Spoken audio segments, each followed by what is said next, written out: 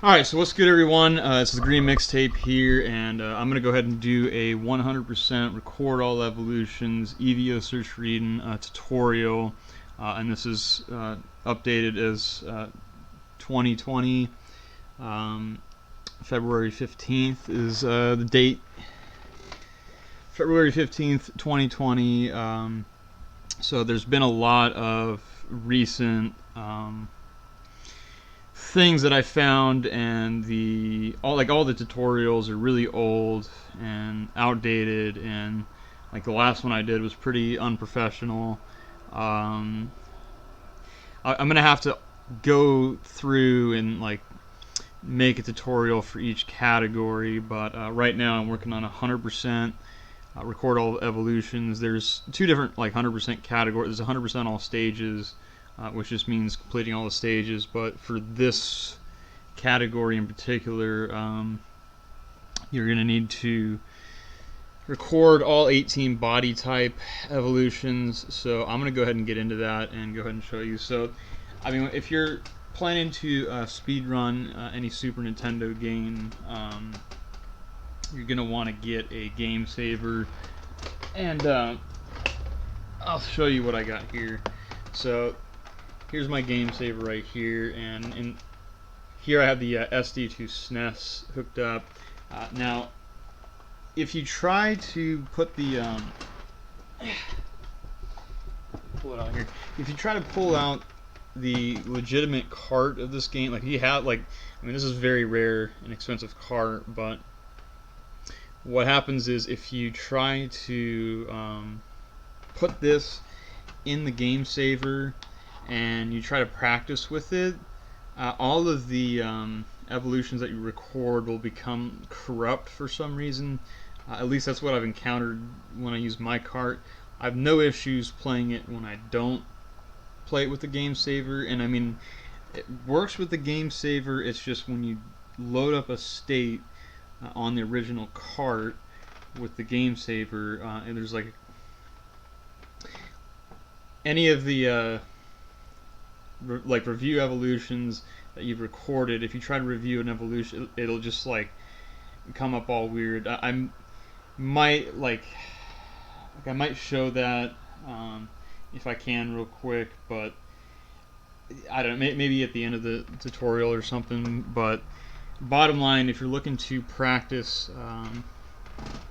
E.V.O search reading, I recommend getting a game saver. It doesn't really matter which one. This is the one I use, and then having SD2 SNES and having it downloaded for SD2 SNES. Now, this is going to be a tutorial for the English version. I'm pretty sure the last tutorial I did was like for Japanese, and that one's like all my Japanese runs are at the moment, you know, as of February 15th, 2020. Like they're all terrible. Like they're all really old. So I need to go back and pick up the Japanese card again and update all my runs. But there are some severe differences between the two versions, so I've completely separated them on the leaderboard because it's like it saves probably like 2 or 3 minutes just on an any percent like dino or mammal run, and due to bosses having like half the health almost in a lot of situations, like a lot less health, and their movement speeds are different. A lot of things are different. The menuing is different. Like the menus are set up different. I mean, there's impressively a lot of change, like a lot of differences between the two versions. So, on top of the fact that the text saves time on the Japanese version, so the faster version is without a doubt the Japanese version. But if you're looking to speedrun the English version and you're looking to speedrun 100%, this tutorial is going to be lit up.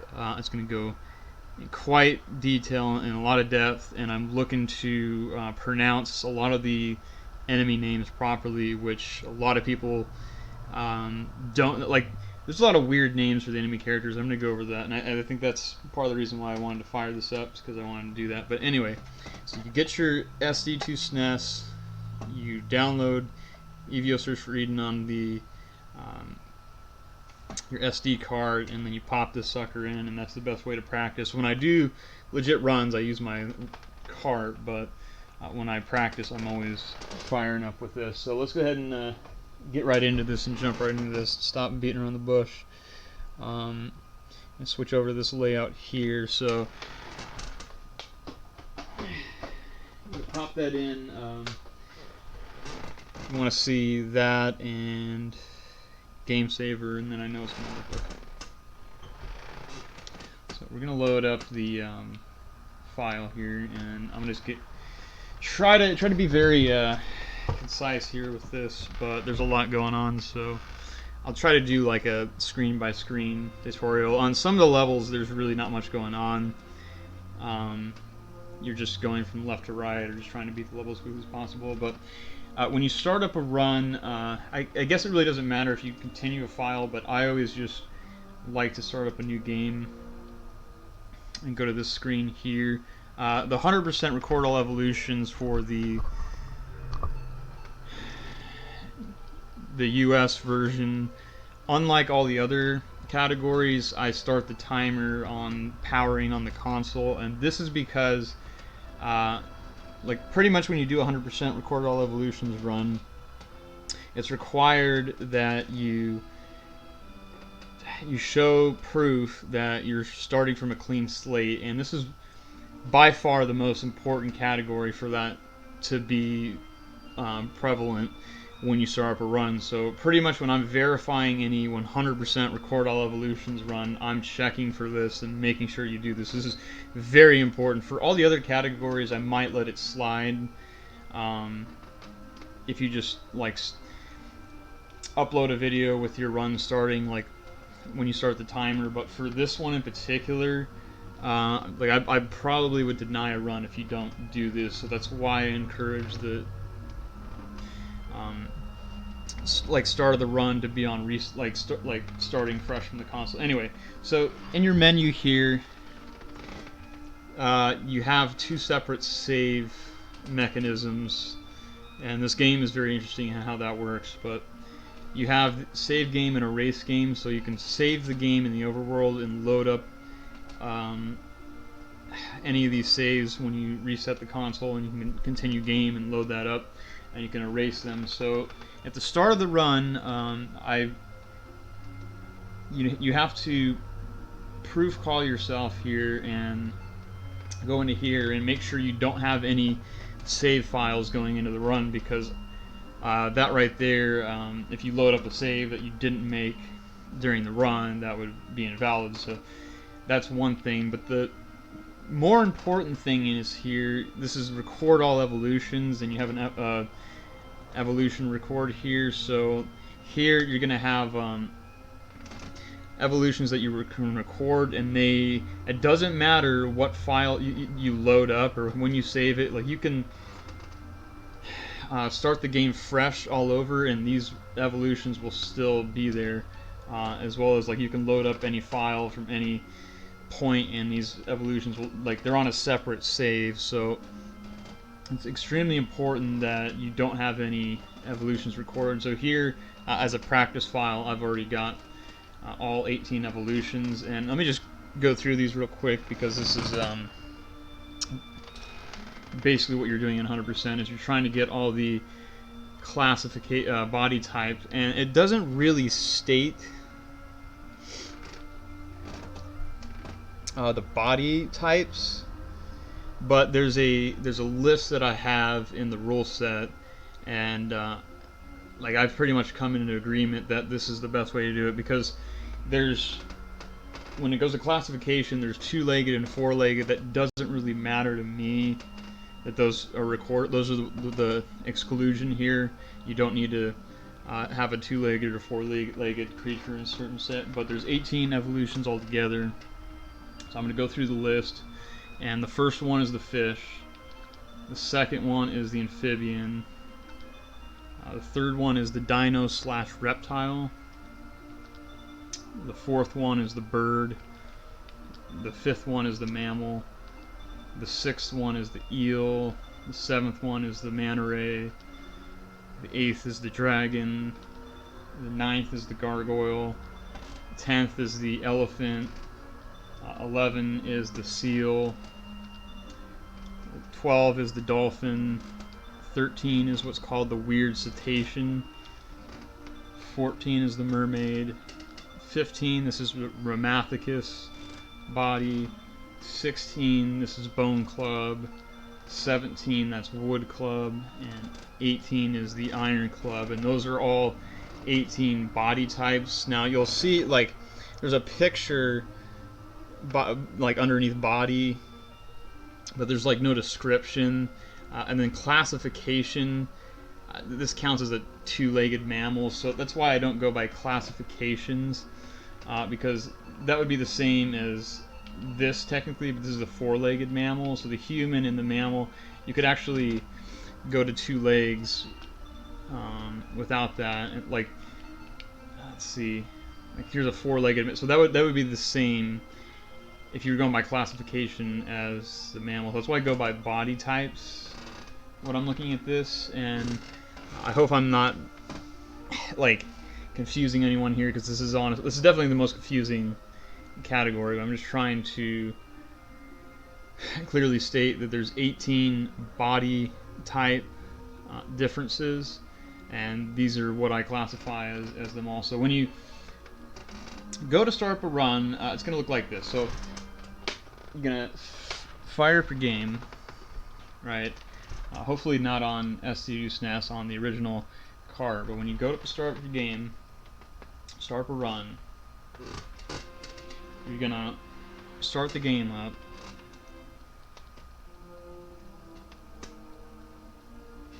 And you're going to hit new game.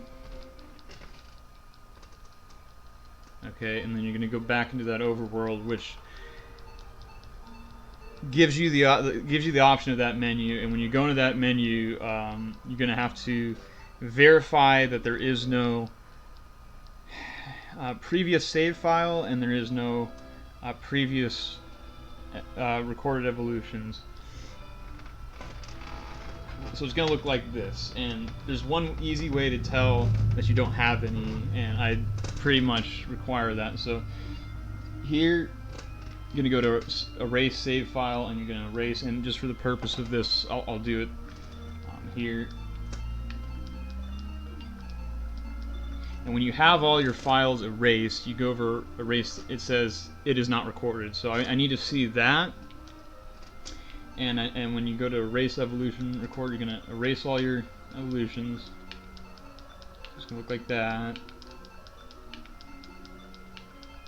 And you'll see various samples of my run. Like, you can just check any of my runs on the leaderboard, and I do this for every single category in every run, but in particular 100% record evolution, like, this is required, because otherwise I don't know, I can't physically tell if you have brought in evolutions from a previous record unless I see this. So when it's going to say it is not recorded. When you're hovering over erase evolution record, it'll say it is not recorded, and when you go to review evolution record, it'll say it is not recorded. So after you've erased all your evolutions, hover over review evolution record, and it'll say it is not recorded. That's the most important thing. I might let it slide if you forget to hover over erase save file and it is not recorded. I'll have to like examine your run a lot closer to make sure you don't load up a save that you didn't have. But just for references, erase all your saved file, hover over erase save file. It'll say it is not recorded, and then hover over this, it is not recorded, and then hover over this, it is not recorded. Show those three slots, and they should all say it is not recorded. And then you're going to, let's see here.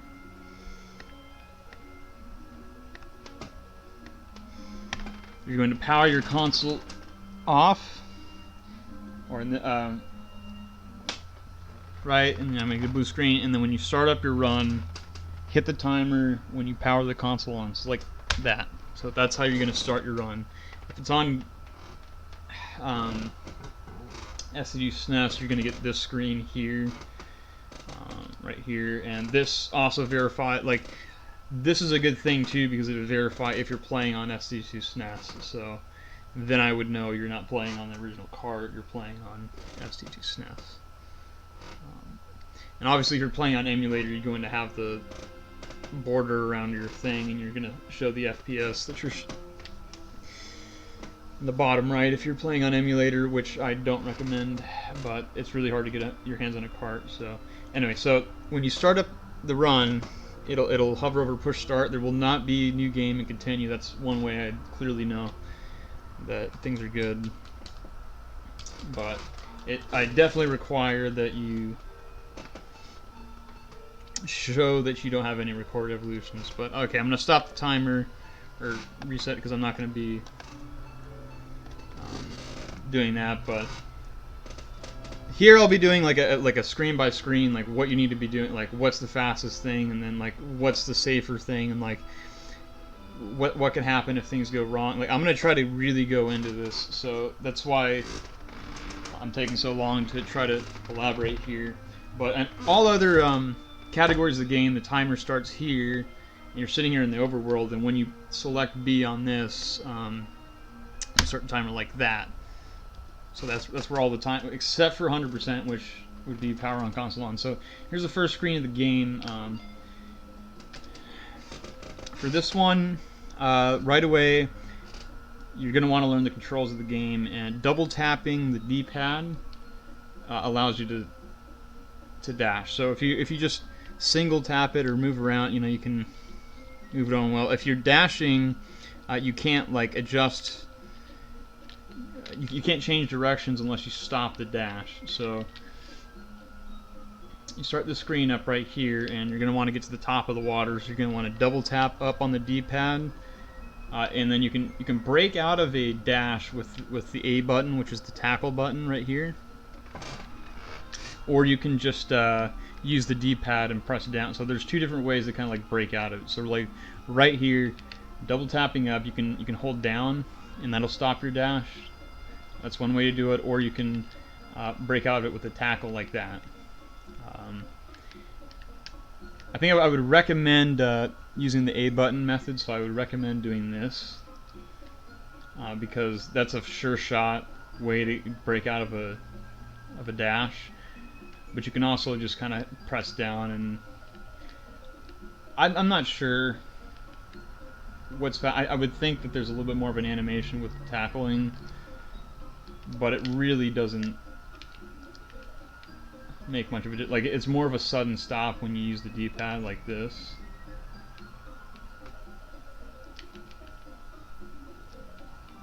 But it doesn't make much of it, and it's more important to stop and start your dashes. So I would recommend when you first start, use the A button for this tackling method to break your dashes. But anyway, so you start this level out right here. So I made a save state. So you start right here. That enemy over here to your right, it's a jellyfish, the first enemy in the game, and there's actually a text box trigger when you get inside the radius, like a certain radius of this jellyfish. So if I get, let's say, that close, from that distance between the jellyfish, I'll get 11 text boxes here. So 1, 2, 3, 4, 5, 6, 7, 8, 9, 10, 11. So it's 11 text boxes. And those text boxes are not going to show up until you come into this radius, and it's not liable to get this text box skip. It would be a thing if it wasn't for the next level, because you can actually get past this level without getting too close to a jellyfish, but the next one you would have to wait for it to move out of the way, and at that point it's faster just to go ahead and take the text boxes. But anyway, let's go ahead and get into it here. You're going to start the first level up, and you're going to double tap up. Okay, either method. Stop right at the top of the water. The reason why you want to be at the top of the water is so that you can jump outside the water. When you're a fish, you can't jump in the water or anything, so you have to come to the top of the water, and you want to get up here so you can jump. Jumping is always a faster form of movement. It's going to be faster than regular dashing. So you're going to want to be jumping as much as possible throughout the game. And at this point of the game, when you have like no upgrades, it really doesn't save that much time to jump. And you come to a complete stop after the jump, so it's going to look like that, and you're going to stop, and then you have to restart your dash up each time. So, you know, whether you're just mashing right on the D-pad the entire time to, you know, get into these dashes as soon as possible, or you just kind of have a feel for it and you know, you get out of it and then you double tap and, you know, whatever works. But okay, so let's just go ahead and do this first screen. We're not going to be fighting any enemies. We just want to get through this level as quickly as possible. There is a thing where you might actually want to pick up a rainbow meat, but the chances of a rainbow meat drop are pretty low. So like I could actually, you know, keep trying to get a rainbow meat off of this first enemy here until it shows up, and then keep resetting, because there's actually an upgrade here. It's the dorsal fin for 50, the original dorsal fin, and that actually would speed up, that would increase your movement speed. And one thing to kind of look at throughout the game and kind of get familiar with is what upgrades do what, and you can always check to see what happened to your character by looking at capability here, and it's going to drop down these stats. And the most important stat in a speed run is agility. So you'll notice right now I have 4 agility. Jumping ability is the height of your jump, so that's another one that's pretty important. But for the most part, the 3 most important stats are going to be agility, jumping ability, and the strength. Strength is the damage that you do when you tackle enemies. So when I'm in a dash, because the A button does nothing on its own when you're doing nothing, but when you double tap into a dash and then you hit the A button, like I've kind of explained at the beginning, you can break out of your dash. You'll go into a tackle. You're going to perform a tackle here, and that tackle is going to do damage, and it's a lot better than the bite in most, if not all, situations of the game. The tasks pretty much, I don't think, ever uses the jaws, but for certain bosses and setups for a human, you're going to want to use the jaws. But just keep in mind that the tackling is the most important attack in the game. So, you know, here, like after on the 11th text box, you can push A here, which is usually like if I'm on the top, which I'll show you what I normally, because what I normally do on the screen, I double tap up. Okay, maybe do that. Double tap right, and you know, I'm going to decide here whether I'm going to jump over these jellyfish or I'm going to tackle them. So right here, I don't really need to jump. So I'm going to do match the 11 text boxes. 1, 2, 3, 4, 5, 6, 7, 8, 9, 10, 11. And you know, maybe I'll jump here. I'll usually jump over that one, jump over that. I'll kind of jump where necessary on this level, because it really doesn't save that much time to jump at first. When you get the upgrades, the jumping ability and agility upgrades, it becomes a lot more important to jump wherever possible. But right here, because you come to a dead stop and you have to restart your dash, and sometimes that doesn't happen right away, you're not really saving any time on this level. So this is typically what this level is going to look like. You're going to come up here, and you don't have to be at the very top to do a jump, but you can't do it here. Like right there you can do it. So I mean, you kind of knowing where that spot is. You don't have to be like flush to the top. You can kind of come like right there, and I know, like, okay, I'm in jumping range. But anyway, double tap up, boom. You know, right there I was too low, so I had to, you know, come up a little bit. So if I double tap up, break out of it and I go, okay, and I'm pushing the B button and I'm not jumping. That's how you know you're not up high enough. You know, you can mess around with this if you're practicing. I mean, this is the whole point of this tutorial video. Like, I'm really going to go into depth with this game because there's really not anything out there besides a few tutorials that are not very professional. So this is going to be the one. So you're going to double tap up, come up here into the jumping range, and I mean you know, when you first start, it's more important to make sure you're at the top. So, you know, even if you just don't push anything and you just let yourself come up to the top, you're going to stop here. So, you know, when you first start out, okay, boom, just make sure you're at the top. I mean, that's the most important thing. But, you know, how I do it, I kind of like try to get away with what I can here. You know, maybe I'll pull a diagonal in there, like that. Or come up here and then do a tackle, and then here I know I'm in jumping range. So anyway, just all things to kind of keep in mind. Just trying to show the basics, but let's go ahead and get into it. This is what you need to do on this level. When you become in range of the jellyfish, you get 11 text boxes. So 1, 2, 3, 4, 5, 6, 7, 8, 9, 10. And here, like, I don't know if he's going to come up. I don't know if he's going to, like, I don't know what his move is going to be. So I'm just going to jump to make sure I don't get hit by this jellyfish here. So I'm going to go ahead and jump over him, jump over him, jump over him, jump over him. Sometimes you'll get a situation here, and I'm going to see if it comes up because it's very important.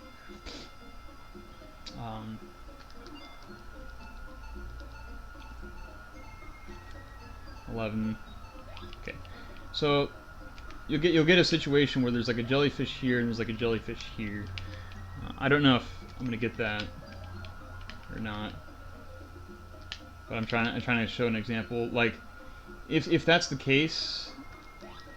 You may, like right here, here's a good situation here. So here I'm jumping over the first one, but where I'm going to land is going to be like right where the second one is. I actually want to bite midair here, and I can get, when you bite an enemy, his hitbox to hit you is it's non-existent. So when you bite an enemy, it doesn't matter where I am. I can be inside him. He's not going to damage me, and this is all very important. It's going to come up in several instances in the game, but right here is like one of the first, like right off the bat. Like I might actually do a save state here, so I'll get to the 11th text box. Okay. And you know you're on the last text box when there's not an arrow at the bottom. That's just another, like, if you don't know, like off the top of your head how many text boxes there are or anything, just when there's no arrow at the bottom, this is the last text box. So I'm going to go ahead and pop a save state here. So here I'm going to jump over the first one. Now, I don't know, what he's going to do is completely random. He's going to move up, he's going to move left, he's going to, like, what's he going to do? I don't know, but I'm going to go ahead and do a bite here. Okay, so it doesn't look like he's going to go up. But if he goes up, I might reposition myself to bite him and then bite him again immediately. So, you know, I might turn left, and then while I'm in midair and falling, I'm biting, and I'm also going to bite again. So I'll actually show you what that looks like right here. So it's going to look like that. Like, let's say he moved up and, you know, he's in my way, or, you know, we can even do it on this first one. So I'll like reposition myself so that way I'm not in the line of fire, and I'll get a double bite in here. Because you're getting a bite as you're falling, and that hitbox is going to last like a pretty long time. You'll get used to it, you'll learn it as you play the game. If you decide to pick this up, which I recommend. Speedrunning this game is pretty awesome, but we'll see. Hopefully Silent Wolf is one of the people who picked this up. Looking forward to him. Hopefully he'll check this video out. But anyway, yeah. So like maybe the second one comes up. So I'm jumping over the first one. Okay, I'm repositioning and I get a double bite in there. What you could also do is like, let's say I don't want to go for that, and this first one's in the way. Let's see. I can tackle and then bite. So I can, you know, tackle, bite. because these guys have 2 hit points. You know, tackle, bite. So I'm breaking out of the dash with the tackle, and then I'm hitting him, and then mashing Y, which is the bite button. So, you know, boom, boom, and getting that second hit in. I mean, just find creative ways to not take damage and do all that good stuff. So I hope that helped with a lot of that. And then at the end of the screen, I like to I don't like to jump and then land towards the end of the screen, because then you're stopping for no, like, and then you have to either, all your momentum is gone when you land, and you want to just get off the screen and off the level. So let's go ahead and just do that level. The text boxes aren't going to show up this time, but hey, double tap up, you know, get to the top, double tap right. Let's go ahead and swim. You know, okay, jump over him, and then like right around here I want to jump, so that way I'm getting a, because the jumping is faster and I'm not landing, and I'm getting a little extra speed boost there. What you could also do is you could try to chain a bunch of jumps together. I don't really find that it saves all that much time here on this level, but you can do this here. Okay. Where you're just chaining a bunch of jumps together. And you're actually going to be doing that in a lot of spots in this game, just because jumping is faster. Tackling is also faster than a normal dash, so it might be in some situations where you want to like do that, but only like as the bird is that really useful, because here, I mean, you're losing all your momentum and you're just, here it's not faster, but there's some situations where you get enough agility that actually chaining tackles may be faster.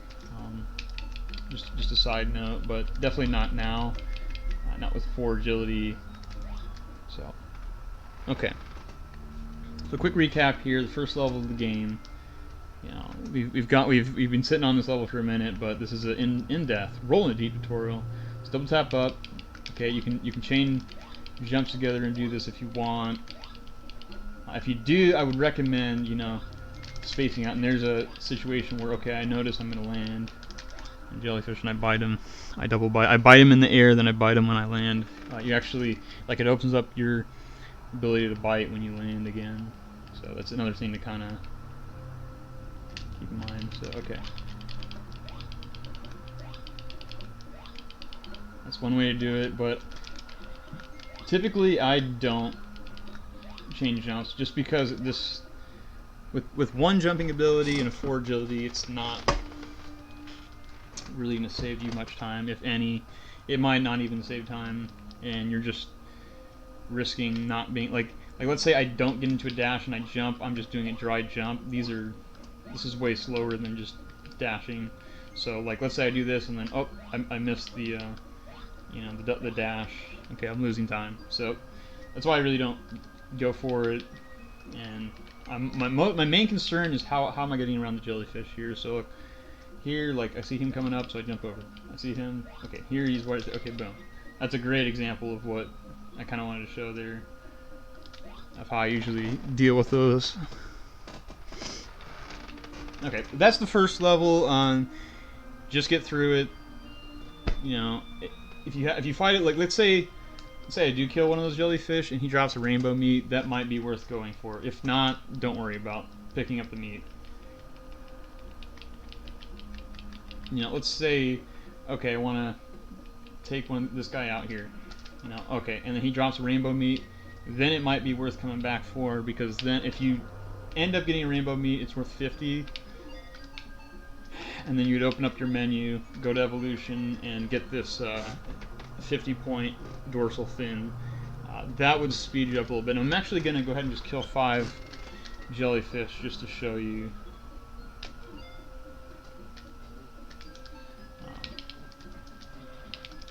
Something here real quick. So, okay. You would not do this, like, you would not grind 5 of these typically, because this is a lot slower. But, you know, kill them however you want to. Okay, we get to this point. Right. Now, look at capability here. We can look at a few things here. So agility is 4, jumping ability is 1. So now I go to dorsal fin, and I'm gonna get this upgrade, right? Agility went up by 1, strength went up by 1, hit points went up by 3. So now you have 3 more hit points. That doesn't matter in a speed run, except for, you know, it's a little bit more safer, you know, for your first few times and whatnot to have more health. But it's really not gonna, like, that's not anything I ever look at. The strength is important. The agility is important.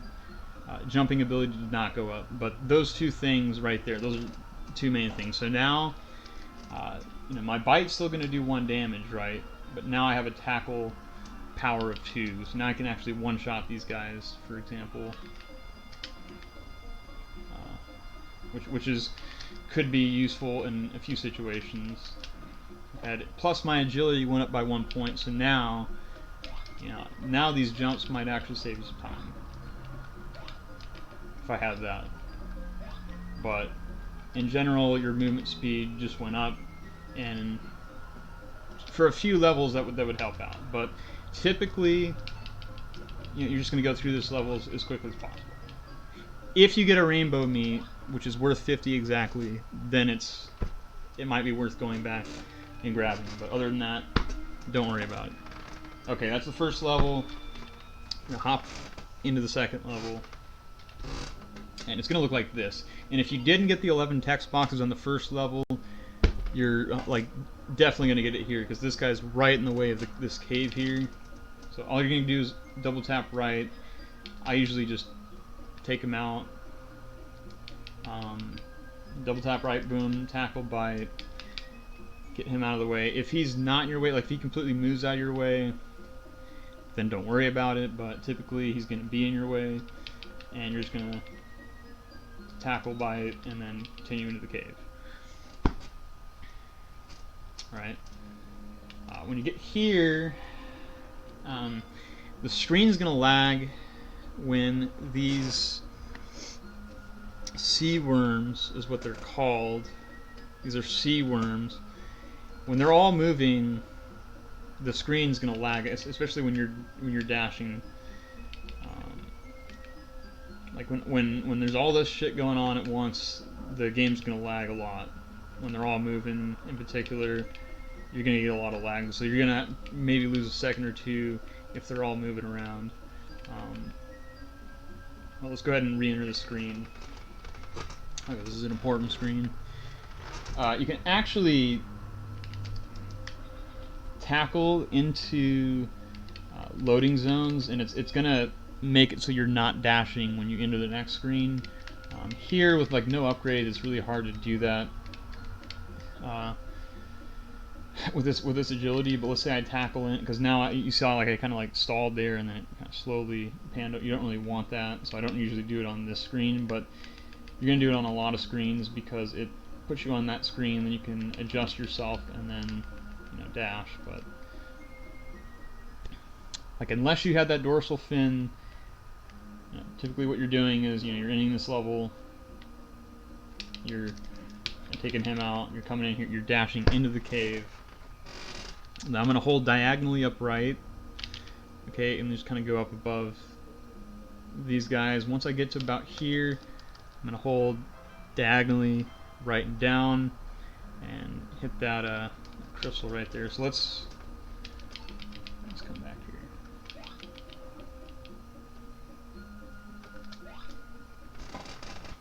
Go ahead and fire that up again.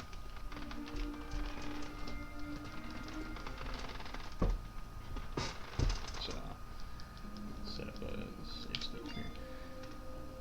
Okay, so like 9 times out of 10 he's going to be right in your way. Sometimes he goes down out of your way. It's still going to be too close to where you're going to get the 11 text boxes, unless you just, like, literally for me to not get the text box, I'm going to have to stand here and wait. I'm going to do that on multiple screens as well. And like this guy, I'm going to have to wait for him to be out of the way. I'm going to have to wait for him to, that's why we just go ahead and take the 11 text boxes.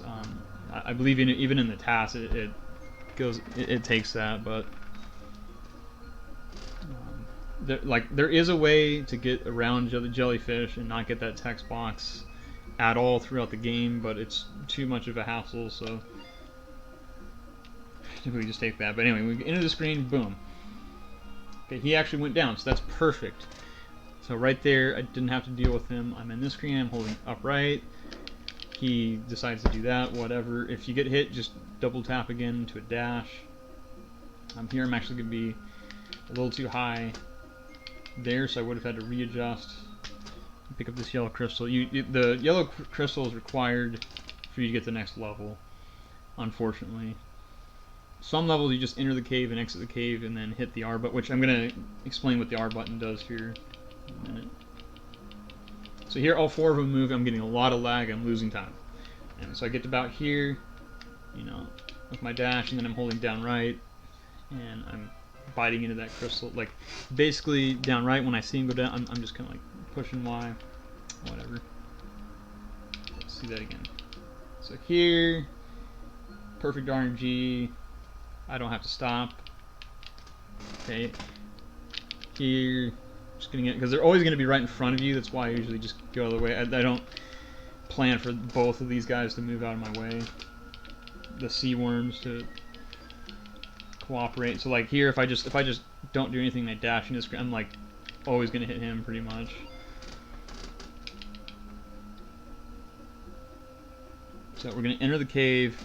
Okay, during this, you can buffer into hold upright, get that little inch off, and then double tap right here, boom, grab that. And there's a pretty big hitbox with that too. I'm gonna see if I can try to get away with some. Like, you don't have to be like right over the crystal. You can actually be kind of to the left of it. See if I can like here. Okay, let's say I'm doing this. Here I'm gonna go ahead and save state. Here I can get away with that right there. Like, that's about probably as far left as you can be, like right there. And you can also get away with like being like completely on top of it and like you can overshoot it, but you want to, you know, just little movement if you need to and try to get it as soon as there's anyway. When you pick that up, it kind of lags. So usually you get 3 text boxes in, 2 to 3, like 1, 2, 3, and then the game kind of like lags. And then there's going to be 8 more text, like 1, 2, 3, 4, 5, 6, 7, 8. So I'll kind of show that in real time, because you go in here, boom, you're mashing. You're going to get the 1, 2, 3, and then the game's going to like lag there. 4, 5, 6, 7, 8, and then you're going to like as soon as that 11 is, there's 11 text boxes all together. You're just going to mash R. What the R button does is when you've beaten a level, or you know, everything's everything you need out of that level is complete. You hit R, it's gonna take you out of the level, which is a lot faster than backtracking, leaving the cave, and then leaving out of the level. You're just gonna hit R, much like, you know, Super Mario World start and select. The R button it's not L and R. The L button, the L button does nothing in this game. The R button is what's going to bring you back. So you're going to want to mash that.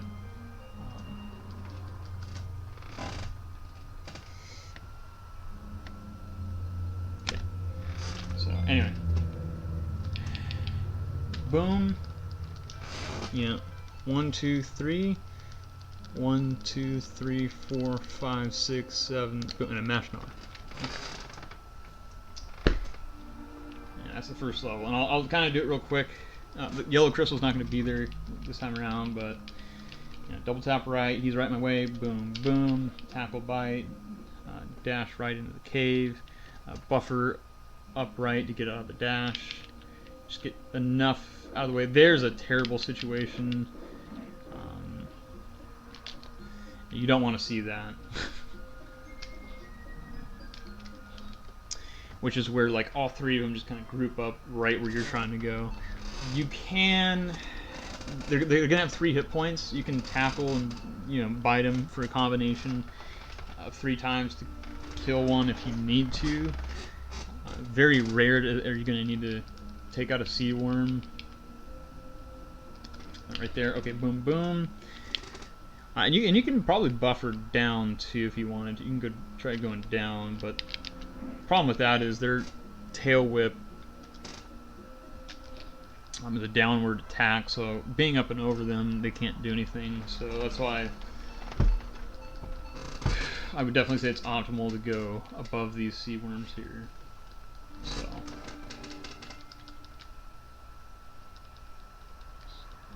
get it real quick. Okay, he's just enough to be right in my way. Boom, boom. Into the cave, buffering, holding upright. Okay, getting enough distance away from him. Come here. Boom, boom. Okay. 1, 2, 3. 2, 3, 4, 5, 6, 7, 8. Mash R. That's the level 2. Okay, so this is a 100% tutorial, and this is specifically a 100% tutorial. So in a 100% tutorial, when you're going up there, you're gonna want to hit select as soon as possible. Entering there, it's gonna bring up this menu, and then you're just gonna want to mash the B button. What that's gonna do is gonna save your game in slot 1.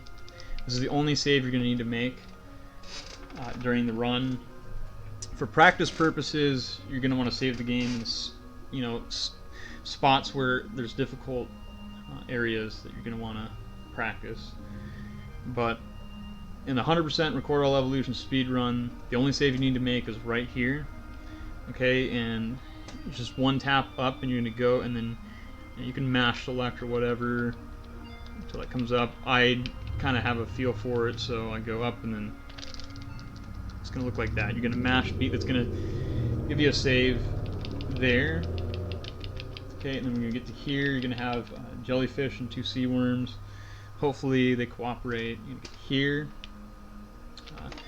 These guys are called sea slimes, and if you hit them, they're going to break into sea slime spawns. That's what those are called. Now, these guys, they do give you good amount of experience, but they're too much of a hassle for me to typically deal with, so I ignore them as well. Okay. But if you were to get a rainbow meat, let's see. I think it'd be enough for you to skip one of the Pteroduses, which we'll get into in a minute here. But this first one doesn't matter, because that save that you made, when you load that save, your E.V.O points aren't going to be there. So for 100%, record the first time through this cave does not matter. So like even if I if I kill him, he drops a rainbow meat, it's not worth picking up unless it's the second time around. It would be worth picking up because you can skip 2 Pterodus if you do that. But yeah, I need to get better at making some save states.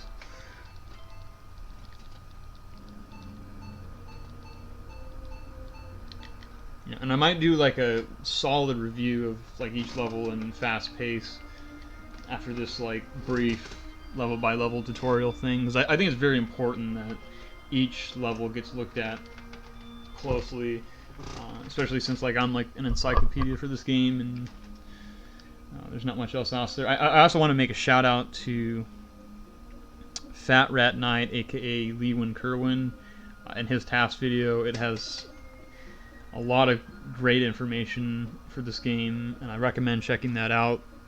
It was a task that was made, I believe, in 2011, or might even have been earlier than that, might have been 2010, but it still holds up to this day, and it's a really, really well-made task, and he has a lot of documentation about this game that's really important. He, I believe, found the red sky glitch, which I'll show you later, but a lot of great stuff from Lewin Kerwin, aka Fat Rat Knight.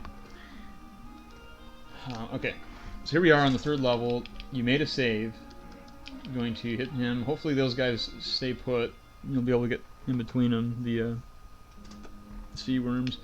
Here you're going to do the same thing where you buffer upright to get, because they're always, these sea slimes are always going to be like immediately in your path. So here I dash into here, hold upright, like that. Sometimes they might move out of your way, but honestly, usually not. I wouldn't bank on it. When you get to here, this is the biggest reset point of the run, period. And 100% is extremely brutal, where you're going to need both the manta ray and the eel evolutions recorded, and it's faster to have the eel second, so you're banking on getting the manta ray and then the eel. You can do a run where you get the eel first and then the manta ray second, but it loses roughly 30 seconds by doing that. So here, you can get 2 text boxes. Go ahead and make a state. And then you're going to hope and pray that you get the manta ray here. So we'll see what we get. So pick up that red crystal. Okay, so you get the manta ray. It's very important that you do this menu quickly, or else the game lags right there for a little bit. If you're fast enough with the menu, you can hop right in and boom, go to 7 and then do that. You actually don't have to name your character in the English version. You do in the Japanese version. You have to have at least 1 character letter. In the English version, you can actually ignore naming it anything. You can just leave it blank, and that's gonna be in there. It's hard to tell for 100% run, if you have a record in there or not. So I usually just name it everything A, just to make sure. And it doesn't really cost much time to do that. And I'll actually see if I can show you a quick menu here. And then once you do that, you're going to hit the reset on the console. So if done properly, you'll do it fast enough to where you don't get the lag from the evolution, and you'll be able to save this. So it's going to look like that, and you're going to reset. And that was kind of borderline. Like, you could even do it a little bit faster, but just enough to where I didn't get the lag there. That's pretty important. That lag's going to cost you a couple seconds. Where you're unable to, like, anything you do, you're not going to be able to get that input in. But if fast enough, you'll do that. So when you reset, after getting the manta ray, you're going to mash start to get, you won't see that text box if you mash start, and then this screen is going to pop up. You're going to wait until continue, new game and continue comes up. You can push down, get to continue, and you hit start, and then mash the B button. And then you're going to start where you saved the game right here. So now you have the manta ray recorded. So if I go to review evolutions, I have that recorded. But you're not going to want to check that or anything. You're just going to want to hop right in and mash being at this level. But that's our first of 18 body types, and then we're going to go ahead and hop right into here. Come in here, and then this time I'm going to need the eel. So you're not going to be able to save state and run, and you're going to have to reset a lot until you get manta ray eel. It's pretty shitty, but once we get past this part, it gets a lot better. So come up to here, grab that. This time I'm just going to go ahead and mash R. So that way, for sure, I'm not getting the lag there, and that time I got the eel. So if I was doing a run, boom, I would hit the manta ray, eel would be on the next split. So I'm going to enter this level, and this level is extremely important. I got a lot to talk about on this level. The first 2 levels, you're not really going to lose that much time. The 3rd level, you're going to be beating yourself up until you get that combination of manta ray and eel. But when you do get it, and you get to this point of the run, this is when the shit's on.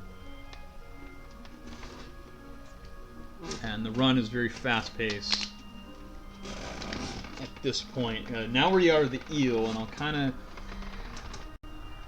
show you here real quick. I'm going to enter this level. I'm going to quickly do a save state. So, and also when the like subtitles come up, you want to hit B to exit those out. I don't think I brought that up, but there it says the subtitle came up, and I push B to close it out quicker than it'll go away by its own. But if you push B, it'll cancel out subtitles.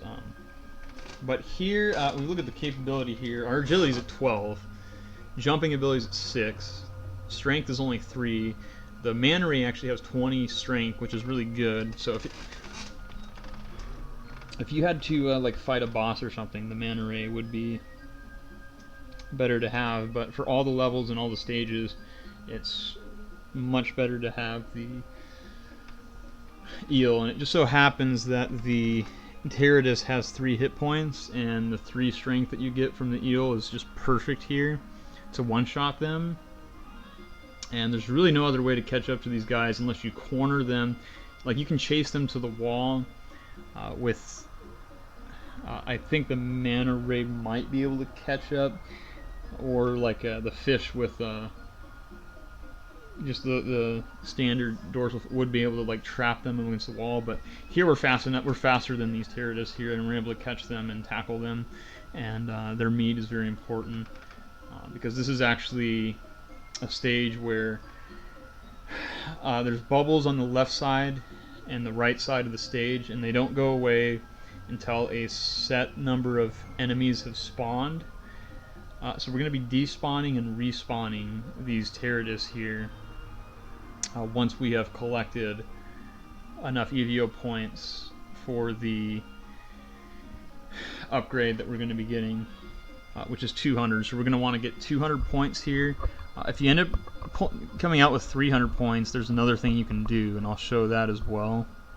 And if for some odd reason, I mean, you end up getting 500 points here if you just grind it out and get 500 points. There's another upgrade you can get, but to get the 500 points, it's going to be slower because you're not going to be despawning and respawning the Teradus. So I pretty much rule that out and would say don't go for that. But that is another option if you're looking to have more tackle damage against the Kureselich leader. You're going to do 6 tackle damage instead of 5, and you're going to be faster on some of the other stages coming up to that, but going out of the way to get it's probably going to cost you more time than it's going to save.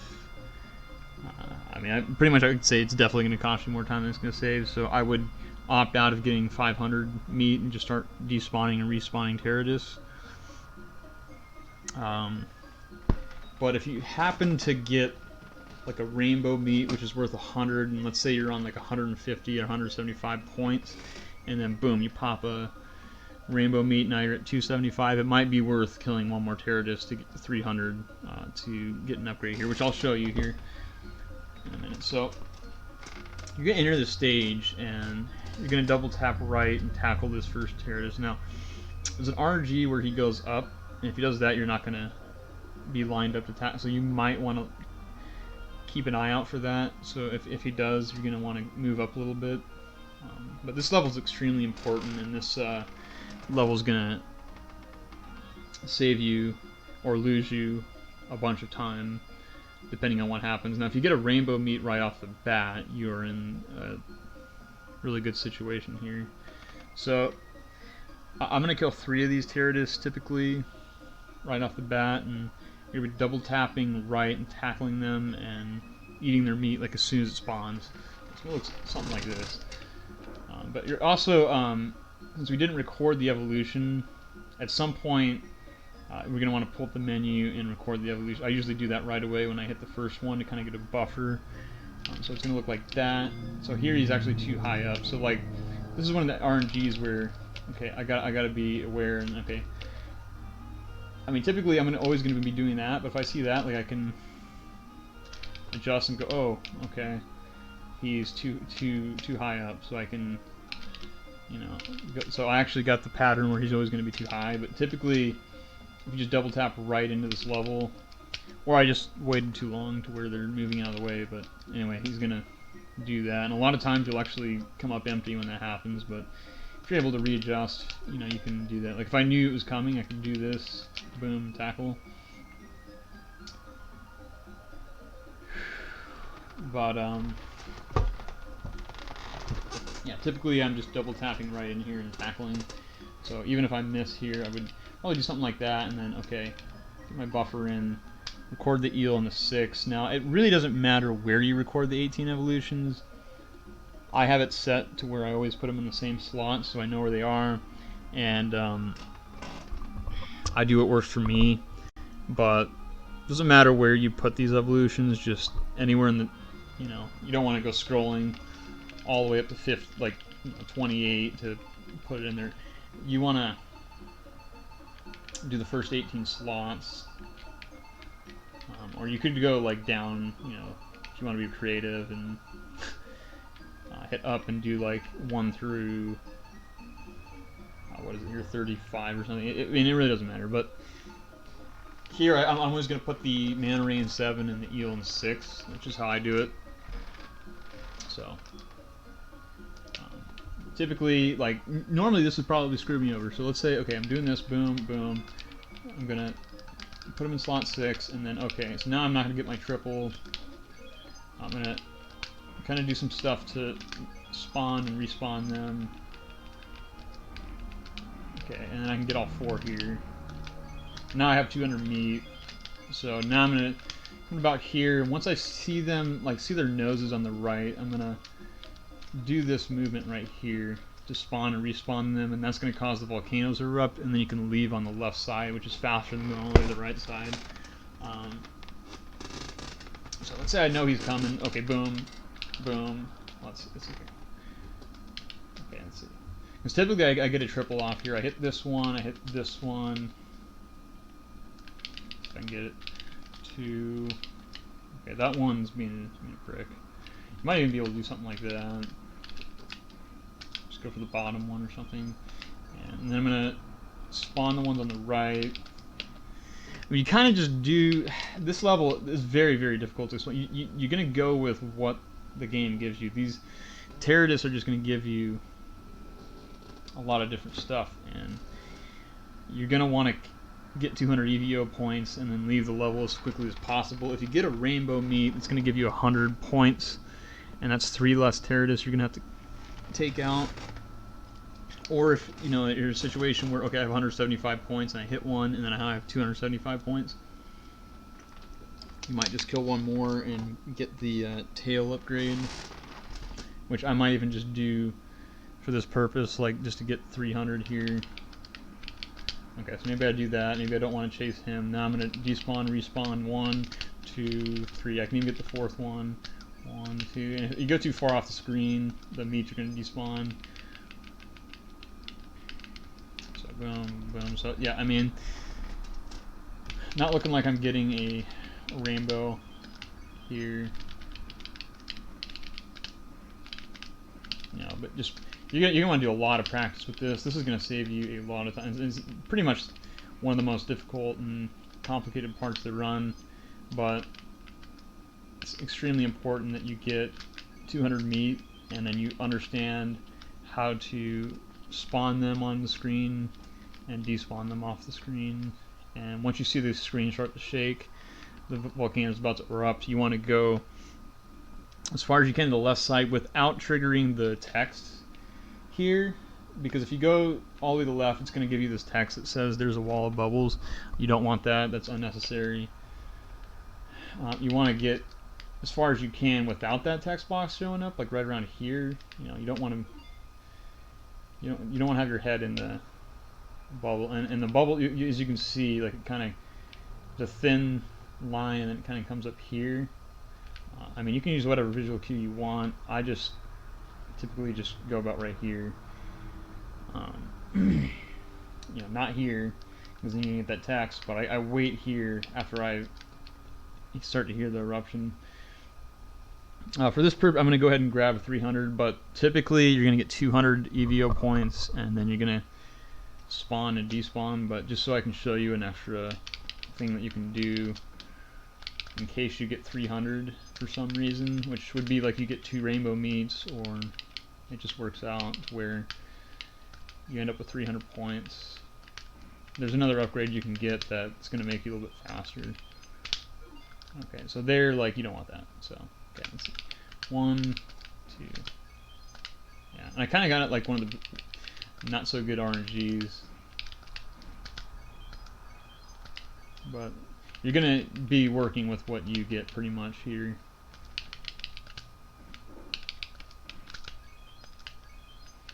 Alright.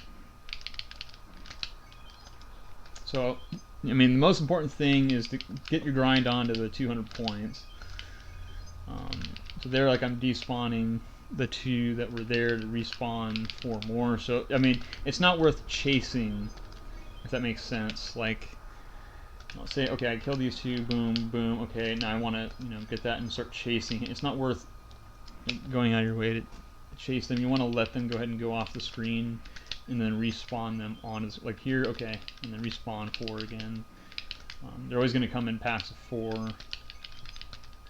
So here, okay, that one's there, boom, boom, boom, okay. I would typically stop right here, but since I'm going to show you what other upgrade you can get, I'm going to go ahead and grab 300. Here, I typically, let's see here. It's like right here, it's like this little volcano right here. That's right about where you want to start spawning and respawning. Now they're gonna like show up further more to the left sometimes, and further more to the right. It's extremely important to be looking where these guys are and then go a certain amount of distance so they come off the screen.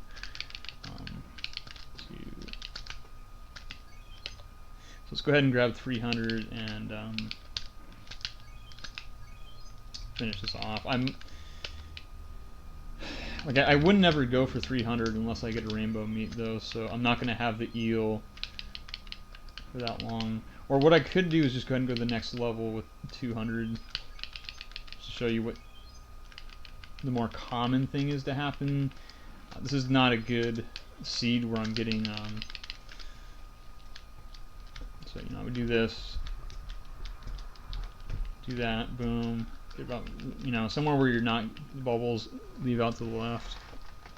I'm going to go ahead and reload that after I show you what typically happens, which is you come here, you can enter this level, double tap right, tackle the sea worms if they're in your way, or just ignore them if they're not.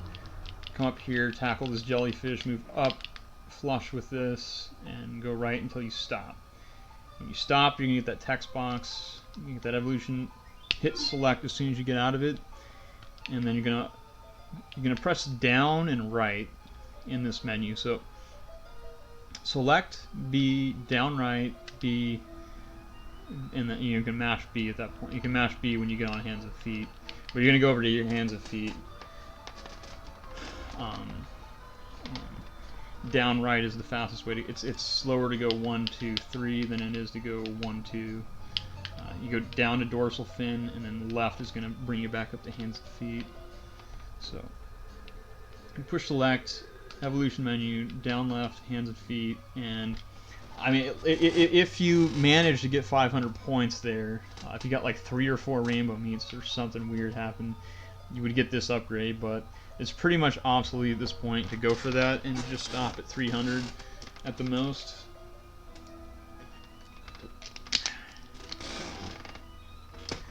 But the main thing is you're going to get this coilfish fin, and like I said, you're just going to mash. So you're going to evolution, down left, hands and feet, mash B. You'll get that, and you're already going to be dashing here. That's going to raise your agility up 2 points. And your strength went up 1 point off of that.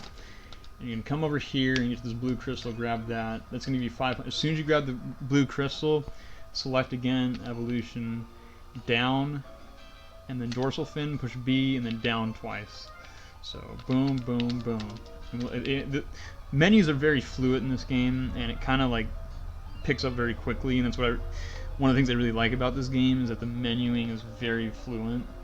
So I mean, when you do a good menu, it's like feels really good. So it's gonna be like that. I mean, you're not even gonna like see it highlighted over. You're just gonna know where it's at. And so I'm gonna get that, and then I'm gonna come back up flush with that and do that. So that's typically what you're gonna get, and that's what I'm gonna go with.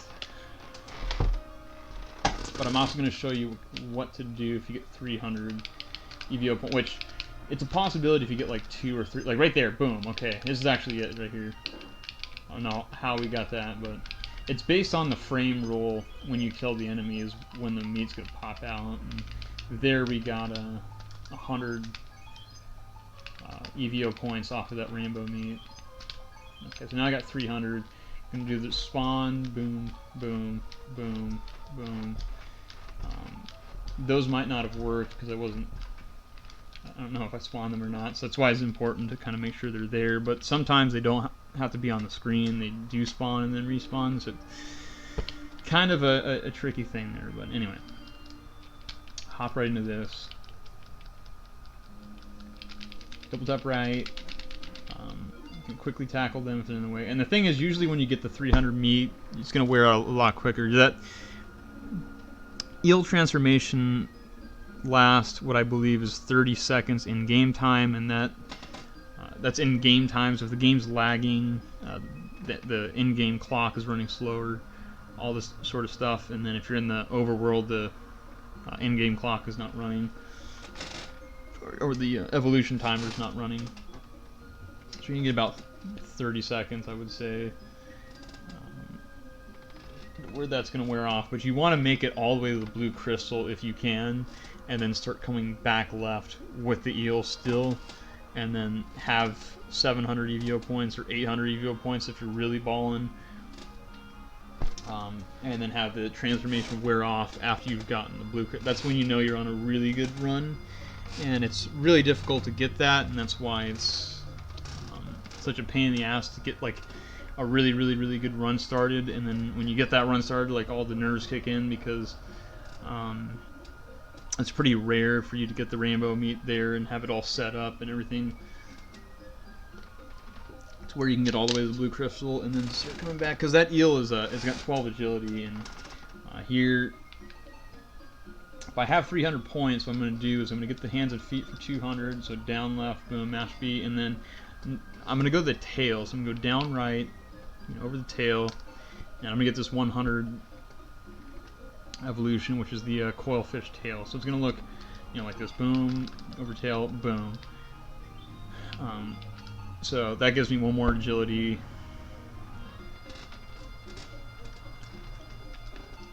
Which is going to speed it. You're going to be a little bit faster.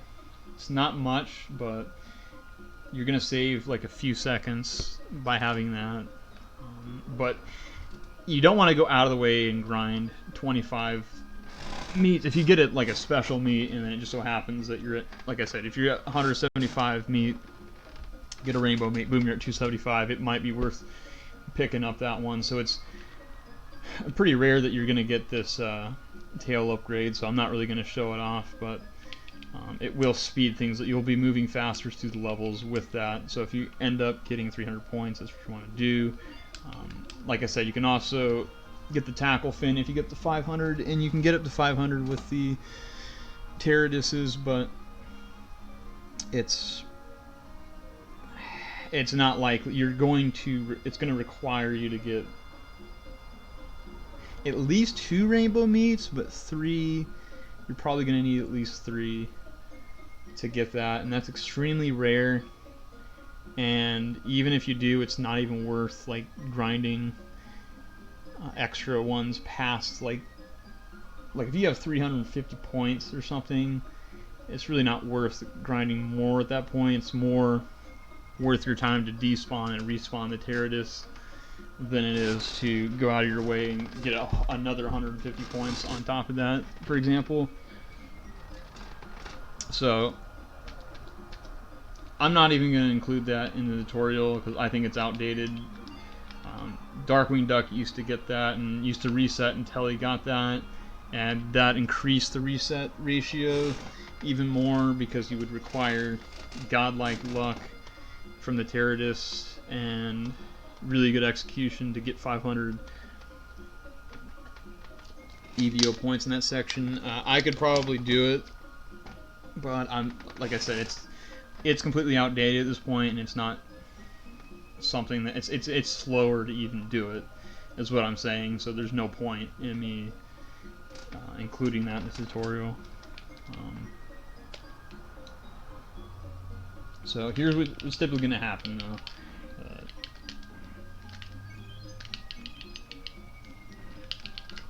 We're going to grind these out.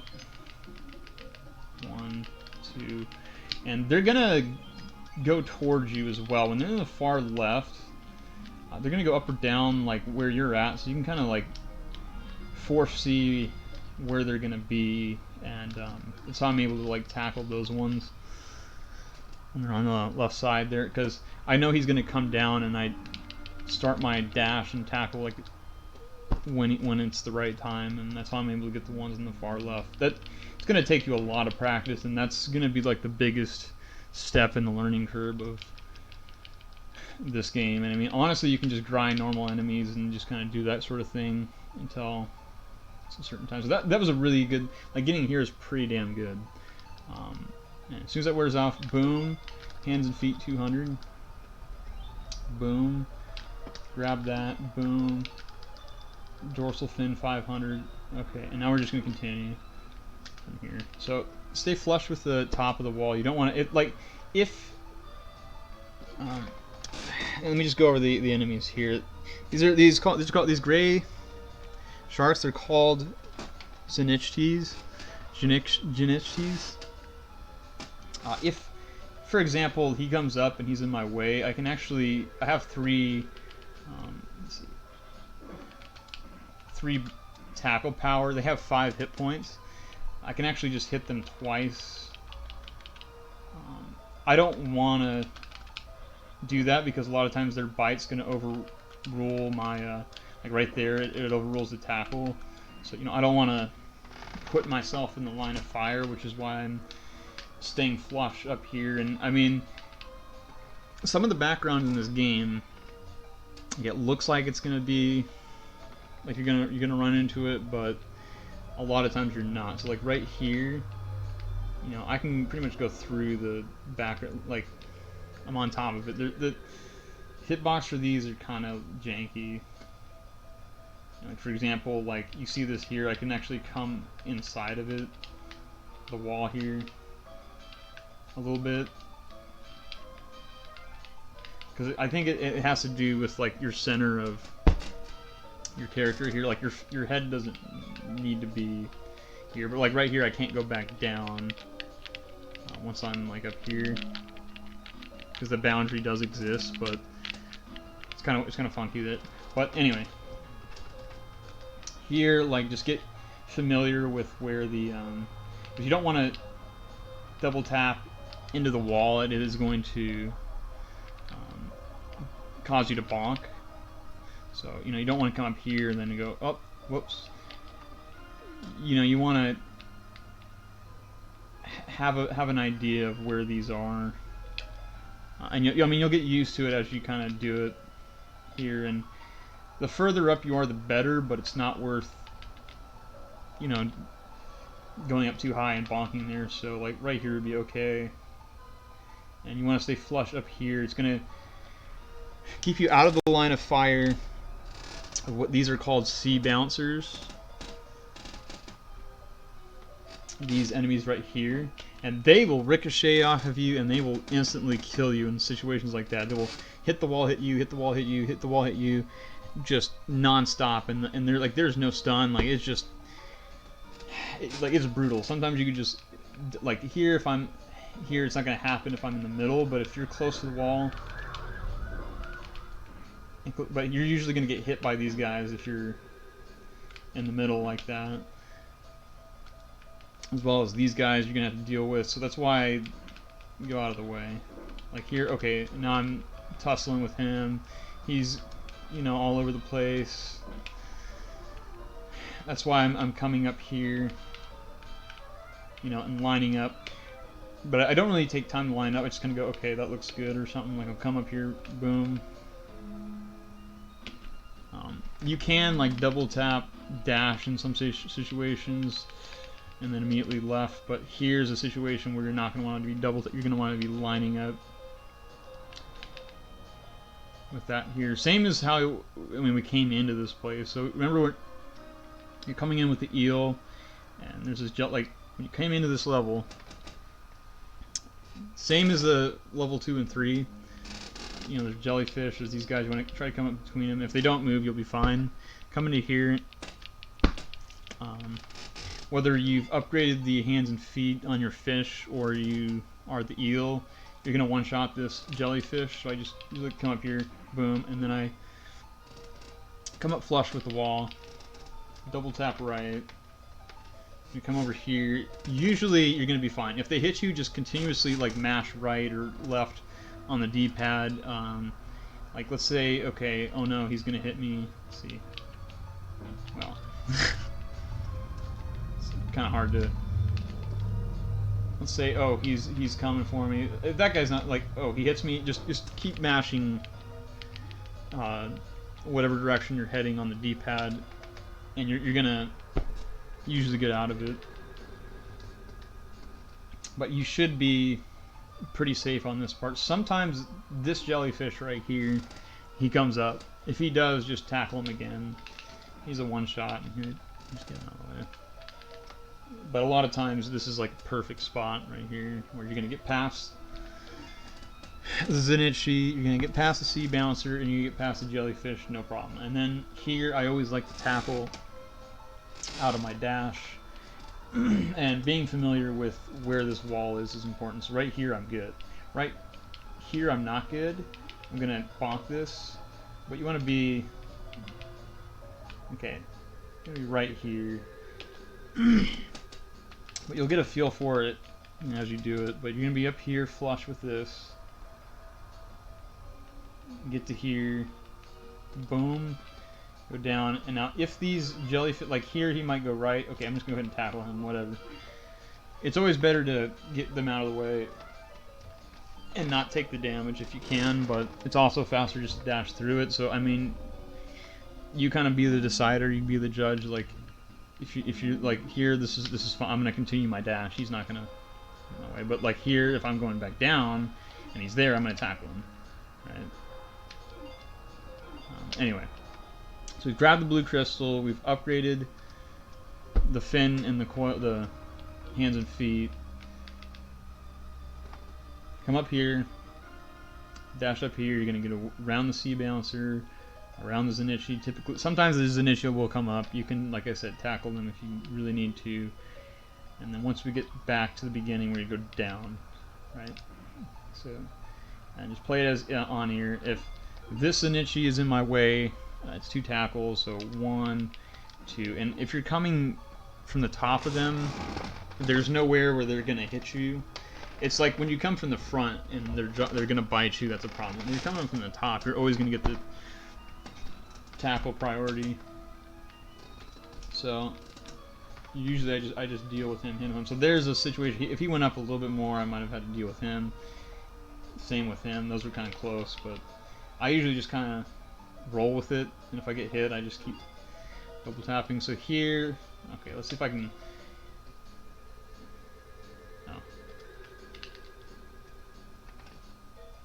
Kind of set up a save state because that guy in particular, using so like boom, and like here I'll readjust if I stop my dash here and I go okay, it's gonna bonk. I'm gonna readjust. So you don't want to do that. That's getting stunned and bonking, never good.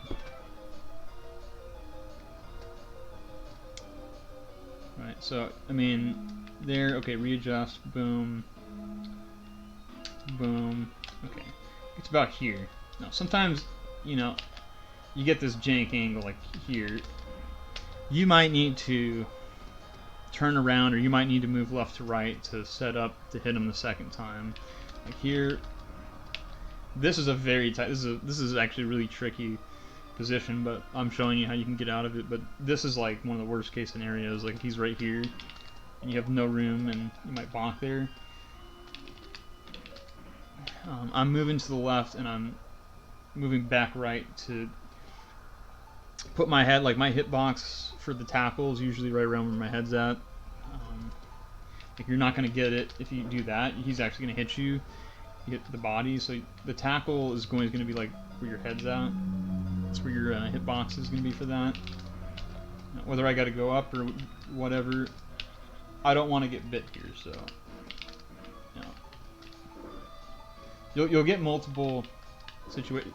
The best case scenario, you're coming down here, and all these guys are out of your way, which can happen. So let's say I line up. I go down, and he's out of my way, and he might be out of my way, but that's also a fine situation too. Just double tap him. Usually the one that you want is where the Zenitsu goes left, and then he's completely out of your way, and then boom. That C bouncer, he's also a potential problem. Yeah, this was a rough situation, but you can get her out of that. Boom. You don't want to bonk. Okay, but you want to stay tight with the walls and be tight with your movement. And then come up to here. When you get to here, coming up on a volcano, in which you can either just YOLO it and just dash through it and hope and pray, or you can stop and stutter and try to get through these volcano rocks here. So this is kind of an interesting situation, especially with the two C bouncers coming where they're at, because they're gonna, do their thing. So let's get to the volcano part. Let's do that. So, okay, boom, boom, boom, right here. So you can take the top path, which is what I do. The bottom route is what Darkwing Duck does. It's a little bit safer. You can come from down here. You can get flush with this, and then they're always going to spawn above you. You still have to worry about them dropping down on you, though. And I don't like that because I can't see it. When those go high enough, I can't see what's going on. So I like to stay up top, plus it's less movement. Because going down here and out of your way, and then you're dealing with these guys. I don't know if you want to go right and get past those guys, and come to here, and then go down, and then go here. That's an option. I mean, they're not going to initially spawn on you, but when they come down, they're going to probably get you. And I don't like that because I can't see what's going on. I like to stay up flush top, and then right around here, I like to stutter.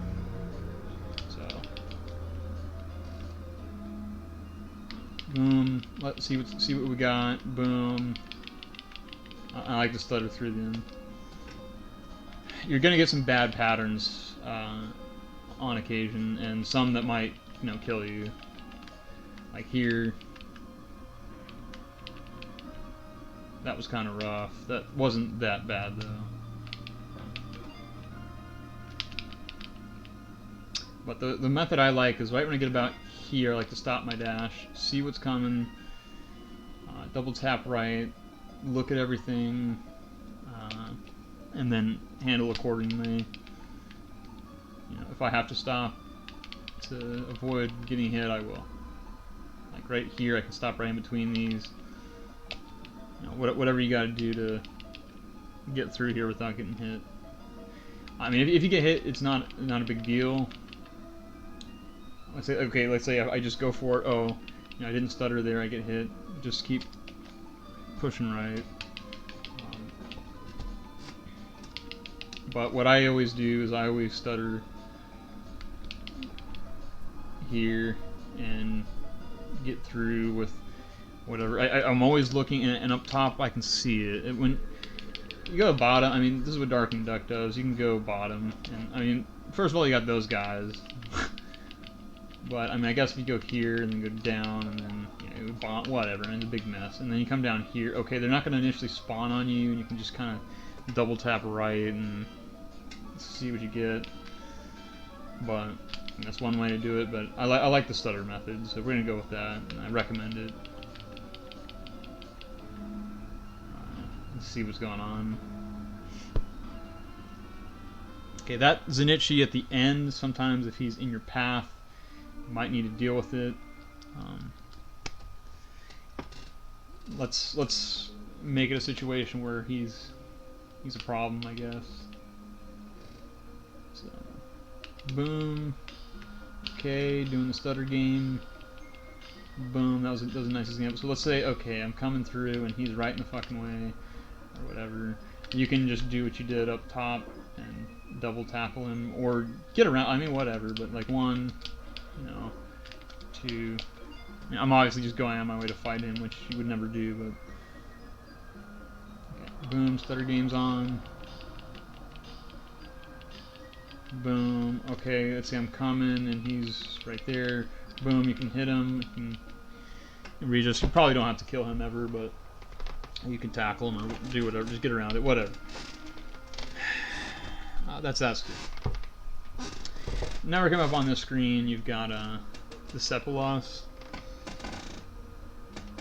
And these things are like little piranhas. When I start this screen, I like to go up, which I like to hold diagonal upright, and then deal with that. Let's start that. Boom, stutter game. Yeah, I mean, just practice all these like spots that I'm showing you, and do, you know, find out what works for you, and you know, get used to things.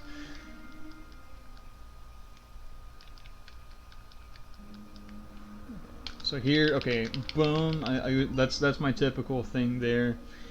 Buffer upright, take out that one top right. If these guys get a hold of you, I want to show an example of that, which I keep not save stating, but they're all gonna just gang up on, and it's not good. So let me like make a save state and here. I don't like to make save states in the overworld because that causes some issues with the game. And sometimes the save states won't load when you do that. I always like to load and save, like load up save states and make save states in the levels. Let's say okay, and then they're all gonna like kind of do that. They're all gonna viciously attack you if one of them, like if something goes wrong here. So I don't like to just blindly just dash here. Like let's do that a few times and see what we get. Like, okay, double tap right. Okay, I mean that worked. You know, that worked. You can do it, and then you get here, and you got these guys. I like to give myself some room.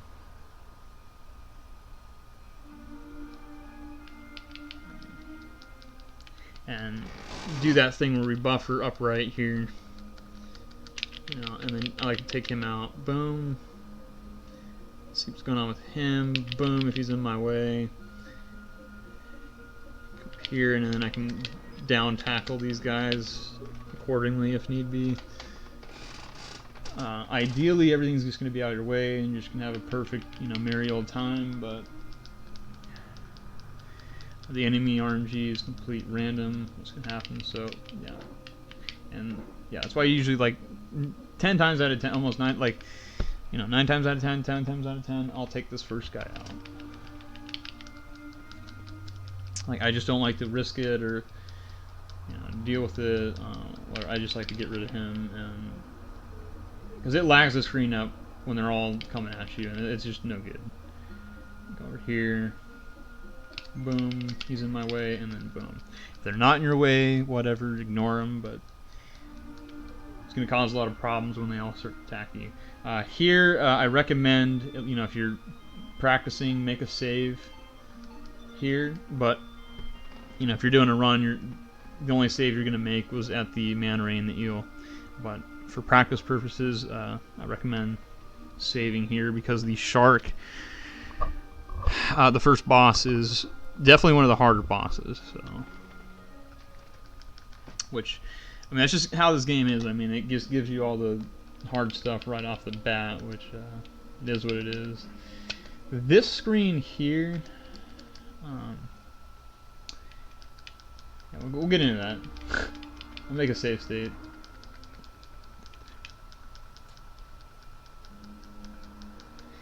There's 4 jellyfish, and when they're moving around, it's lagging a lot, and a lot of stuff's going on there.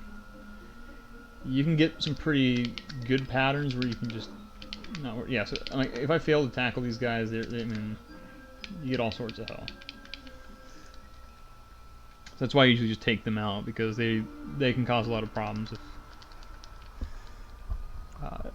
they hit you. Okay, so get on the screen. So here I kind of, one of the things I like to do typically is go down a little bit, so like that.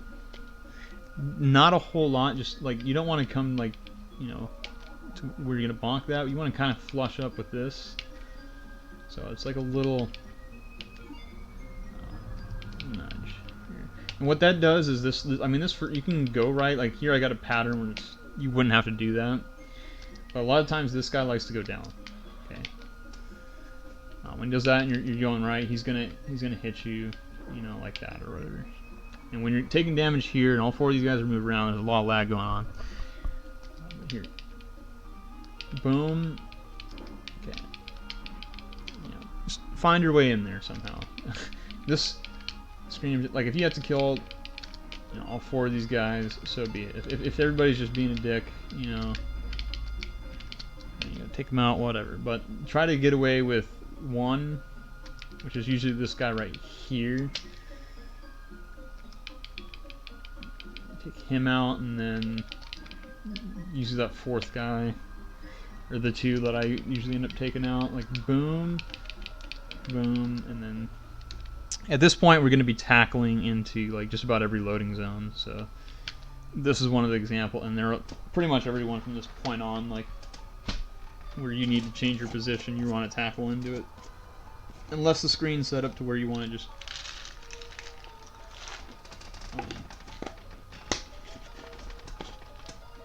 be dashing to begin with. You're going to be tackling into all loading zones, and this is where that whole thing starts up. Now, it doesn't really matter if it's the end of the level. It's going to be faster to tackle than your normal dash, so a lot of times you're just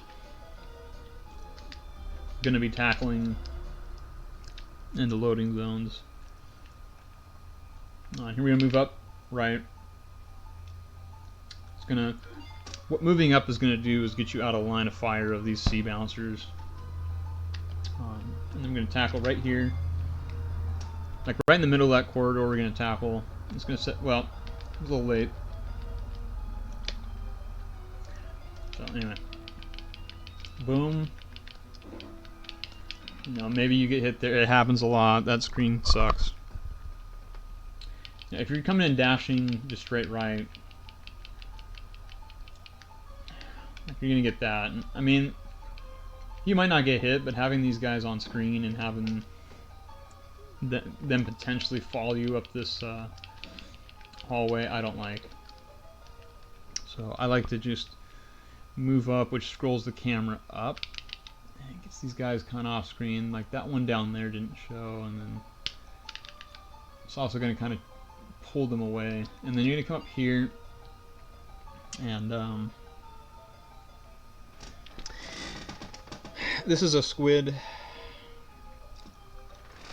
here, and I mean there's two ways you can deal with this. You can tackle them, which you're going to one-shot them. If you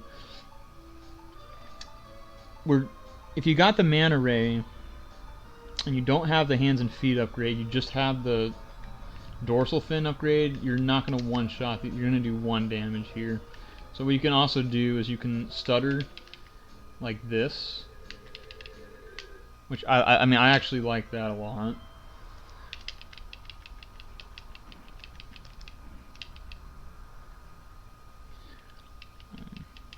Yeah, if you come in dashing here, you can also buffer right like that. I like that personally. Ideally, you want to come up a certain way, up this way, so that the first squid is going to go ahead and trigger.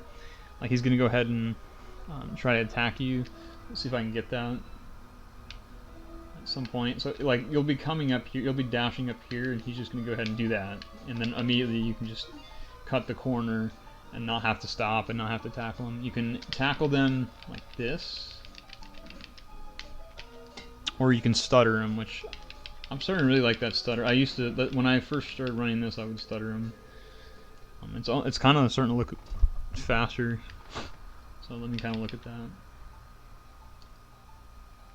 So boom, like right around here, tackle, stop, and then start mashing up. And if you hit the right spot, I don't know if it's close to the wall or not. It's probably further away, like here. Or it just depends on his location. Like, let's shuffle up. He's gonna do that. That's what you want. I think it does depend on his location. You want to be coming up here and have him do that. If not, whatever. Just deal with it like you deal with the other two squids, but you're gonna get lucky here and there, and he's gonna go ahead and do that. If not, I would just go ahead and do that. Stutter these, or tackle them. It's preference.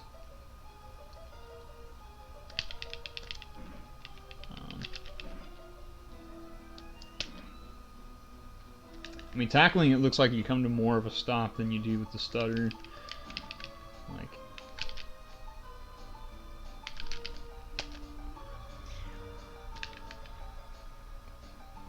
but I don't know. I mean, it really doesn't matter here. You can do that. Or, yeah, ideally, this first one's going to come up like that. Boom. And then you just come right through him. Boom. Boom. I mean, if you have the 500 fin and the 200 hands of feet, you're going to one-shot these guys. You can tackle them. If you don't, I wouldn't tackle. I would stutter them. You can get away with just the dorsal fin. You're still going to do 5 damage to the shark, but you're just going to be a little bit slower. Typically happens when you take the manta ray instead of the eel, and the manta ray can't catch up to the pterodus.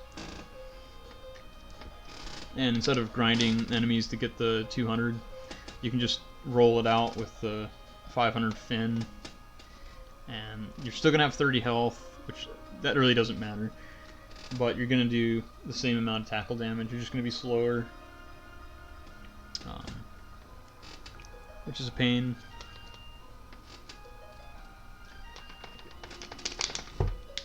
But anyway, deal with the squids accordingly. You get to here, and a text box is going to come up. You're going to be dashing 5 text boxes on the US. 1, 2, 3, 4, 5. Up.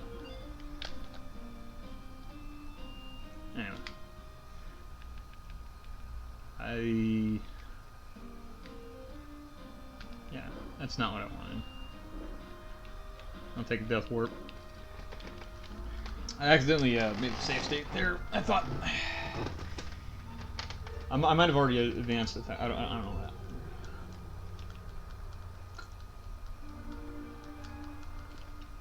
that. I don't think it comes up a second time, so the text box is not going to be there this time. But anyway, when there's no bottom arrow at the bottom, it should be 5 text boxes. So 1, 2, 3, 4, 5. Come through here, boom. So we get here, boom, boom. A little bit high here. You don't have to be this high up. Boom, boom. You get the text box, and then you're gonna dash. You're gonna mash A like after the text box, and then you're gonna come up here, double tap, up, and if he moves left, if the bottom one doesn't matter. The top Curasa Lich. If he's going left like this, you're going to want to tackle him twice, like this. And that's going to kill him. If he's in your way. Right? So you're coming out of there, boom, you can make these guys look silly.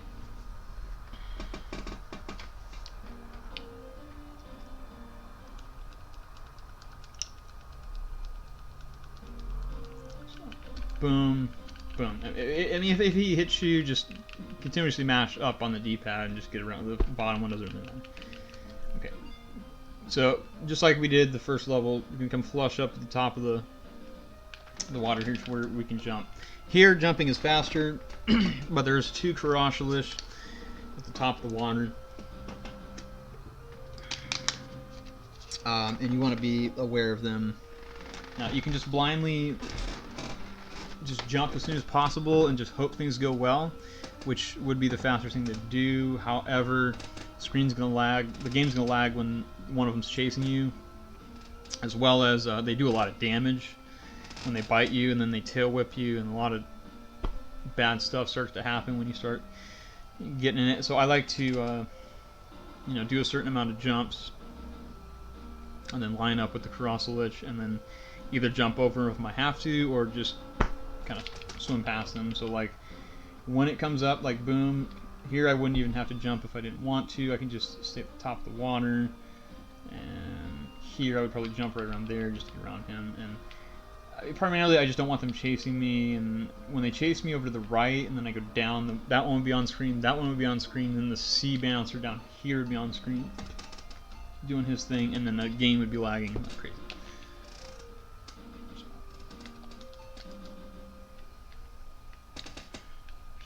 So yeah, I mean, if you end up dashing into this, it's like never good, but you can also just break out of it with a tackle go up. The problem here is this Karashalish here. He can be in your way if you're flush with the wall on the left. He should never be a problem. If you come up through the middle, this guy can potentially be a problem. But yeah, we come up here. We're gonna probably, what I'd usually do is 3 jumps on top. Like I said, jumping is faster, so 1, 2. Shit.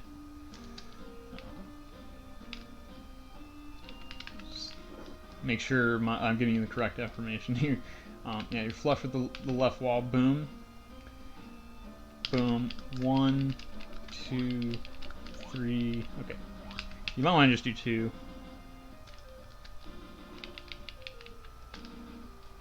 So, come here. Come to the top. 1, 2. Swim out a little bit. Make sure you get around him. Boom. 1, 2, 3. And then wait. Get around him. 1. And then 1 after him. And then when you see the screen stop scrolling, you want to like stop. Here. So all together it's gonna look like this. So come up here.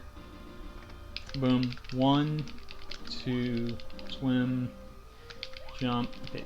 1, 2, 3, and then swim. 1, and then 1 jump, and then go right.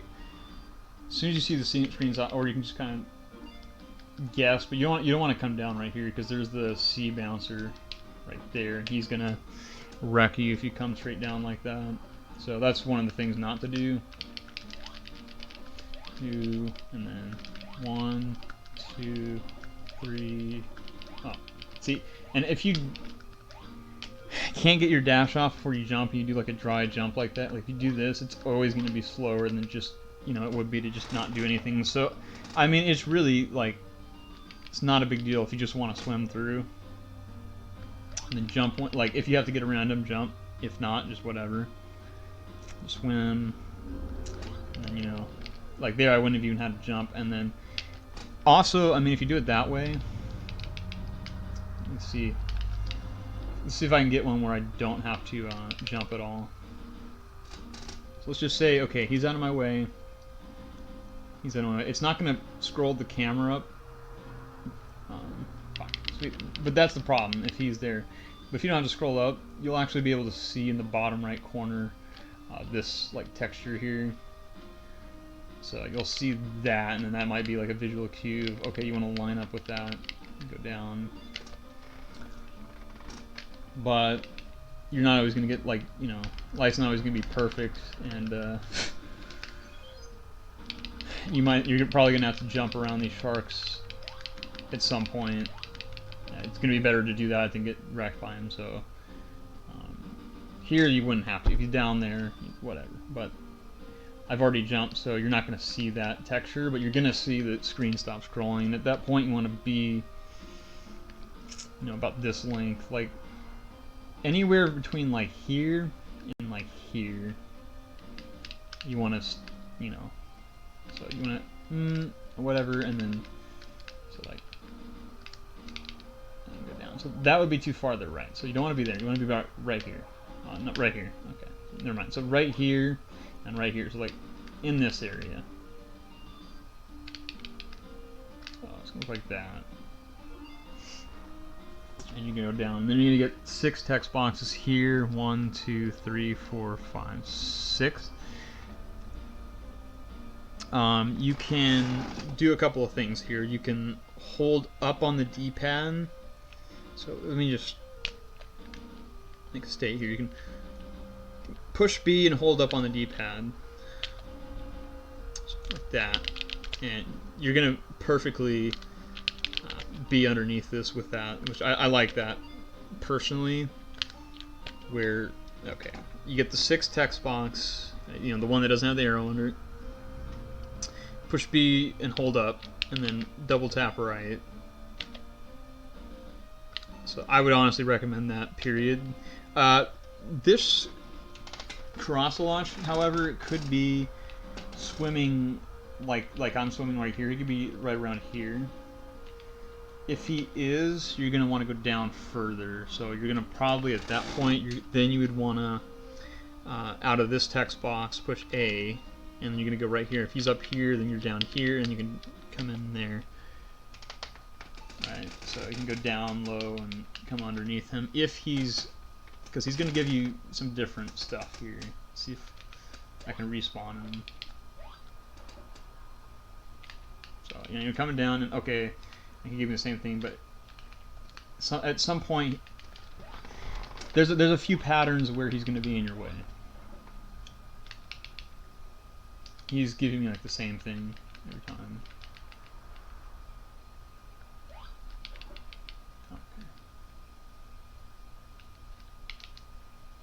Okay, like there, okay.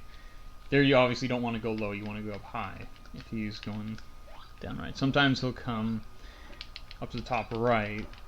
That's the one you got to look out for, because then you're going to get the text box, and then you've got sort of a different approach. And I mean, you're going to, when you're mashing this text, you're going to see where he's at. You're going to be spotting where he's at. So you're going to, you know, 1, 2, 3, 4, 5, and then 6.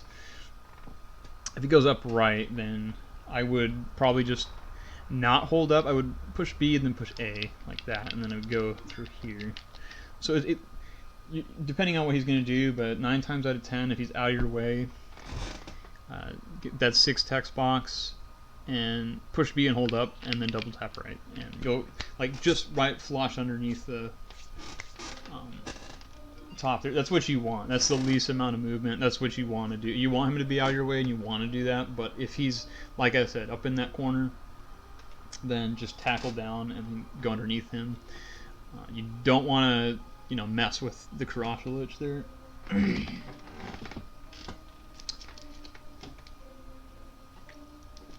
So I'll be right back, because now we're going to get into the shark, and this guy, you know, he could have a tutorial all by himself. So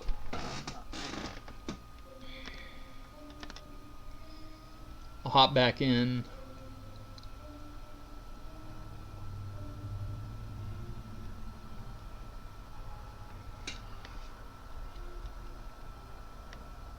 See who we got in here. We got Colin Bolts in here, and I haven't been keeping up with the chat. I've been like doing my own thing. Yeah, this is a 100% Record All Evolutions tutorial, and it's a very, very in-depth tutorial, and I'm probably going to do a recap, like a quick run-through of it, what it looks like on the second go-around. But so it's going to be a very long tutorial, but I find it very necessary, as there isn't that much out there as far as like a video tutorial. You do have Darkwing Duck's tutorial, which is very outdated, and then you have mine, which is rather unprofessional and not very good. My old one. This one's very good. So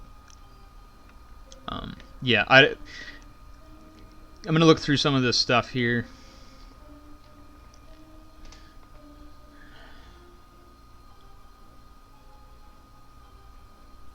Yeah, you weren't around like all day, Colin. I figured you're gonna be here because it's Saturday, but tomorrow, I don't know if you're up for it, but we could do Majora's Mask like 100% try.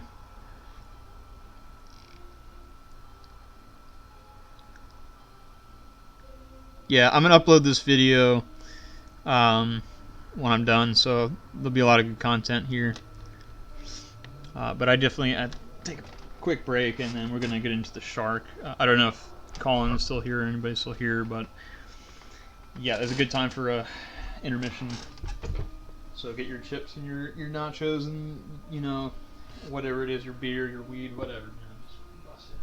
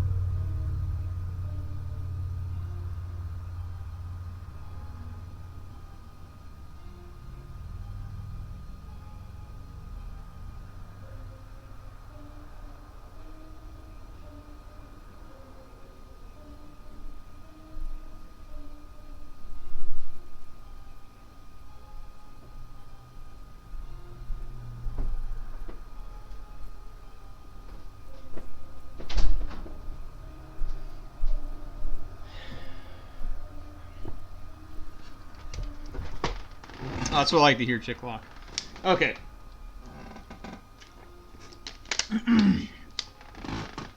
So there's a few. There's a couple strats that are good here for the shark, and recently I just pretty much went with what used to be only considered to be liable in a TAS,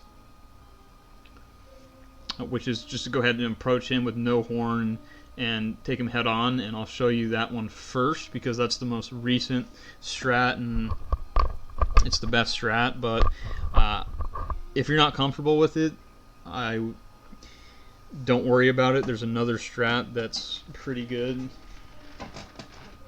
that I'll be showing as well. So yeah, this is the Karashalich leader. It's the first boss in the game. He has 75 hit points in the US version. So basically, on average, you're going to have this set up here. Even if you just have the I think if you just have the dorsal fin, you only do 4 damage. So that's going to change. You're going to have to hit him a few more times if you did not have the hands and feet upgrade. So that's going to be a little bit trickier and definitely more advanced. But what you can do is, if you are not feeling like resetting like crazy and you get the mana ray and you feel like doing a run, or you're in a marathon run, and which I've done before, is just roll without the hands and feet and go with the dorsal fin. You're going to be hitting him for 4 damage, which is going to change this fight up a little bit. You're going to hit him a few more times, and you're going to be slower. But it's still doable.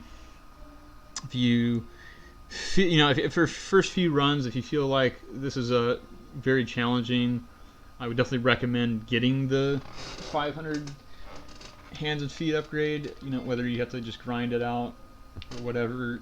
You'd have this tackle fin, so the coalfish fin. Then you're going to be doing 6 damage a hit. So you do the math here. He's got 75 hit points, and it's going to be 10 plus 5, so 15 hits. It's going to be 15 hits standard with the coalfish fin and the Karasalich's dorsal fin. You're going to be hitting him 15 times. I mean, and you can count it out. It might be good to count it out if you're finding that with the advanced strat that you're knocking him too far to the left. He's going to spawn one of the meats off screen where you can't get it. If that happens, you can still continue the run. If you only end up getting 750 meat, you just would not get the 300 horn, and it would make the next boss extremely difficult. So, you know, it's just something I can pull off for sure, but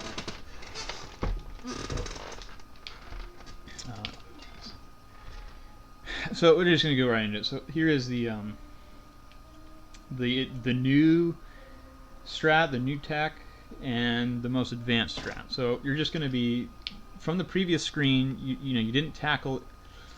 You didn't tackle buffer into it, so you're dashing, and you'll continue dashing, and you're just gonna keep dashing straight head onto the shark. He's gonna have 5 text boxes, so 1, 2, 3, 4, and then he's gonna immediately aggro at you, and after this text box, you pretty much got a freebie on him, where you're gonna, you know, you're gonna go from B to A, and that first hit is completely free. Then you're gonna be doing this sort of like back and forth rhythm with this tackle here, and it's I mean, I could definitely show it off. It's a little bit difficult to explain, but you're going to be kind of spacing out, and you can either hit him 4 times to the right or 5 times to the right. 5 times to the right's a little bit better, but it starts to get a little tight with your space, so sometimes that's a little tricky. But if you hit him 5 times to the right, you're going to have more room on the left side to just kind of smack him to the left, and you shouldn't have him spawn the meat off screen. If you hit him 4 times to the right, and then the other 11 times to the left, he might spawn the meat off screen. The idea is you're going to kill him on the left side where you're leaving, so it works out, and this is why I'm pretty sure this is definitely the better strat, because you're killing him closest to the left side where you need to leave, and you're grabbing that last meat like right where the end of the screen is. So like I said, the first hit's free. You're just going to hit B and then A, and you're going to, you know, lunge out with the tackle straight into him, and he's going to be lunging at you, and your tackle is going to overpower his every time. As long as you're tackling, you're always going to be ahead, which is unlike the Zenichides, which would have hits bite overpower you. This time you have the priority here.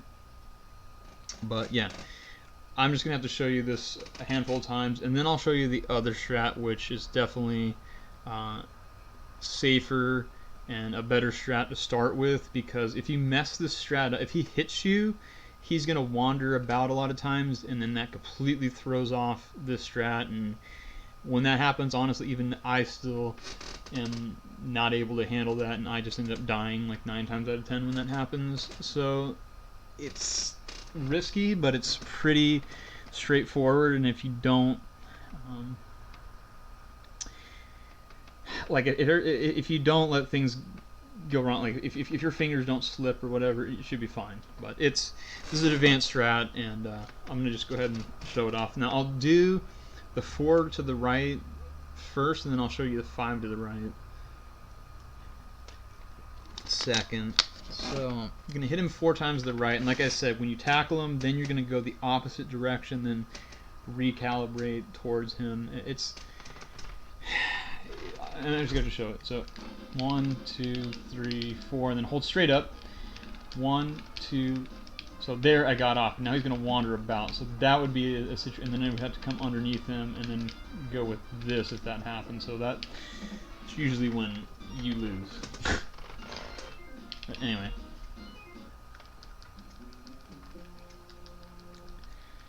Let me slow it down after the 4th hit, because that's when. So 1, 2, 3, 4. Pause it here. After that, I'm just going to hold straight up. What's going to happen here is he's just going to come straight left if things are okay. if he kind of goes up slant left like towards you, you might be lined up to bonk the rock on the top, and then you're gonna have to lure him down. So it's gonna look like that, and then you're gonna have to like get him to come down a little bit. 1, 2, 3, 4. 1, 2, 3. Right? I mean, you can count these out too. It's 15 hits. So let's do a handful of fights here with the 4.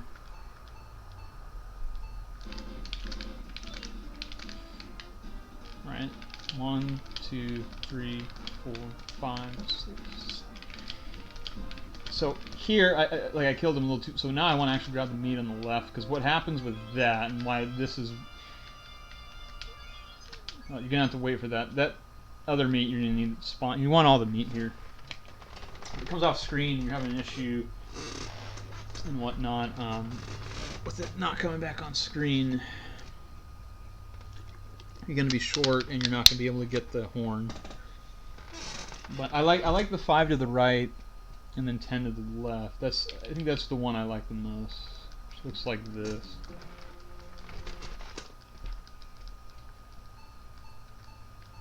One, 2, 3, 4, 5, and then up. 1, 2, 3, 4, 5. 1, 2, 3, 4. Up. See, up. Just like that, it's over.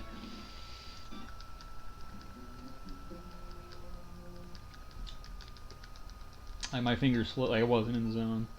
1, 2, 3, 4, 5. Right, 1, 2, 3, 4, 5. 1, 2, 3, 4. Like the main thing I can like point out is like if you're up here, tackling the left here, you're gonna bonk this. So you want to be underneath it. Like this is as high. This is as high as you want to be. But you don't want it like, and if so, like you kind of want to like get him to come down towards you. You don't want to be chasing him up and then end up bonking this. That's like one of the main things to look out for.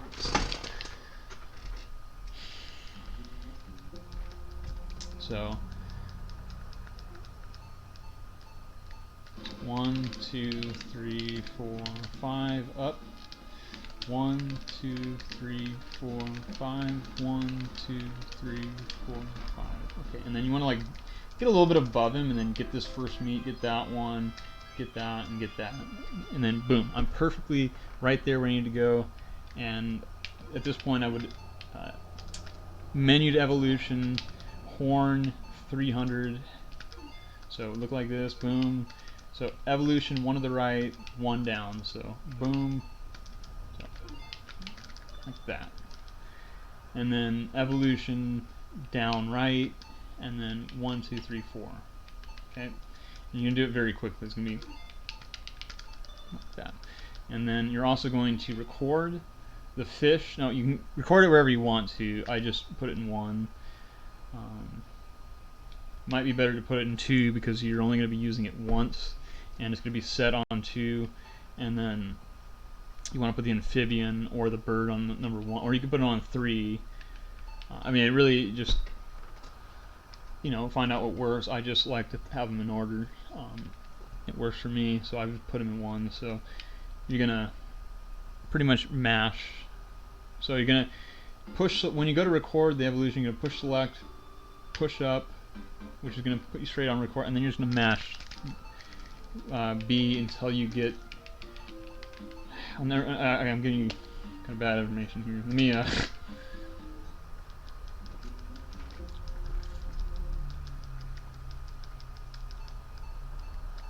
1, 2, 3, 4, 5 up. 1, 2, 3, 4, 5. 1, 2, 3, 4, 5. Get a little up here, and then that meat there. Get that as it's dropping.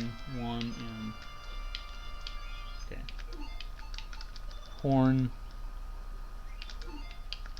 tail, and cord. So you're gonna hit. So it's gonna go select up, B, B, B, B. So B 4 times.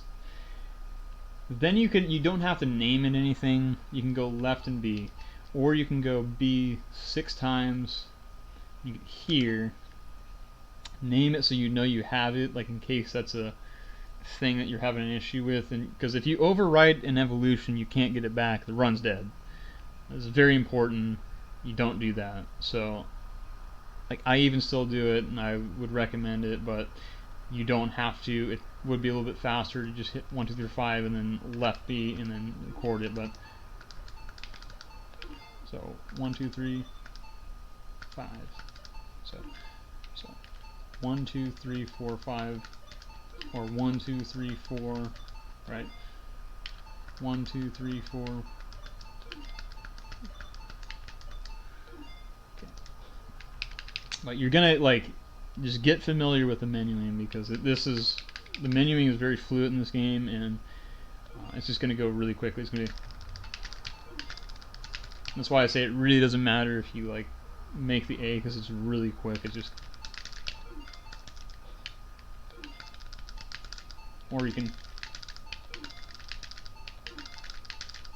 all right.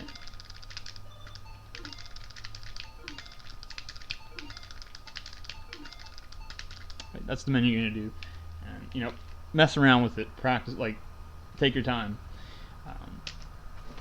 do that. So that's that strat. I'm just gonna do it like one more time, then I'm gonna show you the other strat. So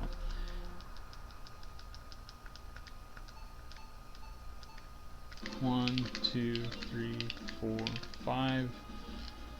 1, 2, 3, 4, 5, 6, 7, 8, 9, 10. He's dead. Right. If counting helps, if it doesn't help, whatever. I mean, just whatever works for you, man.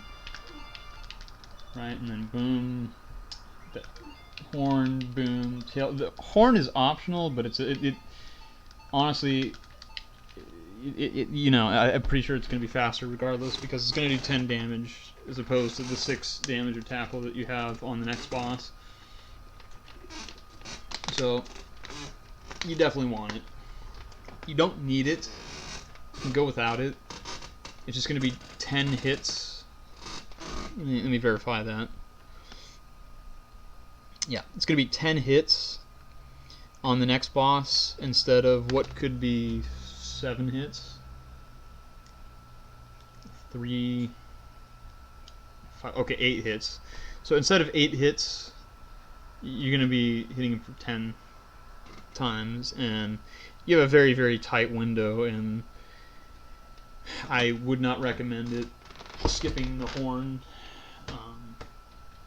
However, it's, you know, you can do it. It's just, it's not like it's faster to skip the horn. You're doing more damage. You're doing less hits. You're not losing time. If anything, you're losing time not getting the horn. So, I mean, you can mess around with it and see what works, but for now, just get the horn, get the tail, record into whatever slot, and continue on.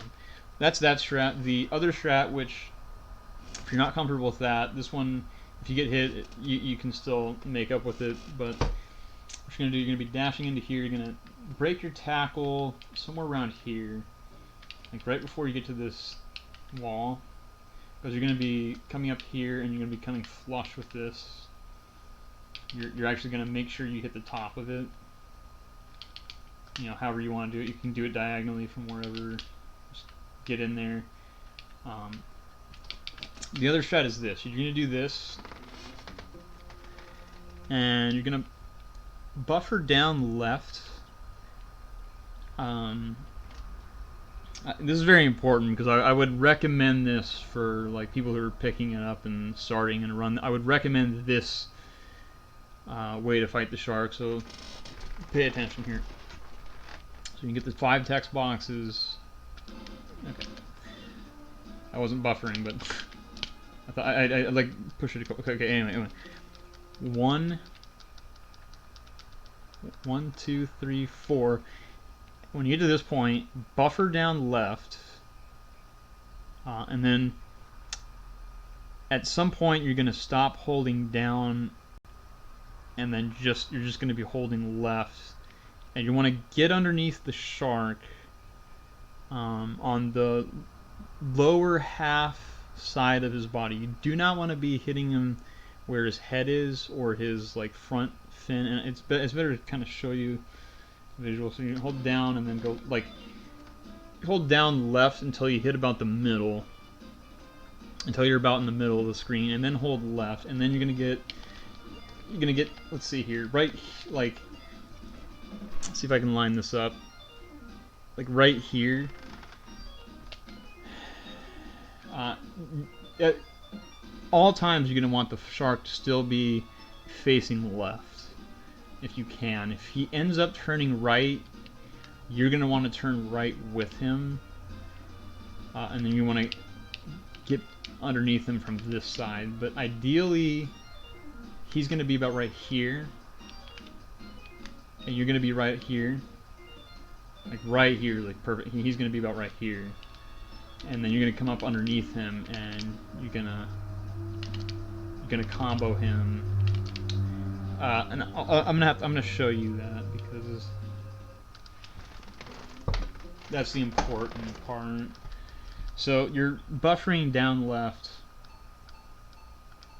here.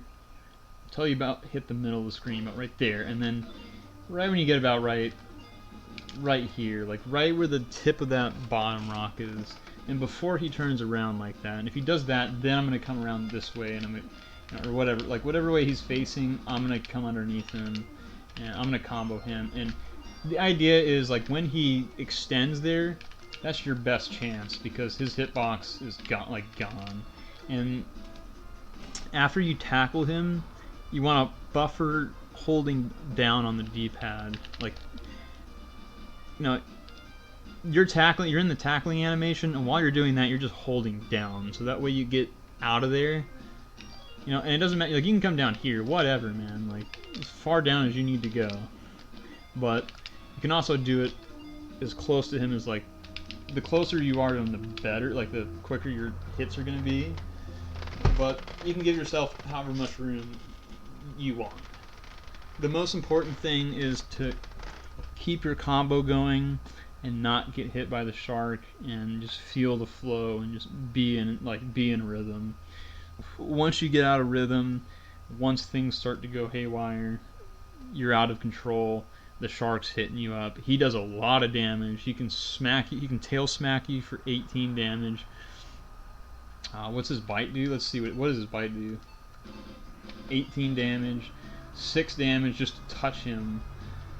You know, I mean, boom, like 2 hits or 2 to 3 hits and you're dead. Like 2 tail smacks or bites, or like, you know, a tail smack and a bite, and like 2 just touching him and you're dead. Like, this is no joke. So I mean, you want to be in control of this fight. That's the key component here. You are in control. Okay, not him. You, like, just take command here. Boom.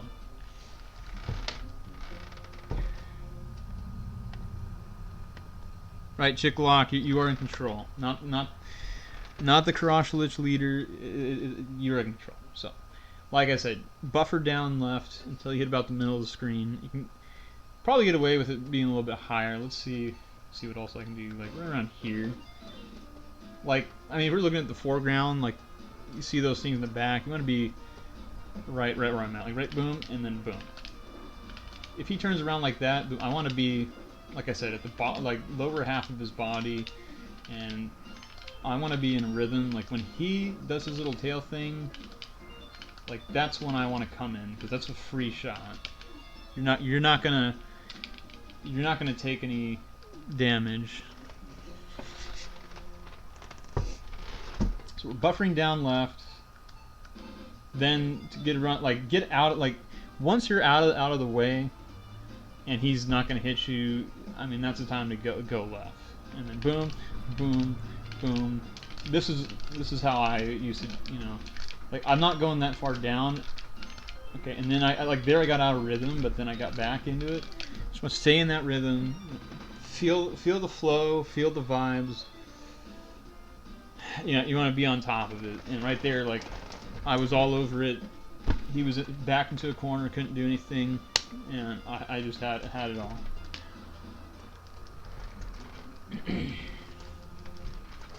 And this is also good because you're still killing him on the left side, and if you mess up, if you take damage, he's just going to continuously do that. You've got him where you want him in that top spot. I mean, let's say, you know, things get out of hand here, and whoops, you know, and now, okay, now he's going all over the place. You know, that's not good, right? Once you're out of control, you know, you don't know what's going on. You never want to down tackle him either. So at this point, you know, you want to like, if it really gets to that point where you're really having an issue, you're gonna want to like try to avoid him and then get him to smack the wall like that. And he's gonna get dizzy there. You saw how he got dizzy there. But let's say if you're really struggling, you know, quickly getting underneath him, getting things going. Okay, that's a problem I see a lot of people have. So, oh no, you know, he's doing that, he's after me, oh no, and then just start juking him until he gets like, boom. And see, now you've got all that time in the world while he's spinning.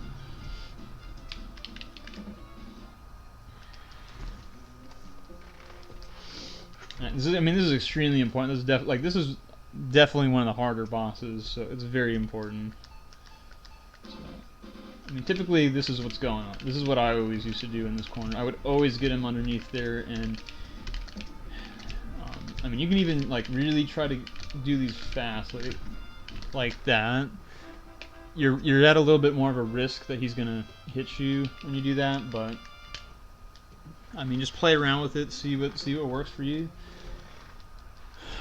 It's obviously the less you go down and the quicker you get those going, the better. Like the quicker you can damage them, the better. However, you're at a risk. Like how fast can your hands move? What's going on? I would say just go at it. You know, start at a nice steady pace. You know, boom, boom. Like you can boom, boom, boom. You know, okay, I got hit. Whatever. You know, he's not doing anything. He's not a threat. You know, I've got, you know, I'm coming all the way down, I'm coming down wide. I've got all, you're still good. Main thing is, you know, just keep your combo going and keep it rolling. Here's, you know, probably more quicker. I'll show you kind of how I used to kind of try to go quick. So one, okay, that's no good. And if he even does that, boom, see, like, I mean, whatever you got going, like, see, and I'm not coming down far. I'm just trying to, you know, get him going. So like there, like, okay, things got kind of out of hand. He was all up, but I saw an opportunity to smack him up, and once you get that first hit in, he's all yours. Like, let's say, oh no, oh crap, you know, that's another way to do it. Just get underneath it. There, that's still gonna work. It's just now you got that rock in the way, and he's kind of in the wall. You know, I don't like that. You know, and I never want to go strike his head. He's a bigger hitbox where his head is. And I see a lot of people who are picking up the game, and this is what this is what was triggering me. I was watching some people that were picking up the game. They were doing, you know, a little something like that, and then they were like, "Oh, look, well, see how I'm taking damage here? It's because his hitbox is a lot bigger where his head is. You want to be right here. You want to hit that lower part of his body, and like I said, you want to be buffering. It's another thing you always want to be doing. You always want to be buffering down. Okay, and even, you know, without the shark, we can practice this, right? I mean, this is the main part here. Tackling up, and then you're holding down after you've executed the tackle. I'm holding down, right? I'm holding it down. Alright? That's probably why I like this game so much. I love holding it down and rolling deep, but see, double tap up A and then hold down. Double tap A, hold down, right? The shark would be there, you wouldn't have bonked. You know, you're just getting it all. Boom, boom. Like as soon as you've executed that tackle, we're holding down. And see how he's still tackling? And what that's going to do is, like, as soon as possible, you're going to go down, and you're going to avoid damage. Right? So, play around with it, you know, see what works. Like I said, if things get out, and I'll show you that one. Let's just do You know, typical boom. Oh, well, I missed. Oh, he got a tail slap in. Oh, oh no. Oh. You know, oh, he's going. So, okay, now things are out of control. I'm going to lure him there, right? I'm going to get back in control. 6 hit points, but my confidence is all the way up. Right? He can't beat me because I'm the Godfather, and I got this. You know, doesn't matter. Like, once you get in that rhythm, don't like, and once you're feeling it, your hit points don't matter because you know how it works, right? You know the setup, you know your combo's good, your confidence is good. It's all there. And that's why, I mean, I would definitely recommend this for the beginners because you get them in that lock, you get them in that combo, everything's good. With the other strat, which again I'll have to go with the advanced strat, we'll cover that one more time. But here, this is what pisses me off when I watch people who pick up the game. They're going for his head, and his hitbox is huge. A lot of times that's why you're taking the 6 damage, because you're going where his hitbox is bigger, and then wondering what's going on here. You just want to be right here. This is perfect, right? And if you go a little high, whatever, man. Right? That was perfect, but then something happened there. I lost my rhythm. I lost my flow. Okay.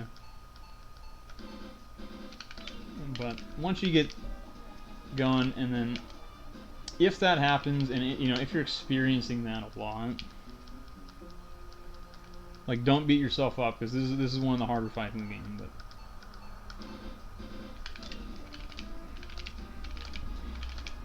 the thing is, like, take it down a notch. Start spacing out more. You know, look at when he does that little swing, his hitbox is like non-existent. So that's a big thing. When he goes, and then his tail is back, he's gonna sit there cocked for a second. That's like the best timing to go up, because you're always gonna take priority and smack him. When he does his little tail thing, that's when sometimes you get hit. But yeah. Anyway, advanced strat, boom.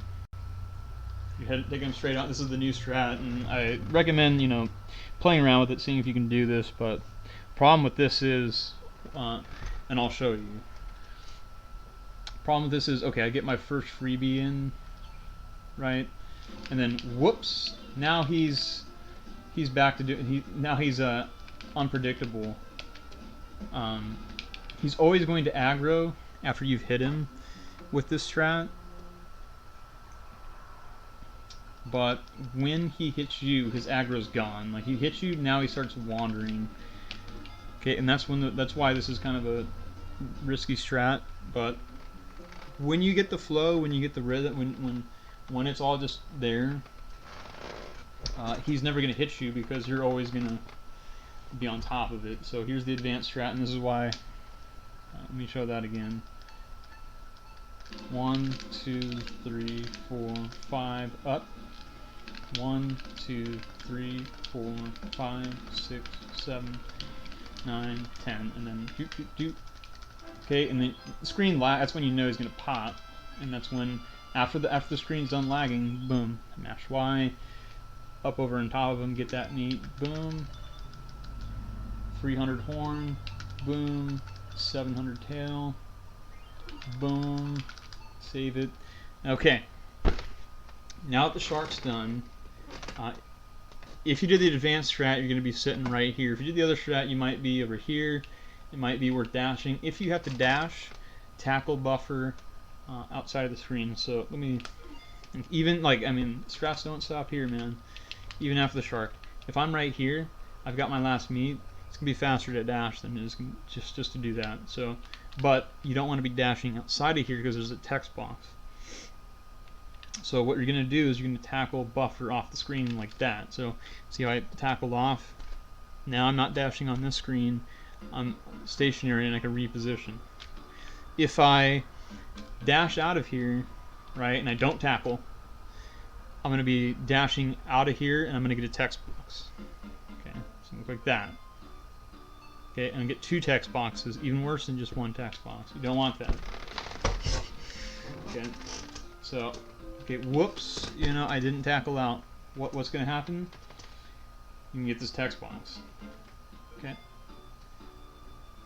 Not good. But here, okay, I'm here. Boom, tackle out. Boom.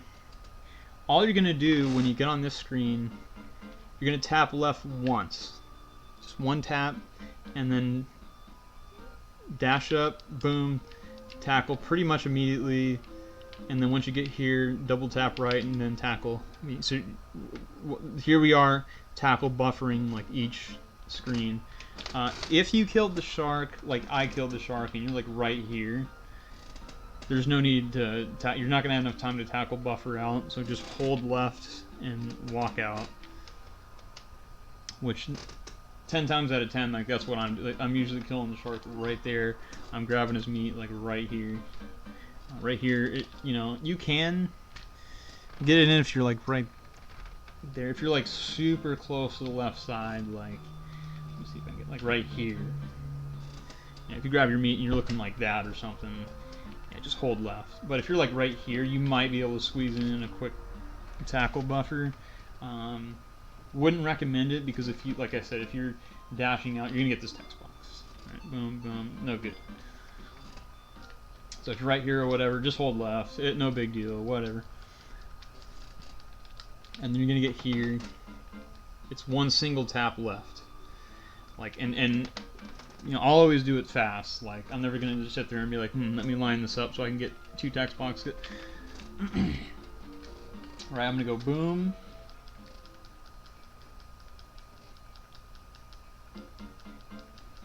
Boom, boom. Okay. And then you get here, buffer upright, so that way you're flushed up here. You don't like we've explained in level 1. You don't have to be all the way to the top, just to where you can jump, right? That's why I pretty much tried to cover that very exclusively on level 1, like in depth, because it's very important to know. Where you can get away with jumping on top of the water. Alright, okay, boom, I'm over there, I can tackle, buffer out, boom, a quick tap, boom, boom, and there's lag when you first get on the screen, and you'll notice the bubbles, right, look at the bubbles, maybe not, okay, never mind that, because you don't want to be holding left. You don't want to come out here and just hold left, because what's going to happen is, oh, whoops. You want to time this thing out.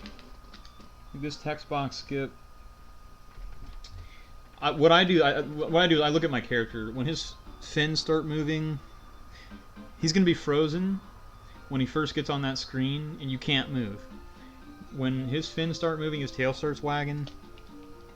That's when you can move. That's what I would look at. That's what I look at actually. So. Boom, I can't move. Now I can move, okay. So, right, you're looking at your character. As soon as you can move, a little tap left, and get around there. Skips that 2 text boxes right there, very important. Okay, so we got that covered. Text box skip, covered. Alright, continue. Now we're going to get to this part here. There's something called the quick door. Something that I believe Lee Kerwin was aware of it first, and then Darkwing Duck did it in his speedrun. So I mean, this is like caveman shit here. This is 2009 shit, 2008 shit. This one, I'm pretty sure it matters where you jump out. Like, you can't jump out here and then walk into here to the right side of the screen and have this work. You have to be, it's pretty specific from here, so it depends on how you approach this pixel as well. I'm not entirely sure what works and what doesn't. I just know it's not going to work in certain spots. But what we're doing here is on the final text box. It's not in here.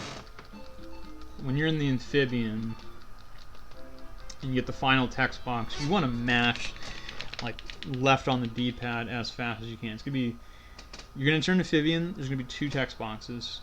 One, and then you get this text box here. Use the time trans. Okay, you want to push B and mash the shit out of the left D-pad like that. That's it right there. That's called the quick door. Okay, it's cool. We got that. Cool.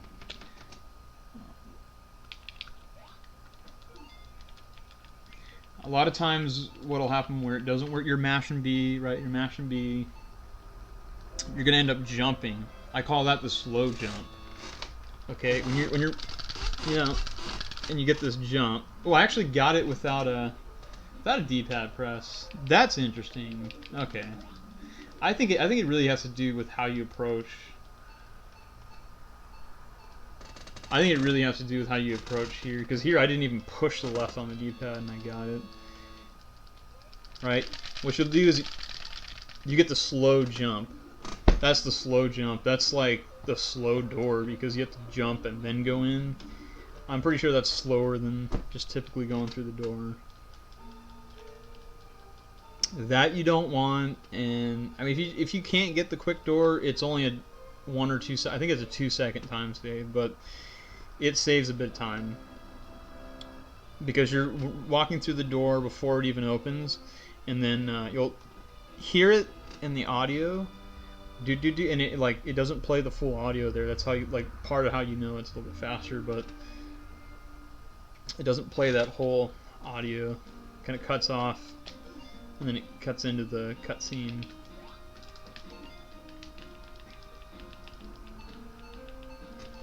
So I mean, from what I'm aware of, you want to mash left, and once you get that first possible input right here, when you get this use the time, you want to mash that. Yeah, because like I'm getting it when I'm doing that, and I'm walking. That's a quick door. And listen, you're not you're not hearing that like final note. That's how you know it's faster. But yeah, that's the quick door. I would say it happens when you get that first input that you possibly can, and I would be just mashing left on the D-pad after that text box, and you get it. Like I've noticed, like I do that sometimes, but how I jump out of the water sometimes, even if I'm mashing like perfectly and I get that first, it still won't work. So I do believe how you come out of the water. Usually I like to like kind of nudge up against the right or the wall a little bit. I'll show you one more time here real quick. Like, I don't like to jump out of the water like here, you know, and then like, oh, I like to nudge this wall like that. Like, you kind of like rub up against it. But I don't know, like, I'm not entirely sure if that's accurate or not. Right, and even if you have to hold your control like this, see how I have, this is my left hand, right? I'm gonna slide my left hand like that, and I'm gonna use my right hand to mash that. So, like whatever works for you, like just mash the hell out of the left D-pad. There, I didn't get it. I just got the normal door. So you heard the whole thing. But yeah, that strat is called the quick door, and it's kind of hit or miss. If you get it, great. If you don't, don't reset over it or anything. But if you get it, it's just a nice little 2-second time save. So yeah, that was stage 1. 2.5 hours, 2 hours and 40 minutes. Covering stage 1, but we covered a lot of the mechanics. Let's try to speed things up a little bit.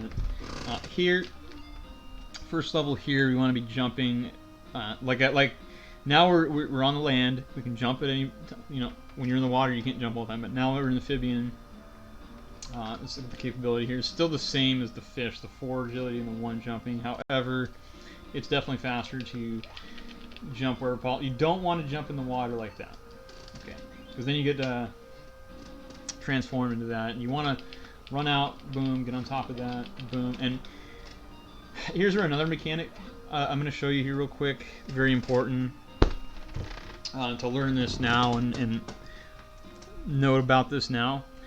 If you jump and you hold B, you're not going to land on a ledge. You'll continue jumping. So here's an example here. If I press B, I'm going to land on this ledge. And then you can down hop off ledges by holding down and B. Okay. But if I hold B, I'm not going to land. Okay. It's like an extended jump. And that's a mechanic that's going to come up throughout the game. And if you're wondering, like, oh man, I can't, why am I not landing on this ledge? You're doing a Mario jump, you know, you're holding B. You're going to get the same height no matter what. Okay, whether you hold it or you press it, you're going to get a full jump. There's no like half jumps. This isn't Mario where you're like, oh, if you press it, you're going to get... Pressing B is going to give you a full jump.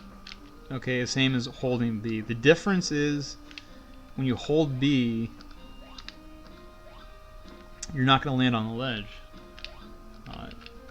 That is useful in some spots, as well as it's very important to know if you need to climb up, don't hold B. Like if I need to go up, if I need to go vertically up for whatever reason, just press B. So here we're going to be, you know, dash jumping all throughout this screen. It's going to look like that. Don't grab this. Don't mess around. Like what I used to do is just, you know, always bite when I jump. You can do it, you know, and getting rid of a lot of the stuff on the screen actually reduces lag. So you do want to kind of like, you know, be biting around. Like, okay, let's get, you know, some of these, because it's going to reduce lag in a lot of spots. Here it's not so much. These aren't really lagging it up, so I wouldn't worry about those too much. But in some situations, grabbing stuff, it's going to reduce the lag. Ignore that yellow crystal. Continue on. Now we're going to go to an optional level. So you see we have 2 paths here. We're going to go up and go into here. Okay. Here we're going to start to learn while you're descending from your jump, bite and grab things off the floor as opposed to biting on the floor to grab things. So you can practice it with like these grass, the food, the vegetable, whatever. So like, you know, grab it on your way down. You don't want to, you know, pick things up like this, right? Like, oh, whoops, you know, like land and then, oh, whoops, I gotta grab that. You want to grab things as you're landing, and you want to like be aware of where you're going to be landing, when, like, what your arc is when you jump, all that sort of stuff come into play. Right? On this screen, once again, we're going to jump when we can. This is 13 text boxes here. You know, just mash, or you can kind of like time when it comes up. Also works, or mash it. Sometimes it's faster to time it, sometimes it's, you know, be in rhythm, whatever. Mashing it's fine. It's what I still mash. However, like if you know exactly the frame you need to press B, you want to be doing that. But you know, if you go, you're pretty much going to hit all the frames, so it doesn't matter. So here, you want to jump and grab this green crystal on the land. So that's what I'm trying to point out, and it's going to come up a lot. So might as well get that rolling now.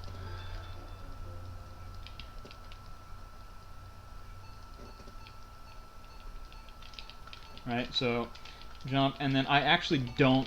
I stop jumping. Like 1 jump, 2 jumps. Get this text box, the 13 of them. 4, 5, 6, 7, 8, 10, 11, 12, right? And then close this one out, and then I would probably just run until I hit here. Might be able to get one. Let me see if I can get one more in. One. Okay, it's really tight to get all 4 jumps in. So after the 13 text boxes, you can probably just run a little bit and then jump and grab that right around this tree. That's a good visual cue. Right when you run up to this tree, boom. You're gonna hit it every time. Boom. Whatever you're looking at, look at the floor textures, whatever. Boom. It's like the middle tree, or right around here, or just that distance between the green crystal, like seeing the green crystal come up on the screen. Even like, okay, it's time to jump. See, oh, green crystal, jump. And then when you jump, you can push Y. Just don't push it like immediately after you jump. I don't think that's. Let me just check to make sure that one. So, like, because then you're gonna miss it. All right. Jump on your way down. So, boom, you hit the peak of your jump. Boom, you start descending. Push Y. And it doesn't have to be like right when you start descending. Just keep a note that you want to grab this like that, and then you don't want to land off the screen and land. You want to like jump off the screen and not land as well, because it's slow to land and stop your momentum. You want to jump off the screen and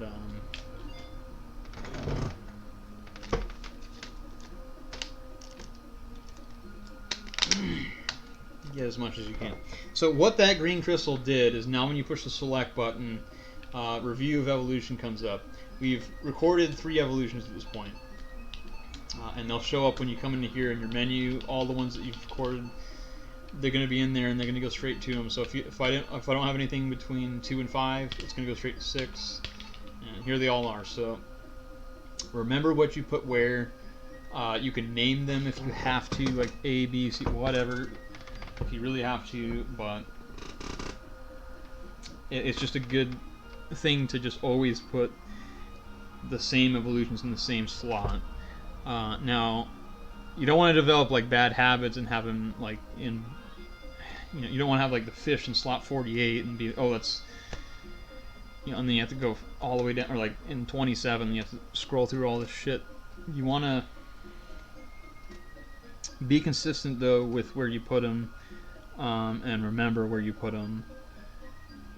So I always have the fish in slot 1, so that's just a mash B. When I go straight to, and it's going to give me the fish. You don't want to do that right there, but it's coming up right here. So you can do it right there, or you can run off it. So if you're looking to save some time on me, as soon as you get onto the screen, you can do it here. However, the window that you're going to be the fish is 30 seconds or so. Like, it's 30 seconds in game time, and you need to kill the boss as the fish. Period. So if you're running out, if your evolutions are running out, then you need to start doing it later. However, you're going to want to do it on this screen, because you're going to skip 3 text boxes, as well as this is a water level, and the fish is much faster in the water. He's not very good on land because he can't.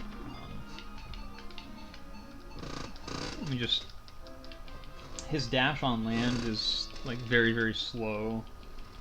It looks like this.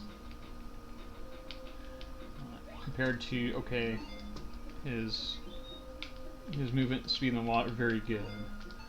13 agility. We're talking some heat. Right, but his movement on land, I don't think it, even though it says 13 agility, his movement on land is not good. So you're getting more bang for your buck with the fish in the water. So this is why you want to do it on this level. However, the window is extremely tight, and it's more important that you kill the Devastega. Let me double check to make sure his name, I'm not botching it. Okay, Bull Icastasia. No. Boss Icastasia.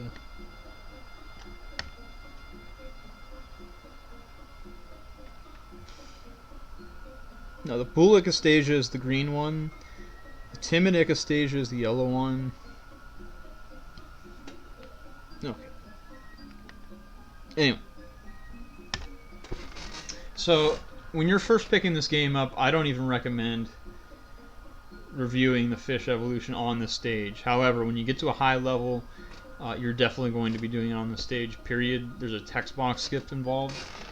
What I've been doing and what's been working for me is I'll start on this stage, run up to this spot on the ledge right here,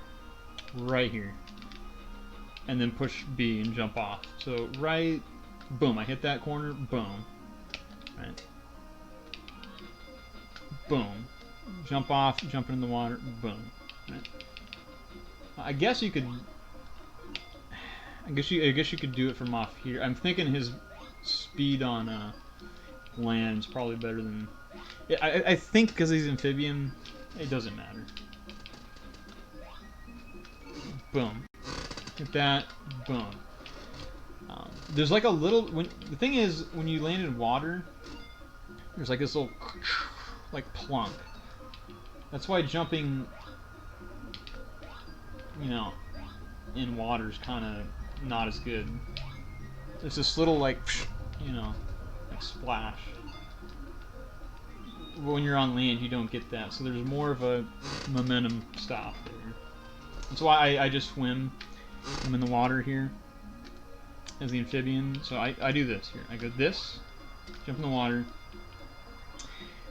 I swim out until this wall is no longer on screen. So right here, and a little bit further out, like that'll come off screen, and then right around here, right? So jump in the water, boom, that wall, boom, right here. Once you get to this level, or right here, hit select. If you're like me and you have fish in slot 1, just tap up and boom, mash B into the fish. And this is for the advanced run. This is when you get good.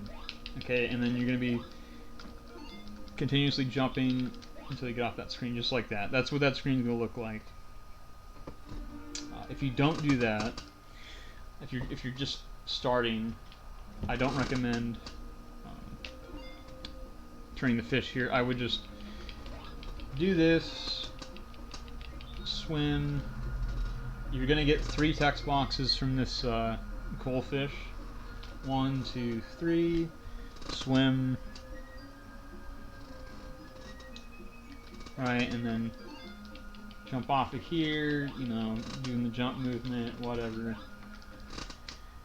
Leave that screen as the amphibian. Right, but if you're trying to go for world record, trying to beat me, you could also do it from up here. Like, you could do it right away. You could do it right where I go here.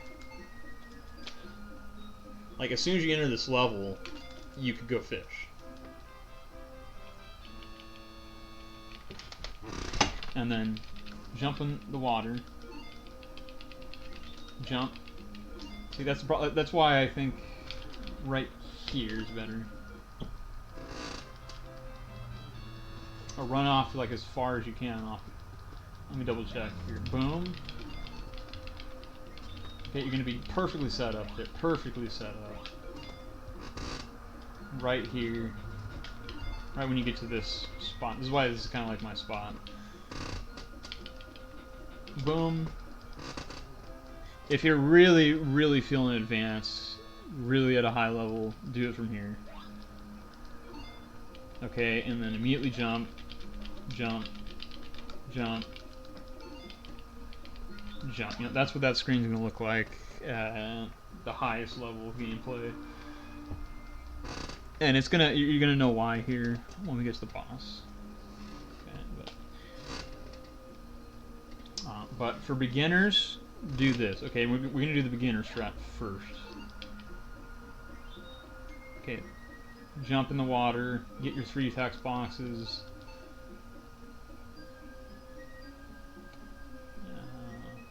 Come on here. So I mean, you're seeing like how much faster the fish is in the water. That's why most of the time save is here, and why it's really important to turn into the fish there to high. You're saving a lot of time, but limited time here. Okay. For I don't like medium difficulty. Hit it here. Hit the fish here, like this. So if you're feeling okay, hit it here. Go fish on this level. Now, be warned though, because you have 3 attacks with your horn, and then it's gone. So 1, 2, 3, and then you lose your horn. You want all 3 of those for the boss. You don't want to use them on enemies at all. Right?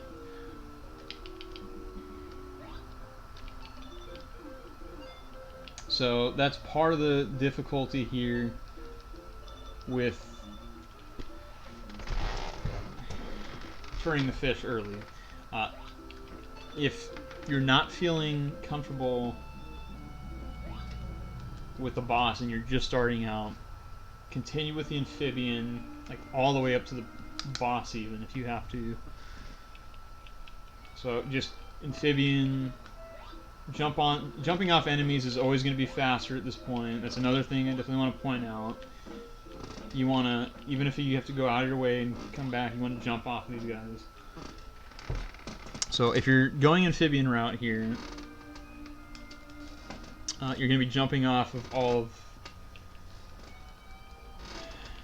these guys here. And you can also, like at any of these levels, you can decide to go fish. So it's going to be faster than this, period. But do it at your own comfort, and don't do it on your first few runs. On your first run, either do it on this level or the boss. So this level is totally fine start for beginners. You get 2 text boxes, 1, 2, and then go fish. And then with the fish, like I said, you don't want to horn attack enemy. You always want to be jumping, because it's very slow to dash on land with the fish. You always want to be jumping, and you always want to be dash jumping. A normal jump, right? It's going to look like that. You always want to be dash jumping, like that. So you want to immediately get into dash, and you want to be completely aware of the enemy. Like, you want to be looking ahead and seeing where the enemies are, and if you have to go back to not get hit, you want to do that. That enemy there is called a plated amphibian. He's not on. He comes up in this level. There's plated amphibian. Go back on that level, actually. These are Bolacastasias. The difference here, the Bolacastasia has aggro. The timid Ecastasia, which is the yellow ones, they're shy. They run away from you. The Bolacastasias, these green ones, they have aggro. They come after you. They try to attack you, right? They try to jump on you. That's what they do. The plated amphibian, which is these yellow guys, okay, they're the biggest headache of the stretch here, and you know, I have all kinds of problems with them. So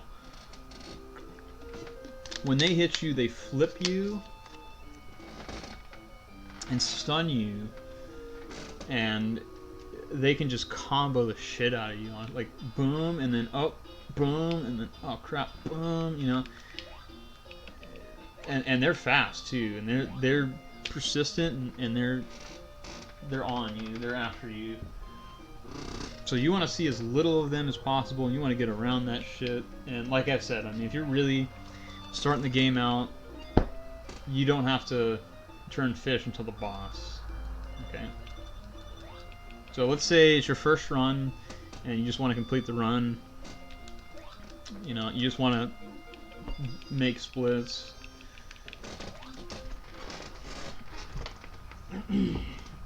Don't worry about it. Just roll through these levels as an amphibian. Jump off enemies when you can. See, these are the timid ecostate, and they always run from you. Right there, there's the dragonflies.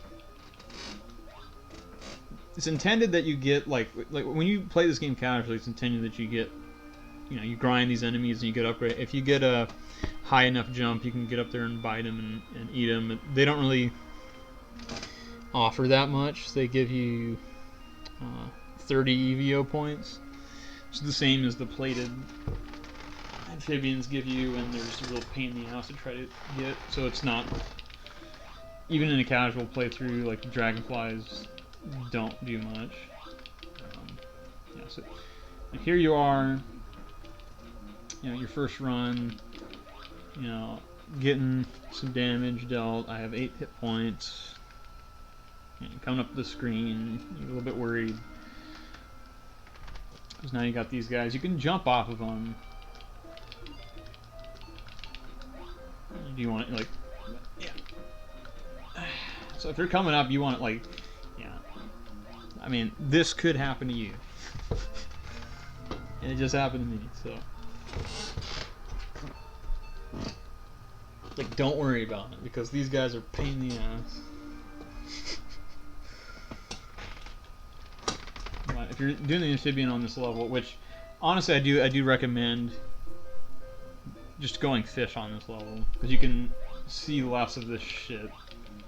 Because they're fast, they are faster than you, and they're always going to be faster than you. Base form, you're not trying to grind here. You're just trying to get through these levels.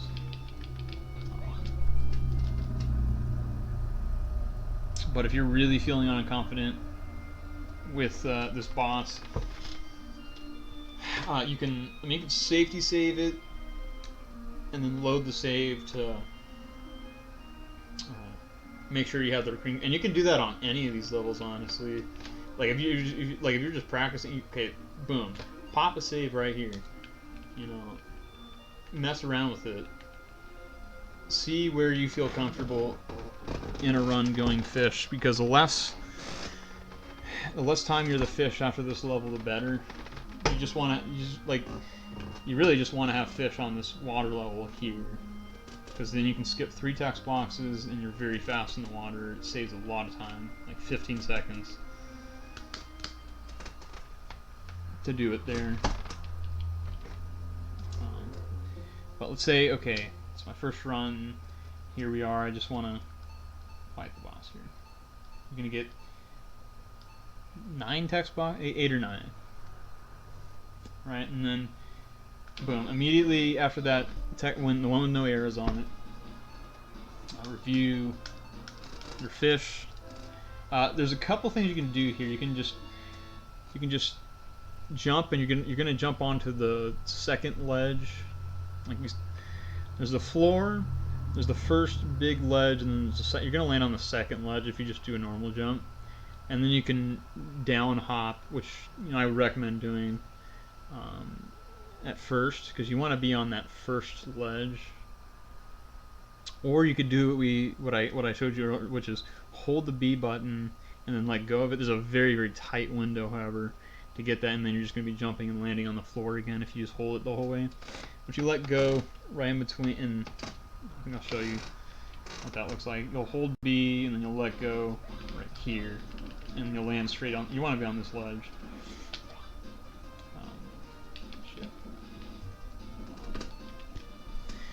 We'll get right back into that. But what I do is I just go ahead and get the text box here. Skip. like I said, I swim out, I get here, and then I go fish. This is advanced, just to get us back in there. Okay, boom, boom, boom. You're gonna be doing this.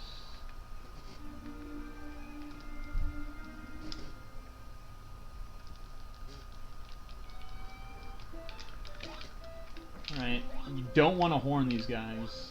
If possible. Dash jumping. This is what the fish is going to be looking like here. It's definitely faster on all of these levels.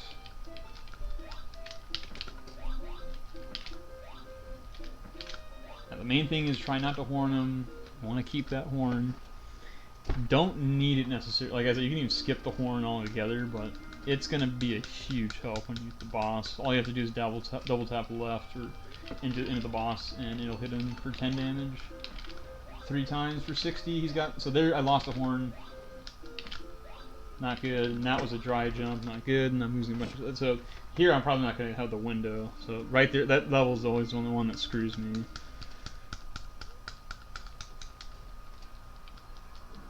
But anyway, if you just do a normal jump, you're gonna land on that second ledge, then hit down and B to jump down on the first ledge, and then you're gonna want to double tap left and mash A, but more so mash left on the D-pad. And if you get too close to them, you're gonna want to back up a little bit, kind of do that thing that we did with the shark where I'm going right and left.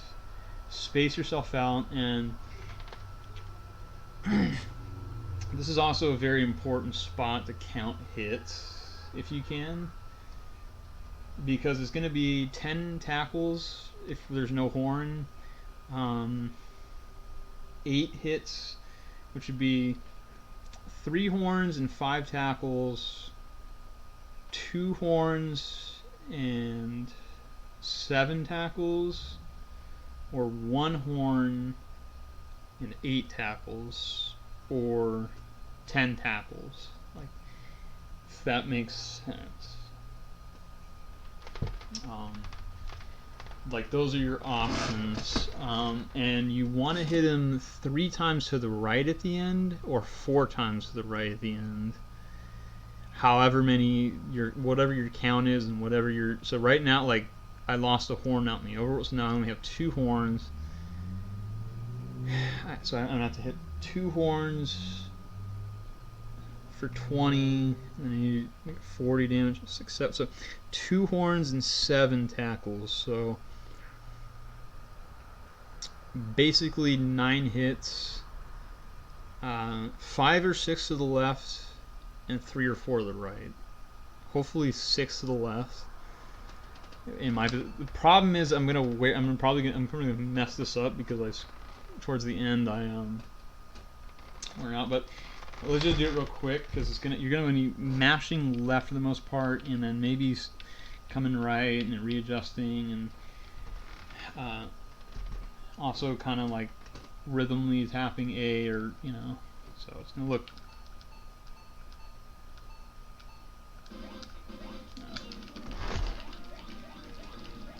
Okay, 1. Like that. That was okay. I still pulled it off because I'm a god, but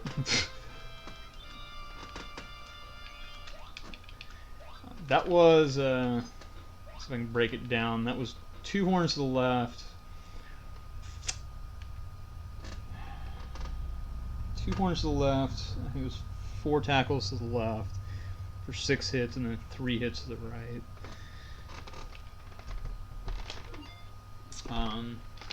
Let's get back. Let's pop right back into it, because and you'll notice I ran out of that transformation like literally like right when the fight was up. So that was like perfectly timed. If I would have done the ledge jump from up here, I wouldn't have made it. But I did get kind of wrecked at the end, so it's possible to turn fish immediately on this level. But your window is so tight, and it's more important that you kill the boss if you can without turning. If you end up turning back into amphibian, there's a backup, and I'll show you that it's kind of rough because you're doing 1 damage per bite.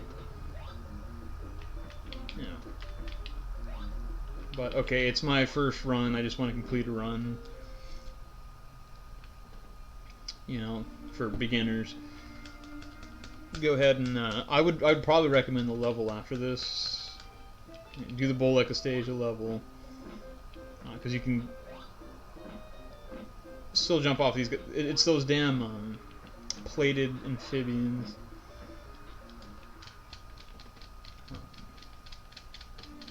So get to this level, and then turn into fish.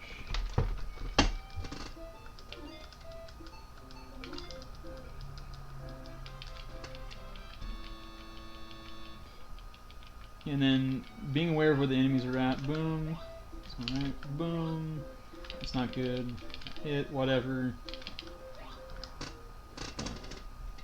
And then, okay, I don't feel comfortable with, you know, holding B and getting on the first ledge, so this is my first run, right? So I'm just gonna press B, land on the second ledge, and then push down and B. So like this, and then do your thing, right? And you're doing whatever combo you can, just smacking them, whatever you got. Boom, you got them. Right. And then you want to dash right. You know that you can't dash left and trigger these guys, so you want to, like, right where there's like a kind of black spot on the ground there. You want to be moving right. However, so if you end up killing them like on the right side of the screen, come back left and then go right where that thing is. This, I believe, is 13 attack spot. It's a bunch. Just say yes to the guy and then jump out. So, you know, you're gonna have the fish after. Like, if you did that and you did good, you'll have the fish for a couple levels here, which I particularly don't really like, because this level you have a couple of cockroaches, right? And then that kind of shit happens where now I've got to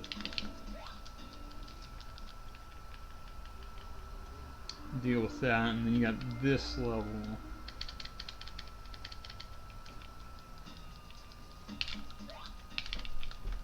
Doing that. So that's what those are gonna look like with the fish. And maybe you have the fish on this next level. It really doesn't matter.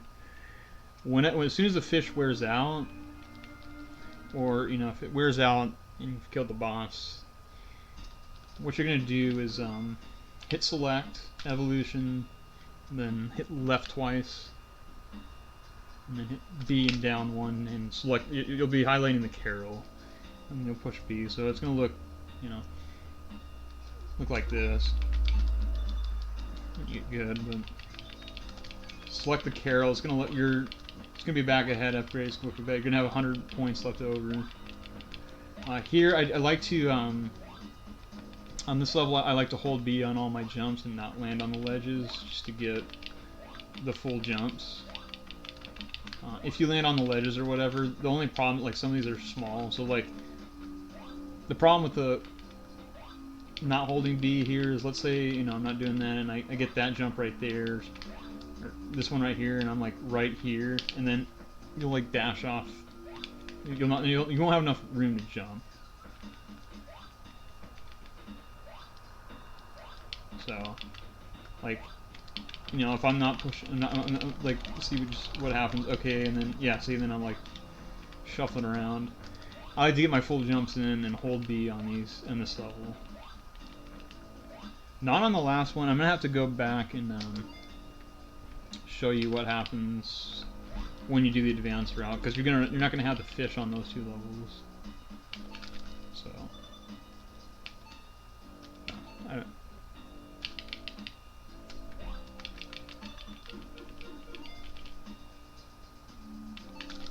okay. But the main time save here is 3 text box skips, fast movement in water.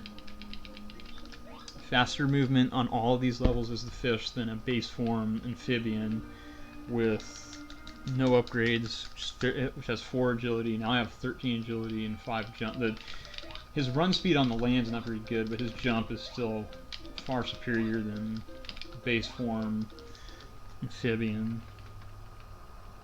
So you're gonna, I mean, when you get at a high level, you definitely want to get maximize on the text box skip, which is the main thing, and that's what I always get. It's not as important to do it earlier. You're going to save a couple seconds doing it earlier, but you're going to risk losing the run because if this runs out, and which hopefully actually maybe I'll show you here. Backup. I didn't get to do that, so I'll make a save state. Just so okay, but yeah, you want to like, you know, there I'm utilizing whatever RNG, enemy RNG I get, jumping in between them, just basically schooling them.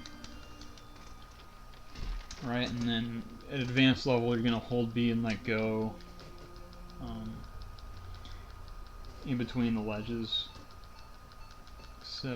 Yeah, it's 8 text boxes, and then boom, boom. Okay, and then see if you don't get it. Okay, you're gonna land on the bottom. Okay, see if I'm probably not gonna get as good of a pattern this time.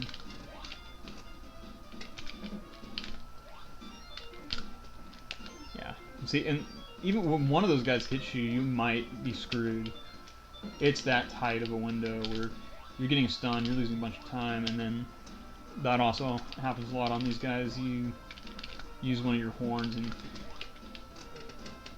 now I have less. Right now I have all 3 horns, but you only get 3 hits, period. So, right? I did it so clean that first time. It's really hard to do it on this level in particular because of these plated amphibians, but yeah, that's what you want to do.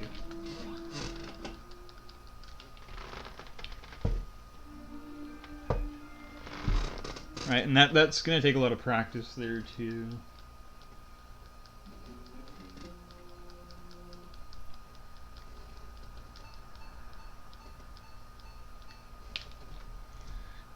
Getting to that 8 text box, hold B and release in between the ledges. So there, and then okay, and then 1, 2, 3. I mean, you kind of get a feel for it. Like I don't even have to count anymore really, because I just know. This is going to be, I think, 4 to the right, so I'm going to have to hit one more time. Oh, no, it's 3 to the right. But let's say things go terribly wrong. You know, oh no, oh shit, you know, boom, boom, boom, oh fuck. You know, oh damn it, dude, oh fuck. You know, this runs out. You're gonna have to hit him for one. You're gonna have to hit him like this. If I can show.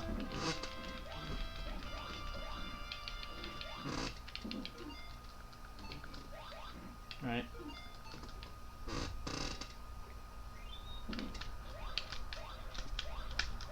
You're gonna have to get this rhythm bite going, like something like this. However many, and you might have to, like, if you haven't hit him at all, it's 60 hits, 60 bites like that. Like, let's say, oh shit, dude, you know, this is just a complete joke. I don't hit him at all. Or if I have to refight him or whatever, like in a marathon, and I didn't save, you know, I'm gonna have to do this 60 times. And knowing their stun times, knowing when they're gonna jump, like not mashing here and getting in rhythm is like key in this game. Once you get that going, I mean, you pretty much got it. But you want to stand over him. Typically, like this is like you want him on the floor and be on the second ledge. You can also go up higher. I'm not gonna do it, but like if you need more time in between, he's on the floor and you're on the top ledge or something. Do that too. That's a backup if you've done all that and, like, let's say you're in a marathon run and you have to do like a refight there. it's possible to beat that boss with no upgrades, base form amphibian. No grinding necessary to defeat that boss. Just to throw that out there.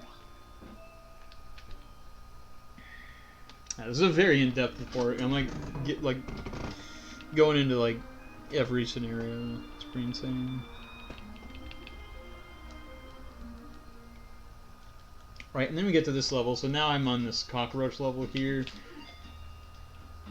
Now I'm going to be jumping off of the cockroaches. This. Sometimes they'll space out to where you can like maybe there I could have got a double jump.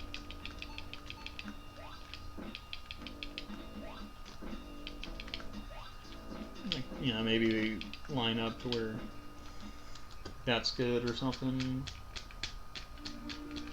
On this level, it's pretty lag heavy. You don't want to like kind of shift from left to right and spawn enemies.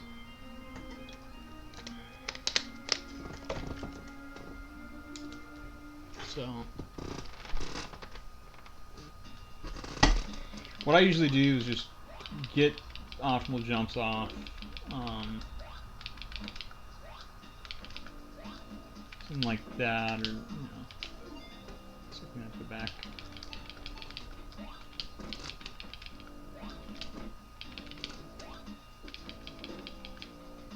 Haven't really probably messed around with that level as much as I should have.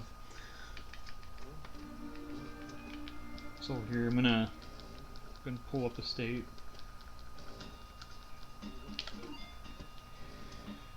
I like to jump on the second ledge, right? And then I like to jump off of this one, and then usually take damage, but then keep going.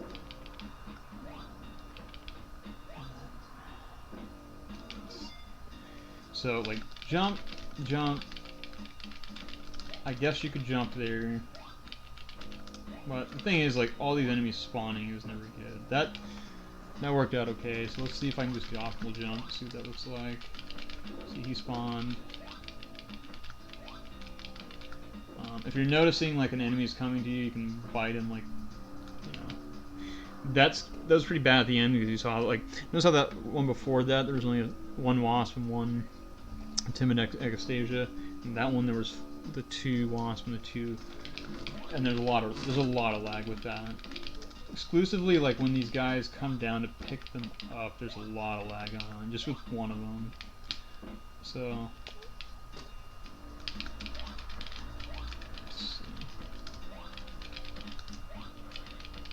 yeah, that's the problem with that, is when you get these guys solo, without them, they'll come down and they'll sting you for 7. Usually just jump off the end of that. Try to get a double jump in where you can. That level, I mean, the less enemies that spawn, the better. There's a lot of lag going on. You can lose like a second or 2 probably, just for those 2 guys at the end spawning. Try to work with that and see what you can do, but you don't want that. Here, like I said, the same as I'm just holding B and doing jumps, because I don't want to like mess around with dashing off the edge and not getting a jump off. I want to be jumping consistently there. Pretty straightforward there. This screen, I like to grab the dragonfly and the bone, and then grab the meat. So this guy's got 15 text boxes. 1, 2, 3, 4, 5, 6, 7, 8, 9, 10, 11, 12, 13. Oh, 13, never mind. 13. It was the the other guy. It was the Elder Echistasia and the Child Echistasia that have 15 text. This is the Warrior Echistasia. The cockroaches are actually called Profosos, and the, let's see.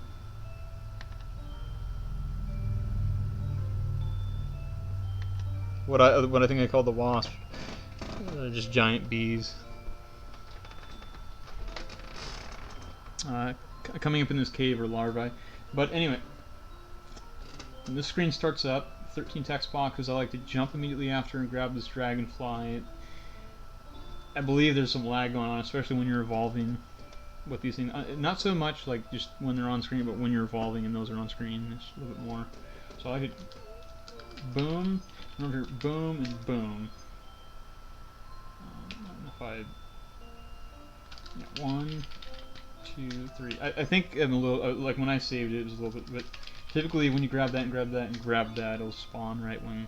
So I could go boom, boom, boom, and then menu evolution, jaws for 500, the tusking jaws, and the tail for 500, the spring tail. So jaws is the first one, so boom, boom, boom, and then tail is down 1 and right 1, so boom, boom, boom. Like it's kind of like a sliding, it's like a, you know, boom, boom, boom, boom, and then boom, boom, boom, boom. And then I like to grab this guy, I want to jump in there like that. A dash jump in there. You should get underneath. Sometimes when you do the dash jump, you'll be outside of there and you'll rub the wall. That's not good. But here, with the larvae, you don't want to dash really, really close to this guy. You want to be a little bit behind him because otherwise the other one's going to come out of the egg. So I'll show you what I do. Like, it's like that. You don't want to get too close. Like, I think it's that one. Okay, it's not, the first one doesn't matter. The first one you can dash up however you want. Well, I guess not. Like, you don't want to be like that close. You want to be right here when you get, and the second one's not going to come out. Okay. So, boom, boom, boom. What you can do wrong is that. And now he's spawning, and now they're all over the place, and now, you know, you don't want that. What you can also do wrong is this, and now this one's out. Oh, well, you know, you don't want that. You want to grab this first egg a little left, like that, and then you want to walk up to the second one. No, don't dash the second one. Just run, walk, dash. Dash by, walk by, dash, dash, dash, and then dash. And the eggs that aren't moving are the larvae. There's a little bit of a different tint, a little like a grayer, dark, like a little difference in color, and they're also standing up still, and then the food is rocking back and forth. So there's 3 larvae like back to back to back, and then they're spaced out, like 3 of them the same. So it's like boom, boom, boom, boom, boom. And it's every other one after that until you get here. And then you get here, you can either dash jump or dry jump. You can dash jump like that, but that's a bit risky. Either way works. Okay, so again, you want to walk up to that second one. That's what I did wrong there. Boom, boom. And if that happens, just let them jump on you, then turn around and kind of retaliate. I mean, these guys can actually give you a lot of trouble. Like this guy, you know, and oh, you know, oh, I can't get, oh, and then all of a sudden you're dead. So this is actually a pretty important part. You have to kill them all. You don't have to eat all their meat, just the ones at the end. Like as soon as the last meat spawns or despawns, the boss will appear. So you do have to kill them all. If I get this, I usually jump bite like that. It's kind of like a quick bite. B to Y. And you should always get that, but that's kind of a little bit of advanced strat as well, but it's good to note. Alright, and if I like dash jump, it would be something like that. That's my dash jump strat. It doesn't really matter. I don't think either one's faster or slower. It's just whatever's more comfortable. So boom, boom, 1, 2, 3. Every other one. 1, 2, 3. So it's 6, and then number 7's a jumper. Number 8's another jump, bite down, and then here I can do that. And you want to go like right here. I don't bother with the 6th one's meat. I just grab the 7 and 8 larvae meat, and then the other one will disappear. It'll vanish right around the time I get the other two meats.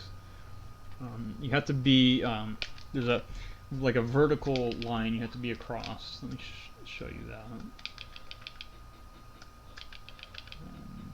1, 2, 3. You have to be on the right side of this like right where I'm standing. If I'm standing here, he's never gonna spawn or whatever. Like right here, he's never gonna spawn. Once I cross that line, the boss will come up with text boxes, but I like to be on the far right ledge. 2. No, I mean if it goes out of hand, I mean just deal with it accordingly. You don't want to have these guys jumping all over the place. So here's another thing that usually happens, and then I'll dash jump over here, and that's pretty common that'll happen. This is fine, being on the far right ledge is fine. There, it's all fine. 7 text boxes here. 1, 2, 3, 4, 5, 6, and then I look at a visual cue here. Okay, because what's going on here is if I go too early, if I go, oh, let me get him, he's gonna do that. Okay, you don't want that. Don't do that. That's bad. Don't just, oh, here he is, let me go after him. He's gonna fuck you up. Okay. Wait until his stinger is on screen. So, right there. Okay. And then bite him. Then he's gonna drop down. You're gonna turn to the left, and he's gonna like fly up left. You can get, I usually get 2 bites in, so it's gonna look like this. So like 1, 2, and then boom, 1. Okay, you don't want that. Okay. Anyway, that was a little early too, like right around there. You'll get a feel for it, like when he, because what happens is if you bite him too early, he doesn't drop, right? He's all over the place. I mean, you can do that, but I don't like it. Like, I don't like this here, like this, oh, and then now all of a sudden, oh, and then now we're just jumping around and screwing around and fucking around. You don't want that. You want this. 1, 2, and then you want that, and then 1, and then here, it's a rhythm, okay? It's not a mash. If you mash, guess what's going to happen? That. Okay, it's a rhythm. Very important. Okay, get that. 1, 2. You can even go 3. Alright. 1, 2, 2, 1, 2, 1, 2, 1, 2, 1, 2, 1, 2. Right? I mean, whatever works, man. I like Coolio, man. 1, 2, 3, 4. Get your body on the floor. Wanna get up to get down. Wanna get up to get down. 1, 2, 3, 4. Get your woman on the floor. Wanna get up and get down. Wanna get up and get down. Like whatever the fuck works for you, man. You fucking do it, man. But it's, you know, this is not a mash. This is a, you know, this is a timed press. Okay. So, buy him there. Be on the left side. He's always going to do that. And then you want to get him here. Let's say, you know, things get out of hand. You can still do it here too. Right? Get him on this ledge. You want that. I guess what else you could do is, let's say, okay, oh shit, oh fuck, oh damn it, you know, you're just, you know, this fight's whatever. You can like bite him this way. The problem with this is you want to be on the right side when you kill him. This is really bad, but let's say the fight's just gotten out of your hands. However, you know, let's say, oh shit, you know, oh fuck, you know, oh no, he's fucking doing that. You can, you know, juke him out and then come up here and then, you know, finally get something going over here. Whatever. I mean, if you have to do this, you have to do this. It's definitely frowned upon by me. You know, I'll be looking up high in the clouds, looking down on you, frowning on you, and you know, letting you know how disgraceful you are when you don't get that quick kill. Because this is like a textbook quick kill here. It's just a, you know, 1, 2, and then a bite here, and then a 1, 2, 3, 4. Get your woman on the floor. You know. There you actually got to the left there, and that's a spacing issue. 1, 2, 3, 4. Get your woman on the floor. You wanna get up, you get down. Wanna get up, you get down. You know, that's the song I use. And you can do 3. You can do 3, but whatever is gonna work for you, man. Like, you can do 2 or 3. You can do 1 bite there.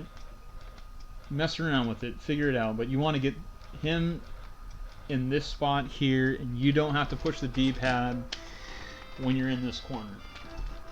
Okay, so 1, 2, and then that's what I do.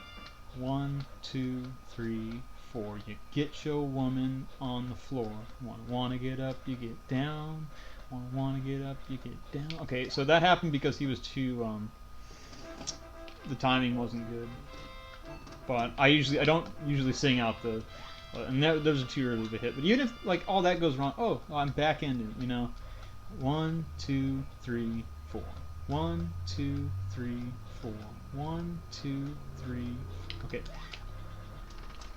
That timing's bad. I actually, for this fight, like, I just know.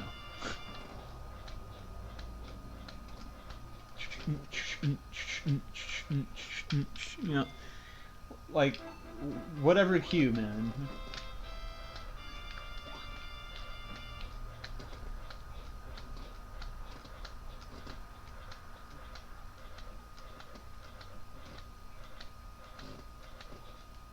Okay, and then you want to jump up, boom, boom. You should get a double grab if it's like if he dies right there, right in the far left. If he dies in the middle, yeah, so grabbing the meat's another thing. But I just want to really do this fight. If you whatever, 3 bites to the right, whatever, 2 bites, whatever, man. Just get him in this corner, get him in his little fuck corner, and then fuck him. And then if he dies far to the left, if he dies in the middle, like right here, I just do a lateral jump up and grab, and then like get in this corner and bite, and you'll get a double grab. Okay, you don't need the 4th meat. Just grab the 3 meats here. But if he dies in the far left, that's perfect. If he dies in the middle, you've kind of got to get creative. Like that. Here I've got it kind of like, okay, what am I going to do? And maybe go for the left ones. And skip that one. But however it rolls out, just grab 3 of the 4 meats. If he dies, like I said, on the far left, that's perfect. Because you can do a lateral jump up. Yeah, but just get the timing down. You know, look at that, and then you can just, and then, right, and then menu, jaws, dorsal fin, 1, 2, 3, 4. Jumping dorsal fin, grab that. You can also just mash down. It's not going to come back up to the top. This is the bottom option, but I like to, you know, count. So like, it's like that. And then if you're in the far corner like this, what I've been doing here, what I like is a double tap left, jump, and then hold right. This is important. So I'm in this corner, double tap left, jump, hold right, and you're gonna get a dash jump out of here. I like that. I like that a lot. You could also just do a dry jump. That works. But it's gonna, like, if you're just jumping straight up and then right, you're gonna get that, and then I don't like that. If you're double tapping right, you're gonna bonk. If you're getting that jump, you're fine. Let me see if a hold right and jump works. Yeah, that's fine. Hold right and jump. You'll get that. That's fine. That works. I've been doing this because I like that, but it's a double tap left, jump, and then hold right, like that. That's just personally what I like, but this is totally fine too. Hold right and jump. Get that. If you're in that corner, if you've grabbed the meat like right here, you can double tap right and jump right. If you get your last meat here, you know, I'm here, just do that. If I'm here, just do that. You know, if you're up here grabbing the meat, boom, just do that.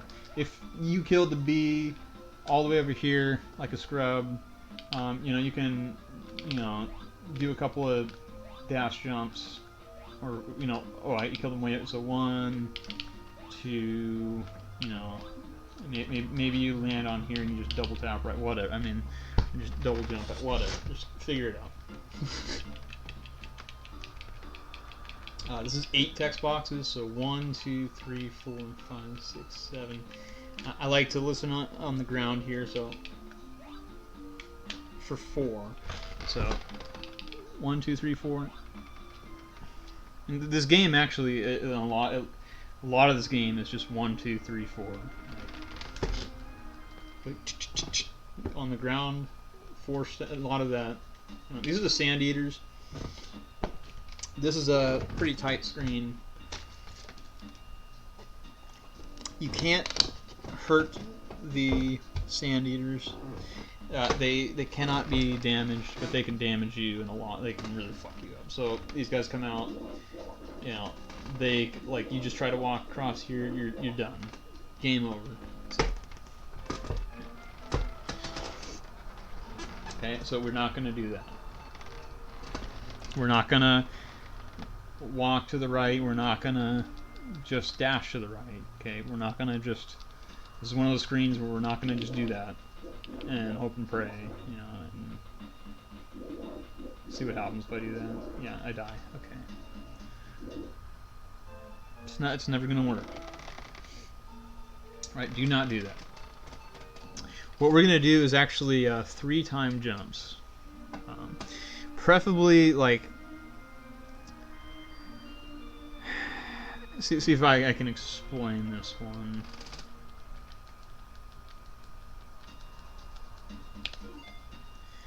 Because they're not 3 of the tightest jumps that you can make. If you've made 2 of the tightest jumps that you could have made, you want to run a little bit. You kind of want to go for the as tight a jump as you can get, so that way you have a window at the end. You don't want to overshoot. Like, you don't want to, like, 1, 2, 1, 2, because you're going to get that. Okay?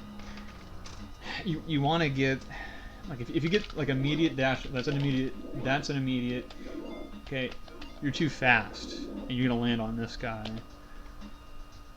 But I think if you do, like, okay, immediate, okay, a little bit out, and then, see, now I'm short. I want to jump and eat and like right into this. I want to do that and grab the crystal on my way down. So if you're like really good at getting like immediate dash jumps, that's fine. Just know that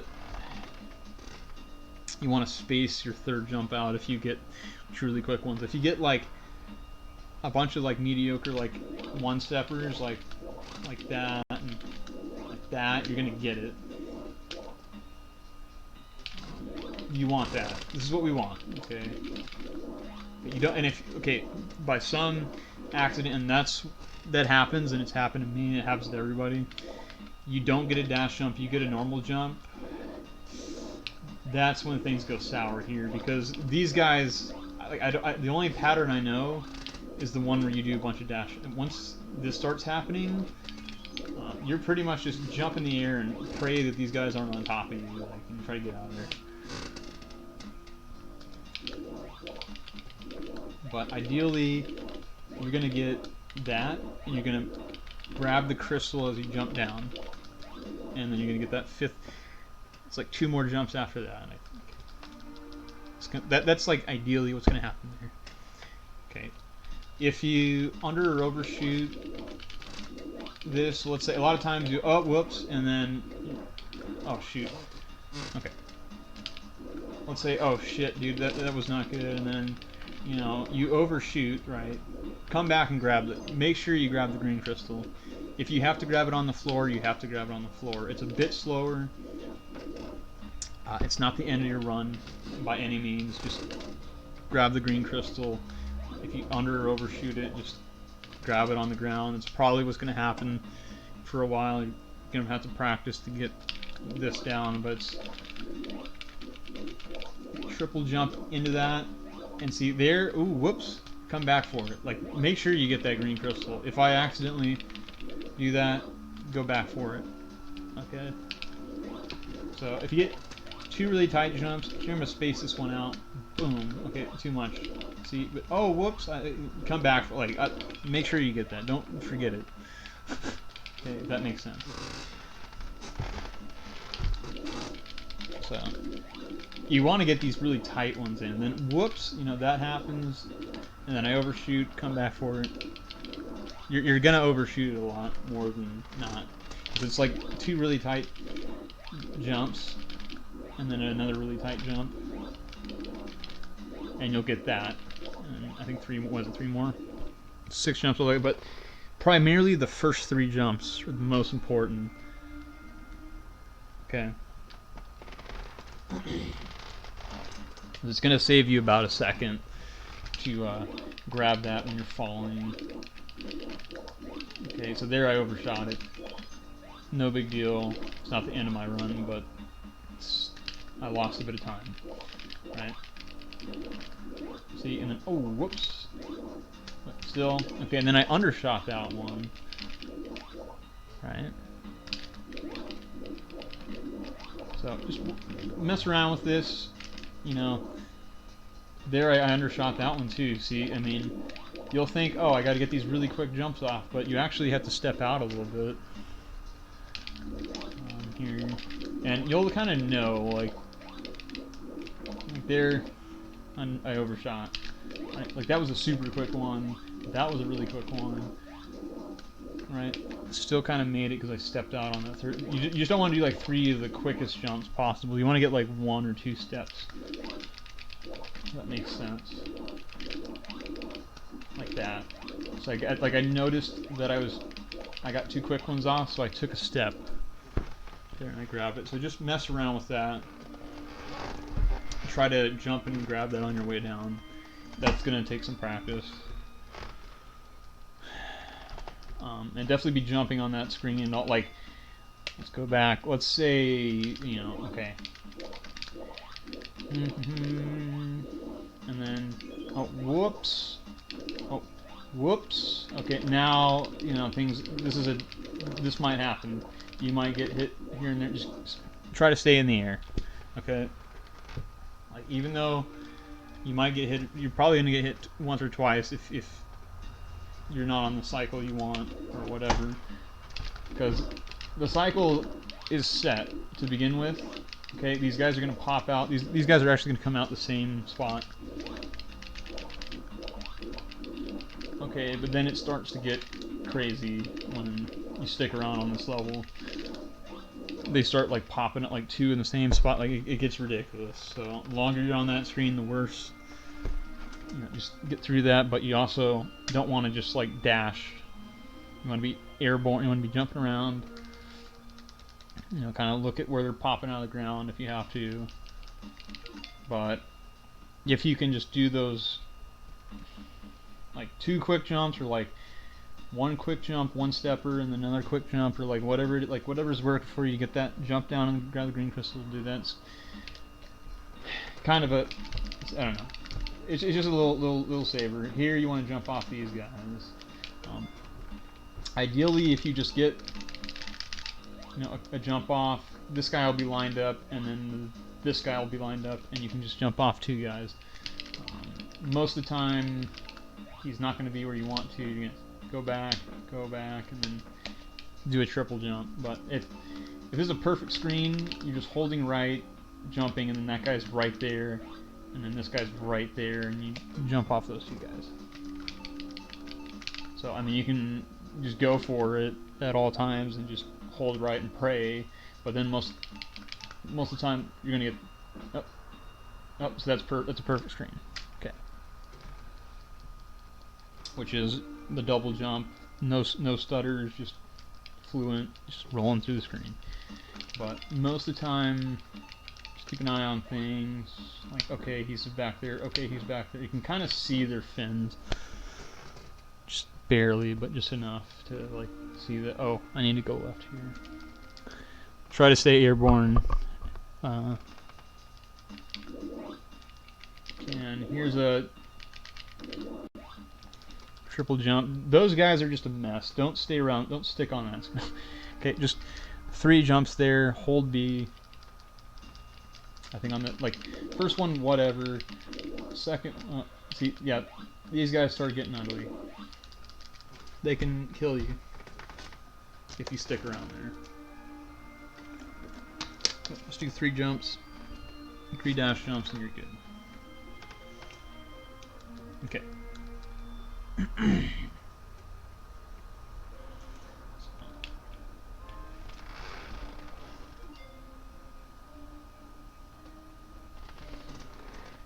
3 text boxes here. 1, 2. I'm gonna save state. Here we want to kind of hear like hear 4 stutters on the ground. So like 4 to 5, 4 to 6, somewhere in there. Like 1, 2, 3, 4, 5, 6. Let's say you're a little late. Let's see. This is probably too late. 2, 3, 4, 5, and then on the 6th text box, hit Y. That'll still work. So I mean, there's a pretty big window. Just don't do it too. If you do it too early, it's like 1, 2. That might still be good. Okay, that's what's gonna happen. That's one of the things. The other thing that's gonna happen. Well, your jump's gonna be short, and your arc's gonna be like you're not gonna have the height. That's mainly when I'm like you're gonna get that, and then that, and then that, and then when you fuck this fight up the first time, there's no like I don't even know if I let's go ahead and die actually. Let's see if I can. Whoops. You know, let's say this is happening to you and you're dying. That dragonfly is not going to be there, which was the setup. It's part of the setup. Now you're going to have to just kind of like dash jump into the fight. And pray that you can get him down here. And then just, if you can get him down, like on a if you have to do a refight, you have to do refight. When you get to the far left of the screen, turn around. Combo him. So if you have to refight him, just get him down and then get him in that lock. The setup is just a like that. 6 text boxes. 1, 2, 3, 4, 5. And then push immediately after this text box. Push Y. Then you're gonna want to just turn to the left. Make sure you're on the left side of the B. You don't have to be like way out there. And then just once you're on the left side, then you don't even need to push the D-pad. You don't even need to touch the D-pad until you get to the far left of the screen, and then tap it right to turn around. And then it should be 4 or 5 bites after that. But don't just like I usually just continue biting until he's dead. Like. I don't even count this. I just do it. So the 6th text box, push B, push Y, turn to the left, and then get him in the bite lock. So like BY, left Y, Y, Y, Y, Y, Y. See, I don't even need my hand on the D, but like I hover it over the D-pad until I get here, and then I turn, you know, just smack it. I mean, so 1, 2, 3, 4, 1, 2, 3, 4, 5, 1, 2, 3, 4, 5, 6. What, like 6 is a little late, but like 1, 2, 3, 4, 1, 2, 3, 4, 5, 1, 2, 3 even works. I think, yeah, that was 1, 2, 3. You're gonna be a little.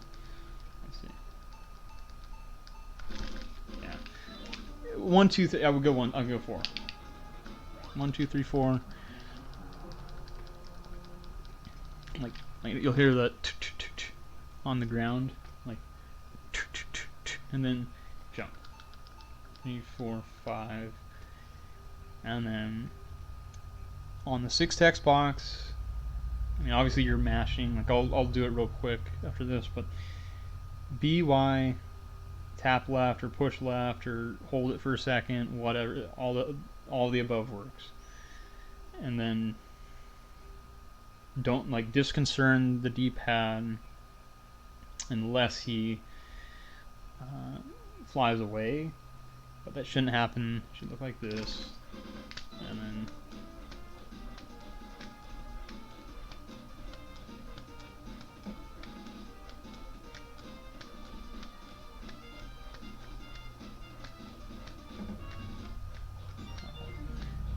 So you'll notice, like, I mean, you can. I think you could do it like early. But you'll notice the screen kind of like stop scrolling. That's your key point. So here's what it looks like in like fast. Right. So 1, 2, 3, 4, 5, 6.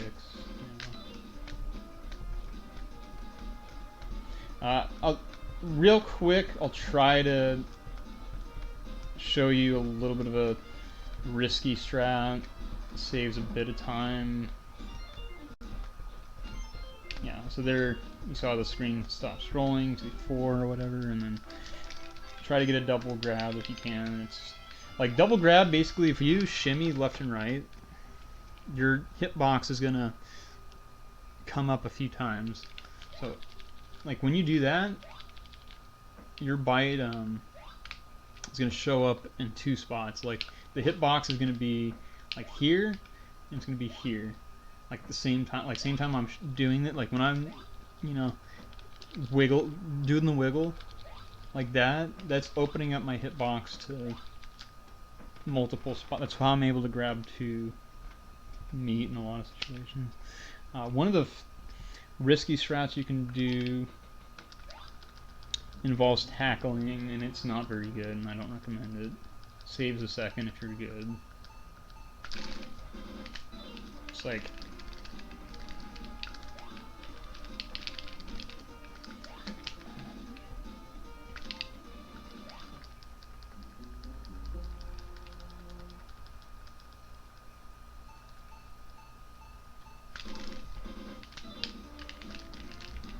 Yeah,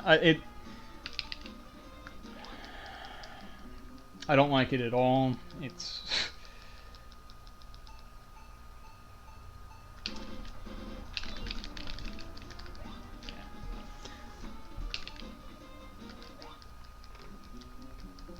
I mean, me not even being able to do it with a game saver in just pretty much sums it all up. It's not worth it.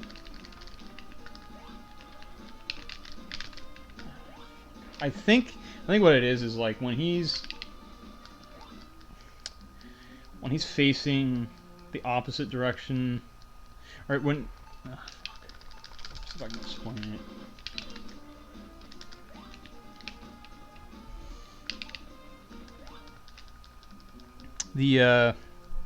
The tackle does 6 damage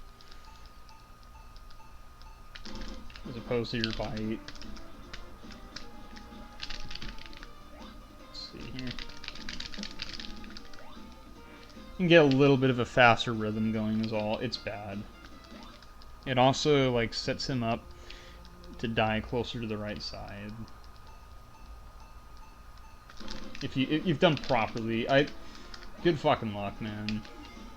I can't even like. It's been so long. I've pretty much just like given up on the strat in runs. I had it to where I would get it every once in a while. I'm not even like able to do it. Oh, that's what it is.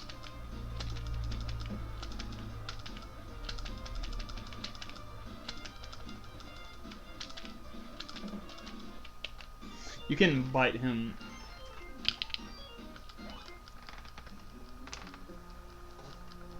You can bite him a little bit faster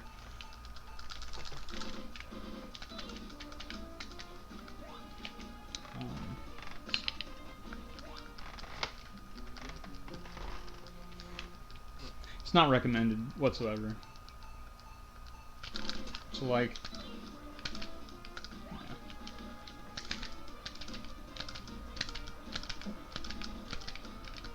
the problem is he gets away, when he gets away, you're losing time. Period.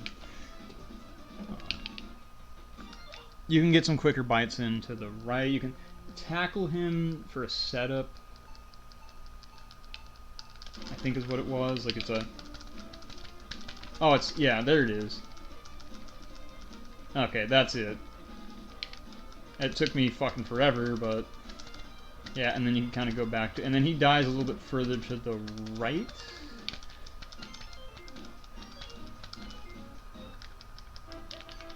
Maybe you can just do that sooner. Anyway, here he dies closer to the right of the screen. You can continuously bind a little bit quicker than you do waiting for him to like fly back towards you. It's, I kind of got it there. I kind of got into it. You kind of saw it, but do you want to risk that after you've already done all the hardest parts of the run? The run gets easier from here. Like, well, it gets a little bit more consistent and it's less like sporadic. Anyway, when you kill the boss, grab all the meat because the door is not going to appear until it's all gone. Grab all the meat. Upgrade the fierce jaws. So just hit evolution jaws. Go down to so. And then you're going to want to record evolution and don't push up an A and then mash A, or like, because review evolution is here. You only have one. Do not do that here. So I usually just go down. I avoid hovering over that entirely. You can go up to, but I go down to. Just don't mess with this. Okay, so once you've upgraded that, it'll and then select down to hit that. Do not record over your fish. So if you have to go slow at first or whatever, just do that. But it's gonna look like this, like record amphibian, and then you have to go to the far right of the screen and turn to the dino/reptile.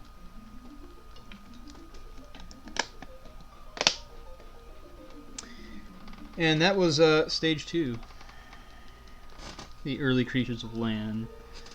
So now we're on to the dinosaur/dragon, gargoyle, bird. So and pretty much all the other runs, aside from recording the manta ray and eel, all the other runs you would just get the eel. They're pretty much like all the other runs are completely similar up to this point. And then you get to this point, and this is when all the runs kind of take their own path, because you can get the bird. And some runs you get the bird, some runs you don't. Some runs you get the, this run you go in the cloud. You get the dragon and the gargoyle. All the other runs you don't do that. So I don't know. I'm going to take a quick piss break. Fill up your alcohol. Grab another snack. That's how long we have 4 hours into this. Yeah, get your 420 bowls ready. We're hitting the dino world, but it speeds up a lot from here. And let's see if we can get through this.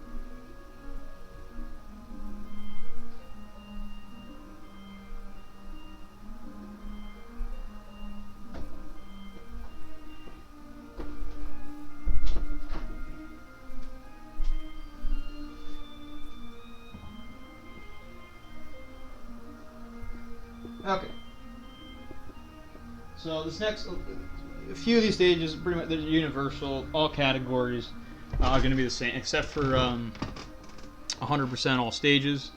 And 100% all stages, you're going to have to go to the 2 levels in the mud up there. Other than that, every single run up to the frog is completely the same here. So universal strats here. I think a new game plus, you might be able to fit the bird in here, but instead of the amphibian, like, because you'll have whatever you want to transform into, so that's kind of its own thing. But I think the amphibian's still faster for the frog, so let's pop into it. As soon as you enter this level, we have the green crystal stored. Pull that up, immediately transform into the amphibian. We don't want to be fucking around with the base form dino that's slow as balls and complete shit. So we pop right into it, and as we know, jumping is always faster, so we can get some dash jumps in, especially as the amphibian, who has a majestic jump. These are some pretty legit jumps here. So we want to be taking full advantage of the amphibian's jump, because jump dashing is faster than normal dashing. Here, these fucking enemies, the problem is their hitbox is complete ass. So there, I got lucky and jumped off of one, but I don't even go back to try to jump off of these guys, because if I do, that happens, okay?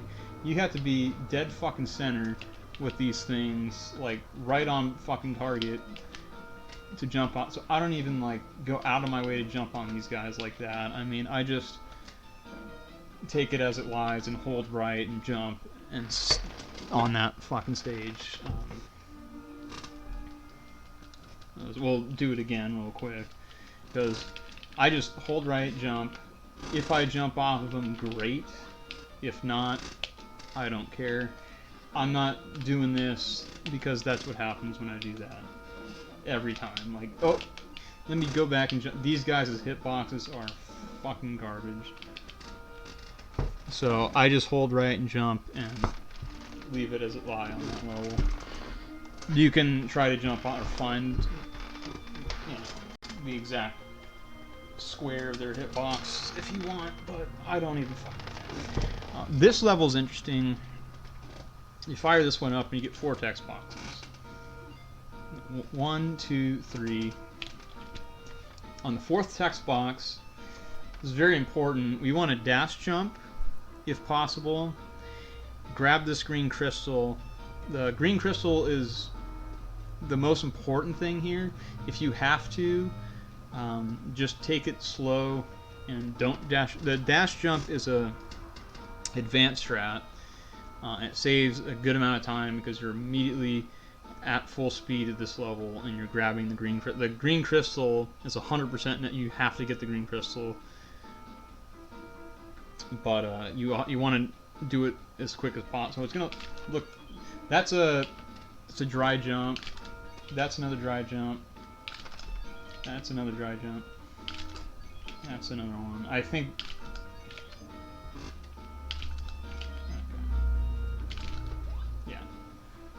Let me re-enter this level and maybe it'll cut me some mercy.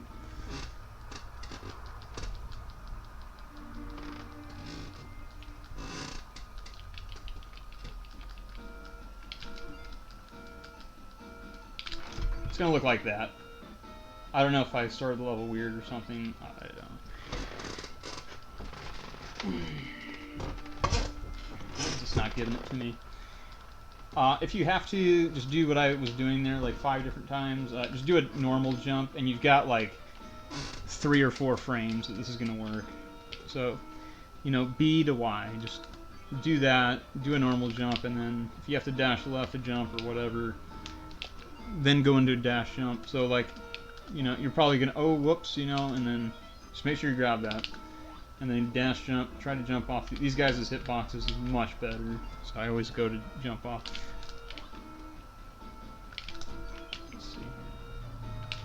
Yeah, but you want to do that and immediately dash jump and then bounce off in like this. That's perfect, perfect, sexy, beautiful. That's what you want to do. Okay, if you, let's go back.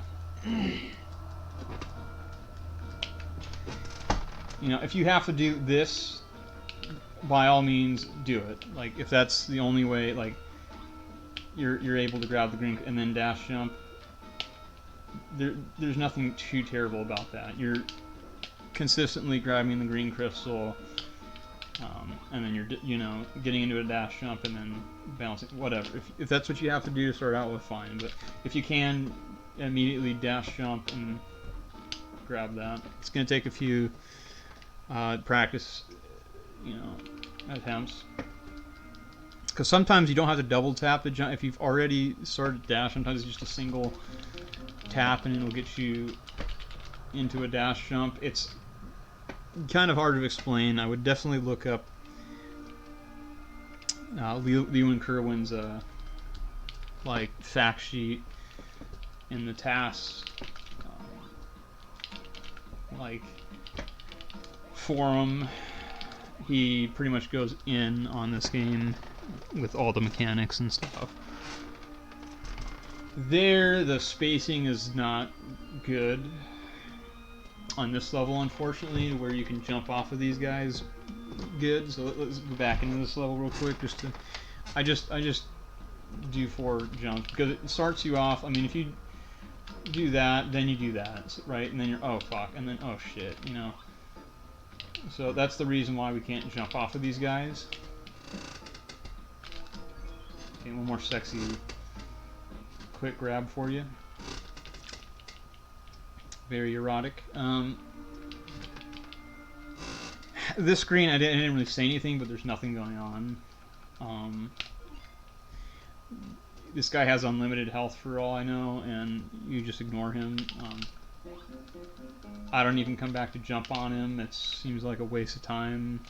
I just jump right, eat that, jump right. No, that's that screen.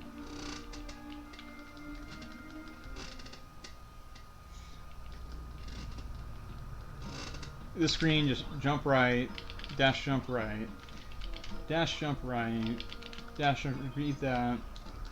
Cool.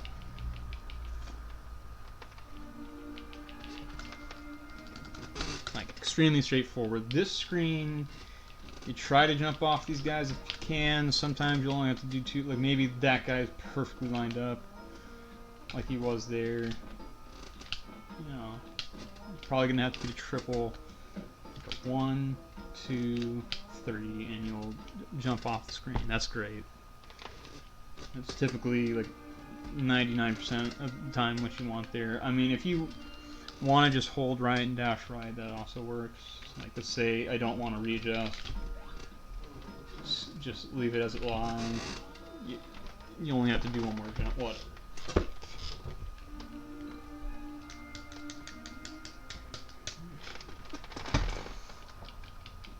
This screen, that can happen. Okay, and that sucks. Alright, here we are here. Like, the hitbox is, like, it's bad in one spot, and that's the one spot. And once that happens, it's just a shit show. But typically, this will happen, and you'll be fine. But there's that rare occasion that you just saw where you jump, and the guy, like, what is this? The Stegosaurus, he's going right.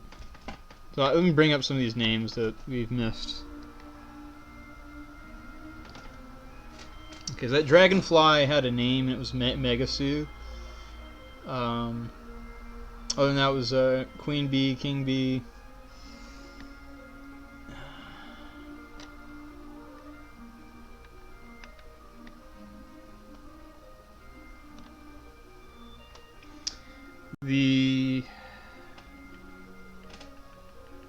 the creature that I don't like here, this guy, his name is Edosaurus.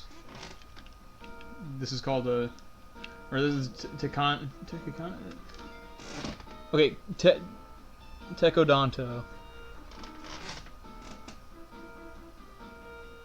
Okay, okay. These guys are called Tecodonko. I'm done.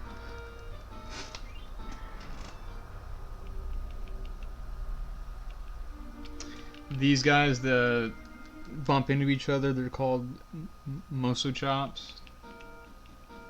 Oh, Pelesaurus, man, what the fuck? No, Pulsaurus. Okay, they're called Pulsaurus. My bad.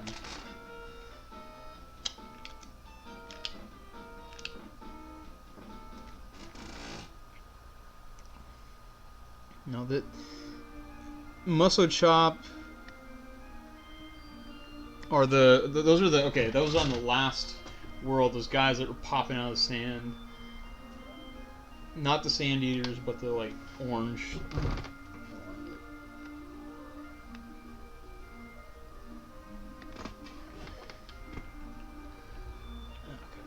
My bad.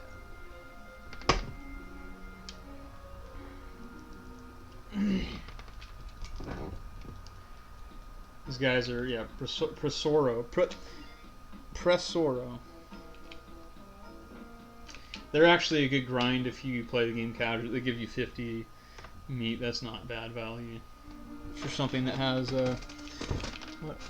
10 health. Yeah, not bad. The Stegosaurus, they have 15 health, but they fucking smack the shit out of you.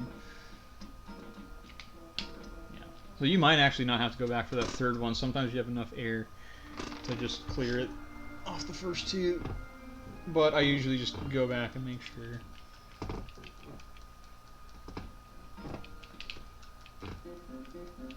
So these are the prime frogs. And then the boss here is the mother of prime frog. As soon as this evolution wears off, it doesn't matter where it wears off. It doesn't matter if it's on the previous level.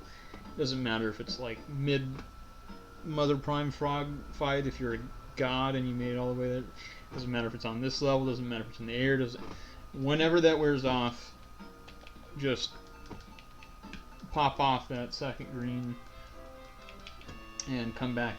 We don't want to see any of the base form dinosaur. We don't want any of it.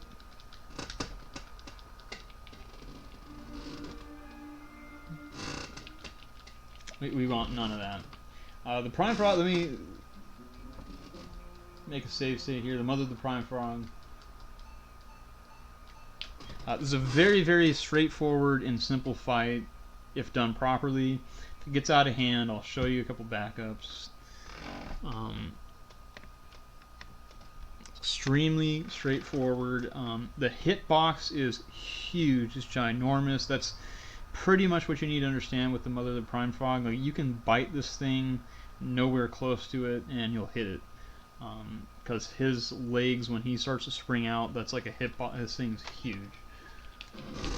So like, I'm not even like, okay, that was a little far out. I believe too much, but like right there, I'm hitting it, if that makes sense. And when this frog's out, like, don't let it scare you. There's a pattern, but if the frog does, if the little frog doesn't come out, what's it called?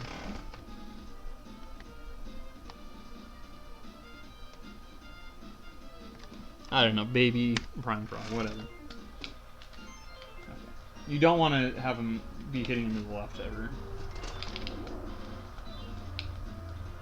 4, 5, 6, 7. You want to get one hit in like that. You don't want to get 2 hit. You don't want this to be on the right. It's like, here's what you don't want.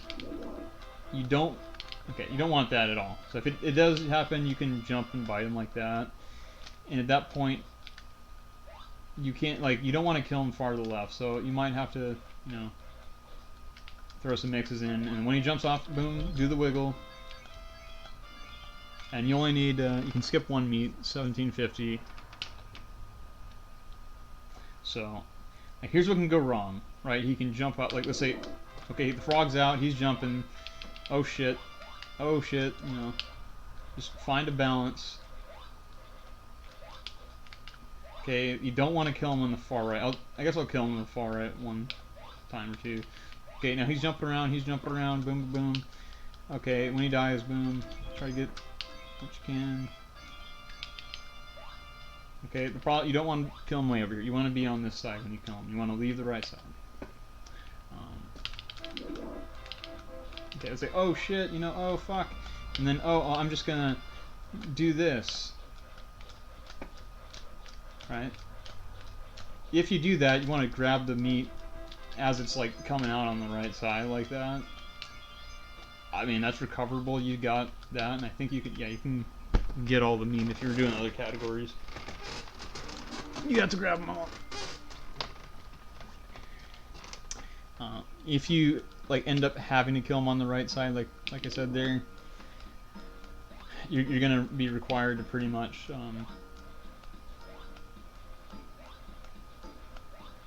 you know, oh shit, you know, jump to the right, grab some of those ones to the right. Here, okay, I was able to like get one off screen, so that's fine. Here I'm fine. In other categories, you need all the meat, so you know, ideally you don't want to let things get to that point. You want to space out your bites, do the 1, 2, 1, 2, and then when this guy comes up, you're just gonna get that hit like that, and the little guy does not even, you know, when you're in rhythm, when you're feeling it, you're good. Like that little frog's not even gonna bother you. You're just, see, he's out, but 1, 2, 1, 2, 1, 2. Now get a double bite in, 2, 1, 2, 1, 2, right? And then just stand there. He's got a triple in the air. Okay, and for this category, for 100% recorded evolutions, specifically, we're going to skip this meat. Any run that you're doing that you're going to get the bird, skip one meat. If you are not skipping the bird, you're probably getting all the meat. So just, you know, practice this. This is a stand-up fight, routine, textbook. If that even happens, would the little guy even, you know, we're good. You know. Alright, grab the meat, however you grab it, get off the screen. If he's jumping in the air, you can jump and bite him in the air and come down. So, let's just show that. You know, let's say, oh shit, you know, oh fuck, you know, oh damn, dude, oh shit, ooh, now he's got a couple frogs out, oh, that's party. I mean, you can pin him on the left side. If you pin him on the left side, that's fine. The meat's going to come back. It's just you want to kill him on the right side. You know, and then try to grab the meat on the right. If you do, try to do that. And then you can, like, if I'm doing the other cat, I need all the meat. I can still get it. But try not to let that happen. Try to textbook.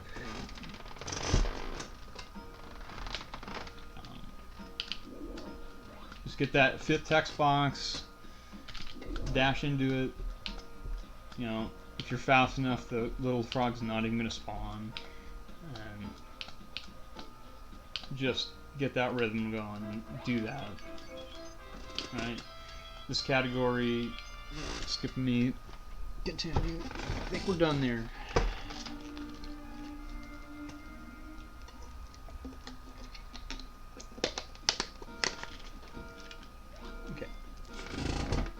You should be jumping out the second one, and then however that rolls out. If you have to readjust, don't get rattled on the screen.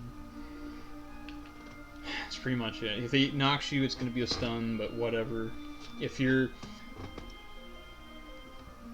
amphibian thing wears off, it wears off. I mean, just, I'll show you what to do. I'll actually go back to that level as the dino just to show you. But ideally, you're going to have the amphibian here. and you're going to be jumping out of the water. This is much faster. Jumping every chance you get, utilizing the amphibian's jump, and dash jumping on the water like this. And then if that happens, it happens. Ideally, your silly amphibian, if it wears off here, go ahead and do this transformation. If it doesn't, jump off there with go to the next level. But the dino wears off here. You're gonna do this transformation. You're gonna go to the left. Just gonna put you on back of the head. You can do the first option, so it's gonna look like this. You're gonna mash B when you get there. Then you're gonna go down to tail, which is down right. So you do the first option. So mash when you get there too. It's like that. And then you're gonna do the Chronosaurus dorsal fin for 1000. So you go down 2 in the dorsal fin menu. So down 1, down 2, and good. Go. Like that. And then once you get this, make sure you record this into whatever. I do slot 3. Make sure you record the dino somewhere. And that's what you want as the dino. And it's not going to last long, so don't worry. But now you've got that. Those are all agility upgrades. I think I don't know what god awful stat it starts out with, but now we have 10 agility and 7 jumping ability, which is okay. But let's say, okay, the amphibian wore off like right after the frog fight, and here I am. So go ahead whenever the amphibian wears off, and go ahead and do that evolution. 500 back of the head, 100 tail, 2 fin. Here you are on this level with this. You can jump off of these guys. You can jump in between them. Jump off of them if you can. It's a little bit faster. Don't worry about it. Just get through that screen. Alright, and then you get to this level. Same thing. That's just now you're a bit slower. The amphibian's faster. You're gonna go to the top of the water and, you know, and he actually, I think the amphibian doesn't have that splash that he has. I don't know if it might actually just be better just to go ahead and swim there. Either way, if you're, okay, so either way, if you're dash jumping or you're just dashing, just stay at the top of the water, whatever, come out of here. If you're still the amphibian on this level, which can definitely happens on good runs, you're gonna dash jump right, and you'll be able to like eat both of those dragonflies that are in the air. Bite the, let's see what this guy is. It's the Pterosaurus,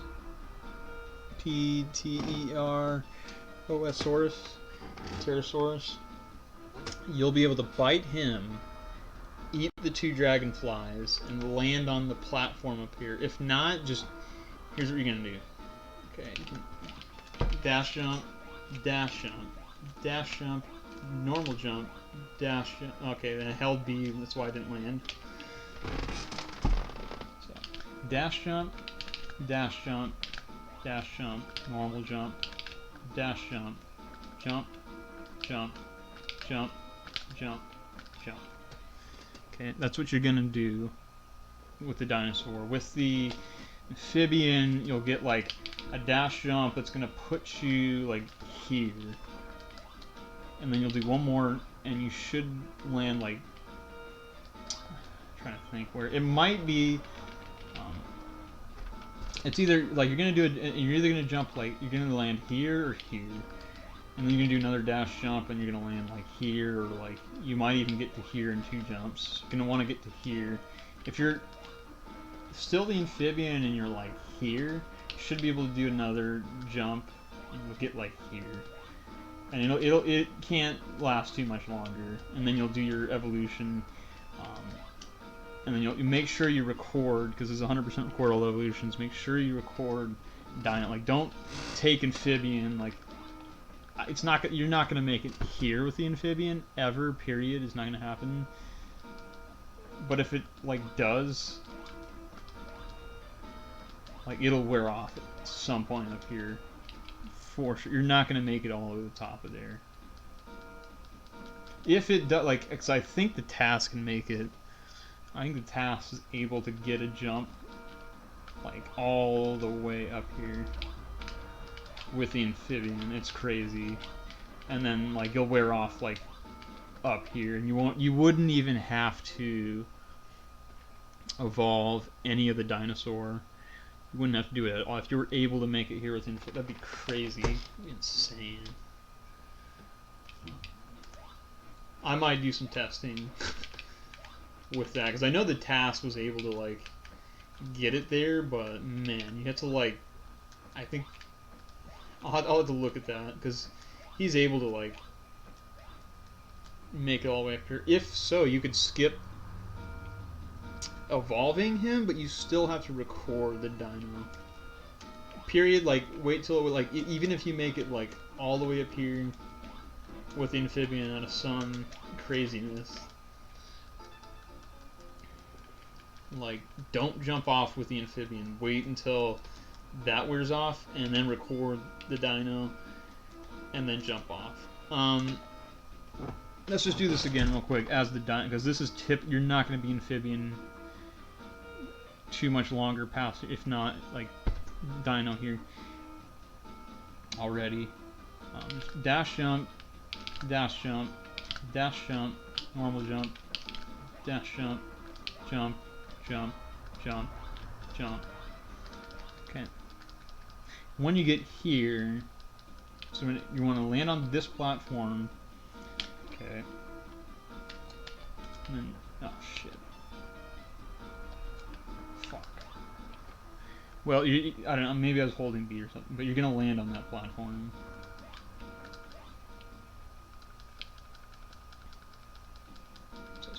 Boom, boom, jump bite, jump bite, jump bite, jump bite, jump, jump bite, jump bite, and hold left. That's extremely consistent. If this, and I'll show you. But hold left and then come down here and then down B to just jump down, and then you'll turn into bird. But I'll show you what can go wrong. One of the things that can go wrong, you're down here. Shouldn't have. But one of the things that can go wrong is you're here. Let's see. There's sometimes a guy spawns up here. Maybe you're trying to get your jump, and then this guy picks you up. He's gonna do this. That's gonna waste a ton of time. Right. Let's say okay, boom, and then I get here, and then I'm lining up, and there's a guy right here, and he does that. Okay, that's one of the things that can go wrong. Say okay, whoops, and that guy picks. He's gonna do this. That's a huge time loss. Okay. And it also does damage and die. Okay. So it's really important, more important, not to get picked up by these guys. But if you stick with what I showed you, which is dash jump, dash jump, dash jump, try jump, dash jump, jump, jump, jump, jump, jump, you're up here. If this guy picks you up, you're really fucked. But just take it easy, you know, jump, jump bite, jump bite, jump bite, and then get over there. One of the things that can go wrong is you can, see if I can, you get up here and then, oh, whoops, don't do that. Okay, and that's why I'm usually pretty careful. Don't walk off of here. Don't run off of there. None of that. None of this, oh, whoops, crap. You won't turn into the bird. Okay. Okay. If you're not comfortable with like saying if this guy is like scaring the shit out of you, just do a jump off of it. You're fine doing that. Like if you can't like get yourself set up to hold down and B or something. Let's see. You can't do it. Yeah, you can't do it too far to the right either. So I think anywhere past this, like I wouldn't push the boundaries too much because like here, it's not going to work here, right? It's like these two things sticking out at the bottom. If you're to the left of that, you're good. Right? You're good there. You're not good here. Right? Like in between, you're good. You're good there. You can go as far off to the left. Like here, you're good. It's better to do it right here. It's like perfect. Right? Don't do it to the right of this little. Like that's not good. That's no good. And then don't take your sweet ass time and have him pick you up either. All those are bad things. That's fine. Just try to get the down B. You also want to like hold left. If you hold right, this is what's you're gonna land here, right? So let's say I'm here, down B, and I hold right. You're gonna land there. You don't want to do that. You want to hold, hold down B. Just push down B together simultaneously, and then hold left. Okay, and that's gonna make it so you don't land on the platform. It doesn't matter where you come out of, as long as you get to the bottom. So, okay, I'm right here. This is fine. Hold left. This is fine. You're gonna transform into the bird. As soon as you fall out, it's gonna fade. Just mash R. Right. There you go. That'll exit the stage. You got your bird. Pretty straightforward. Just remember, like as a visual cue, those two pointy things sticking out. Just be to the left. Like right here is fine. Right, you're good. Right here, no good. That's no bueno. You're not going to turn bird. And then that's a huge, like, here's what happens. Oh shit, I didn't turn bird. Guess what? Now, you've got to, like, hold right and come back up. Hopefully you remember to hold right, or else you're really going to fall. Alright, you're going to go whoops, and then let's say, oh shit, oh fuck. Yeah, well, good, great. Now you got to go all the way back up through. So right in between these, boom, boom. Or, anywhere to the left. Don't even matter. Like, let's say I do a jump like that, and then it's fine. Let's say I'm coming up here, and then fine. Just anywhere to the left of those, you're good. Okay, I think we're good here. Get the bird. So at this point, most important thing is you've recorded the dyno. You cannot get the dyno again, so make sure you recorded that.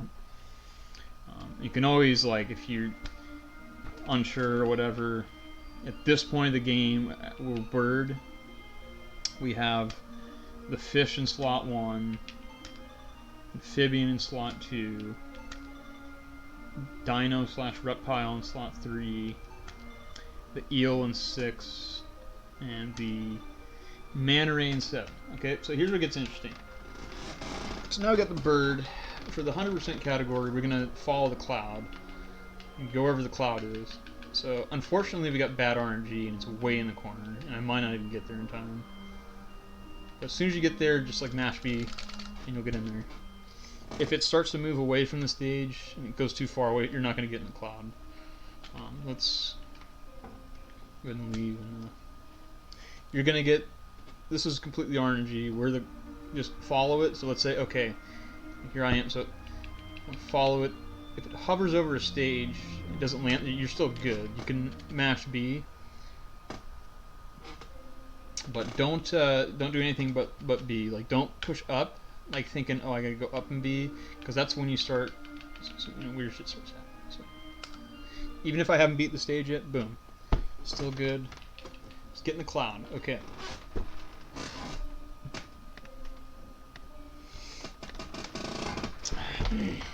So here in the cloud, there's a green crystal to the left.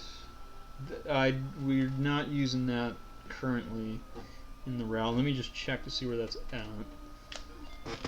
Just note that, you know, if you wanted to grab this green crystal, it's here. It's completely out of the way, and I don't get it currently, but it's all the way over here. Yeah, it's kind of ways. There's a green crystal over there. I don't get it. That's my movement speed is not. It's not bad, but that's like a 20-second detour. It's like 10 seconds to go get it and 10 seconds to come back. I'm not fine with that. So when you're in the cloud, yeah, I mean, you're gonna get epilepsy to begin with, but straight up, you're gonna go one. There's gonna be like a. I mean, you can pause it at these sections. This is where it's kind of, this is not a left to right game anymore. These are like mazes and dungeons. And switch it up, throw in a curveball here. So far we've gone straight up. There's a 4-way fork. Just ignore that and continue to go up. And then you're going to notice another like a 4-way. Here we're going to go right. So just go up and right.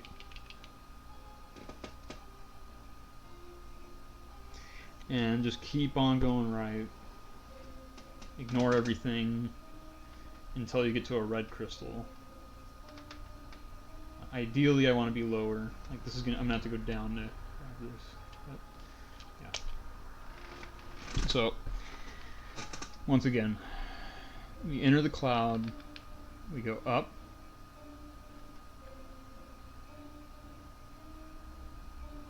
We go past the first fork, 4-way. So go past that, and then right around here we want to. This is when we want to cut right. You can kind of stick right in between the foreground here. You right around. You want to be like right level to where I can eat the red crystal. Okay. So that's perfect. Right. You get that, and this is the dragon. I usually wait until I can move, double tap right, and then hit select, and then record this. I put this in 8, but you can put it wherever. Just record the dragon. Okay, and then we're going to go back to the first 4-way fork, just here, and go down. Go down. There's going to be like a little bit of a bump here on the right there. Let's point this out right here.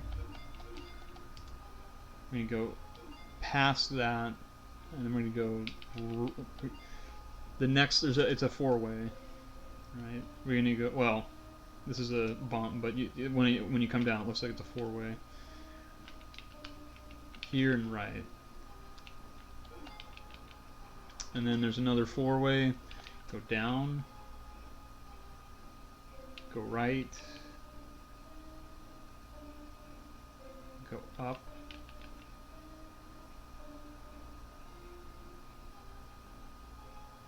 go left, and then up, and it'll look like this, and then this is the asteroid belt that it'll take you to, River of Asteroid.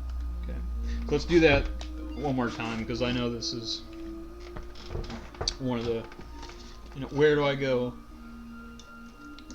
What do I do? Fucking green mixtape, dude. How do I fire it up? Well, here's how you do it.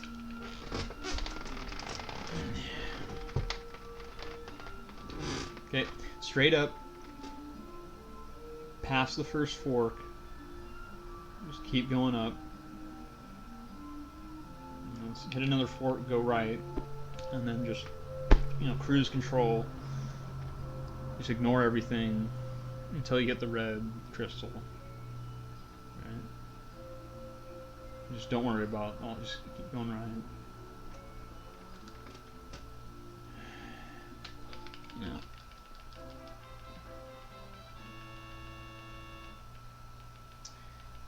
like that. And then the reason why I don't like immediately, like right after the crystal, go, oh, let me record that. There's a lag there, and that completely. Then you're just staring at a menu. I don't like that. Just wait until I get here, and then I put it in slot 8. First fork, because it's basically a dead end where that red crystal is, so you're gonna have to come back left. First fork, go down, past this little thing here, go right, and then another fork, go down, another fork, go right, another little, they're all just forks, and then up,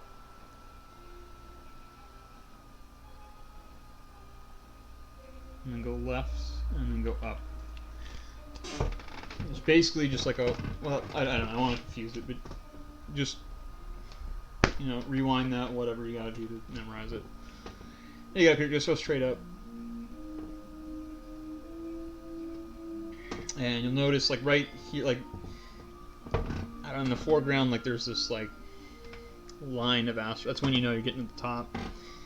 And, like, you don't want to come up this far up. You want to go, like, boom, and then like, let's see, there's this. There's, like, this line. Like, once you pass that, boom, hit A, left, A, up the first one you find. And there's this guy, and then you go left and go in the middle. Don't grab this yet. Okay, and let me explain. I have to reload it.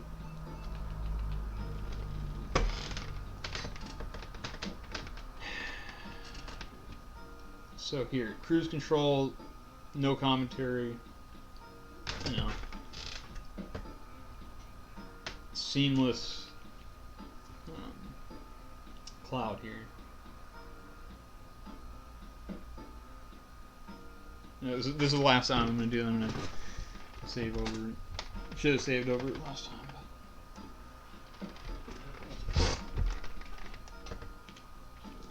But, just get it in your muscle memory.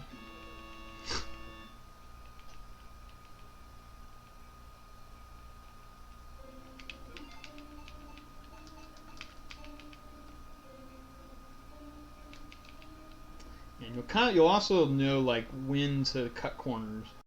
That's like there I could have gone a little bit higher, but it's better to be safe than to smack the wall. Like, oh shit. Here I am, yeah, seamless, man, yeah.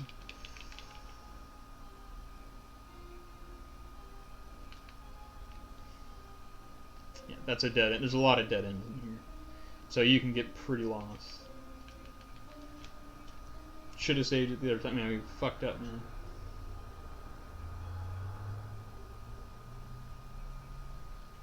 Okay. So anyway, for some odd reason, the dragon crystal, its effect doesn't start until you leave the cloud.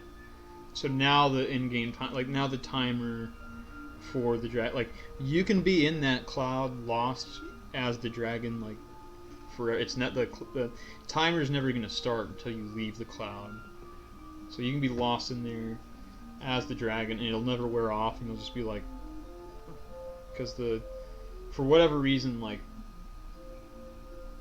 that's like the only crystal where it has like this special effect where it just doesn't start clocking down until you leave. So now the timer starts for the dragon. That's just a good side note. So now everything's kind of like on a clock, but I have time to burn. So like even if I fuck around here, I'm not losing any time. So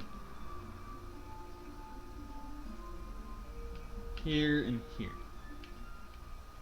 Just gonna go straight up and then right into the first thing.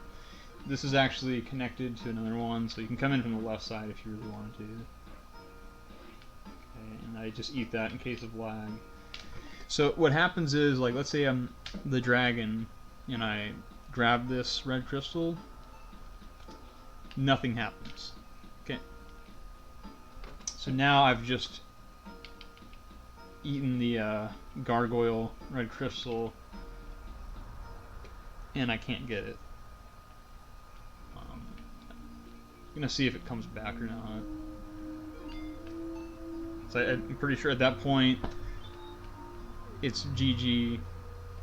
I just missed out on an like runs over if you're doing 100% record all evolute because you need to have them all. Can't get the gargoyle, and it's gone. So you have to sit here, and I just hover over. I wait until the dragon wears off, and then it's go mode again. But this is still faster than going all the way left and getting the birds. So I wait there, and then I, mash Y out of the. And I pick up the guard. Same thing. I wait till here to do it, and then it's already set on 8. It's going to be sitting on 8, and I just go down 1 and put it on 9. There's a reason for this, and it's a one tick later when I have to use the gar. Oh, there's only one occasion that I use the gargoyle, and it's a 1 tap, and that's kind of. It kind of works out. That's why I don't have the dragon on 9. But anyway, like your cursor is going to be set on 8, so it's just 1 D-pad press down, and then record. And like I said, you can record it without characters. It's there, but it's just hard to keep track of. So I put a. Usually, you actually want to tackle out of there because otherwise you gotta get out of that dash. But it really doesn't matter.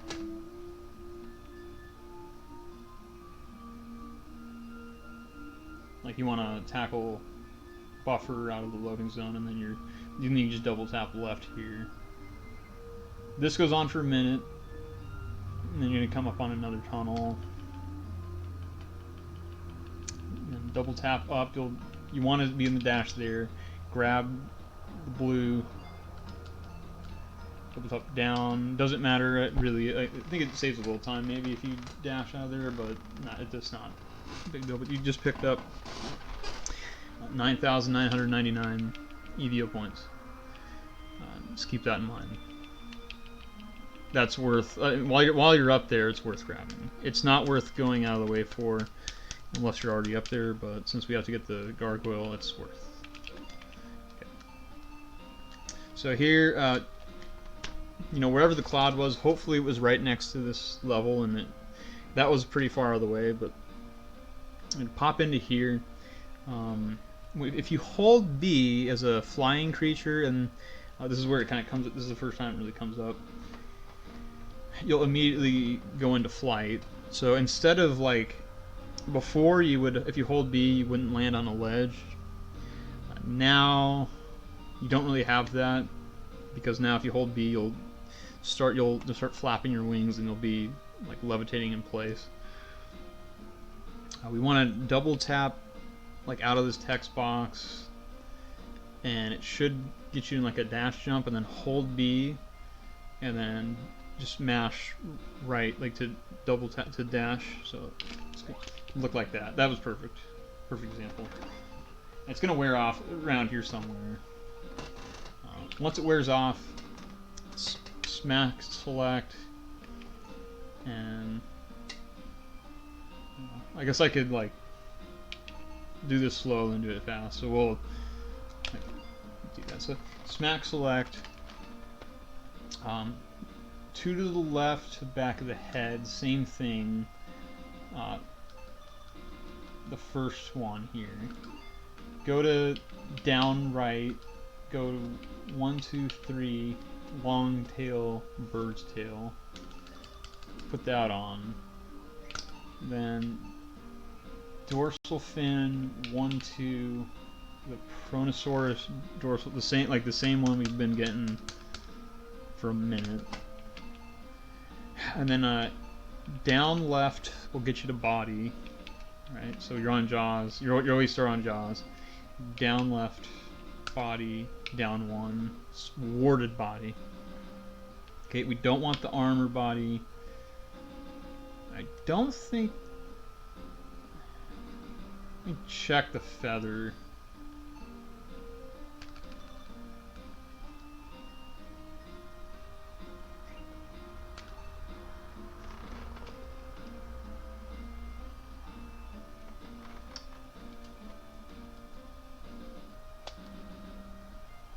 Let me check something.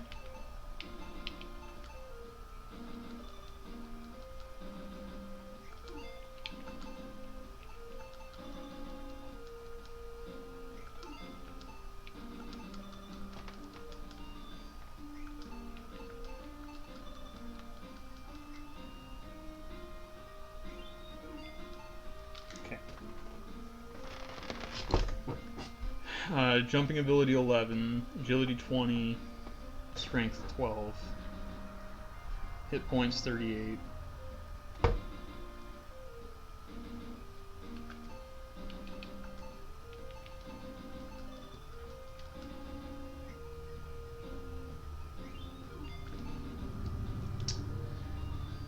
Hit points 48.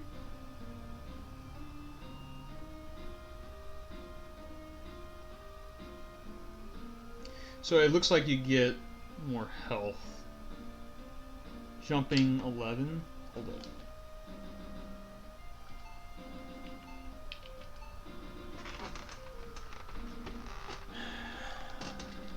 I'm glad I'm looking into this.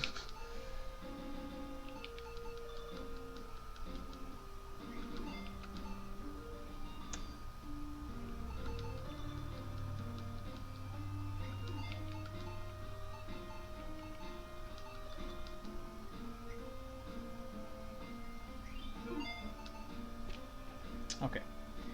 You get 1 extra defense and 10 extra hit points. But it's 2 extra cursor movements to get the feather body. You know, it doesn't matter. It really doesn't. If you get the armor body, it's going to be slower. But you have 2 more tackles, so it's 2 less agility, but 2 more strength. And it's crucial to have this agility. So the agility outweighs the strength here. In a bird run, you would get this for bull box and towards the end, but for here you only have 1 shot with the bird, so the agility was going to outweigh the strength. But yeah, you never want to increase body size. That's always going to lower your agility. But it's a toss-up between what you want, honestly. Like, I didn't really notice that, but the feather body gives you 10 more hit points and 1 more defense. So, you know, if you're just starting out, the feather body is a good to grab. It's not going to really lose you any time to go 1-2, you know, in the menu to grab it. It's preference whether you want to grab the warded body or the feather body. That's interesting.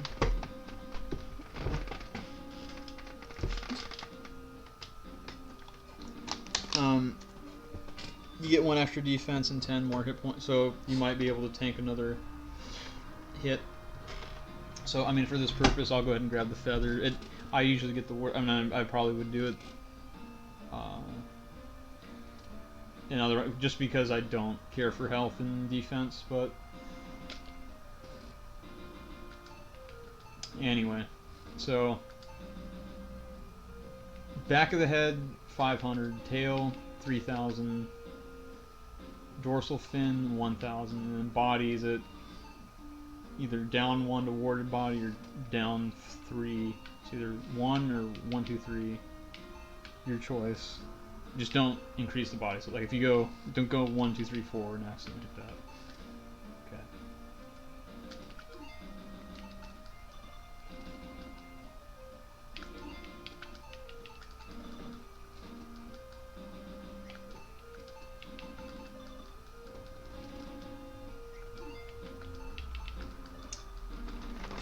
But it's on you if you want which one you want.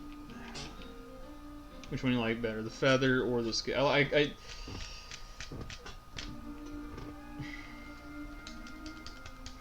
I'm gonna say I like the scale a little bit better, but just the way it looks. But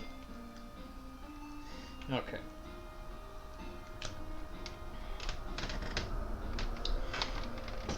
So here we are. This is Omnisaurus. The first sighting here. This is where the first glitch comes in, and it's only a thing. I believe the dinosaur can do it, but beyond that, it's only a thing here because you have a perfect jump. This is also why the agility is important. Like, this is all very important. A dash jump is going to perfectly line you up for this glitch. If you don't do the glitch, I think this is what you would do on the screen. Just double tap right, and like, or just whatever, and then just fly through it. And you'll get that. That's fine. But if you're going for the glitch, double tap right, jump, and then press Y. So, and then hold B. Double tap Y, hold B. You're gonna like clip it. You'll like clip in to the wall here, and then you're gonna want to push B and then mash Y. So. And then,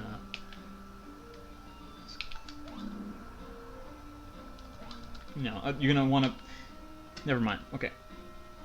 Remember what I just said. So, double tap right, jump. So dash jump, push Y and hold B. So just make sure you just bite and hold B. You can clip, and then push B, Y, and then mash B. So jump, bite, mash B, and then you're gonna clip like this. So now you're gonna be here, and then just double tap and D, so dash jump like this. You're gonna see red sky. Here you're gonna want to clear this here, and it looks like just a straight up jump. No like altering it. Just you'll be perfectly lined up to jump off of this guy. So it's gonna look like this. He might hit you, whatever.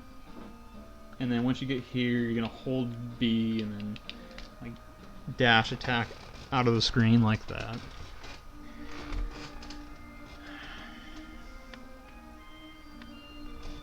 So if done properly, what this does is just sets you up for a better jumping position to save a very, very small amount of time. It's not like, don't worry about it if you're just picking up a run, but if you want to throw something cool into your run and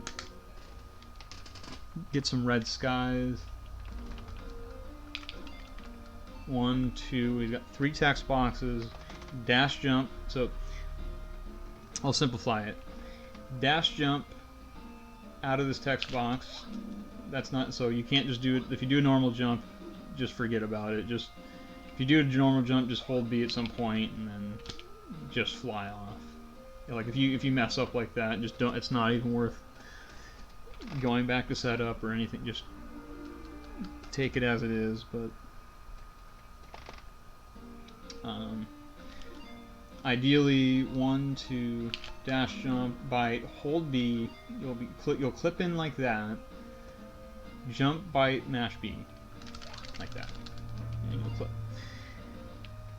And then dash jump, and boom, and then hold B and into flight, and then dash attack out. So one last time. So 1, 2, boom, boom, boom, boom. Okay? That's what you want to do ideally. Saves a little bit of time, not much. But it's not hard. It's pretty easy.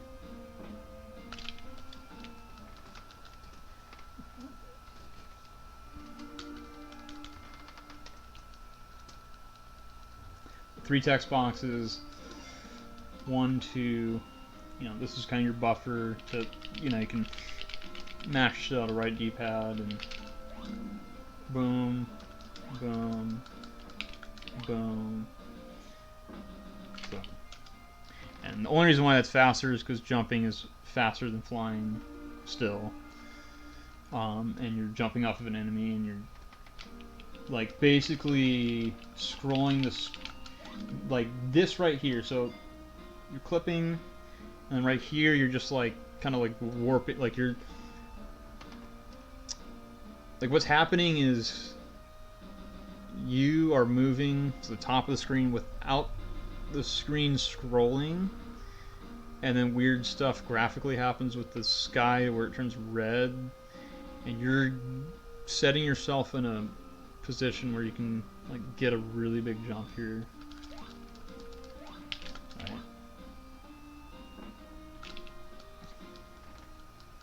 That's really all that's going on here.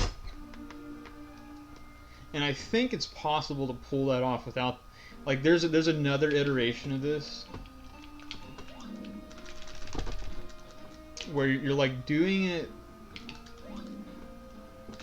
like in the middle of that, and there's like a mini one because I didn't like scroll up a whole lot, but it still was enough to like mess up the sky. And you'll notice like that takes priority, which is really weird, over your character. So like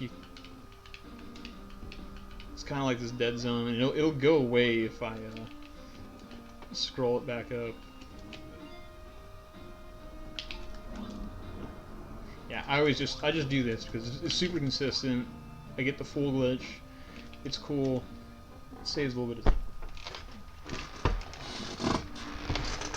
There's one other iteration where like when the immediate you jump, like you'll have to look at the tasks for that one, and you'll have to look into the task document. I can't do it on command. I've got it like once or twice, but it's nothing I would go for in a run just because I can't do it consistently, and then it's just completely messes it, and it's just slow to mess that up. So I just do that method there, and it's super consistent, and I get the red sky every time, and I get the jump off, and it's cool. All right. Now we're up on the T-Rexes. So 7 text boxes here, then make sure you select no. 2, 3, 4, 5, 6, 7, no. So down to no. If you select yes, you're going to get a alternate ending, and then you're going to be sent back to the beginning of the level. This level. Like there'll be the story. You'll go through, say you join the dinosaurs and then you went extinct. Waste a bunch of time.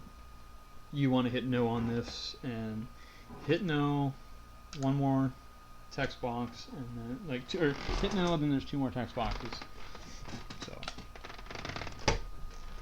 get here. Yeah, I mean it's gonna sound like a broken record, but dash jump, and then go. You're gonna dash jump, hold B, and then buffer a diagonal upright, so like that, just enough to like not your jaw line's not going to be lined up, like the crystal's up here, but I'm grabbing it like here. That was perfect actually. And if you don't get a dash jump, if you get a dry jump, you're still just do that. So if you're too high, that's what you get hit by. This guy, you don't want that, right? And then you start, and then if you get hit, just hold B again, and you'll get back into flight. For whatever reason, so you want to be like But the dash jump works perfectly right there. And you want to grab, so the main thing, you're grabbing that green crystal like straight up. You're just ignoring the T-Rexes to begin with, grabbing that.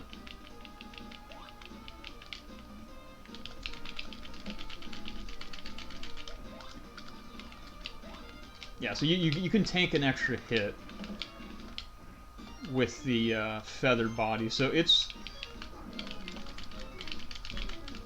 you know, I might even start getting it for a little bit, because I actually I lost a run earlier today to getting hit twice by T-Rexes. So, like, definitely recommend the feathered body. I think the scale body looks cooler to me, but the feathered body lets you take another hit here, which is kind of ideal. Because these guys, 2 hits and you're dead with the scale body. Here I can, oh, whoops, and then take another hit, and then you can't take a bite though. But, so.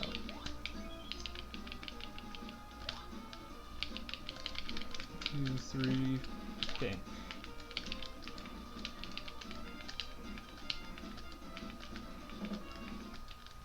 That's slop. Okay. I like this little method where I double hit him like that. I was trying to get into that. So I'll let them do their thing and do a double. Okay, and then don't need to grab the meat here. You just need to despawn it. But as soon as the T-Rex dies, you're good. You get 1 counter. So you have to kill 10 T-Rexes. That's the goal here. And as soon as the meat appears, you're good. If you despawn the T-Rex before the meat appears, it won't count as a kill. Okay, that's very important. Alright, so once again, we're dash jumping, you know, buffering with an upright. Like, yeah, even if you get a dry jump, you just want to be right there. That was perfect. Like, all these are good. Start, and then we're gonna, you know, dash right, down, and then, okay, and however you want to do this, the TAS down mashes down tackles, and I can kind of try to reenact that, but I can't do it with a double or a trip. They do like a they get like 3 T-Rexes together and they just spam down tackling. Down tackling. Let's see. Yeah, I'm gonna go ahead and save state here. Down tackling is when you just chain these together. So you're in flight and you can actually. So let me just get some room here. So you can continuously dash down like this. Right. And if you're in the right spot, like this, if I'm in that spot, I can continuously chain these together and actually.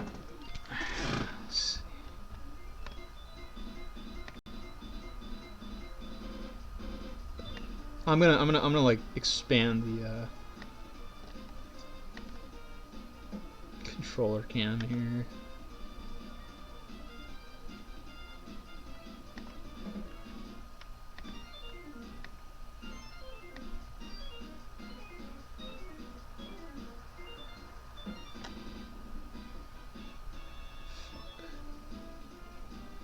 Screw. Okay, I'll ditch this layout.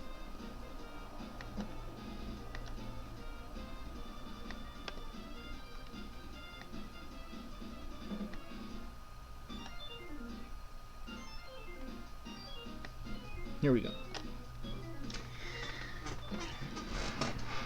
So this is extremely advanced, but why? We've covered everything, so why not? It said down tackle. My method that I use is to flip the controller upside down. Okay, and this may Like this is gonna be really interesting here. You can see in the far left corner, bottom left corner, the game feed, but the main important thing that I want to point out is controller. It's more important to spam down on the D-pad. Okay. So this is the most important, like, mashing, and then just to get that occasional. So, like, I go like this, and you can see it. His legs are kicking up a lot faster than when I wasn't doing this. That's what you want. However, now my controls are reversed. So, like, this is where the downside to this is, like, for me, like, I would have to, like, start the down tackling like this, quickly flip, and then do this when I have it set up to where I can hit him. Right now I can't actually hit him. And my controls are reversed. But I want to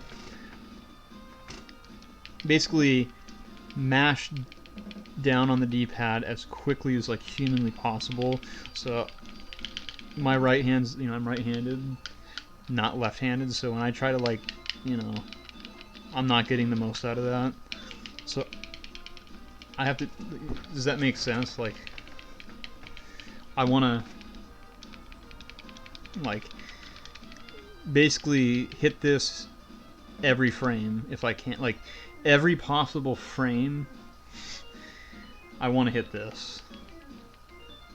So if there's 60 frames per second, I want to be hitting this like 60 times if I could. But I can't do it that fast. But I can do what I can do here, and the task can do shit like that. But for a human, like, this is the kind of shit that you have to do to try to get on that level. But as the bird, down tackling is a thing, and you can chain those together, and when you down tackle, it's not gonna. Here's the importance here. Okay, back to this. When you tackle something to the left or you tackle something to the right, it has knockback. So here's the problem, right? I hit it, it slides, right? It's stunned and it slides. Okay? You don't get that with down tackling, okay?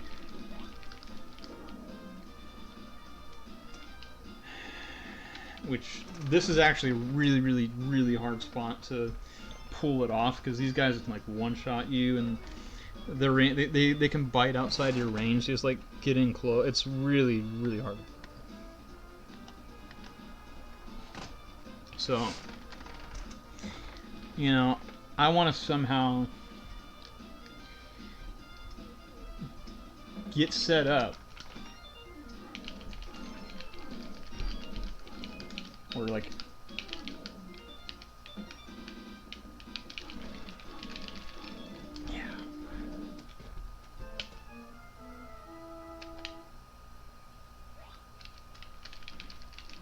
yeah, but there it is. There it was. Fuck.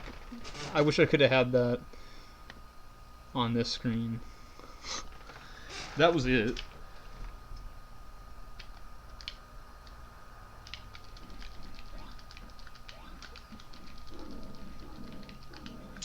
Yeah, and if ever you get out of flight, you can't do it. So you have to remain in flight. There it is. That's it. Did you see that? That's a strat that I'm going to be working on when I flip over to bird runs. Right now, I'm not worried about it because the only spot where you're the bird is right here, and I'm not going to be doing it so much with the T-Rexes because it's like they can kill you in one bite and like 2 hits. So I'm more worried about. I'm going to be incorporating it with bullbox at the end, stuff like that. When I pick up bird runs, I'm going to be trying to figure out ways to throw this in, which, you know, it looks like this, but he hits right two bites and you're done. So nothing like having a run,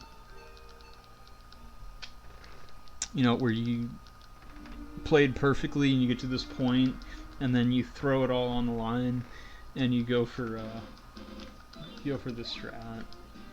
But yeah, I mean, that's the problem. And then they jump when you're like too far. So when you try to like set it up like that, that's fine. That worked. You see that? So see how he like slid down to here, slid down to here, slid down. That was perfect. The problem is they got a wicked jump, and they can get all the way wherever the fuck he can probably jump up here.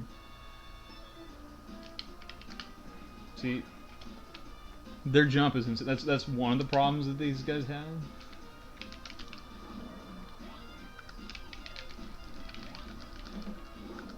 On top of the, they just destroy you if they get a hold of you.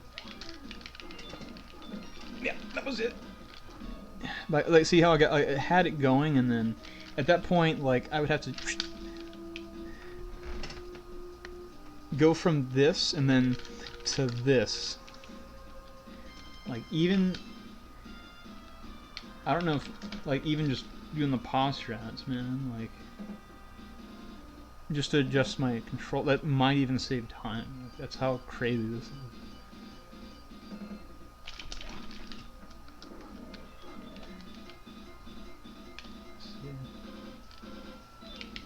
But yeah, you want to tell me that this game doesn't have wicked strats, man? Fucking holding controller like this. Yeah, yeah, I had it.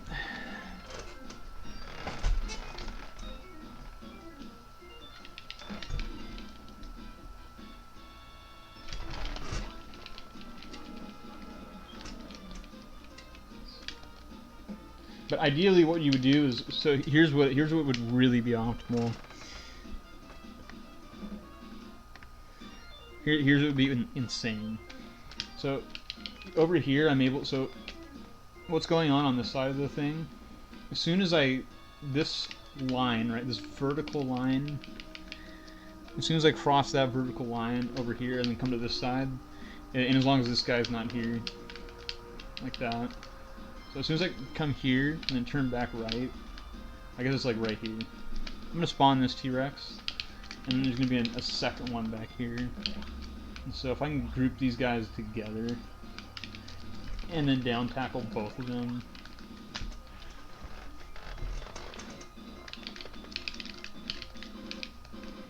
I don't know. I mean, we covered some advanced strats, but this is.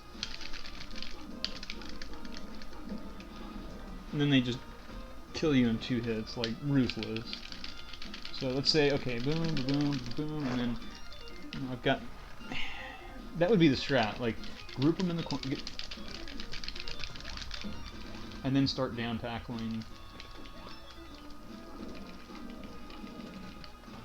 It's beautiful. It's beautiful when you do it, but there's so much on the line.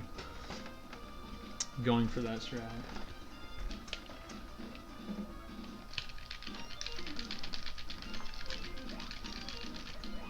Alright.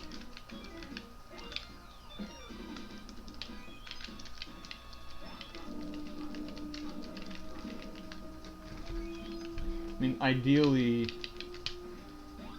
you would get these guys together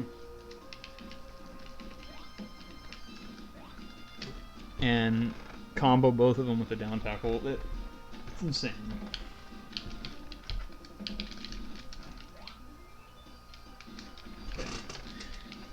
Yeah, there's the pause method.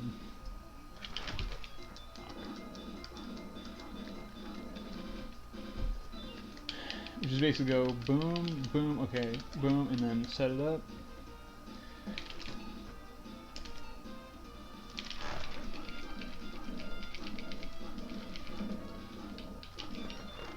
Yeah, the problem is, like, I have to realize, like, the D-pad's in reverse. So if I want to go left, I have to hit right. If I want to go right, I have to hit left. Like, to reposition before, like, because that's instead of going like this and then figuring it out and then like back and forth, I would need to play upside down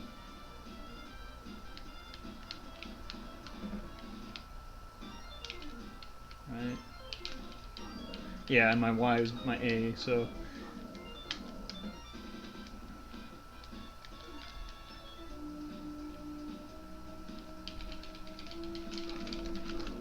Yeah.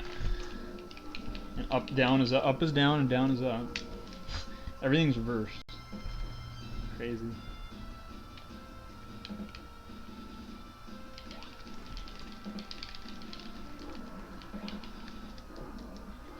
You can also like go up and down on them. Like you can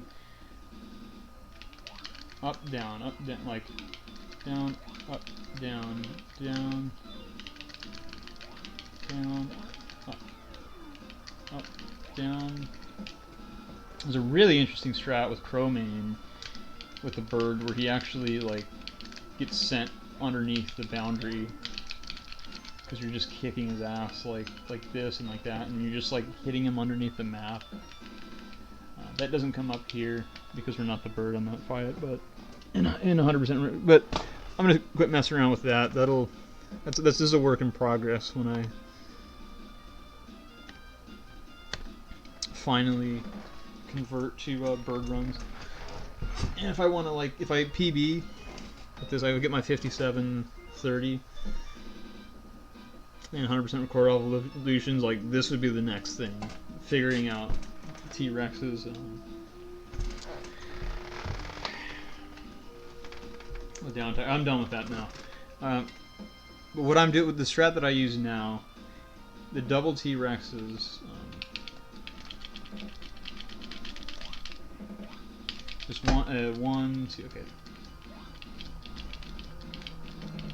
Okay, and I count, and then when the boom, 1, 2, 3, 4, 2, just mashing right on the D-pad and kind of mashing A, and then like coming back. So 1, 2, 1, 2, 1, 2. All right. But I can't just mash. There's a space in between here on that first one because he's still stunned. So if I go too fast, that's what happens. I go through him. Okay, that's what you don't want that. So although that looked kind of good.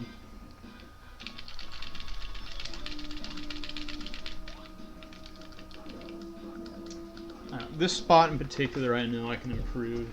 That's part of the problem is I know there's like ridiculous strats. Bottom line, we got to kill 10 T-Rexes, and then it'll trigger the end of the stage 3. And so what I'm doing, like my current strat, is to space out these tackles 1, 2, 1, 2, group them together, and then 1, 2. 1, 2, 1, 2.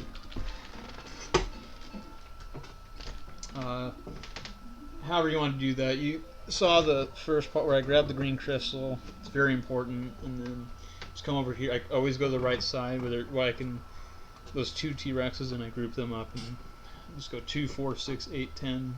I get my 10.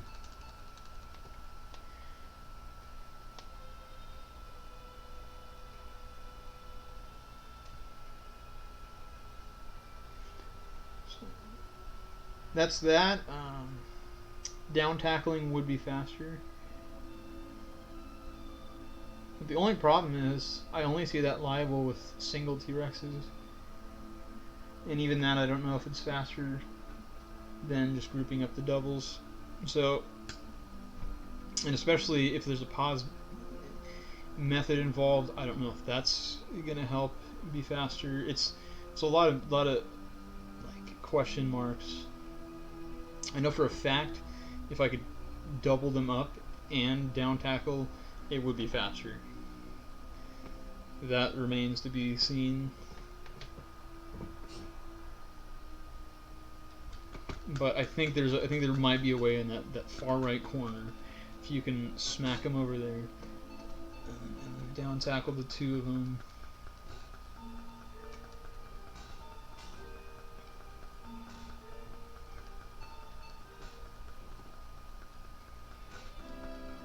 So here's also where I like to make a save for.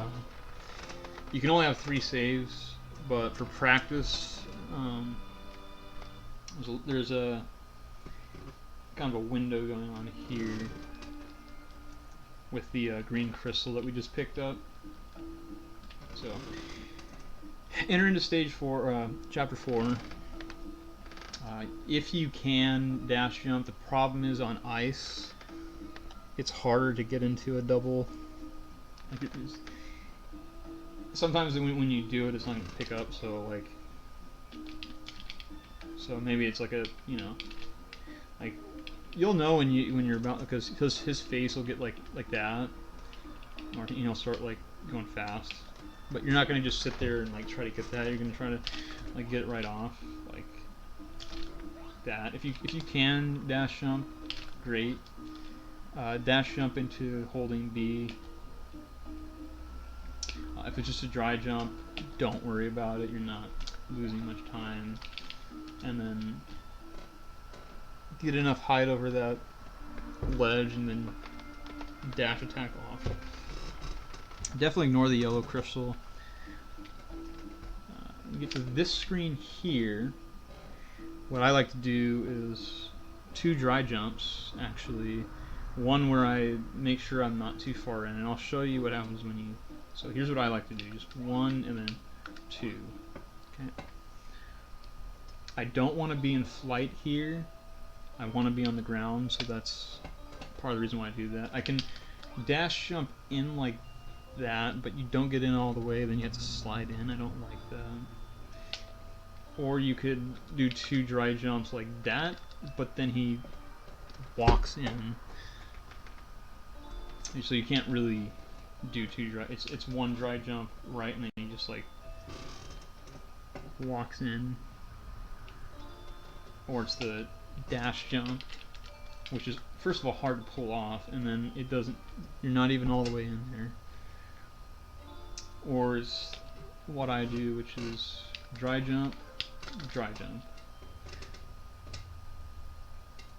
Seems to be faster. Then you need to be on this screen. The reason why, and because what you could do is you could hold B and then come in here as flight. Then I would do that to unmount the flight, which I don't want to. I don't want to do. I'd rather just be in here on the ground. What we're gonna do here, which is pretty cool, just hold right and push B into a dry jump. So you'll be here, dry jump right, and these text boxes will come up. You're just holding right, match the text. Like don't hold B, because then you'll go into flight. You'll land right on this middle platform here. It's perfect. Then we're going to double tap right and jump. So dash jump from here, like that, into this text box here. You'll be in mid jump. Now we're going to hold left on the D-pad and mash the text. I mean, you don't have to like immediately hold left. Just like at this point, hold left and hold B. Hold B and left. Just hold B and left, and you'll jump right out of there perfectly. So what happens if like if I try to dash jump here and I land, let's say, on this platform, the one that's not in the middle, it won't trigger the text. If you go right, you would also, even if I see that, it's quite interesting. So if I'm on this second platform or the one under it, and then I jump into the middle, like right where these guys are, still doesn't trigger the text. Or if I jump like, all over the place, whatever, like right there, right in the middle, it's not going to trigger this text box, but this is the one that gives us mammal. So just hold right and press B, and then you're holding right the whole time. Perfectly land right at the edge of this middle platform. That's perfect, right? And then you're going to do a dash jump right. So just a typical, you know, dash jump. Then you're going to trigger this text box perfectly. You know, doesn't matter, like here, you know, you can hold left, just be safe. Doesn't matter when, but as soon as this, you're holding left and B during this transformation, hold left and B, hold it all the way until you get off the screen. And then you're mashing R to escape the level. What happens if you don't get the dash jump off?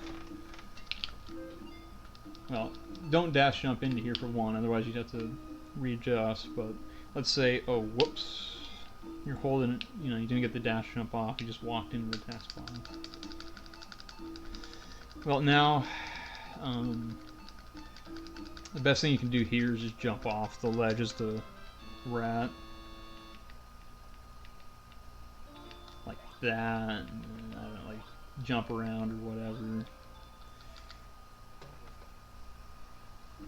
But it's unfortunate if you don't get, it's a really cool strat that it's perfect, it's perfectly set up. As soon as you are in here on the ground, just right and B, hold right, push B, perfectly land on there, enter into a dash jump, triggers this, and then you're going to go ahead and accept the mammal, and then hold B and hold left. And you'll just fly off of the screen. Beautiful.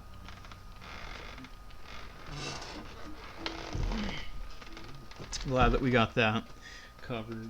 Because that's a new strat, that's new tech, 2020 exclusive, baby. Like, just figured that out, like the setup and everything. When you get in the screen, just run into the cave. Dash jump left. Once you get side of here, then mash R. Okay, nothing going on that screen. We're gonna come over here. Let's go ahead and do this outdoor section as the mammal. So run, jump about wherever you feel this. Let's see what the correct. Let's see what this guy's called.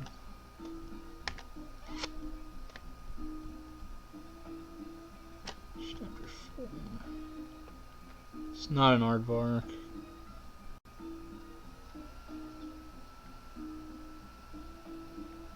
I don't even know if it has a thing in here. It has to.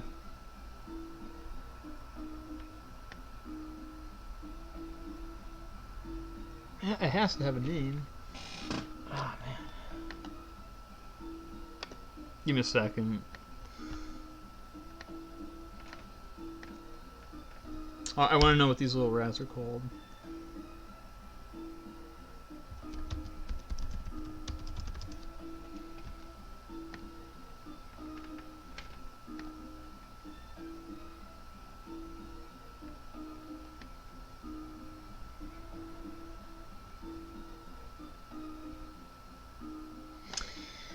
Deltadium. You know exactly what I would imagine. Deltadium. That's what these things are called, apparently. Jump off the Deltadium. Yeah. Whenever it was a, usually it's like right here is usually my money spot. You can jump a couple times, like do like one time, but then I don't know, like yeah. Sometimes it's not good. You just run up, boom, see him, boom, get the jump off, boom, get the jump off, get in there. Try to jump off both. Maybe you'll get a double jump off of them. Whatever you can get rolling. Or just run in there. Whatever.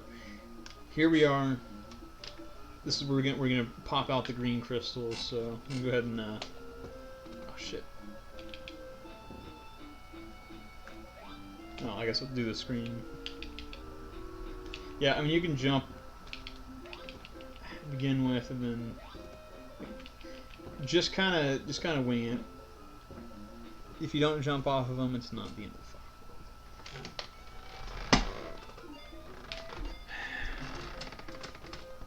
Here's when you pull out the green crystal. So go to review evolution wherever you put the bird. Ooh, I didn't save the bird. Ooh. Ooh. Ooh. Well, that's no good. I got sidetracked because I didn't know.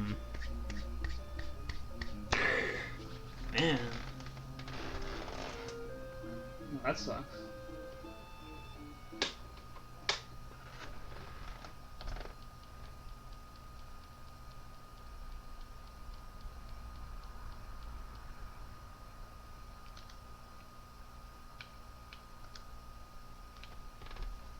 Yeah, we need to have that bird. So, whoops. Yeah, the bird section was just so intense, man. What sidetracked me was the feather body thing and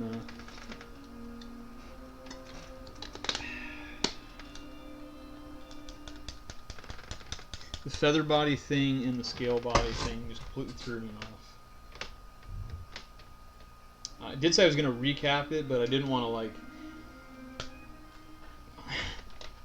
come back this far. That's a rip. I don't know. I didn't even have a save like before I started the tutorial, and we're past this anyway. Let's see.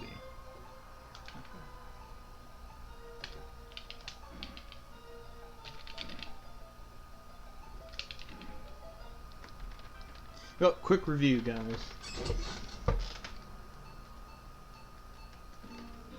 That are pretty solid at it. Job.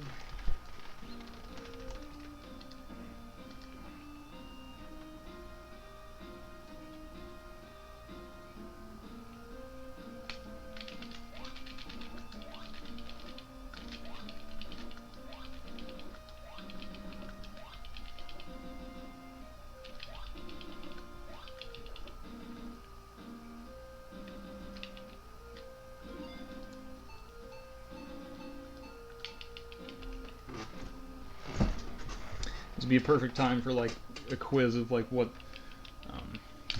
strats am I going for? The advanced strats? How many hits? How much hit points does this shark have?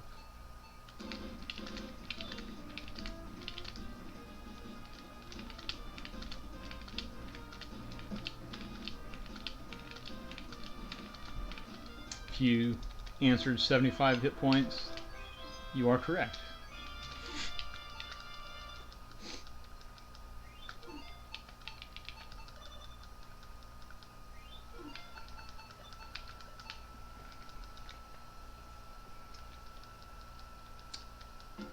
What do we do for the text box, Skip?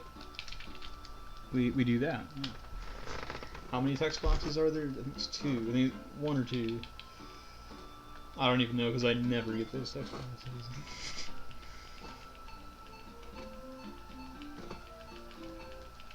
Can we get the quick door? I don't know.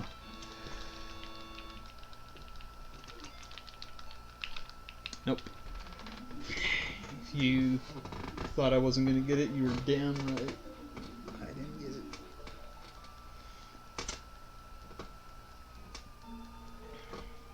Yeah, to be continued. We're going to get back to that spot. We were in Ice Age. Now we're back to Amphibian. What's cool is I have some of these evolutions recorded still. So like for New Game Plus, that would carry over.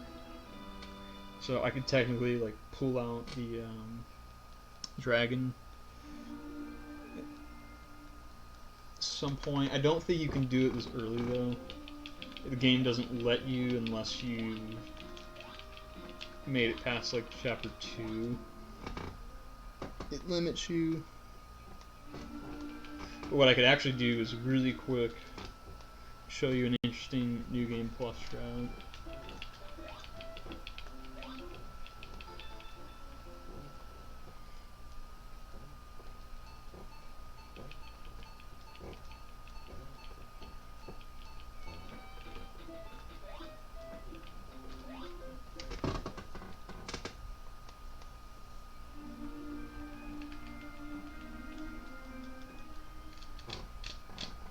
Right here, baby. New Game Plus, let's go. New Game Plus, you're able to review the amphibian evolution. That, I guess I could have gone to the right a little bit to avoid those text boxes. Not really sweating it. What's cool here is I can jump off the enemies, whereas the fish cannot jump off the enemies.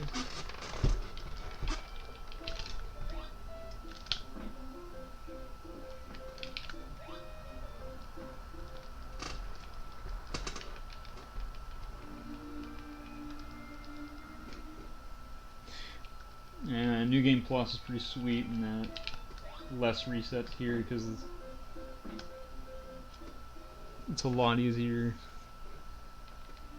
to do these screens. You can hit for 10 damage with the jaws.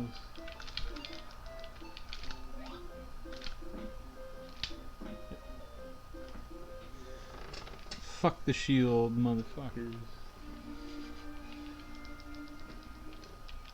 Shield echostasis, man. What?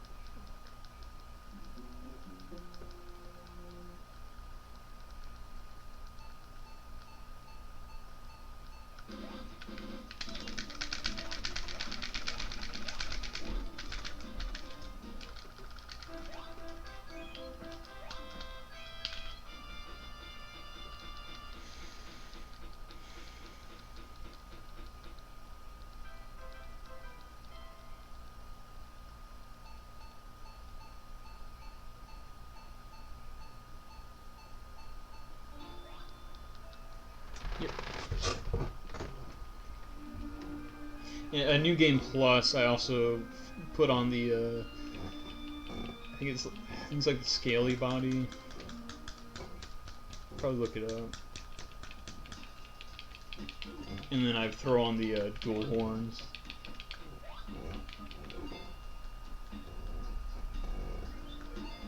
It's the, yeah, scaly body. The armor body slows you down. It might actually be the model body. I'm not sure if the scaly body slows you down. It might be the model body.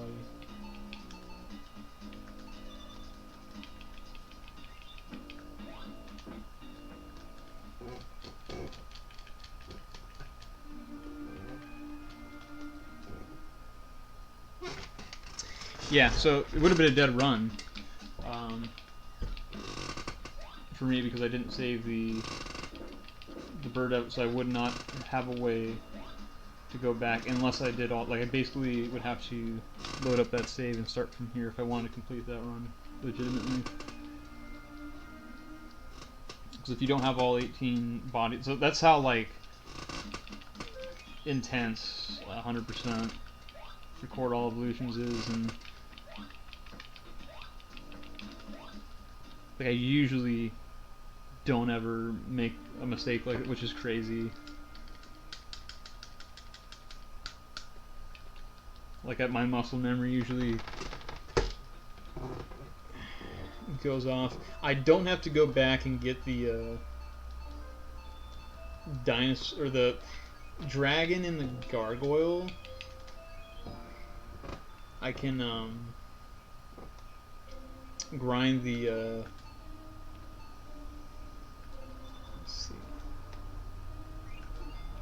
I'll look at that enemy's name. I think it's a Nautilus.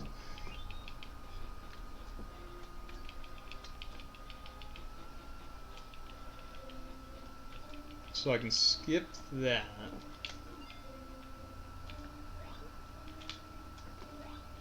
It's actually slower to go out of the way to grab that 9,900 because I already have the dragon and the gargoyle stored.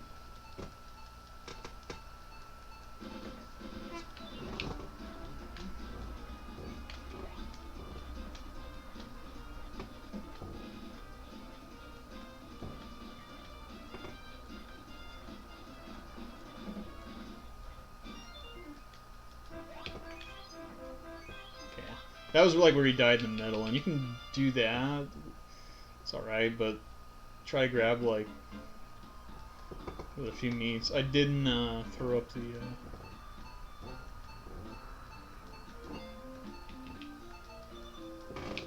That.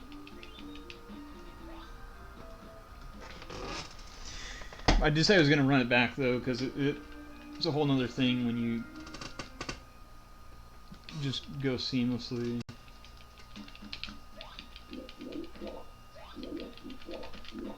And the first few levels really aren't that. The only one that is the. God damn, dude! Look up these names. The Terrorist. The Terrorist grind was like the only thing I really left out that was.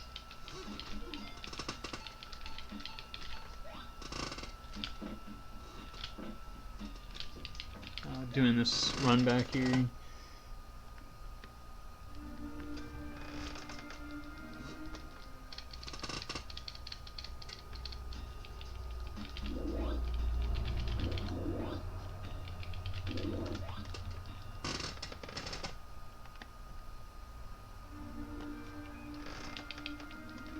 Yeah, it doesn't list the little rats in this guide, which is more accurate with the names.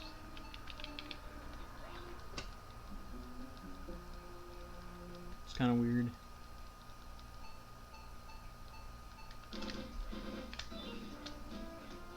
Yeah, this is the easiest boss if you do this strat.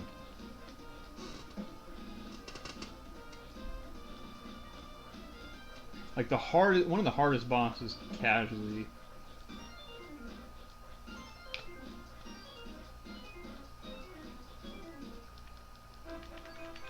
That's awesome. So I don't technically even need to do that because I've already got the amphibian saved.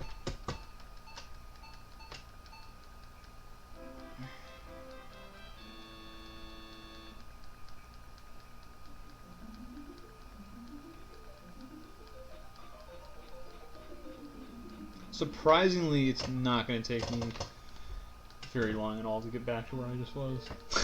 And I've literally spent hours in this tutorial. That well's pretty fucking deep, man.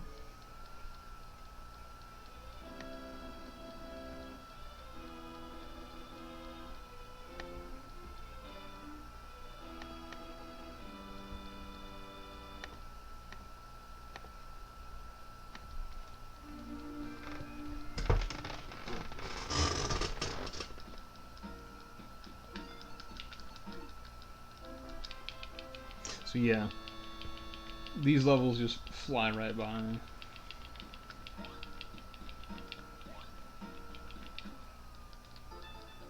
The like amphibian, like pretty much where you have it here.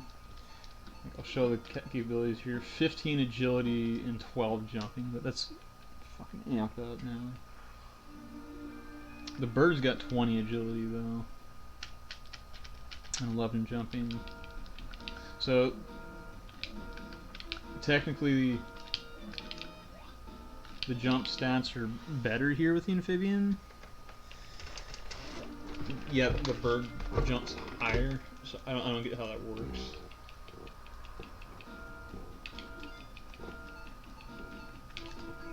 Okay, That was a nice,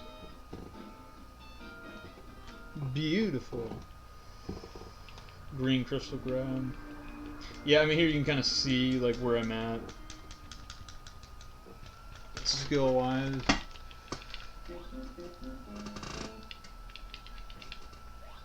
To why it's like really important for me to go for these little minuscule times, which you'll see when I do the red sky glitch.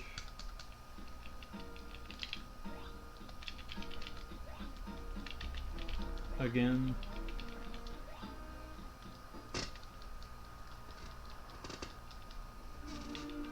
But yeah, we do that twice in the run.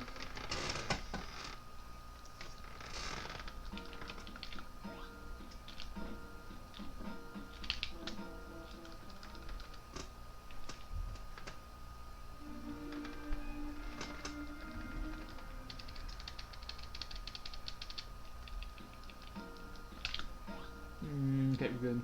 Yeah, it's the RNG where he goes right. Then you'll get like this shitty hitbox where you don't jump off. Like it should give it to you, but it doesn't. And then the next thing you know, he's just smacking you with his tail, and you can't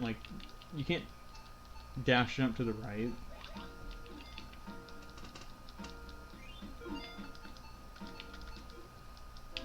When you jump into him in that spot and you try to dash jump to the right, you just hit right into him. And if you try to like quickly dash jump to the left, some of these tail slack you. So it's one of those like shitty RNGs that just gives it to you big time.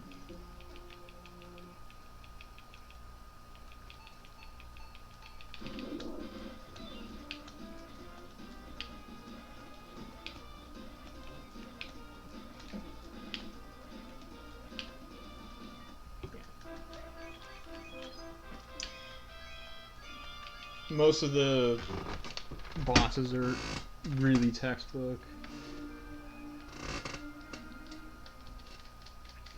So like it may be a learning curve when you're picking up the game and you're like, wow, like because the game, like some of the bosses, they're really cheap. Just as like cheap as you can be to them, they can be that cheap to you.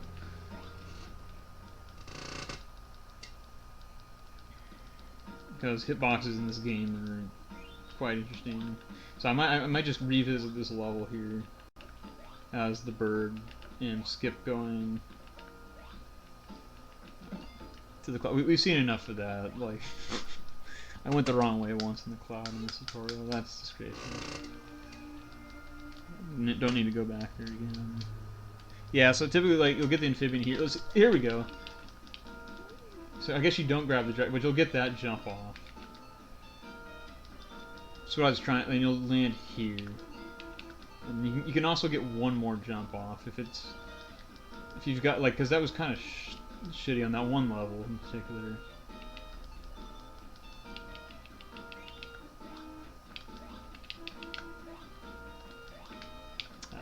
The one with the fucking guys that have shitty hitboxes. Like I tried to jump off of them. That was everything else was clean.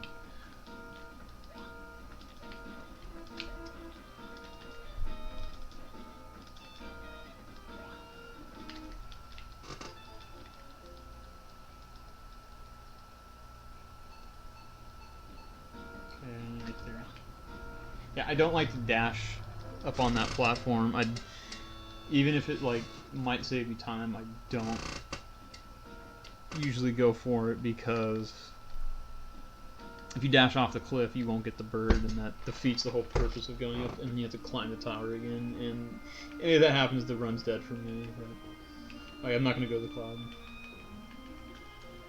I'm going to show you the bird strats. Just gonna dabble in just about a few different categories. So, this is wicked with the bird strat because the bird route, the bird run.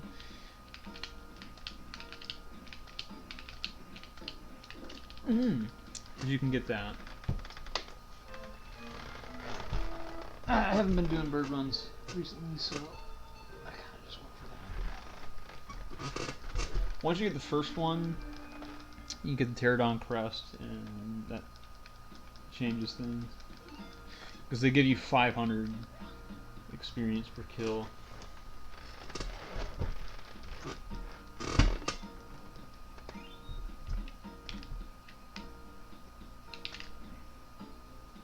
I think it actually might be worth going up to the cloud again, just because.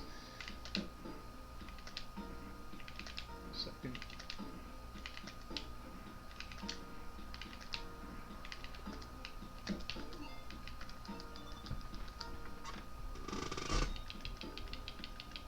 Yeah. The Pterodon crest, I try to think of where my agility was when I first got the bird. It might have been like that. Might have been a 3-point agility increase. And if they drop a rainbow meat, it's 2k. It's 2,000. It's insane. These guys. This is the true farm in this game. These guys.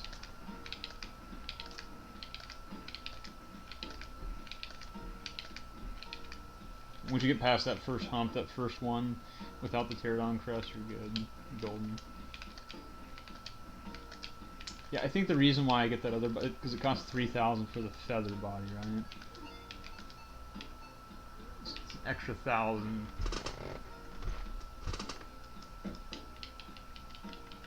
So it saves you, like it gives you hit points and defense, but it doesn't matter in a speed run.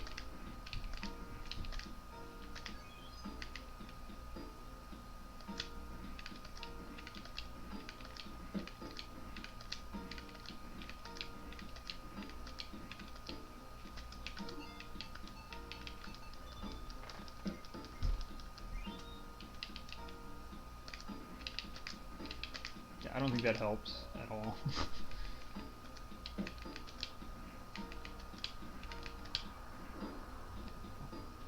Shit.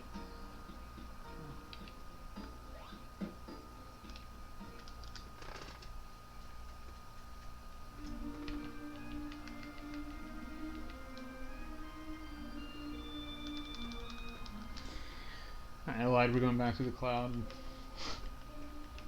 But quickly this time.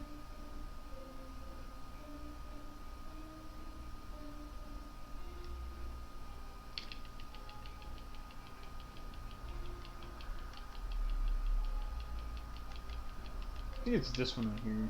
I guess. Nope. This one. It's close. Maybe.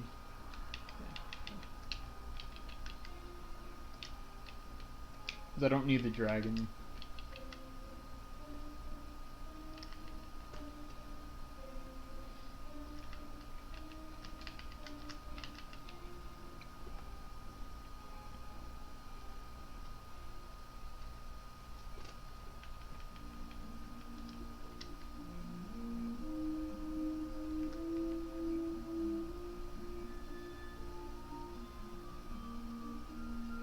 Now, because the reason why that's faster in a bird run is because you don't need to initially get everything. So you just grind what you need, and then you maintain the bird, and as it goes on, then you get the upgrades. But for this one, I need to have like everything before I switch to mammal. So that's why I get confused there. Actually, would have been just faster if I just went straight here, but figured why not just show off the farm, the true farm in the game.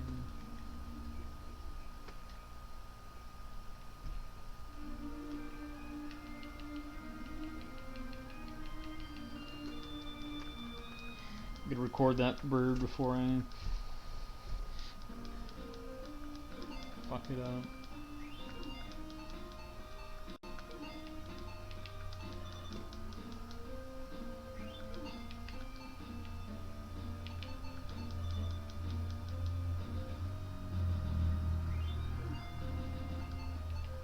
Yeah, I recorded in slot 4, by the way. And what threw me off is the feather body, and this I was debating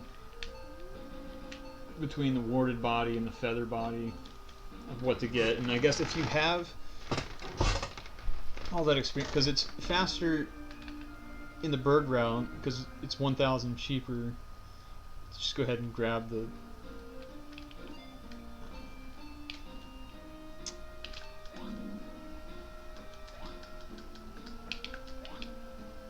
Okay. Just go ahead and grab the warded body. But for 100%, it gives you an extra hit here. Okay, so in real time, let's do it in 4, 5, 6, 7, no. Okay. Okay, didn't get that set. Okay.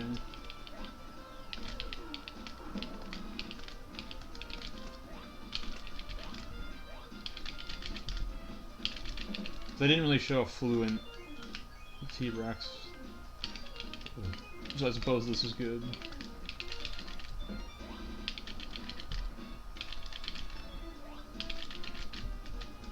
Alright, don't need to get, don't eat the meat. Don't do it. Okay, so I would have died there if I didn't have the feather body.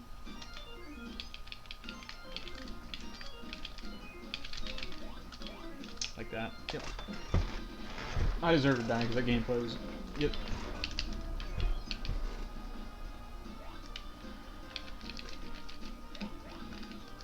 Okay. And now I want to get a really clean one. There we go. I don't know if dashing there is worth...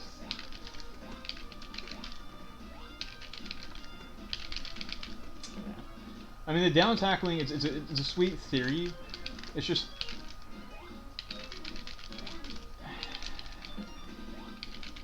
to get it set up, and then, I mean, if you're just killing one T-Rex at a time with it, I don't...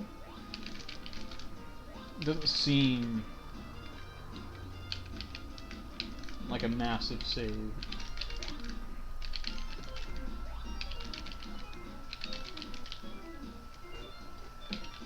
Whereas, like, this is, aside from when they don't group up and they're a pain in my ass, it's really consistent.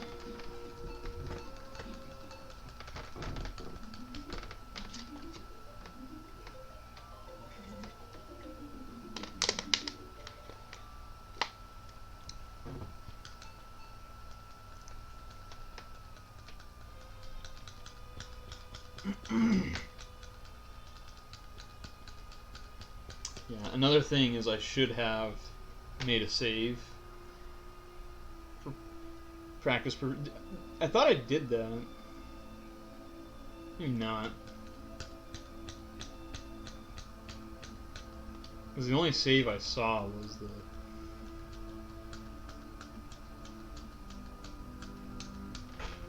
the one in chapter 1.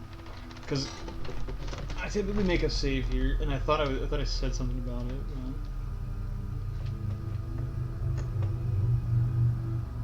Maybe I just forgot to do it. So it's a double whammy on my part because I didn't record the bird evolution, and I didn't save it like right at the end of the bird evolution where I was gonna make a practice save. But it's all good because you got to see how to quickly get back.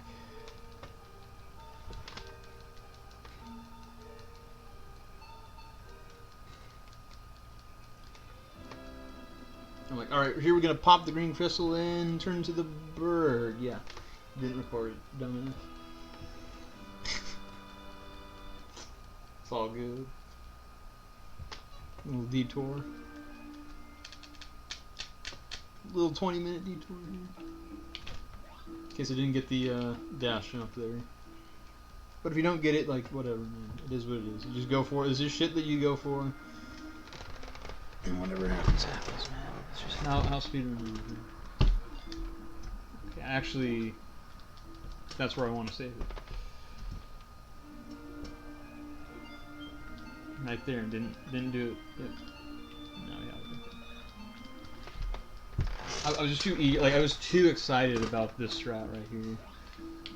So hype. because it's a like 100% consistent setup.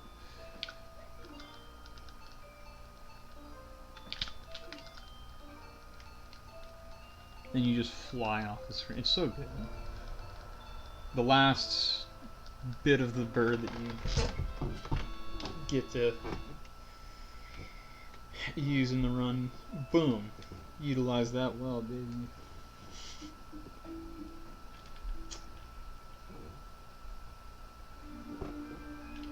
Flying off that screen. It's beautiful.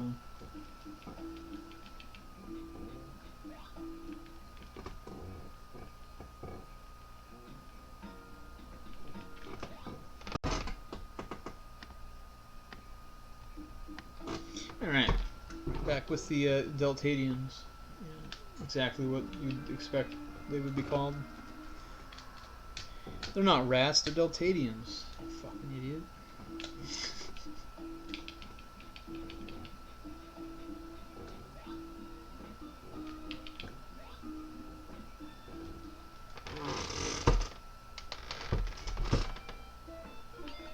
Okay. Anyway, pop into this cave here. You got that green crystal from the T-Rex level at the end of chapter 3. And we have the bird recorded. So we're going to pop it right here, turn in the bird, and here we're on a sort of a tight window where we want to try to get this, like, the bird's movement is incredible. We can look at it.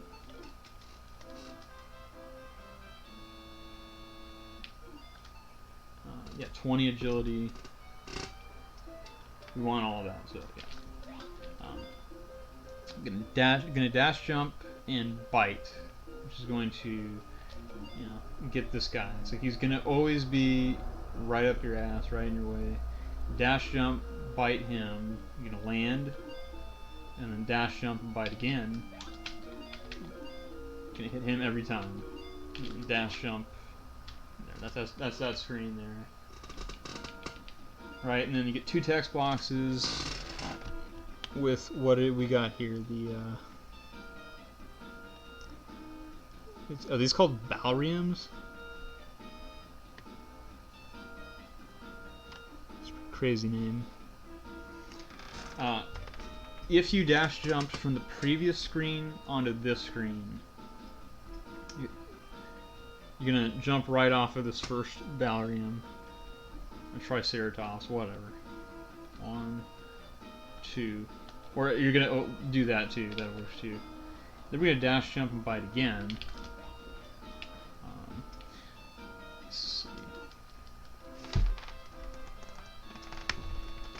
You might have to read, like there. I could have looked back left. So dash, jump, dash, jump, dash, jump.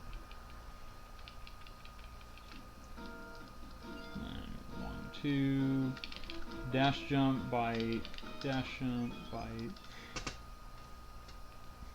And just make that your routine. Dash jump, go back, hold B, drop green crystal, dash off the screen. I might have to redo that one real quick because that's an important screen. No, you actually, okay. Do not dash attack out of that screen. My bad. Bring it back. This is actually all like this. I just kind of even found recently. So use a dash jump, bite, dash jump. It's gonna every time you're gonna bite those 2, and then you're gonna hold. I mean, you're always gonna be holding right when you're doing your dash jumps. So you're holding right. You get those 2 text boxes. Yeah, and there I was able. So you remember how the first time I readjust. I like did a little shimmy.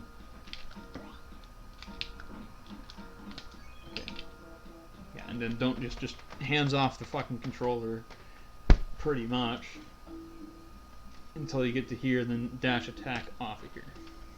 Right. That's that cave right there. So bring it back. Just do it one more time. I'm gonna kind of pause the game when I get onto the third screen, because it's the same fucking thing. Dash jump bite, dash jump bite, dash jump bite. That's all you're doing. Dash jump off of that screen, and you're gonna like continue. Like you'll have the momentum from the previous screen. There you can do the shimmy. There I didn't bite soon enough, but that actually would have gotten me perfectly. So depending on where the balleriums are,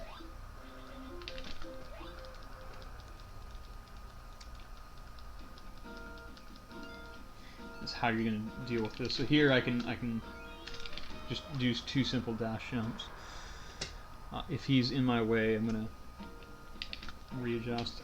On this screen, dash jump, bounce off of the second one, hold B right here, and then like wherever that kind of like puts you, I think it's going to be like a like buffer upright, or just hold up and right, like wherever that kind of like, because you're going to jump off that second guy, he's going to be kind of wherever he's going to be at, so kind of where you see yourself, like if I'm right underneath this and hold up, if I'm wherever I am,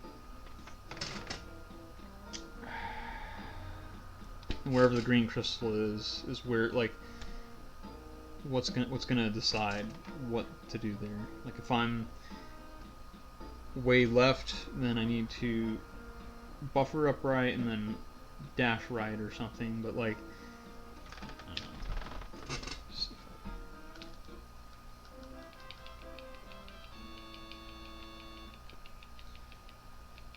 Because that's the screen I want to look at, because here we're just dash jump bite, dash jump bite, dash jump. Momentum from the previous screen puts me on this ledge. Here I can do that. I didn't really like how that played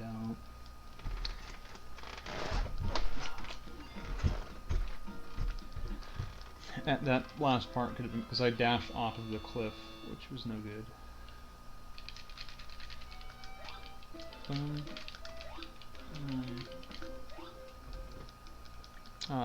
I guess I should show what you should do if you don't, because that last dash jump,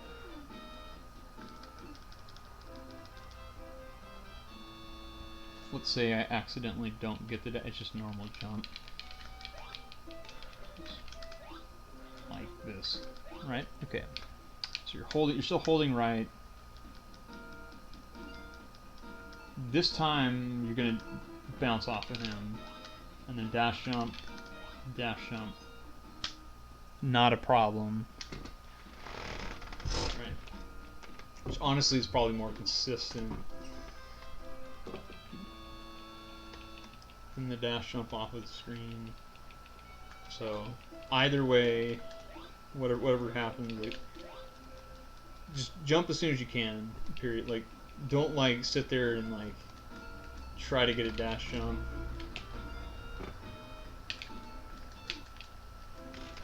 This is all very important because you're on a tight window and like all this movement's pretty critical.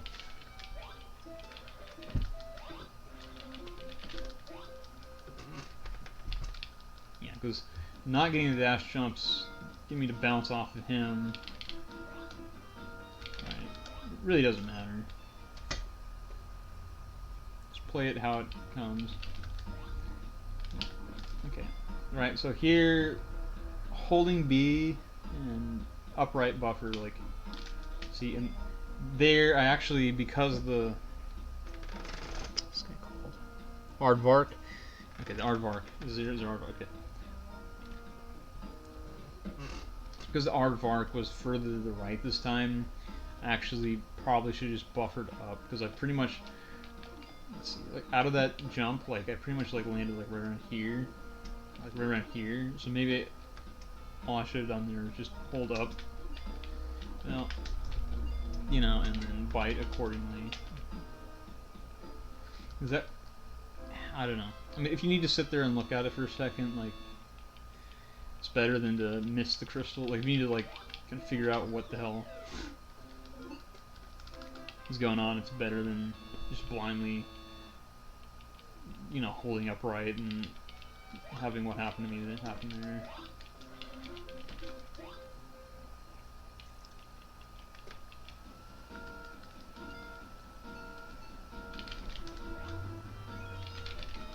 That's typically what you want to see. Let's see if I can. Yeah, because this is where I want it to be. Okay, so there's a dry jump. If you accidentally do that there, like whoops, then just double tap right. Well, I go up a little bit. Let's see. Here, that's good. So that, and if you're uncomfortable with double, I'm gonna quit calling it like double tap jump because it's a dash jump. I'm just calling it dash. If you dash jump, or if you're not comfortable with it, it's too fast paced, just do that. That's totally fine. But ultimately, you want to get that first jump off, and then it's gonna be a little bit faster. Like it's worth going forward. Boom. And if you end up on the right, so it's like right there. Let's see. You overshoot it. Just come back. Just make sure you got that green crystal. Like bottom. Like that's the main thing I want to point. That's why I keep coming back to this spot, because I want to make sure it's clear that you don't forget this. Because that's the primary thing going on here. Whatever you do here, whatever whatever the hell happens on the screen, whether even if you don't want to jump up, like that's good too. If you dash jump, hold B, and do that. I mean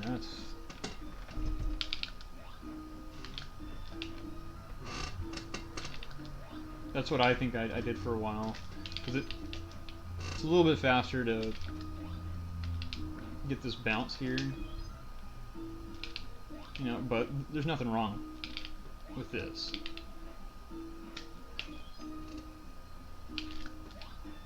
That's totally safe and consistent. Whereas like here, I don't know where, like what that aardvark, the second aardvark's gonna do. Like here, he went fucking left. The other like 3 times he went right. There I didn't. Like that's bad. That's like the worst. Well, if you land here without, yeah. If you fail to bounce off of him and you land here, just hold B into a like a normal jump, and then however you want. If you want to grab it from the left side or right, it's like you can do that. You can, here's the right, here's that, or if you want to do that, like whatever, man. But ultimately, this is what you want to do, like that. Maybe whether you grab it from the right side, it really doesn't matter. Like if you get it really solid, if the aardvark goes right, it's probably easier to grab it from the right side. If the aardvark goes left, it's easier to grab it from the left side. Like I think that's what I want to get across here. Like there he went right, so I go right. Here he went left, so I'm gonna come from the left. Right. Just depends on what kind of jump you get off of him.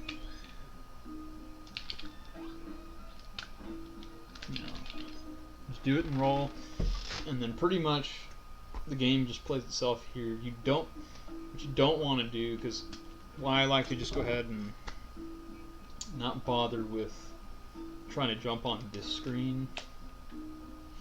Let's say I want to do like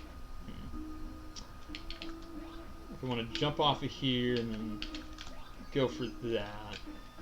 This is actually pretty good too.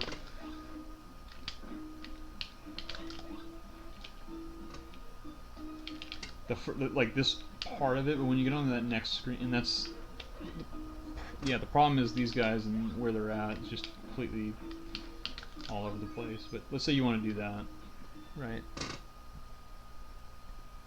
And now I'm standing on the screen. I'm gonna. No, I don't know. I mean that works. That might actually be faster. If it happens like that. The problem is.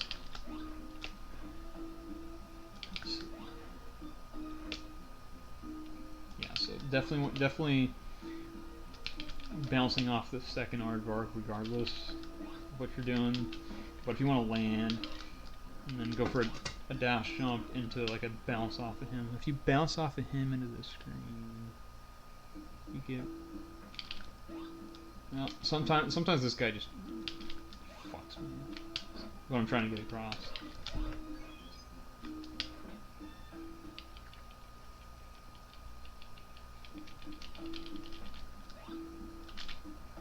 That's good too. It's all good. I wouldn't. Let's see. Yeah, like if you're doing that, you want to bounce off the last one. So if you're coming like this, that I might not have needed to bounce off. It's really close to not needing to bounce off.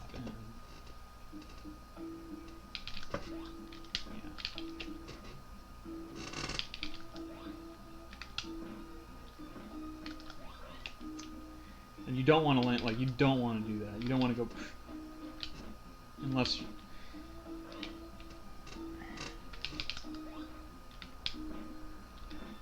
in the bird run, you want to do that. The reason why is because you don't need the green crystal. We need that green crystal. So, yeah, that's what you want to do in a bird run. Just go ahead and do that. It might be.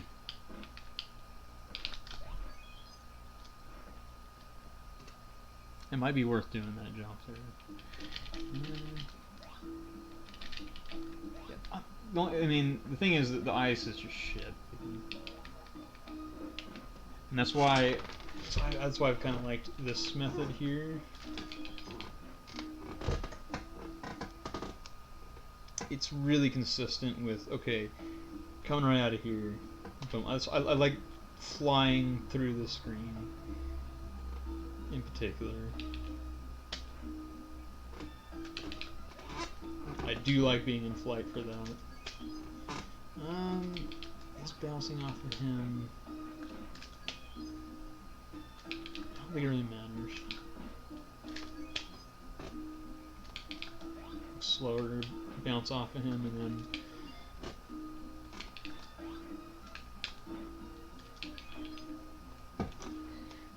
like flying. Okay, so flying through that part of the screen is slower. Flying here seems great to me because the ice just sucks. Trying to get a dash jump on the fucking ice.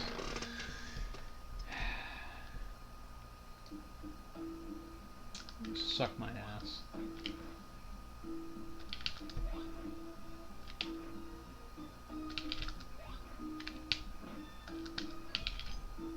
And that's like, it's a really consistent grab. It's a little bit more tricky to do that. And then, because it just so happens that you just miss the end of the screen, that's quite irritating to me. It would be better if you could land off of this guy because of that, and it's a real pain in the ass to have to go back and jump off of him just so you can. It sucks. Like that. Alright.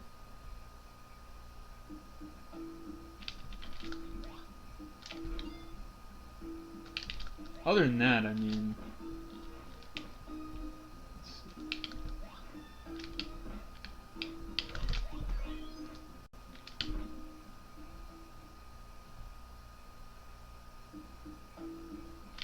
yeah, that's the worst case. That's exactly what I'm talking about. That's what I was trying to. That's the one scenario I was trying to pull. You get this like mid jump out here, and then you get this shit. That's the example I wanted to point out. Sucks my ass.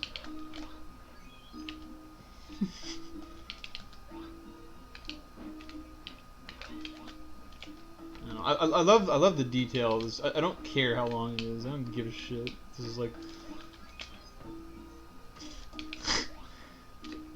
I don't care that we had to backtrack to get the like. I don't care.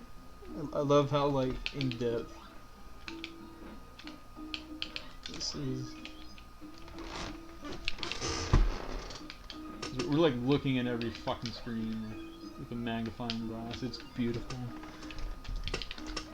Yeah, because okay, so with the bird route, right? You just do right. Get it just perfectly does that, but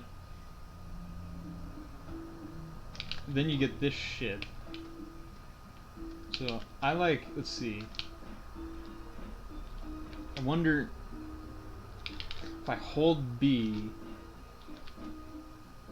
Right, I'm holding B and then mashing right. No, but I didn't get the like jump off. I want to see. I want to see like something like this. Can I get into flight? No.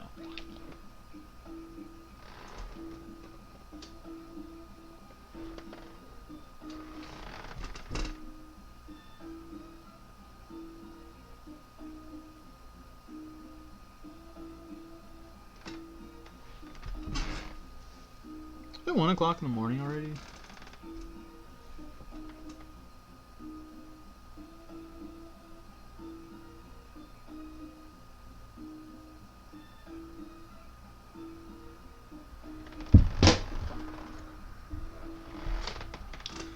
Anyway, yeah, I don't care how long this fucking tour is. I want to give you the correct information here. It's totally fine if you do that. So, okay. Well, it doesn't. So we're not looking at fucking bird route. We're looking. So it's totally fine if you land just so perfectly there. And I mean, if you don't bounce off him, you're always gonna get that. Because you're always gonna get that jump and that jump that you can do, and I think that's faster than. Let's see. So it would be, you do that, and then you do that.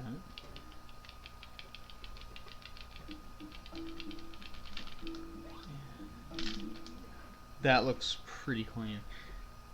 There's that one shitty scenario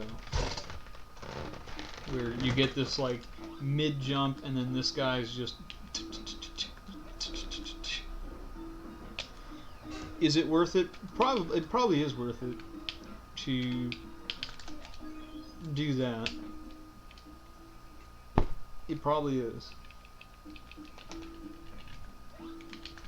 And then if you come out, so here's the deal.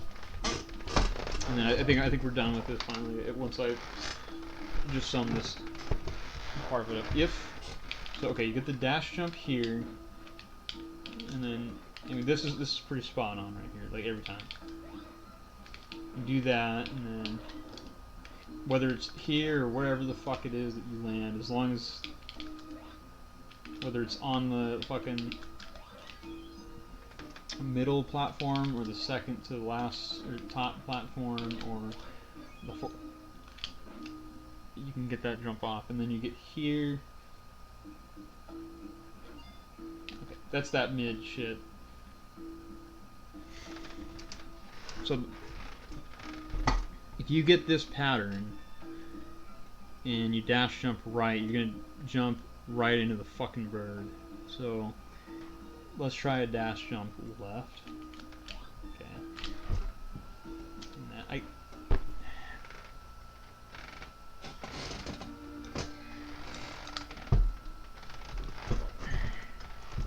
I guess it wasn't the worst thing in the world, but and that's like if you get, and that's like a rarity if you get that, opposed to being in flight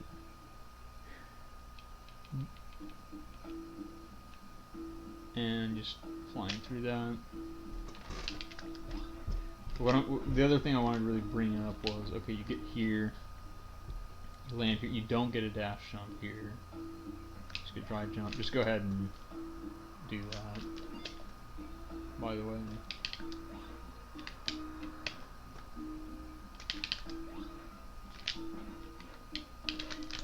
Yeah. So however, that's like, let's see, compare that to this.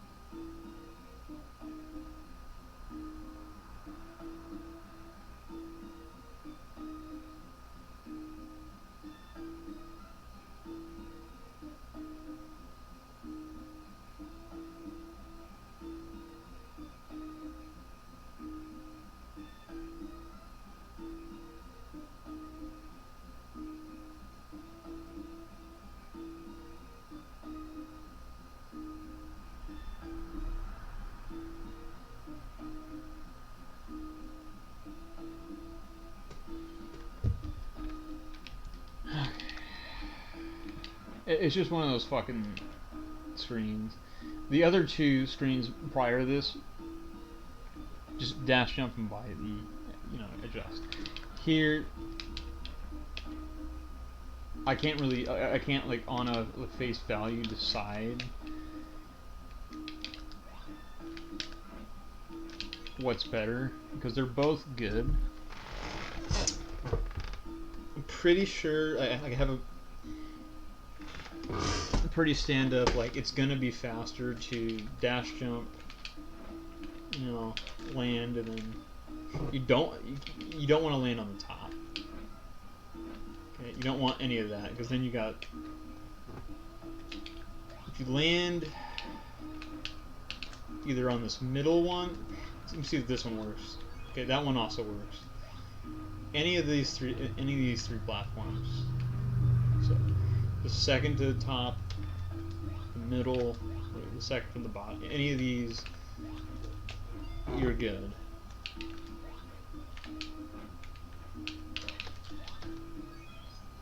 Okay. What happened there?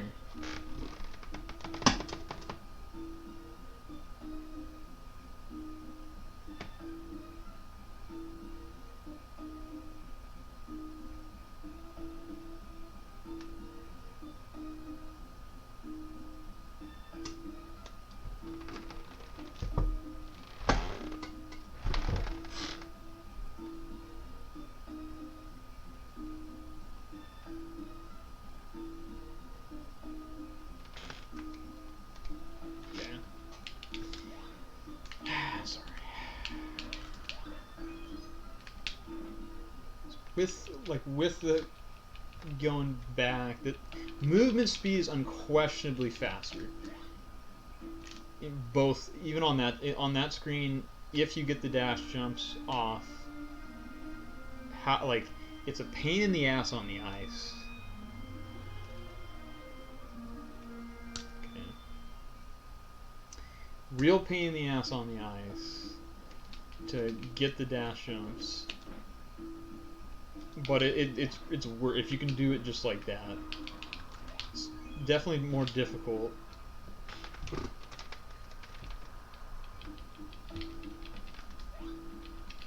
That perfectly sets you up for a solid like double jump out of there. If you land like that, if you land in that other spot that I showed, which is like, let's see, like you come out and then and you're right here, and then he's right here, and he's just gonna go. That sucks. Sucks for you, I guess. But my answer would be, and I'm gonna continue right after this. It's faster to do this. Like, even with the fucking back and forth shit. Yeah, see, and that's, like, getting that double, and then, if you don't get it, like, just fucking hold B, and... It's very important to utilize as much as you can on the bird. That's why I'm, like, stressing this, but...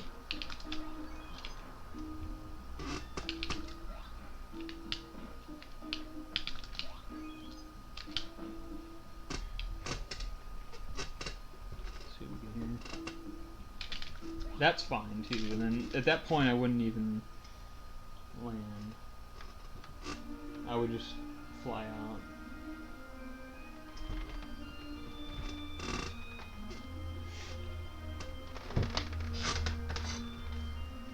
But yeah, I'm sure you guys are fucking sick of that part. I just having a battle here. Anyway, you pass that fucking cave, come out here. It's faster to jump off of these guys, so like this. One.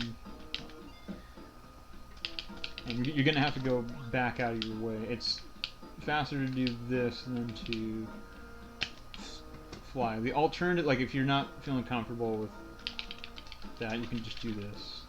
I mean, you pretty much do that on all the screens with the bird, but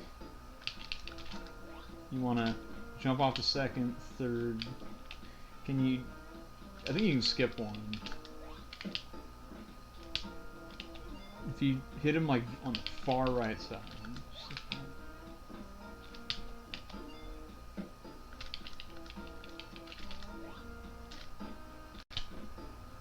No. Never mind.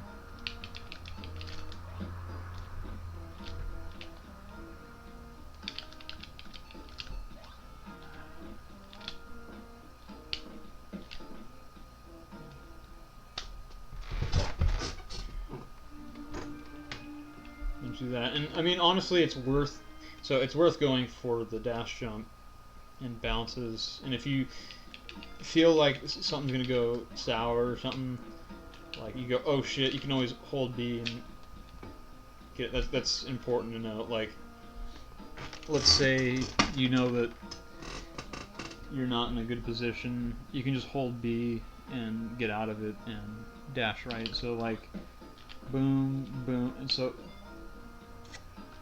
Show a great example. So you go, oh shit, you know, I'm not gonna land on him. You can bail out of it, is what I'm saying. You go, oh fuck, you know, like I have like muscle memory. Or if like, I don't know, you get the first two off, whatever it is, like at any point you can bail out. And go, fuck it, fly it. But try to jump off of them if you can, and try to dash jump, and just get that going. Like right there, like that, you say, okay, that last one, let's say the first three, 1, 2, 3 are beautiful, and then nope, not feeling this one.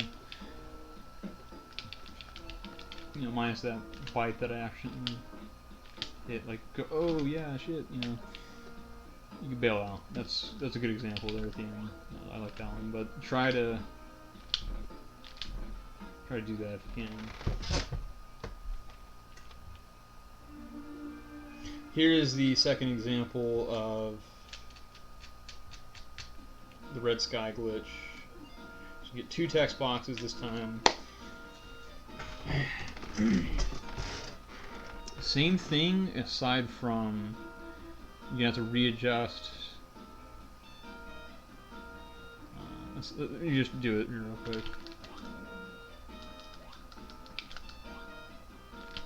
That first one, and you'll actually just jump perfectly off this. You don't have to fly off like the last one. There wasn't a second one to jump off of. Here's just 1, 2.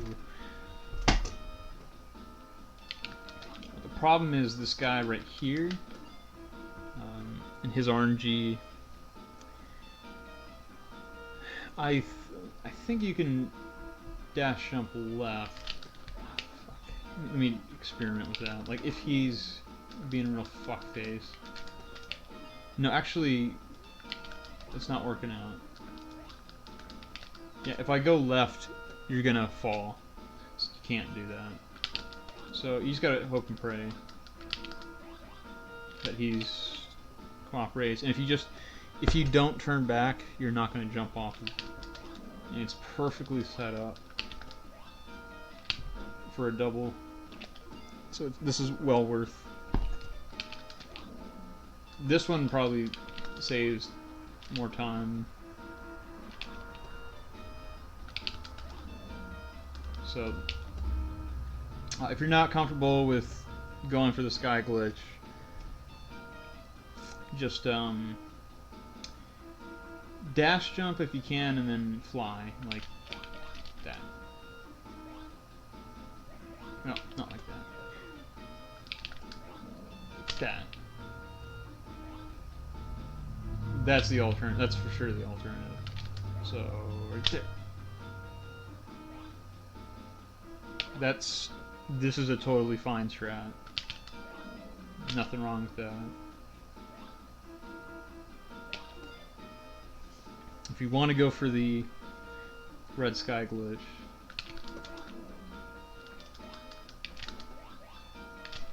make it like that. Do it like that. So dash jump. So so just to go over the red sky glitch for the last time. Hopefully this is a clear explanation. Dash jump. Okay. Bite and hold B. So dash jump. Y and hold B, and then you'll clip.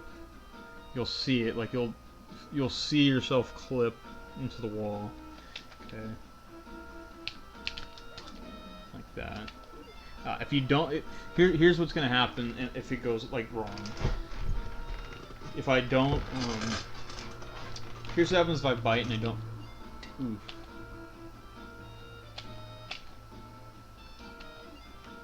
Well, yeah, I got slow motion on this thing, but I haven't used that.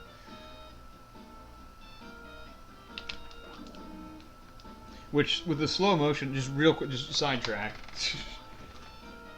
There it is. See if you're receiving the same epilepsy I am. Yep. Okay. Awesome.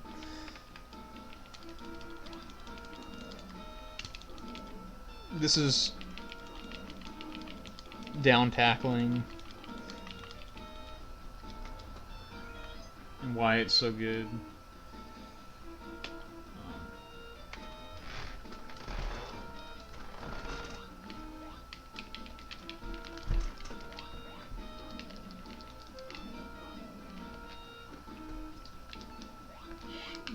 Like if I can slow the game down like this, this would make this viable.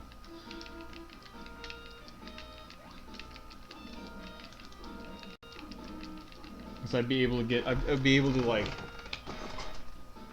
double tap fast enough to where like it would just be constant. And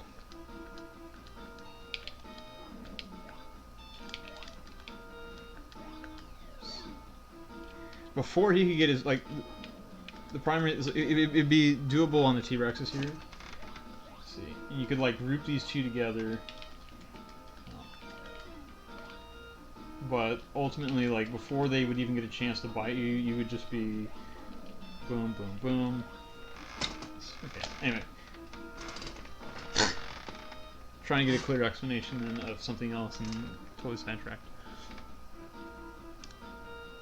So 2 text boxes, dash jump, bite, hold B, clip. If I don't hold B, if I just bite, that's what's gonna happen. That's what's gonna go. That's what's happening if you're not holding B. You're getting that. You're just completely going, like, doing a normal jump. Basically, like, might as well just, not even do anything and just jump. But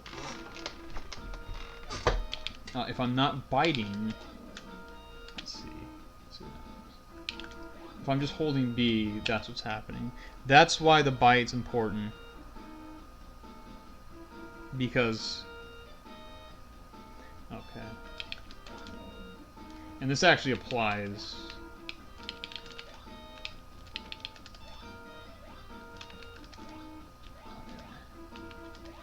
If you noticed, okay. That was interesting.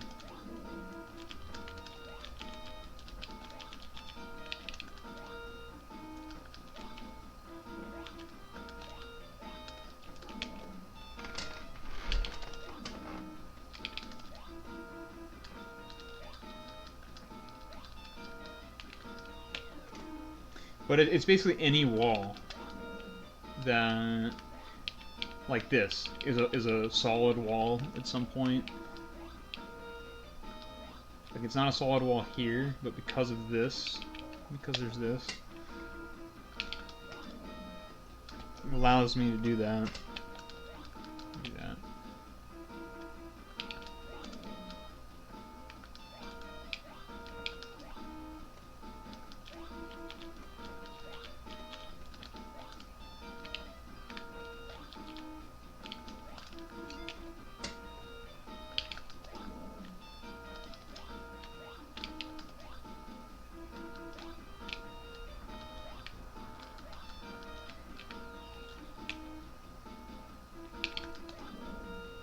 That's interesting though, because what the bite's doing is it's making it so instead of, because normally when you, so if I don't bite, if I hold B, this happens. I go into flight. If I bite and hold B, same rules apply, where I can actually, so instead of like, so if I don't do it, if I just do a normal jump, I'm gonna land on this. If I jump and I bite and I hold B, same physics apply, as in early game. I'm not gonna land. But if there's a wall, it's gonna stop me. So like here, there's a wall. There's a solid wall. So I mean, I can perform the glitch there. I can perform it anywhere where there's a solid wall. So I can do it here. For example, like if I get a normal jump.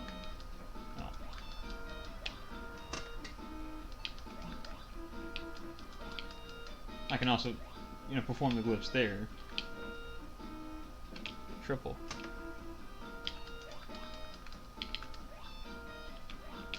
Which that actually...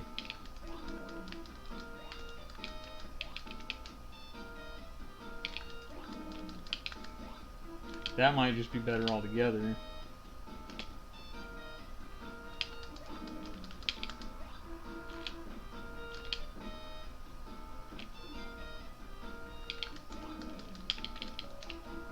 You see how I'm instantly getting that.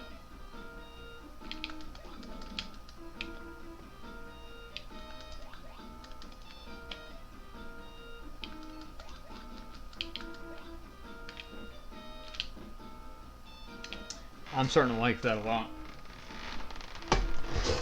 So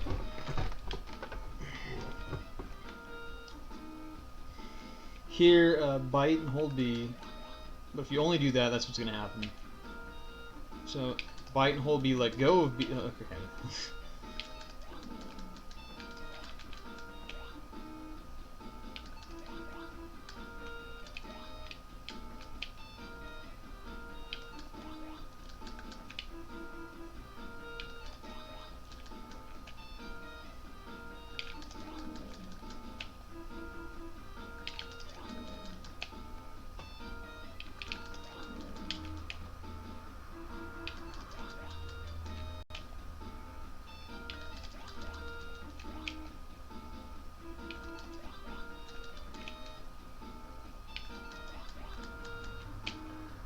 Interesting. Very interesting. Good stuff.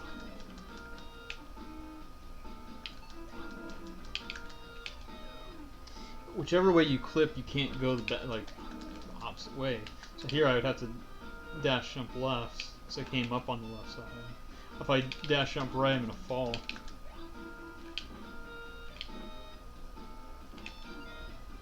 That's starting to seem a bit faster than this, because I have to do an extra jump. This is one jump.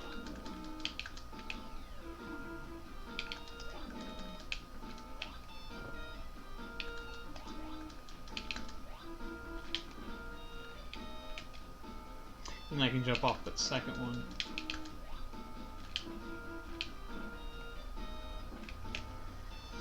I'm liking it.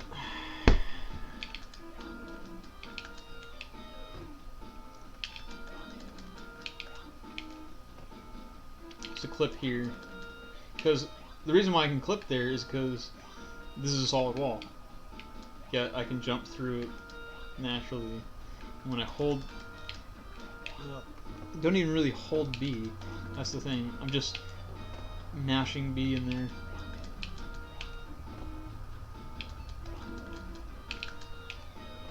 So if I clip like that, I'm going to have to dash jump left. Which is totally fine. Sometimes it works, sometimes it doesn't. Like I'm dash jumping right even though I'm facing... That's totally fine.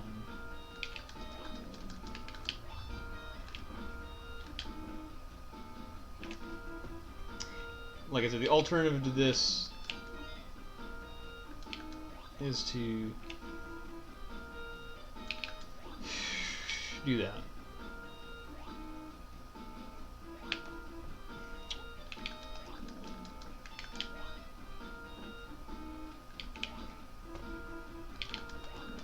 If you're maximizing things when you jump off all three of those.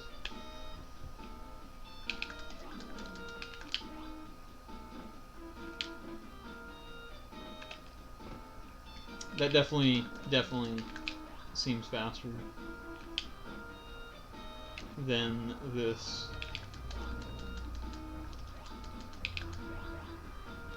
Definitely.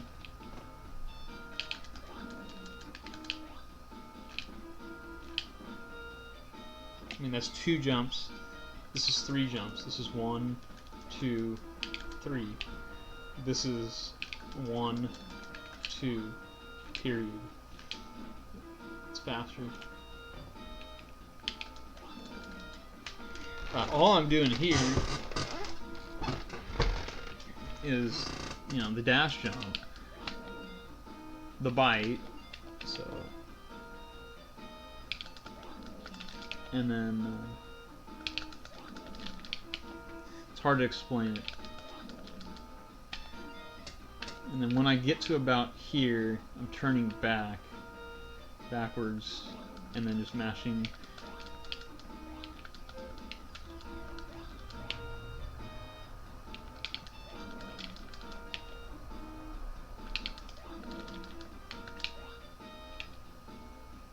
Mashing B.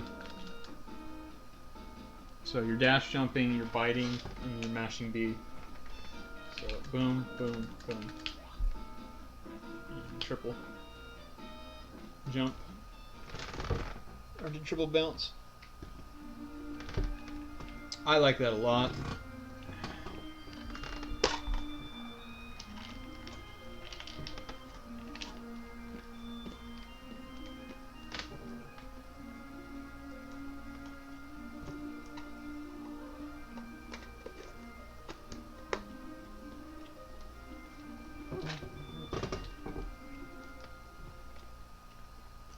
And I'll for sure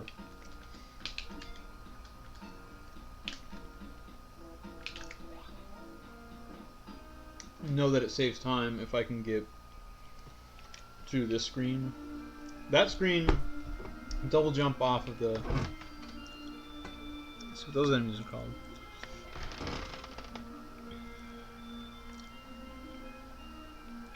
I feel like that's the ballerium.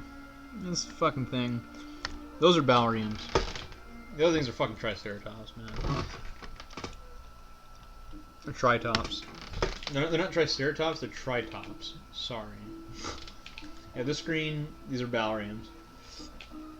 So you're just double bouncing here. If like I said, previously, if you feel like you're not gonna land, just bail out. Like if you feel like you're not gonna bounce off of it, and I mean you're gonna land, just bail out and hold B. So like if I get this first jump off and then up, not feeling it, you can bail out for whatever reason. But ultimately, that you just want to double jump.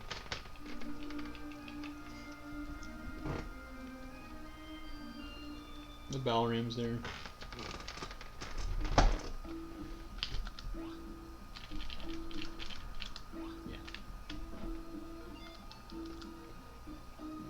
Considering how much time I had to get that jump off, it definitely saves time.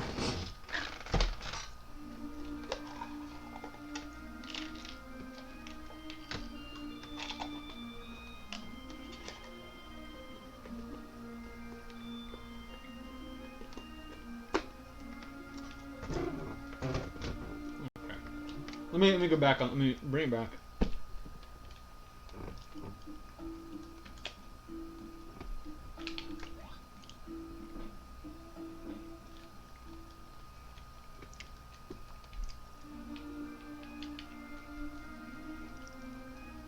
So, this screen here, I'm not decided on these penguins or not.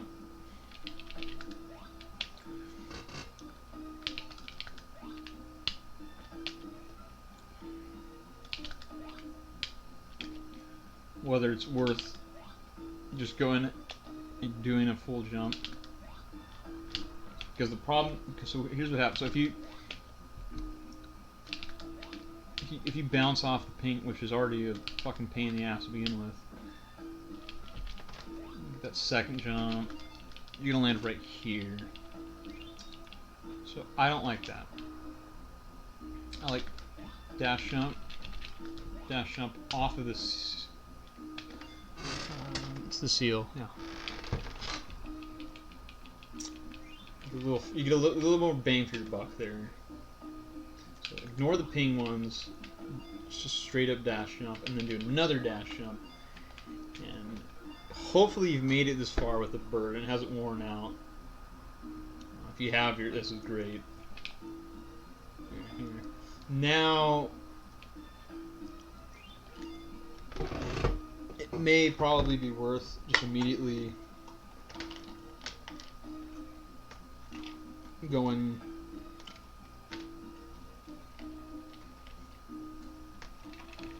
to gargoyle here. You can kind of be the decider on that, depending on if you feel like you're confident with the next boss fight, because I'm pretty sure,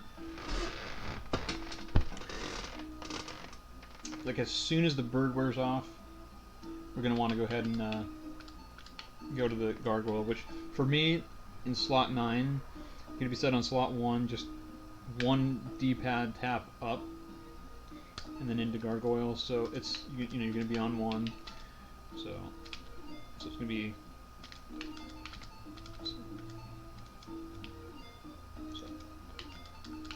like that. That's what the menu's going to look like.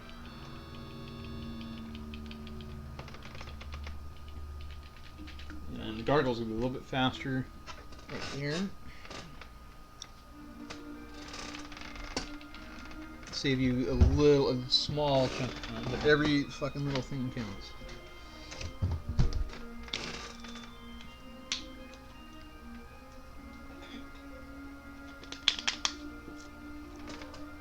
Okay. Coming up on another boss here.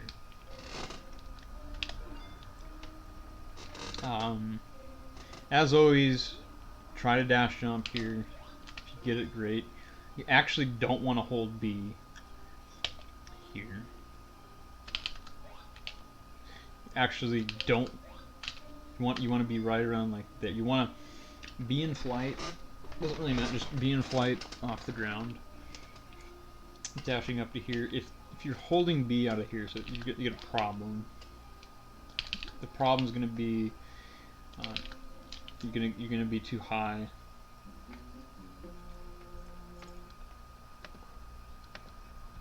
You're gonna be too high up here, and when you go to tackle this guy, this is gonna happen. Okay, you're gonna miss, you're gonna whiff, and he's gonna smack you around, and none of that's good.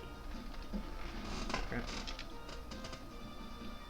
So you're gonna, dash jump if you can. Don't hold B. Let yourself come down a little bit, just a little bit. It really doesn't matter like where you're at, as long as you don't touch the ground. Like if you, oh whoops, that's no good. Or, oh whoops. Just let it rip, and then if you can't do a dash jump, just like whatever. Same, you're still doing the same thing. You just it's a little bit slower, and pulling that off. That's how you want to enter the screen. There'll be 8 text boxes. 1, 2, 3, 4, 5, 6, 7. It's gonna say fucking number, whatever the fuck here. And he's got 80 health. Yeah. So that means we're gonna be hitting him for 20 damage each. So 4 hits. I like to do the 1-2 backup 1-2. Look like this.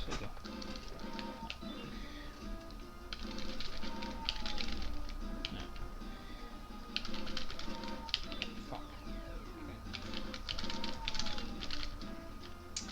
That or like whatever, like however the fight's going, just roll with it. That was the 1-2, 1-2. The first one was a 1-2, 3-1, like 3-1. It was a 1-2, 1-2. You can fly out a little bit to give you a. If you get hit by a bubble, hold B to try to get back into flight. Right, hold B. Or if you land, that sucks. It's a bad fight.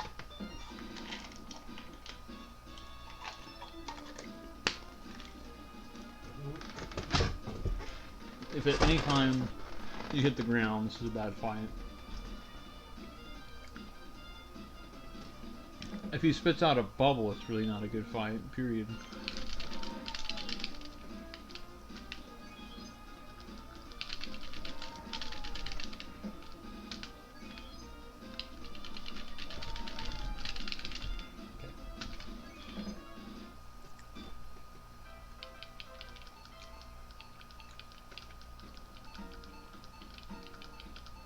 And we are going to come back and ruthlessly kill the mammoth girl and head out. That was clean, no bubbles. It's what you want to see. I guess you should go back because this fight can go really sour. I'll show you what a bad fight looks like. So coming up on this fight, I don't want to say anything's going to happen like where you come up and you don't tackle like something really stupid. Coming into this fight, you get this text box, or B and A, right? Easy first hit. So I don't want to like. There's no excuse and there's complete disgrace if you guys are, looking like this coming into the fight. You want to do that, and then you want to. Mash right, boom, boom, try to get the double. So let's say that happens. Okay. Well, that sucks. Just space out, come out. So, okay, let's have a bad one here. Let's go. Oh shit, ooh, ah, ooh, fuck. You can always kind of fly out, and that would really suck. So let's say this is all happening, and like,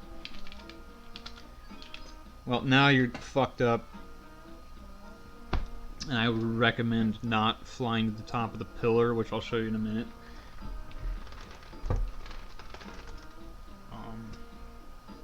If it goes completely fucking sour, you're gonna run out of your gargoyle. So let's say I killed the first 3. Okay. Yeah, this is fine because I'm gonna fuck up anyway. Let's say, okay, boom, boom, boom. You know, oh shit, oh fuck. You know. And then let's say I only get, I don't know, 2 hits on her or something. Like, let's start this up. Oh fuck, you know. And then, oh shit, oh motherfucker, oh what the fucking shit, fuck man, what the sun run sucks. What the fuck is this guard? What the fuck? Now you're kind of fucked. It's really important to get this meat. You can bail out of it as long as you have. Let's see. As long as you have 200 plus. I really wouldn't want you guys to use the main or the cat jaws, honestly.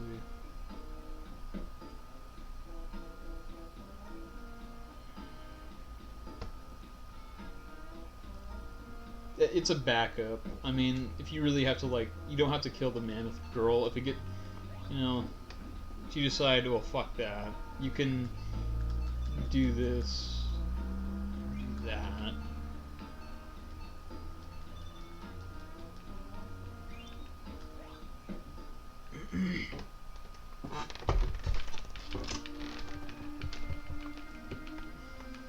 This is. I'll just give you a few alternatives.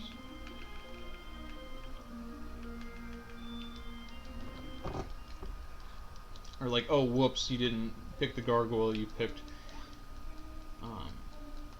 like the amphibian or something, and that didn't work, and something really weird happened.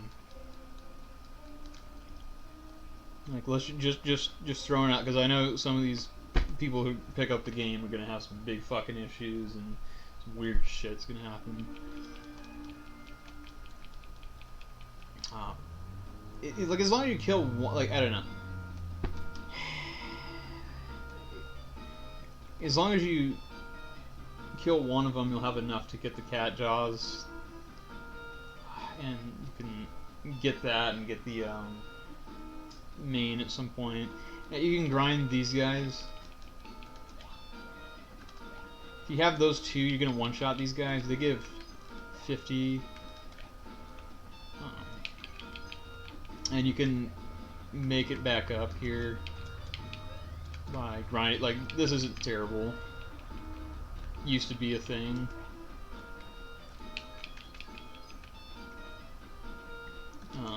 And okay, do that, and then you get the horse body. So you make it back up here. That's one option, and then, you know, continue. Let's see. That's really good. Really good. Yeah, I'll do like, I'll show you some more scenarios. So let's say, you know, I'm really close.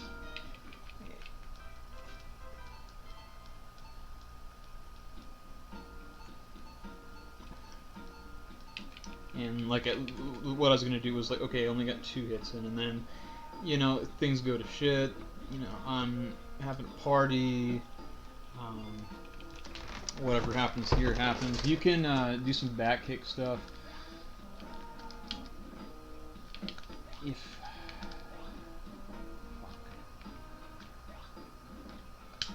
fuck.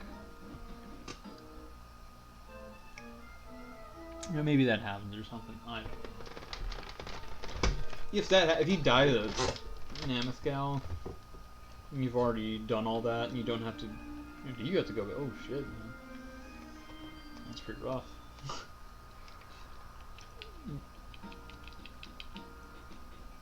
You have to refight these guys. a soft lock? Or no? Do I just? I think I just have to enter and exit. Okay, if you do a mammoth gal, just enter and exit, and that'll open up the other level. And then that's just how it is. And then hopefully you have enough. Like right here, I still have enough to get the cat jaws in the main. But grinding 1,000 E.V.O points, shit. I guess you could go back and forth on that ramp and do it, but they suck.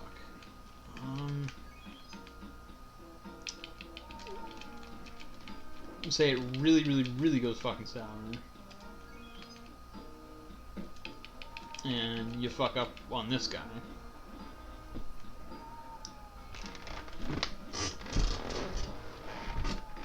Well, now you have to do something about it. So just try to juggle around with some shit. Like just try to get him back kicked if you can. But if that happens, so I'm trying to give you the scenario.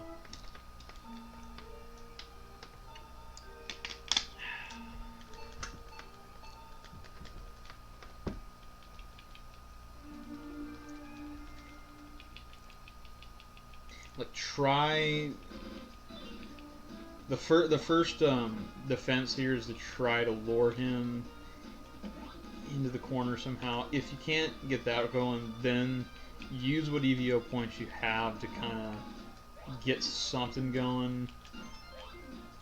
You can do this. This is one thing you can do. If you had to keep coming back and refighting, you can do that. And it looks like you died at the third one, you still gotta refight. You gotta refight all of them. That's interesting.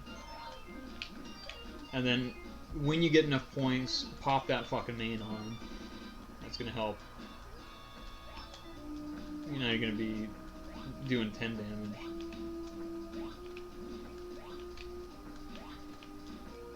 Like, if you can just kill 2, you have enough points for the main and the cat. Go with that, and then you can do this backup. If you can only kill 1, you can go for the cat jaws. And do what I just did a minute ago. If you can't kill any of them, if you're just completely just pathetic, I don't know. Like, let's say you accidentally, I don't know, pick the fish evolution or something to review.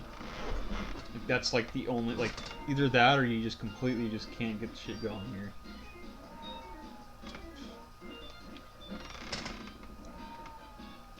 You're gonna have to get that back kick rolling, and I think it's like 80 times. It's really bad, but you can do it.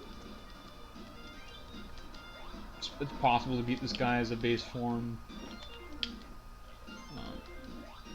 I mean, ultimately, I would definitely reset,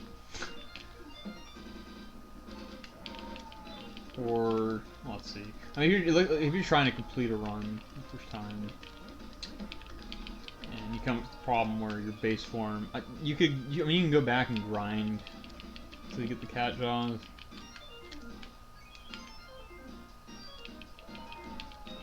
That might be one of your better options. That in the main, just for 350, and you'd be rolling. I'm trying to like show you that you can come into this fight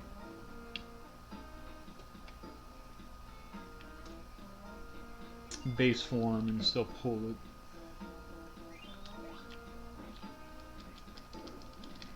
Like, you have to get this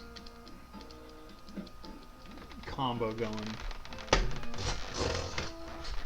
Even still, it looks like a pain in the ass. It's possible you have to do 80 back. Like, it's probably worth just going to one of these previous levels and grinding something. Anyway, back to the fucking, the good shit. So you're rolling deep. You don't get any bubbles here like a boss does. Alright.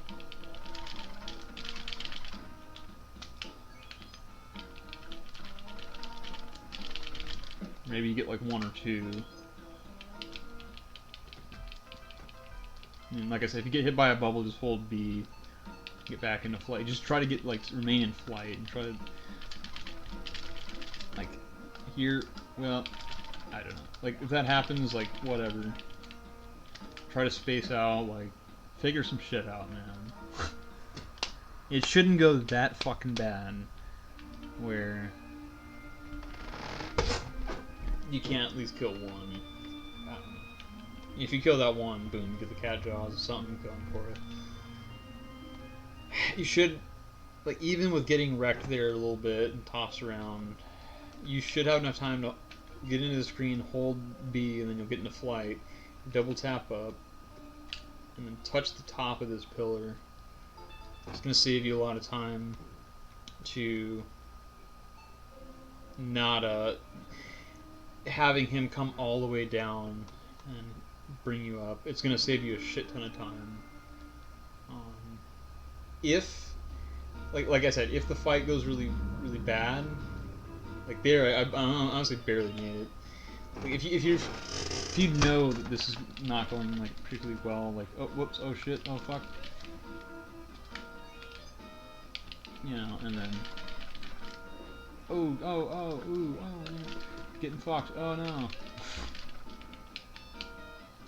Then don't worry about it. It just saves a little bit of time to hit the pillar. If my fight's going this bad, I mean, I'm probably pulling my hair out, and I mean, literally, that's why I shaved my head. And, shit was looking this bad a little bit ago, and then this happened. I mean, even if it wears off before, or if you know that you don't have very much time left. Oh, the gargoyle. Hopefully, you at least killed all 4 mammoths. Boom, hit that horse body.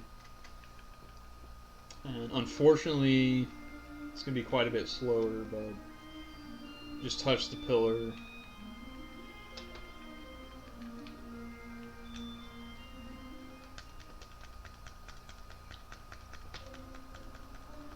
And go up. Now, I do want to show what to do with the gargoyle. I did kind of pull the gargoyle a bit early, but just for showing you what to do if you have extra time with the gargoyle past the pillar. There's a little bit of a lineup that I want to point out. So I'm gonna just go ahead and kill those 3. Let's say things are going really fucking well for you.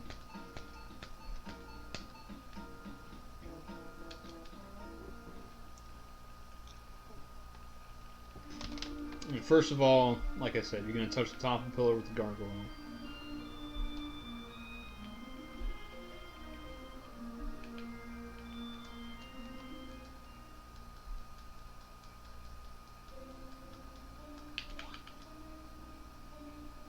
Boom.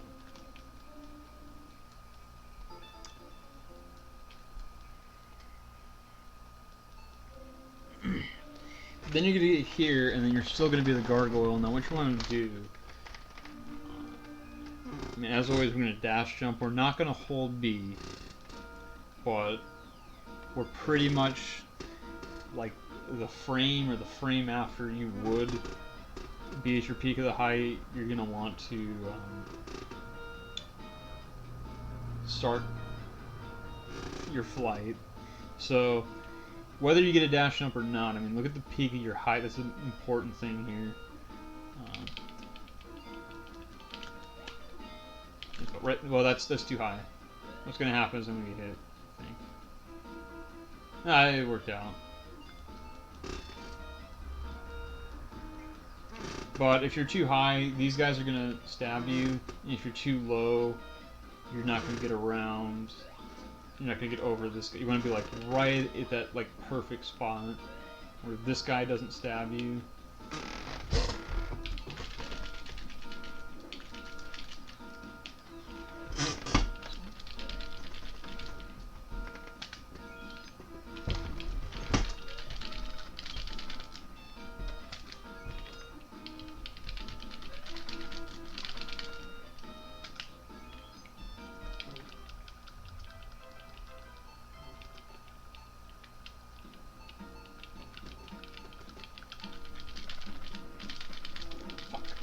It was really good, and then that happened.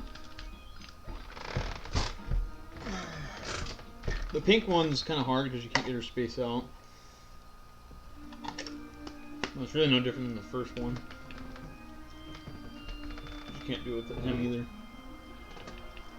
The first and the last mammoth are the hardest.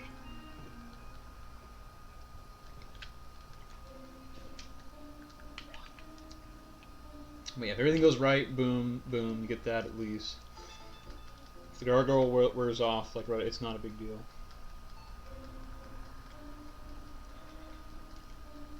I don't think I have enough time.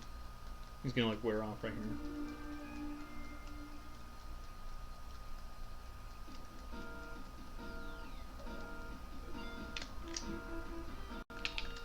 But it's like right there.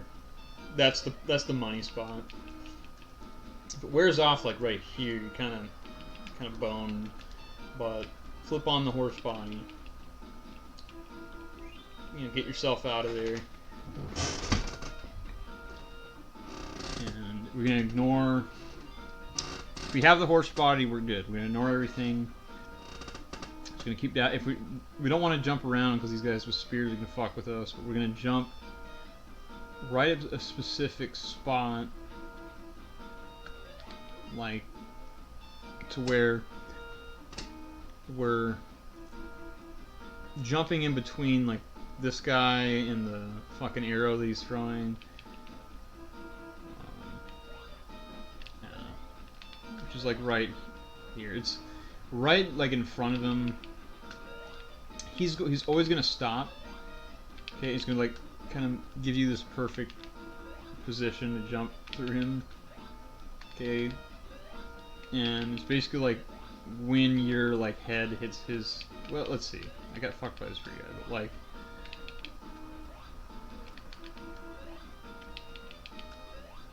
It's anywhere in that like area.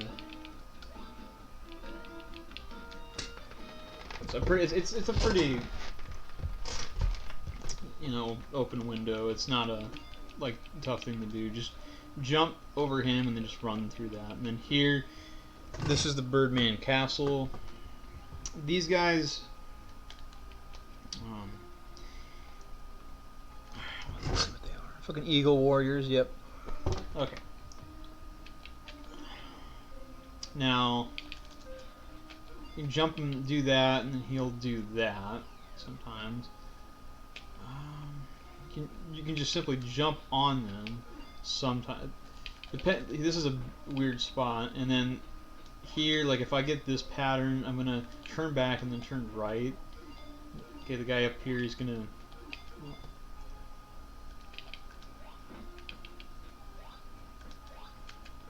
The idea is that the other one's not gonna spawn. I don't think you can have two of these guys. So if there's one, that's the only one that there's gonna be. So, kind of keeping him on the screen for long enough, because if I just leave him in the dust, like that, there's gonna be one that's gonna spawn right here, and that's the one you gotta watch out for. If that one spawns, like he's usually just gonna stab you right there. So that's why I'm doing this little like turn back so that this one doesn't spawn.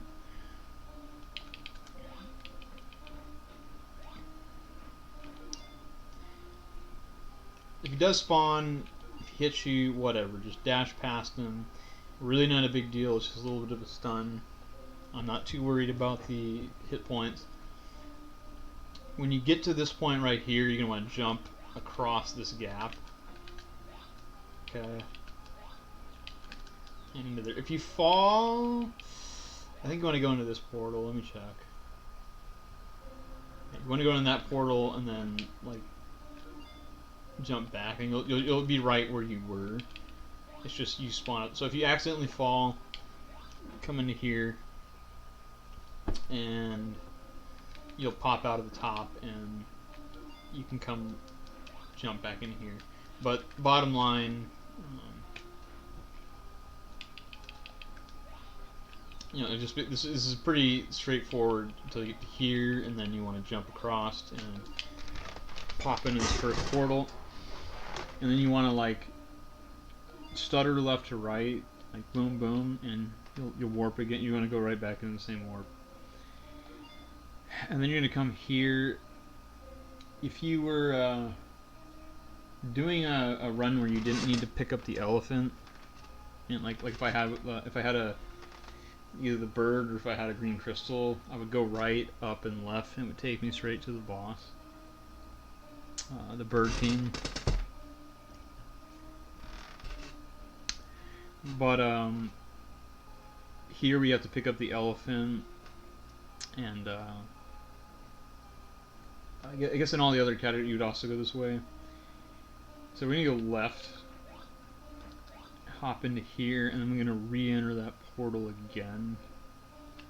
If you were doing mammal or dino, you would just head straight left here and jump across this gap, and this right here would take you to the boss.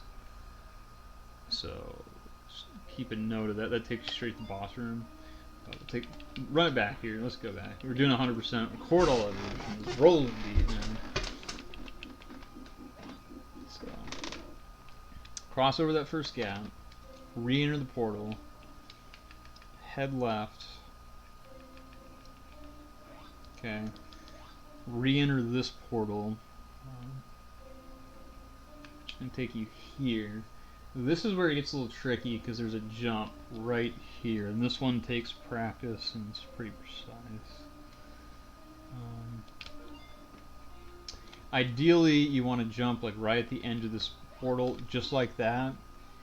You'll get enough air, you'll clear this, and then you can grab this red crystal on your descent like that. That's what you want to do. That's what we're going for here. Jump straight into that. What usually happens is you won't be far enough to the left, and you're going to hit the top of that right there. Just continue to hold left. You don't want to enter this portal. So if I accidentally jump a little early, just roll with it. It's going to be a bit slower because you have to jump up like that and grab the red crystal. So this is what typically happens. What you could do is just walk off of here and then do a normal. Well, it should be a normal jump. Just walk off of here and then do that. That's an alternative. What you don't want to do is dash off of here. You're gonna hit this portal. That's gonna take you. Let's see. Well, it's going to take you here, but you need the red crystal. I mean, it's going to take you where you need to go, basically, but you're going to have to backtrack to get that red crystal, which... Let me think of what you would even fucking do if that happens. You wouldn't go right, because there's nothing to the right. So if you accidentally fall in this portal... You're gonna need to come back and get that red.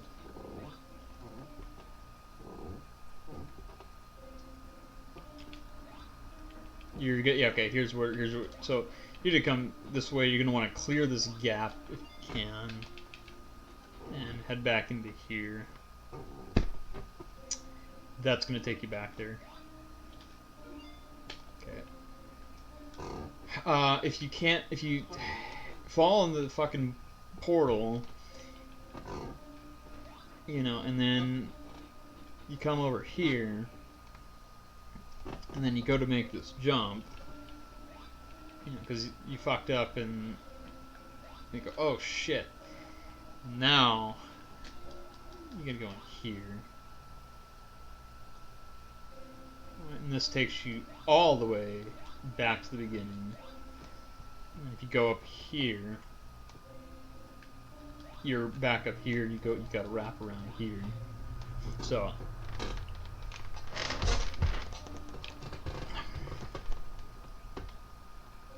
right, you gotta go all the way back.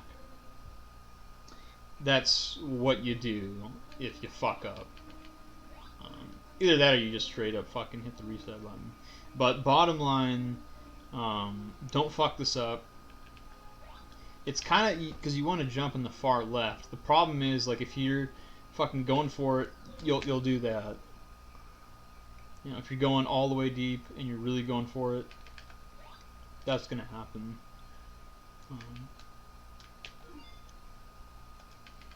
You want to do that. You want to consistently get this jump,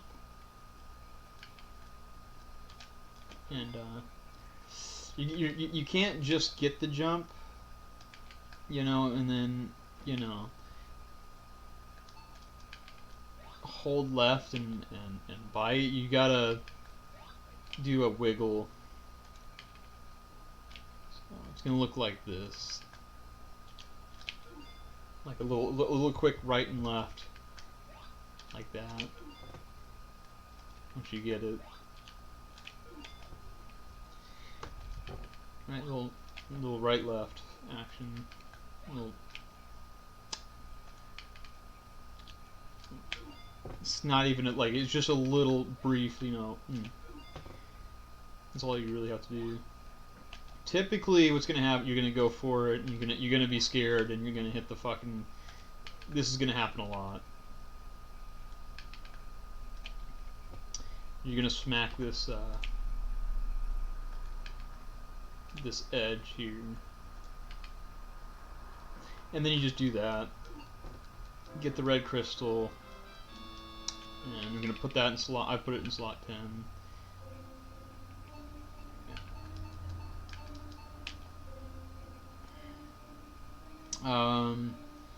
Yeah, I mean, this isn't bad if you just walk off and then jump, and that's not terrible.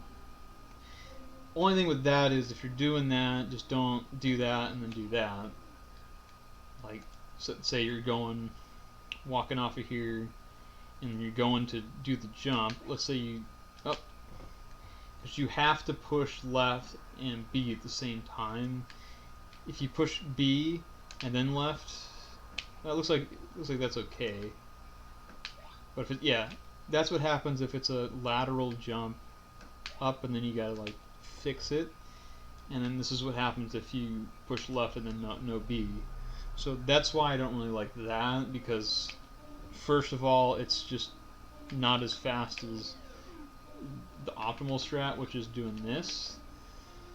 You've got to go down here, and then you're going to go here, and then but it's also, I mean, you've got those two things that can happen, which is you just don't jump left, right, which I don't know, it's not that bad. It's just like, even if you just hold left the whole time, and then looks like you can do that. The only thing I don't like about the holding left thing is if you are holding left like out of the portal, for some reason it picks up that like you double input and you dash. But if you hold left here, and then while you're doing the and then mash B out of that, you should get it every time. Let's see. So that is 100% consistent, so you can do that. It's not bad at all.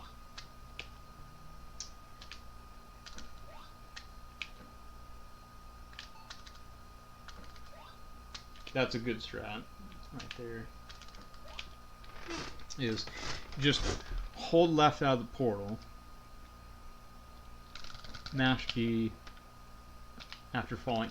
Don't mash B too early, or else that's gonna happen. This is an early B mashing. Fucking idiot. But when you fall, and you mash, and you will always get that lined up perfectly with the red crystal. That's fine. I still think this is the fastest. However, you still kind of like get a lot of air. So, I mean, I couldn't tell you what's faster. I know that this is slower than this.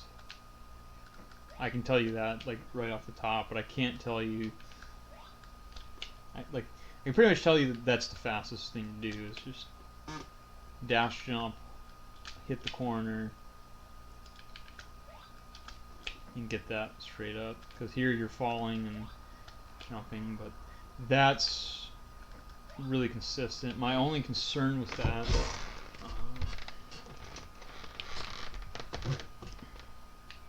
like if you're holding left,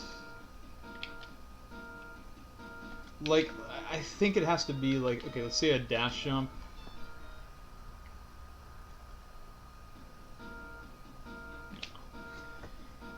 No, I think I'd have to like dash into it.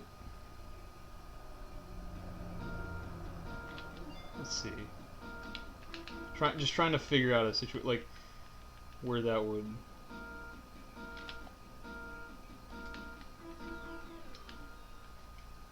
Not work. Yeah, like that was a dash immediately. But I was like trying to dash, so. Here I'm holding right. Okay. No, you should be good with this 100% consistency of holding right, or holding left, dropping down and mashing B right. Make sure you get the drop off though. If you're gonna go for that, don't pull the trigger early. If you're going for that strat, see the drop and then go for it. You will get this 100%. However, I think the walk is slow, the fall is slow, the jump is fine, it's clean, but this is your go-to. This is the fastest thing. That's the problem with it though. So if you're going for it and you go for the jump and then you misfire, that's gonna happen. So that's your risk that you take. And you saw the backtrack. You would have to go all the way left here.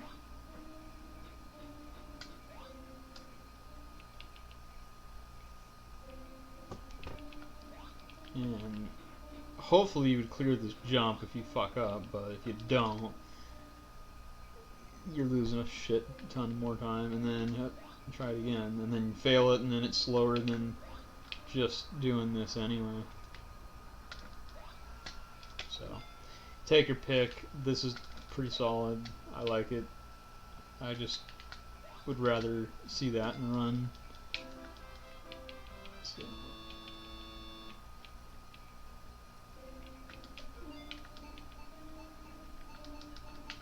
Yeah, record the elephant. Now I've got all the red crystal stuff. This is the last red crystal. Just pick up. Go this way. Here. Now, this fight I'm going to have to go into detail with, so let me just.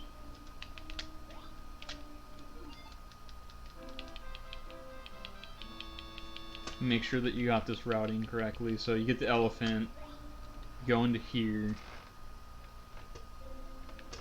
and you head left. You're going to grab the green crystal. Okay, important. And then enter the left, and then re-enter this portal, and then you're here at the boss. Okay. What I like to do in my setup, and I'm just gonna give you one setup period because it's the good one. Dash off of this platform, and then dash jump like at the end here, just enough to clear that. Let's see. Okay, so anywhere like between here and here, anywhere in here, make your jump. Pretty solid window. Hit this platform. That's the main thing. I wouldn't recommend like doing that because, let's see, I guess that would be your fucking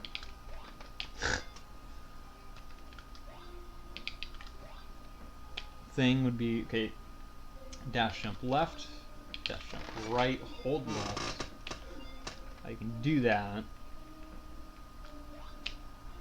That seems honestly like gangster shit. Does seem faster. And it works.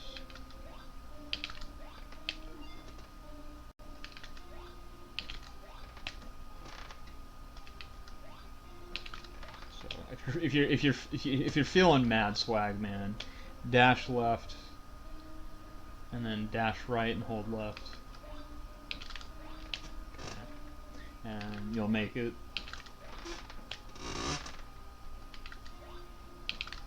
But the main thing is get on that platform. If you don't get a dash jump off here, land like, I don't know, there or something, just hop on up. If you do that, you do that. I mean, it's pretty pathetic, but it's a thing. This is okay. So that's like the thing. You have to get a dash jump there. So dash jump and then a dry. It's not gonna work.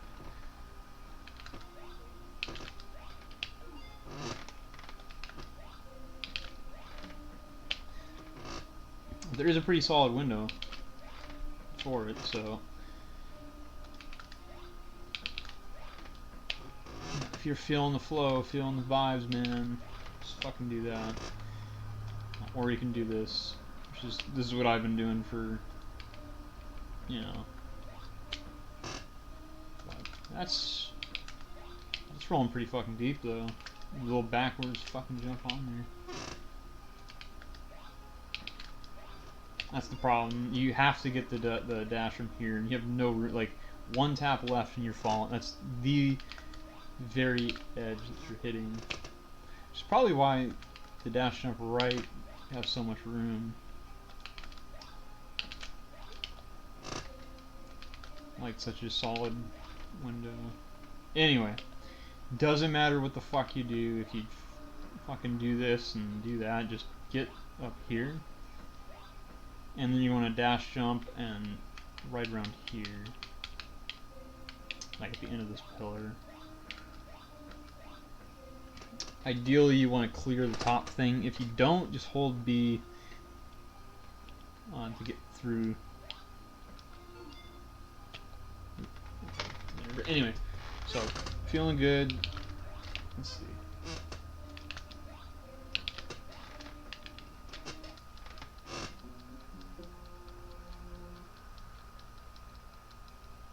You're gonna get 12 text boxes. 1, 2, 3, 4, 5, 6, 7, 8, 9, 10, 11, 12. Hit no. Okay, and then one. Okay, and you get one battle prompt.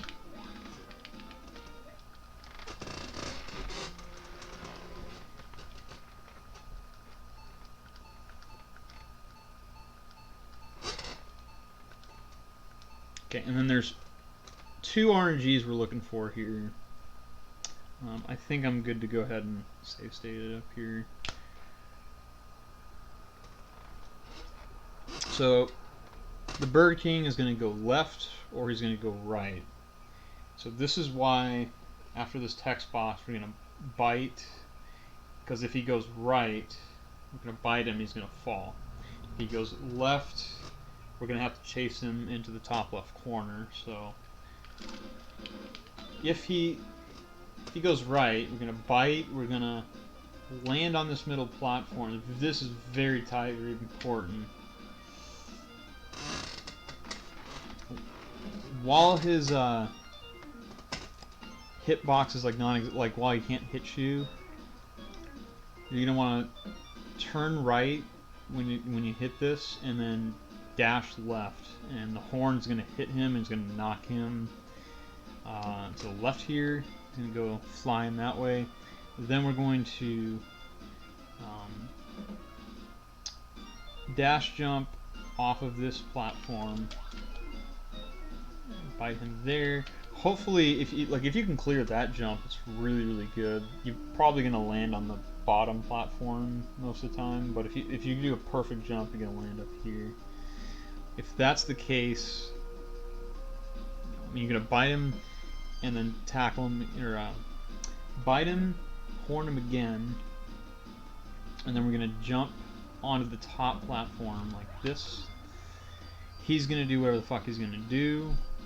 He has 200 hit points, which is 10 horns or 20 bites.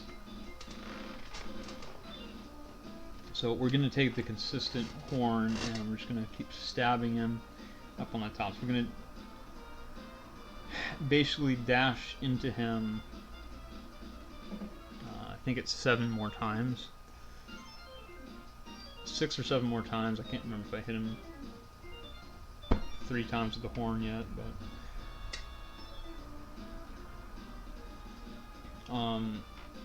just be aware of if he's going left or right. If he's going left and you're dashing left and he's in the far left, you're gonna fall off of the platform and you're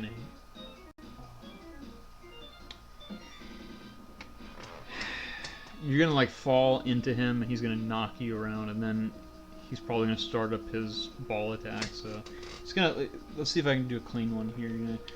Okay, that's bad. Boom, boom, boom, boom, boom, boom. Okay, I mean the one hit was no good, but everything else is clean. Okay, first time he went right. This time he's gone left. We're gonna try to nail that jump from this platform onto the middle platform. So that's what we're gonna go for. And then we're going to want to try to stop him from doing his quick attack, which is a possibility here. So we're going to jump straight into him and bite, and then turn right, and then we'll be on the top platform, and then we'll start. The idea is to get him in the top left and to be on that top platform and to shuffle him with horn attacks. He has a couple of attacks. He has like 3 or 4 different attacks. One of them he's only going to do if you're underneath him. He'll do like this ground pound. He'll do one attack where he like starts putting 5 balls around him, and that one's really slow and that's really easy to deal with. Like if you fuck up but he's in the top left and he's doing that, you probably have enough time to get up there and do stuff. And then he has his like quick like 2 ball, like he pulls 2 balls out and like throws them at you real quick. That's the one you don't want to see, and that's the one we're trying to hit him before he gets that off, because those will send you flying off of the top here, and then you're gonna. I mean, the elephant. I mean, I'll even show it here. His capabilities, jumping ability is 1. That's particularly what we're looking at here. And his agility is a 4, which is complete fucking shit. But we're looking at his strength and his horn. So his tackle is 20 damage and his horn is 20 damage. His bite's 10 damage. He's got a lot of health, like 200 health and 15 defense. I mean, this guy's got everything the speedrunners don't really care about. The agility, jumping power, and strength and horn are important. So the damage he can dish out is great, but he's really not good at getting into position. But he has just enough, like just enough for you to pull this off. So, and when we get on that top platform, and then get this shuffle game going. As tackle does the same end. It looks like the horn's faster either way. So, now, so if he goes right, boom.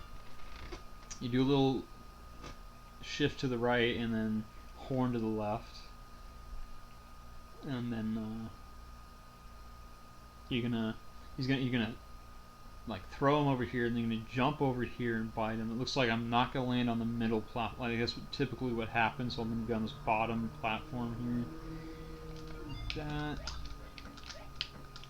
So I'm like, yeah, that's what you don't want to have happen. It's him hitting you, and he'll knock you like that, and then you're fucking, and then that attack, right? That's the quick 2-ball, like right after he just fucked me. Yeah, that's what you don't want. See, that's the shitty. That's this 5-ball attack he was going for.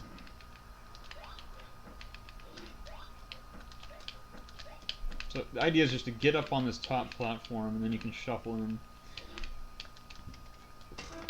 and get it going.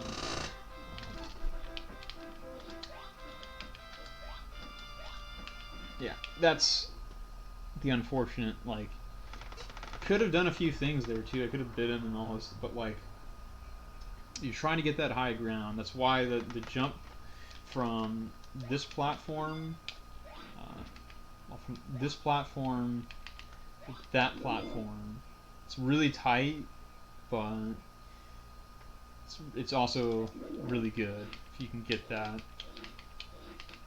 Like, no matter what's happening, you always want to see him on the left side. What you don't want to see is him to do that. Now he's on the right side, and he's doing his ground pound shit. He's fucking you around. Everything's just fucked. You always want to try to push him to the left. Like, you're in, you know, you got more weapons on the left side. You got a wall that you can pin him against. You've got this platform situation going on. On the right side, you've got these wide platforms and this small one, and then this gap in here. You don't want them on the right side. Even though you want to be at the right side, it really doesn't matter because it's a fixed time after you grab the 4 meat anyway, which is like the only boss that has that, which honestly, this is the one you want to have that because killing him on the right side where you want to go is like, it's not good. If it gets out of hand and the elephant wears off, you're going to be fighting him as the mammal, and you're going to want to chain back kicks in some sort of way. Here, like this is a typical like shit situation where he's on the right side here, and he's starting to gather some balls up, and shit's going down. I want to like jump into him and bite him and get rid of the balls, and then try to flip around and get him into a back kick chain. So yeah, like there he shot his shit at me. So I want to get right here, and then boom, and then boom, and then set up right here, and this is what you want to do with the mammal. If it gets to that point, it's not going to be a good run if you can't get it done with the elephant. Then you know that's the unfortunate. Like he gets you the quick fucking combo, and he goes left. So that's like the worst thing that can happen. I don't think there's really a way around it. You can get damaged by the ball in a certain way to where it's gonna like lift you. See how like, and see that, like see how he like shot me up here. Like there's ways to take damage where you are gonna get lifted up like that. That's really all you can hope for. If he goes right, that's what you want him to do, and you can always get this combo going. And if you get that jump off of that, I mean, that was going great, and then that happened. But you're in like the control center. Like you're you know you're in command here when he goes right, because then you can control what's how he doesn't have enough time to get any of his attacks off, and you can consistently get that going. If he goes left, so he was going to do his quick attack, but he can get up there quick enough. It's really important to look at this jump right here. And you know, a lot of times you'll be just a little off and you won't make it, but that jump's really important. I mean, if you were to fight, I mean, obviously you can see, like, being able to, like, jump from here all the way over here with the, so like with the mammal, if you can jump from here all the way over here, you got a lot more mobility here. The fucking elephant, he's really strong, so he's got that going, but unless you can get close enough to him and corner him like this, it's gonna be a shit show. So just try to get that jump down. So if he goes left, you can get up here in time. It's typically all you can go for. If he gets the two ball things off, like if that happens or something, like if you get the bite and then that happens, now you're kind of the belly of the beast here. And this is what I'm talking about. You don't typically want the fucking right side. But I mean, you can try to get something going like that. That's a good right side example of, you know, what you can do. But this is, you know, the strat you're going for 100% of the time. Get him in the top left, do that.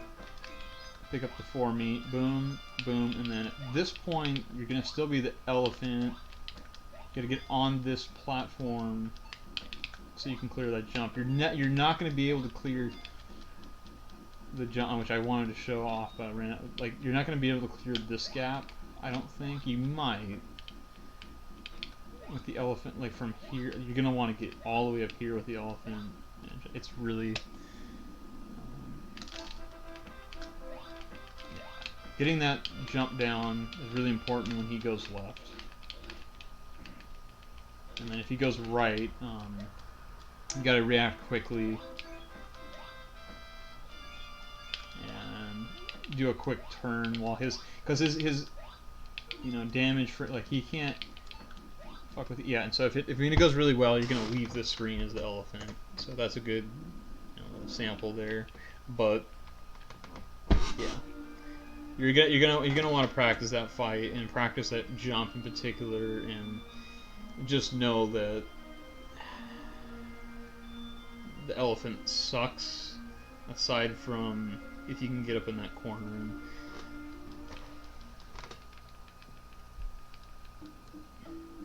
But this is gonna wear off like pretty much right when you get here, if you do get here, and then whenever you kill the Birdman, and then you're back to the mammal again, go ahead and go to Jaws, and then go down 4. So 1, 2, 3, 4, horse, like Jaws. So boom, boom, 1, 2, 3, 4, boom.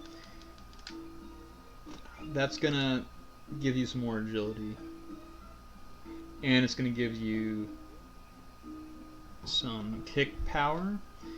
And that's going to come into play right here and right now. So,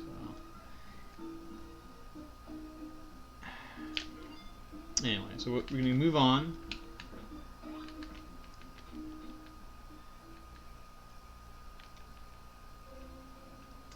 One, two, three, four. Well, like I said, a lot of 1, 2, 3, 4 in this game.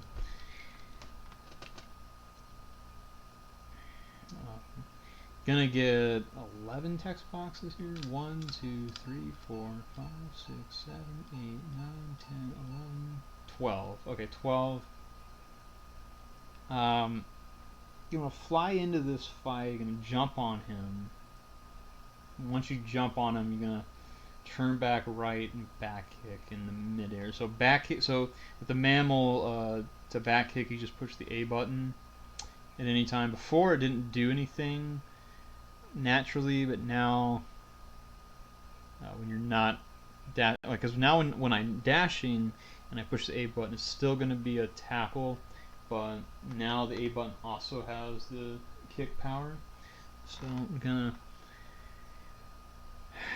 jump off of him, and once we jump off of him, we're gonna turn back right. Like we're kind of like go to the left of him a little bit, and then we come back right, and then hover over him, and then kick. So it's gonna look. It's gonna look like this, right? And then he's gonna be like shoved into the corner, and then we're gonna jump left and just do like a neutral right. The reason why this next part's kind of finicky and important is because if you if you land and then you have to reposition yourself and mess around with the D-pad, a lot of times you'll accidentally dash, and that's what's going to cause a lot of problems with this fight. So there's like a 100% consistent, don't have to move the D-pad, like you should land perfectly where you need to be to back kick him in the corner. So now we've kicked him. He's gonna be kicked in the corner. We land. We're gonna jump left immediately. Just a normal jump. Doesn't need to be a dash jump's honestly gonna make things harder here. So we're gonna want to go ahead and jump left and back kick again after, like hover over him and back kick, but to the left. And so we're going to want to be facing to the right again. So it's going to look like that. And then if done properly, you're not going to have to touch the D-pad after you land. You'll be perfectly like lined up, like, and it honestly, like, you've got a pretty nice window of like where his hitbox is and where this is gonna work. Like he can be here, he can be here. Well, that might be too far, but anyway. So let's go ahead and do this, and then we're gonna count 11. It's really important you get both of these jumps in because that's gonna perfectly make it 11. If not, you're gonna have to hit him 12 times. How much health does he have? 225. And we do 20 damage per kick. So the 6 damage puts it perfectly in range with 11. So it's really important that you get the 2 jumps. So, okay.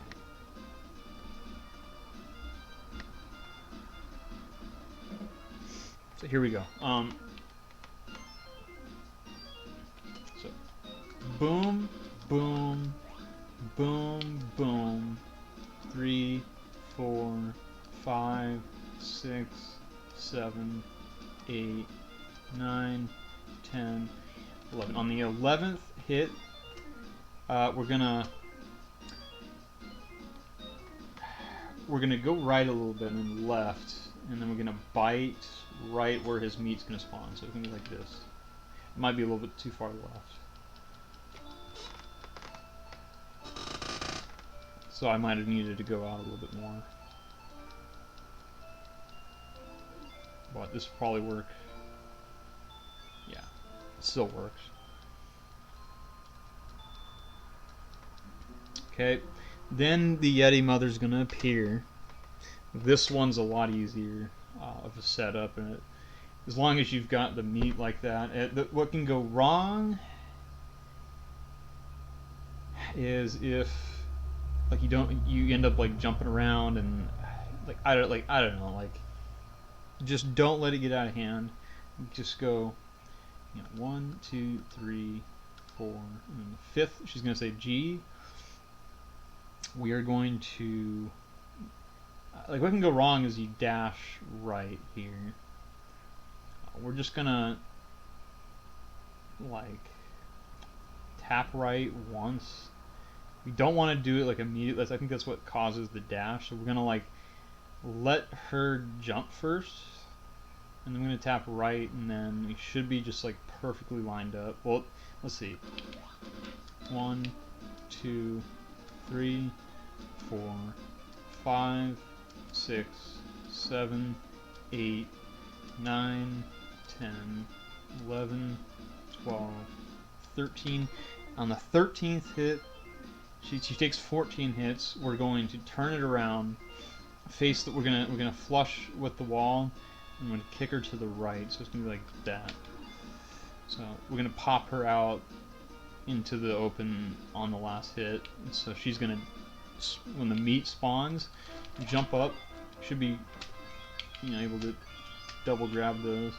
Should be able to grab like one on one side and then double grab one, and then so it should be like really fluent. So let's, back it up here. Make sure everybody's clear on the quick kill here. I'm gonna show you like what you can do to get out of trouble. But this quick kill setup is like textbook, and you'll get it every time. And like, it's not going to be a good run if you don't get this quick kill anyway. So it's really important that you just get this down. So when you're dashing in, 4, 1, 2, 3, 4, jump, like footsteps, you'll hear, and then jump, and then perfectly aligned to jump on top of the Yeti. So hit B, and then like you're holding left this whole time. So boom, boom. Really, there's a pretty big window of where you can be and get that rolling. Okay, and then as soon as, so here I actually dash jumped into it, so this could be a bit tricky. Still gonna, yeah. So that's what can go wrong. It's a good example of that. If that happens, that can happen. So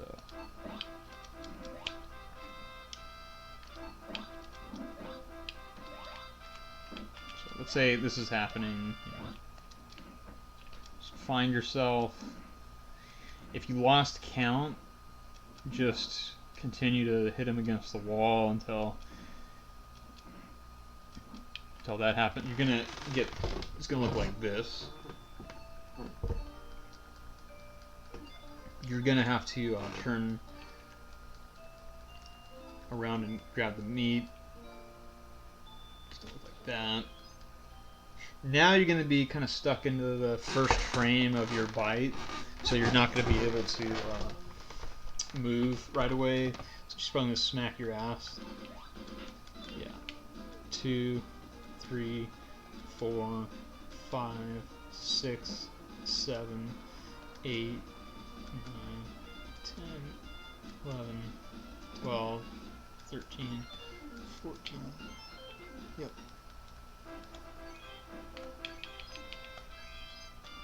Okay.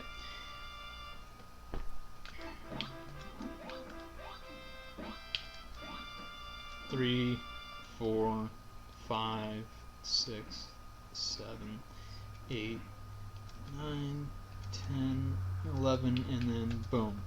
Perfect. Perfect. That's like 99% of the time what it looks like for me. That's like just me going on autopilot here. First frame, you possibly grab the meat, you'll grab it, she pops out. 5 text boxes. 2, 3, 4, 5. You boom, and then she won't even like fucking hit you if things are This is like why I've 6, 7, 8, 9, 10, 11, 12, 13, 14. Okay, I have one off. If that happens, what's the problem with that is you gotta like just keep biting the end of the screen until that pops up. It's not a big time save, but what it does, like, I'll show you what the 3, 4, 5, 6, 7, 8, 9, 10, 11. Like, that one's definitely really important. But what makes it such a big deal to knock her out in the middle?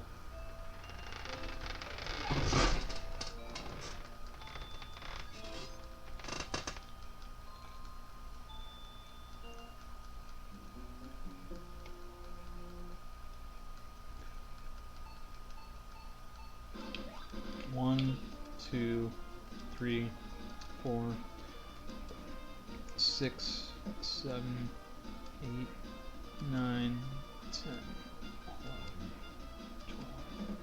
12, 13, 14. You can boom, grab that, boom, double grab, boom. Like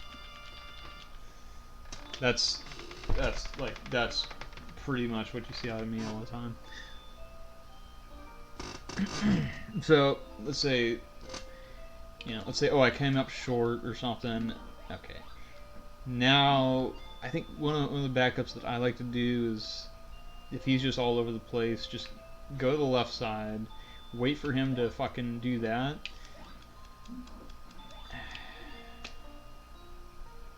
I mean, when this fight gets out of fucking hand, it gets out of hand. So, like, if he's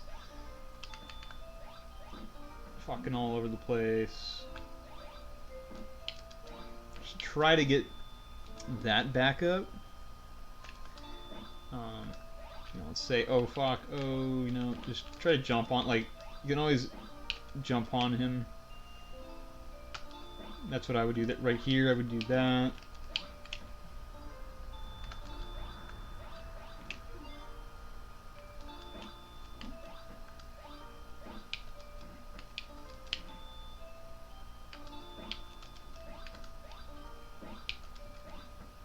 Alright, that's your typical setup, but if it goes sour, if he's doing that, and oh shit, and oh fuck, try to lure him into that jump, and then do that. Try to get him flush with the wall to the left. Yeah, if you can successfully get past that, I mean, let me see if I can find some. The problem is, like, if he gets to you, he fucking boom, double, it's a 2-shot. He'll just fuck you there, and then he'll fuck you there, But I would suggest, like, if things are getting out of hand, just try to jump over him and wait for that. Well, okay. Wait for him to stop,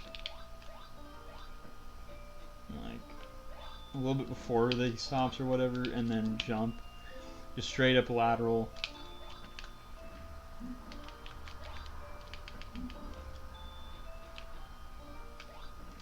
So if you're too late, he's just gonna fucking nail you in the corner. But this is like your best resort, because that puts him straight in the corner. What else you could do is, let's see, like, let's say boom, and then he's fucking me. Okay, I can, like, jump on him, do that, jump on him, do that, jump on him, do that. I can fucking try to get that going.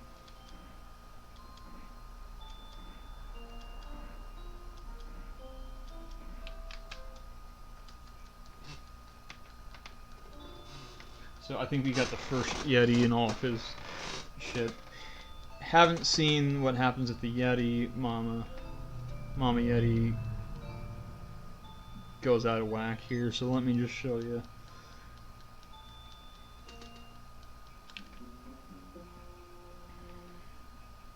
So I mean, typically, if it really like, what would happen is okay, 1, 2, 3. I'm caught off guard and just gives me the double fuck. That's gonna happen to people. Then you're gonna have to reload the level, and at this point, let's see how I get out of this.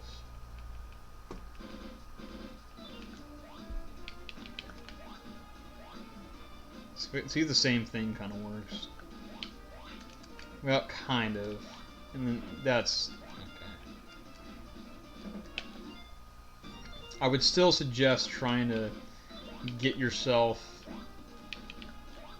in the left corner and try to get her over there. The jump thing, let's see. It kind of works. But the thing is, she's got that clap going, so that happens, and then yeah. So if you're trying to jump on her, that happens. So it's a good example.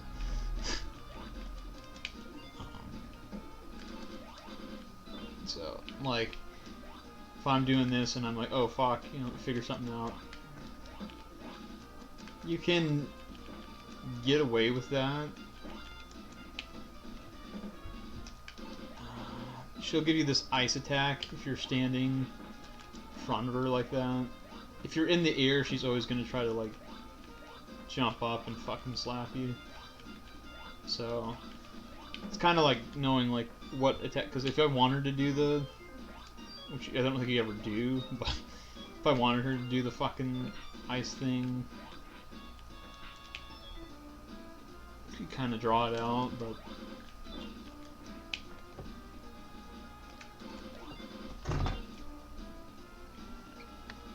Let me... She has 275 health, so there's no point in jumping, because you'd have to jump 1, 2, 3, 4. You'd have to jump on her 4 times before it even amount to 1 kick. So that's why, it's just a simple boom.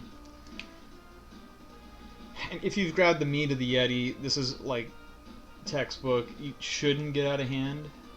You just fucking turn right, and then every single fucking time you'll get this. So, like, there's no reason why this one should get out of hand, because the initial setup is so clean on her. But like I said, if you got to refight her for whatever, you're coming into the fight, you can do what you did with the him, but you can actually let her slap you, believe it or not, and just hold right, or just like let her do, like, if you get in the corner. So if I'm coming into the fight, I'm just gonna come over to the side. If she wants to slap me, boom, whatever. Take 1 slap, you can tank 1.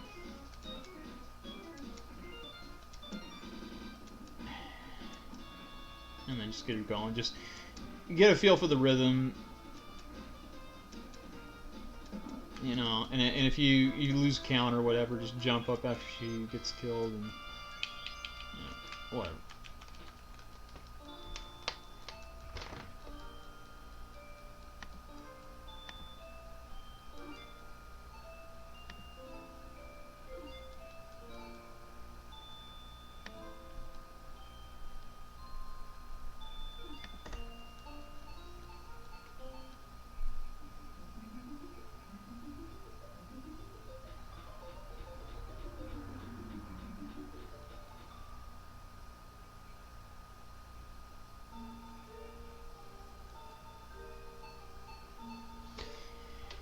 And that's that, and then you're in the final stretch.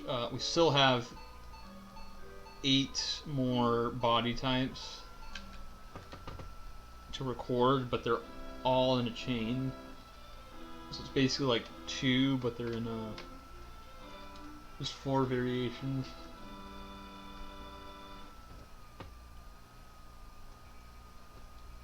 So try to breeze through the end of the game. It's pretty straightforward. There's a couple things I want to point out though. And Bullbox is probably going to be a fucking dictionary. Um, this screen's particularly long for whatever reason. It's like wider than most of the other screens. Try to jump off the squirrels. That's what they're called, right? You got some funny name for them.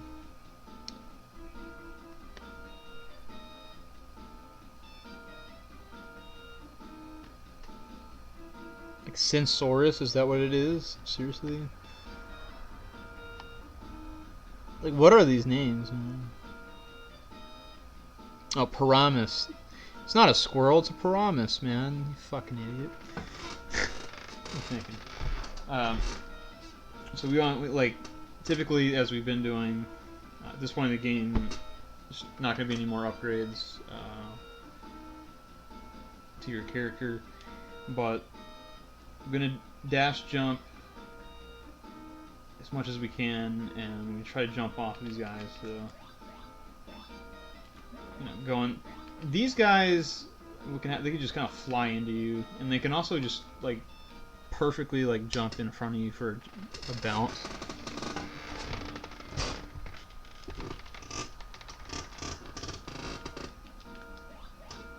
Right, so that would be kind of the whatever, like, and then that would be the bad side of it is they jump right over you when you're trying to jump.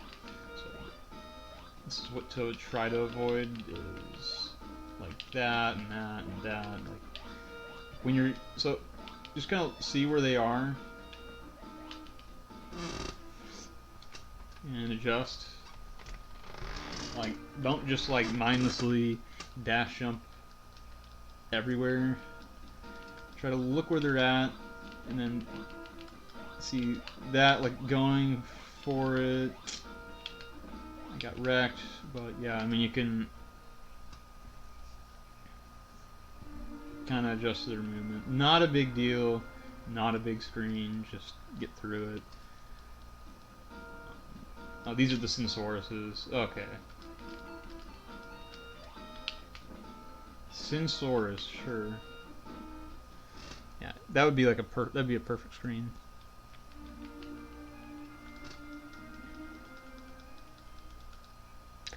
The screen has the fish of prey, which I would just call piranhas. You can dash jump and then 2 dash jumps. On the third one, if you hold B, you won't land on the platform.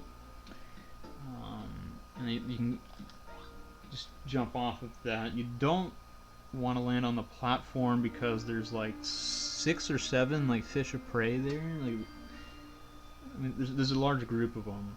Anyway, this is a tight first jump. Try to dash jump. If you don't get it, it's gonna look something like this. You're gonna go, okay. You might jump off of one of them. That's whatever, and then dash jump and okay. You want to be careful with that because there's a soft lock coming up where you don't want to do that. So like if you're having trouble getting these dash jumps off of this, like this one in particular, I could see why, because they start you like right here and you got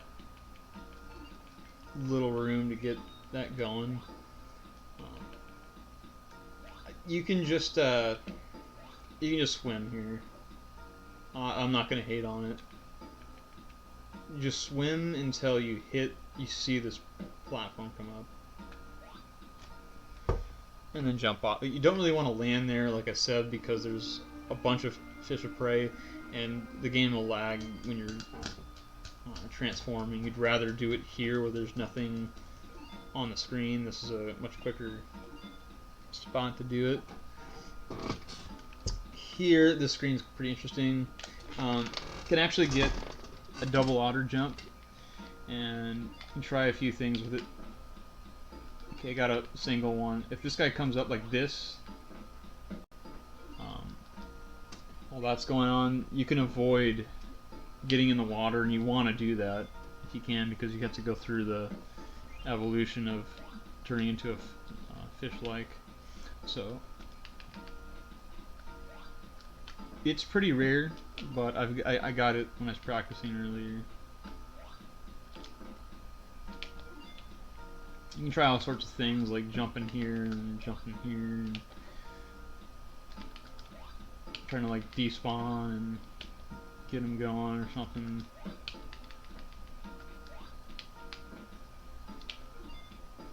But you have to get the double.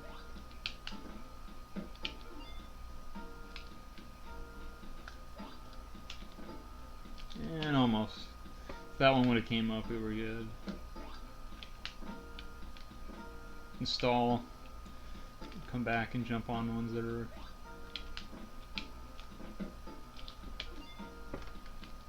Because it's definitely worth getting this if you can. So you can do the straight up thing, which is just a run until you get to about this fish right here, and then jump here, right? And then if he would have came up, man.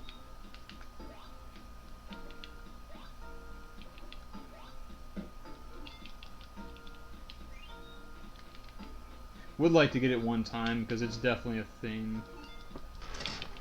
It's just, it's a rarity because you have to get the both aren't. You have to get the like the otters lined up and both of them to surface at the same time. The one on the left is particularly the one that's doesn't come up as often. Like he was going, he was doing it, just wasn't soon enough.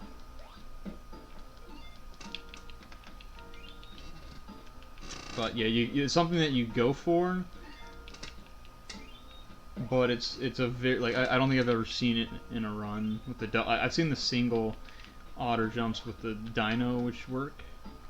If you just jump off one in the middle, you're good. But the double is pretty hard to get. And so you have to do it with a mammal if you're gonna get it.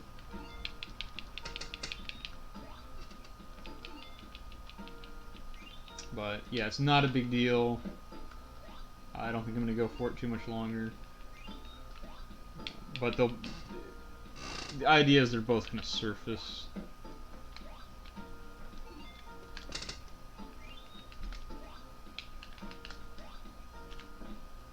And then, okay, let's say this one was here, boom, boom, and then you're off the screen and you don't hit the water at all.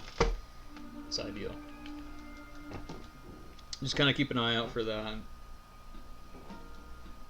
This screen you can soft lock. Did it earlier today. But ideally, as long as you consistently dash jump, you're good. If you fail to do a dash jump or something goes off, just play it safe and jump towards the end of the, like, make sure you get off of the screen entirely and not in the corner, because I can pretty much show you what the soft lock is and it's no good. Just three simple, is it two? Dash jump into the water, dash jump, grab both of these, and then dash jump and hold B, and then you'll jump off of that. It's 100% consistent if you do that. So ideally the screen's going to look like this. You know, boom,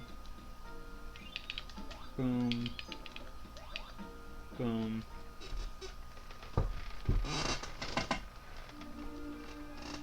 Just 3 dash jumps. Let's say I fail to get the first one off, and it looks something like that or something. Dash jump here, bounce off of him, and then boom, soft locked. So watch out for that. Okay. Now I can't do anything. No matter what I do, I'm stuck. So that's a run killer. Just be aware of that. If you go to the far end of the screen, you're just stuck. You can't move anywhere. I don't know what happens. You can't dash. You can't go up. You can't go down. You can't do anything. It's just like a dead zone. It happens when you like land too soon before the end of the screen. So that's why I put the save state up. But ultimately, boom, dash jump, dash jump, dash jump, hold B, and you'll jump off of that alligator.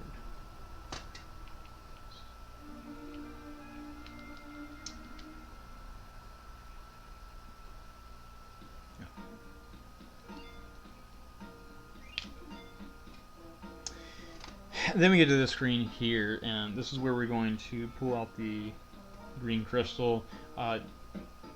Dash up to this tree right here. It sticks out like a sore thumb. Like this is like there's this one and this one. They're sticking out. This one's completely different than all the other trees right here. You're gonna want to dash up to that tree and then jump. So, and you'll jump off of this grizzly, and then at the peak of your jump, which is pretty much right where I'm at. Yeah, it was right there. You're gonna put select instead of start. So it's gonna do, and then somewhere around here. And then we're gonna turn into the bird. When this transformation is going on, we're holding B and mashing right. It goes into a dash. We're just going to go ahead and fly past these guys and then tackle out of that screen. Really straightforward. Just go ahead and do that.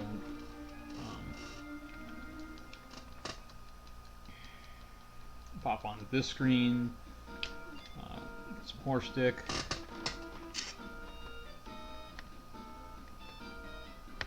Ideally, you'll just dash jump and hold right, and everything was going to be fine. So, but you might have to readjust like that, like I just did. Probably will. Ideally, you just get that. That was perfection. Do a double bounce there. You know, like I said, at any point, like you're feeling like you're not going, you can always just fly with the bird through levels. That's fine. But this is faster, so go for it.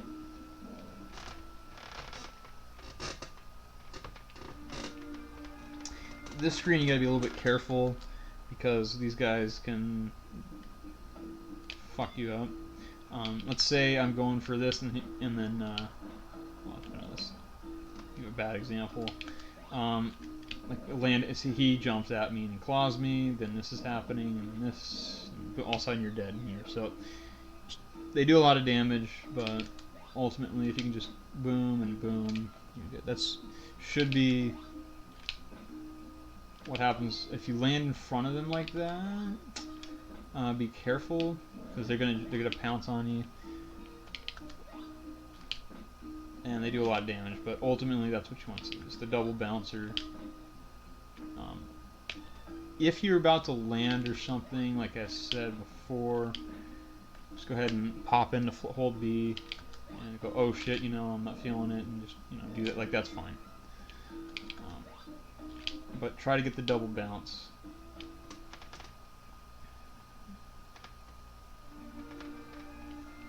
This screen, pretty straightforward, 100%.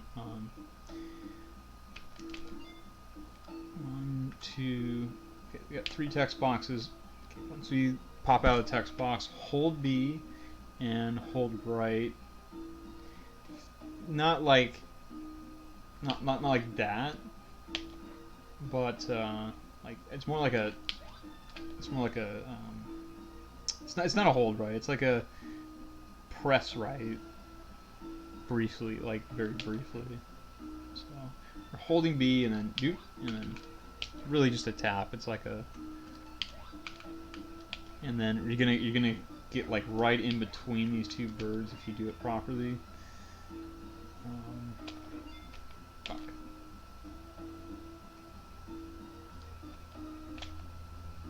And what's gonna happen is you can do that, and then you're gonna double tap up, dash up, and don't tackle here. Just continue your dash, and then what's gonna happen here, like 9 times out of 10, if not 10 times out of 10, you're gonna hit this bull of Icastasia. So you get the 4 tax bosses, I'm pretty sure. You're gonna hit him, but just mash up on the D-pad, and you'll re-enter into a dash like immediately. So it's gonna look like this. You hit him, and then just boom, just ignore it, and fly right past. So boom, grab the crystal. Boom, grab the crystal. Boom, grab it. It doesn't matter which way he knocks you. You're always going to be lined up to grab that. So right when you get, to the blue, boom. Grab that, and then just mash down on the D-pad. If he hits you, same thing. Boom. If he doesn't hit you, great. But if he hits you, just ignore it. As soon as you get down here, mash R. So now we just picked up 5k E.V.O points. I was messing around with this screen, this cave a bit earlier. So you can get the 4 types. So yeah, I think. Fuck. Yeah, you want to do a fucking. I can't redo it, but you want to do a dash jump into here, and hopefully do it this time. Look like that. That's what you want to do. Dash jump, avoid the rock, and then bounce on him and cut in. I don't know what to do. Like if you do a dry jump here or a normal jump, I don't know. You just take the rock and then fly in. Whatever. Like just do something. I don't know. Figure it out. Only problem is then you're going to be in flight and you want to come up here to the top. So you can just do that. I like that a little bit better than that. Just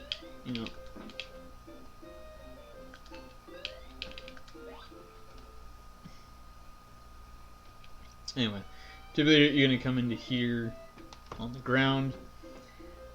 You're gonna dash jump and hold B, and then dash right.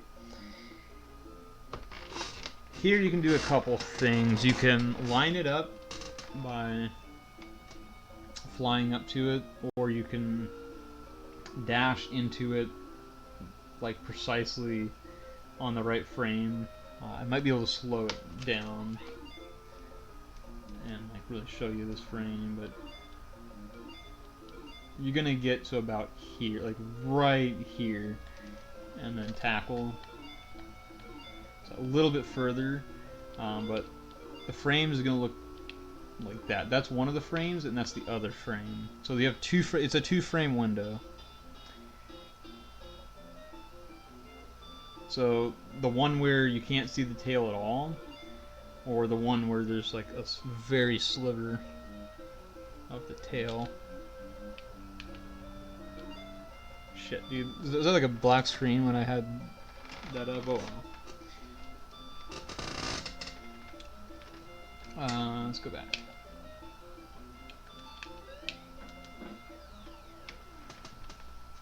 So, dash jump or just whatever. If you get a normal jump, whatever. Get right in the middle. There's like there's a visual cue.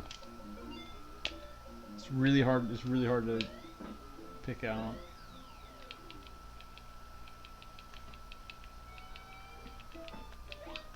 But anyway, let me show you the two. I think it was like black screen when I went onto that mode.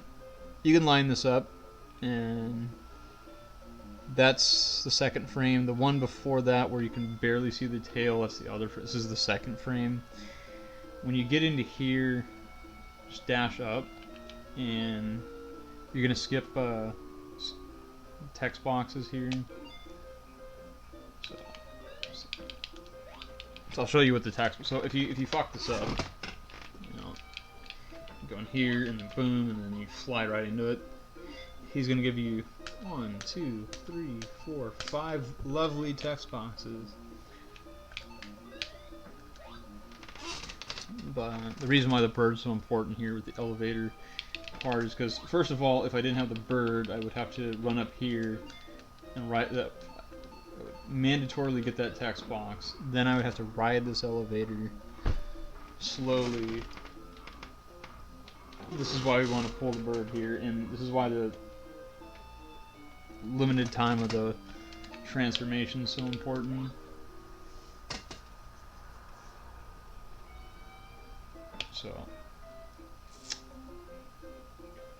typically you're dash jumping here. This is like a bad start in it, but if you fuck that up, that's your backup. Okay, I'm gonna probably go ahead and make a state here. So you'll fly past those monkeys. There's a pillar here, right? And then there's a pillar here. And when you get to here, like this is probably past it. You can dash, and it'll perfectly line up if you do it right. So, right there. That's the perfect spot. Like frame that. Boom. And that's so if I'm short like that, just tap right until you get that frame. This is the one with the tail sticking out a little bit, or the frame after that, which we had earlier. Ideally, you're gonna dash, attack. You're gonna tackle perfectly into this spot, and then dash up. This is what I was messing around with earlier. Right there, it's too late. Right here, too late. Right here, too early. Too early, way too early. But that's the second frame right there that works. Here, that's perfect. Right there, that's the money. Go up one, go right, and then up two, and then at the top of here, just go right. You should have enough gas to get past this guy with the boulder. If you don't, try to do some creative shit. I don't know. We'll look into that in a second. But ideally, you're going to be the bird. You're going to get this text box skipped. And, you know, if you don't like the tackle setup, you can just crawl up here and then get one of the two frame. It's a two frame like window. That's the second frame. That works. If you get too close, obviously you're gonna trigger the text boxes, and if you're too far away, like if I go for this one, I'm gonna get stuck in here. I'm gonna get caught here, and then even if I go right, like even though I'm like way out of the range and I go right, I'm still gonna trigger this text box from up here. Basically, it's just like you either get it or you don't. And it's not a big deal if you go for this tackle and boom, you miss it, and you get the text box. Like, your limited time with the bird is pretty important too, so you gotta take that into consideration. And you really want to get past this guy right here that's holding the rock, and get past him. Yeah, right around here is great. Like, if it's going perfect, he's gonna wear out right here. and then you're gonna fly into this, and you're gonna turn into Mint like just perfectly. So it doesn't hurt to go for this tackle setup, which is like, boom, I missed it. Boom, I missed it. That's it, perfect. And then like you just do that, and while you're doing that, you're mashing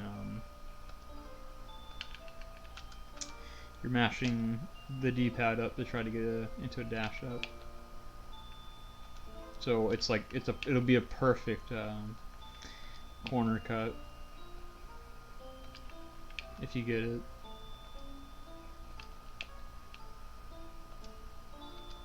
Which is why it's like super optimal to fly out there and do. So that's short. That was see that was it right there. It's gonna look like that. You can get the text box skip. You're gonna be flying right through there. And you get past the boulder fuck. And if he hits you, whatever, just smash right. Let me show you what. So let's say okay, I'm fucking around and let me take, you know, a long time to set this up because I really want to get this, like, okay. You know, and then, oh fuck, oh shit, you know. Like, if you feel like you're not going to make it up here, you can ride the elevator as the bird. Man, it's a terrible sound. Let's look at this. If you're here's the mammal. If you don't make it with the bird, and you have to deal with it with the mammal here, you don't want to dash right and then jump right where this fire is. Hold B. That you should. Let's see. Hold B and right. Let's see if I can reenact it. Oof. Fuck, man. If he's in your way, you might just want to, like, boom, tackle him. Maybe it's just trying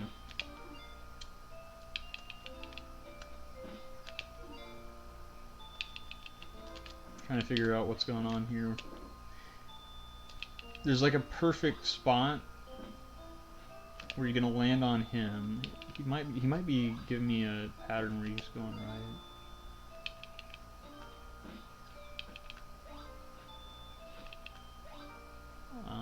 You do that, but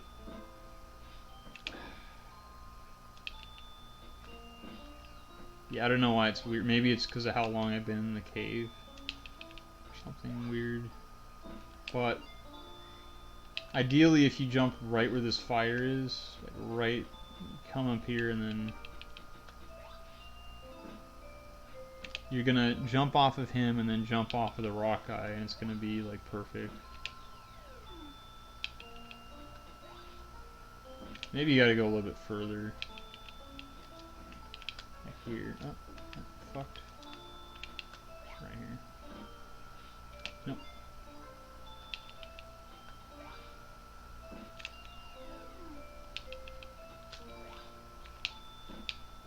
You can obviously get creative. What you can also do is when you, if you end up land, so okay, fuck. If you jump off of him, this is okay. And you land here. You can tackle him. He'll. Oh, fuck. Really?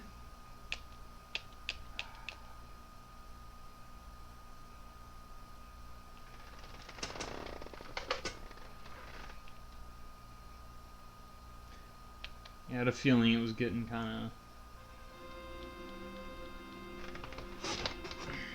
I was loading that state like too many times.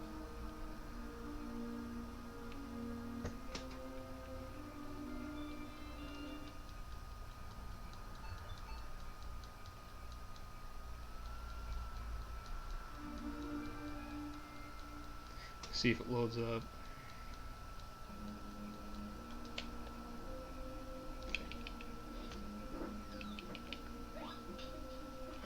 You can tackle like it. What? Oh, fuck, dude, that audio. Oh my god.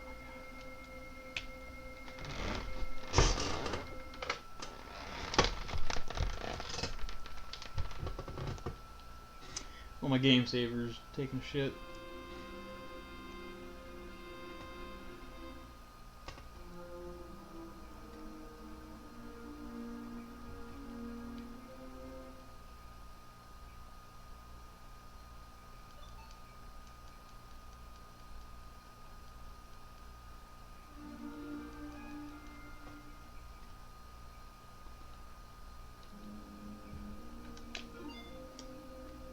Ooh, rip. It was there, man. What happened, man? Fuck.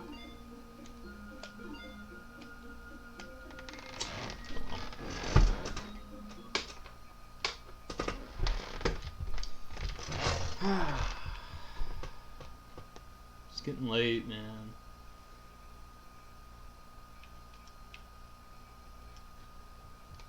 I should have made a save for World 5.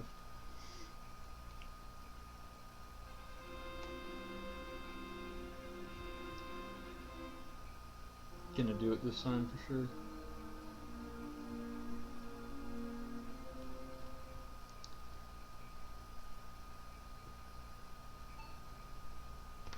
I don't think.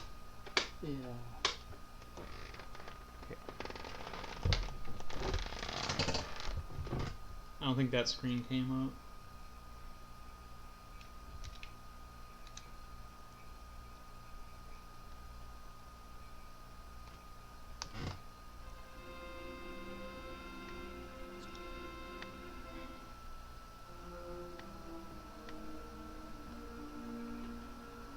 Fuck.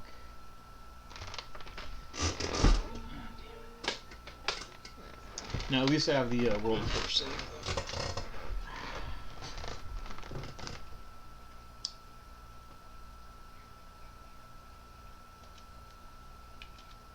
So we're gonna do a recap on World 4. Get back in there. Yeah, I was trying to explain. You can tackle the and it showed the game saver took shit.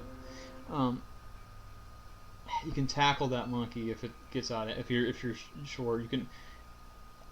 I think it might just be with the dino, but it might. I thought it was with the fucking. Man, it might just been something weird. I don't know. Make sure. I actually want to check like all my evolutions.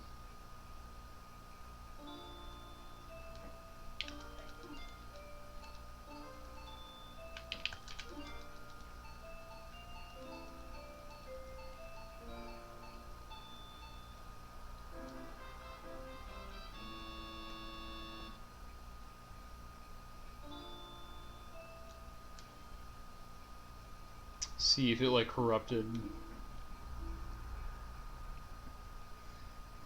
all my shit.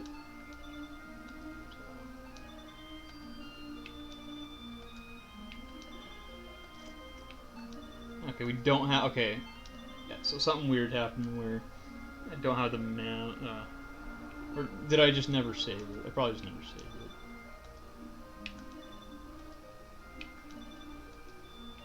No, I just never saved it. Okay.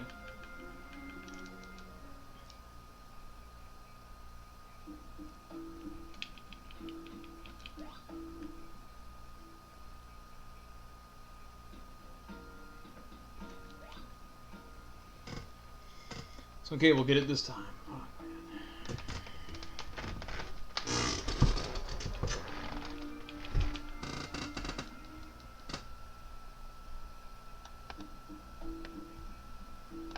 yeah, I gotta put it into the video because it's I can't get over 12 hours. I'm okay with it being under 12 hours, like really close to it, like 11 hours, but I'm not okay with Are we... This level, like, I can't remember. This is the one with the...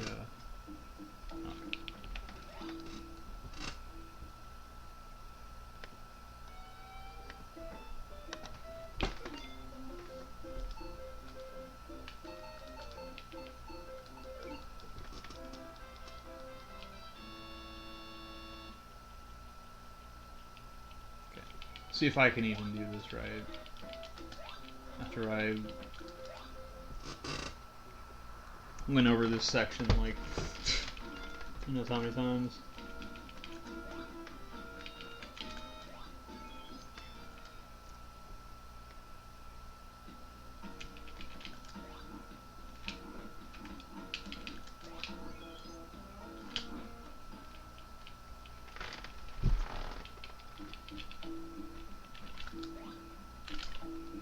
Take that.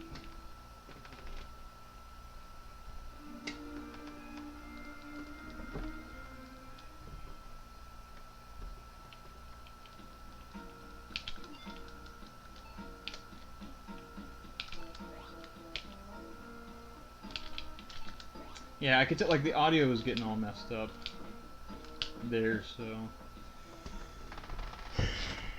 Figures.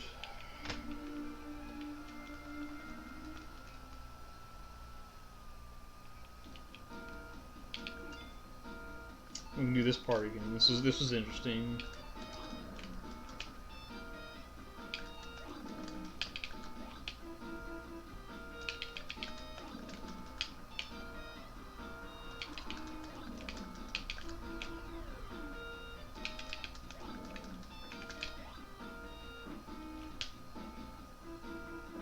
Interesting little find.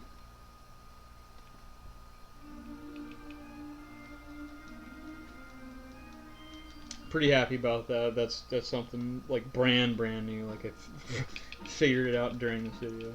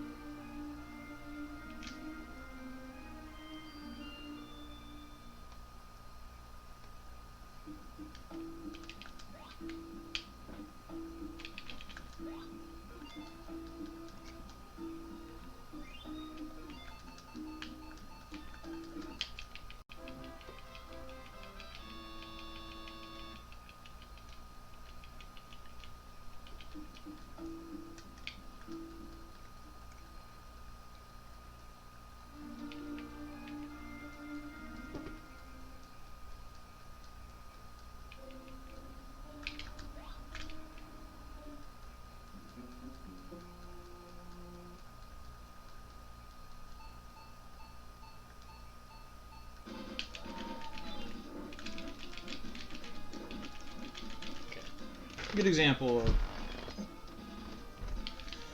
shit. Things are going wrong.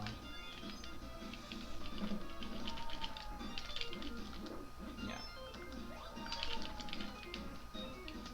But like I said, like it shouldn't get fucking to the point where you can't kill all four of these.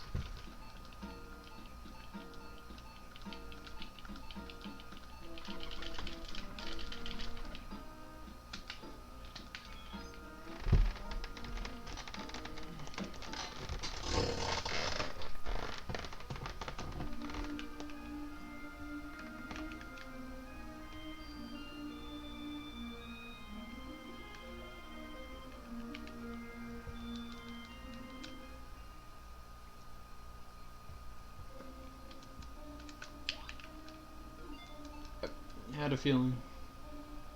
That would be definitely the reason why you would wait until the boss level to go gargoyle.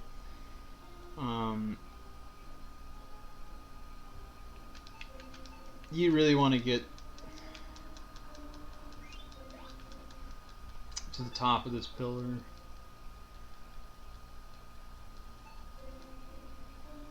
But you know, if that fight's that disgraceful, I'd honestly just let the run go to shit anyway. Like if I'm getting like fucking 15 bubbles, then fucking please kill the run.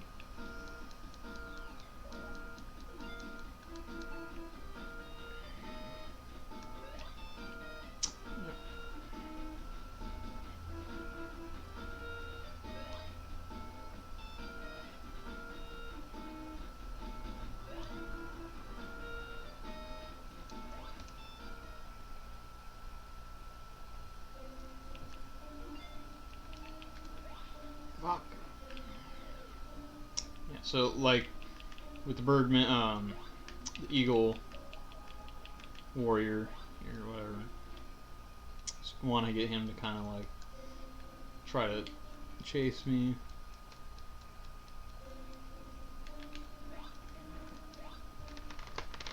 Oh yeah, I gotta go back in there. I guess I don't really need the fucking elephant thing. Yeah, try to get that. Boom.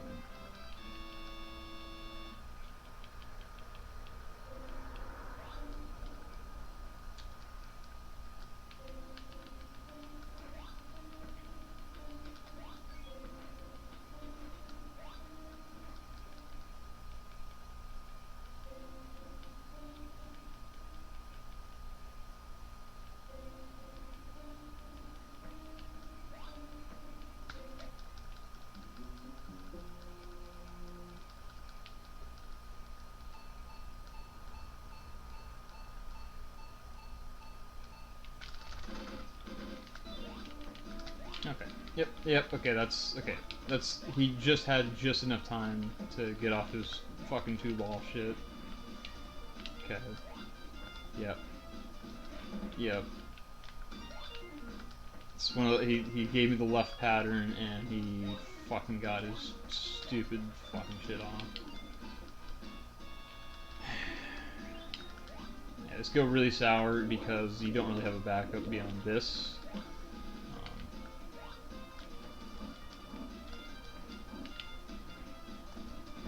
I have no E.V.O points to get me out of it, so if I got hit like twice in this form, it's over.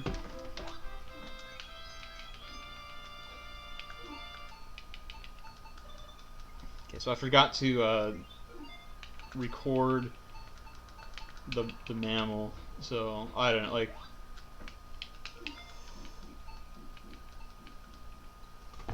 whatever. Now we have it. Now we have everything but the mermaid and human, basically. Just trying to get around to.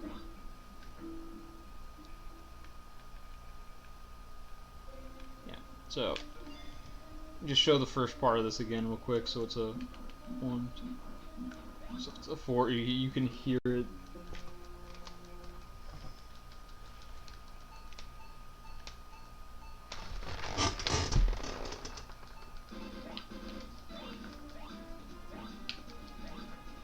Three, 4, 5, 6, 7, 8, 9, 10, 11. Okay.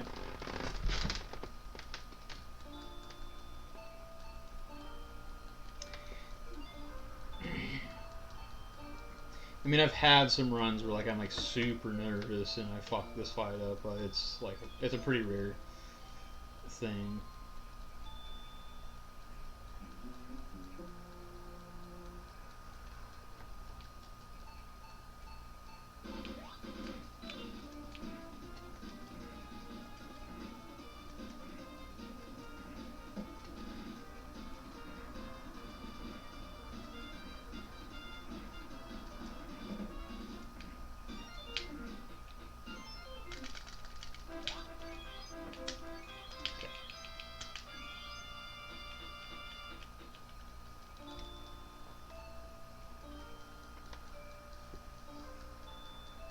Gonna immediately make a World 5 save.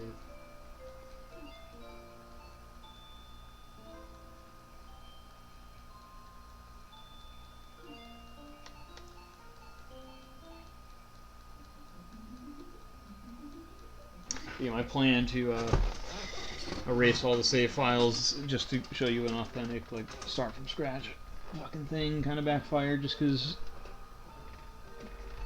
I had to redo some stuff, but we're back in there. It's all good.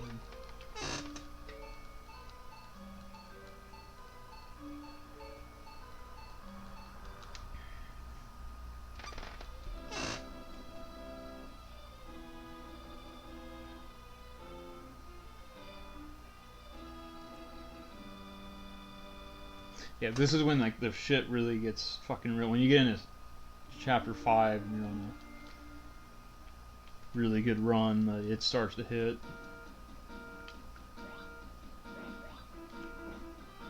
Because really, it's just a few like bogus stages, like filler stages, and then it's kind of a boss rush, but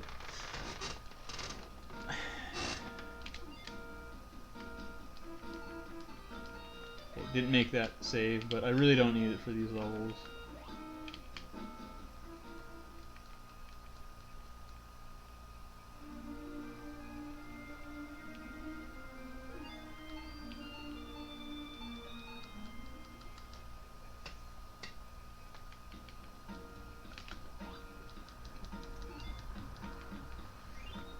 Okay, so like there I failed to get the dash jump, so what I would probably do is just go ahead and swim until I get to the end there. Noticing a lot of lag on that level, and that's because the fish prey are like they're really small, but there's a bunch of them, and it causes lag. That double R jump, man, it's really rare.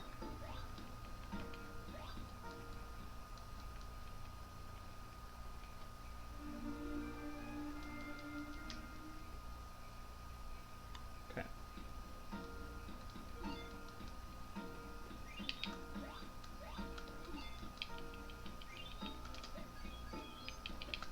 Okay.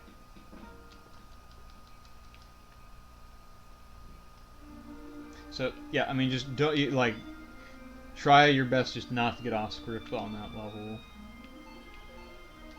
because when you get off script on this level right here, like let's see, you accidentally just dash into the water, for example. You can't get the dash jump, then that happens, and then I mean, it's worth going for the jump off of the last alligator. So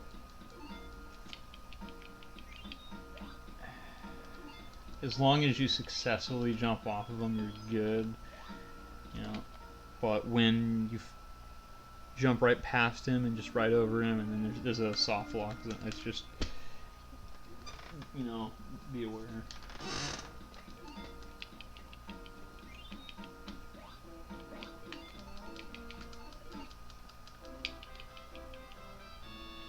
All right, so where were we?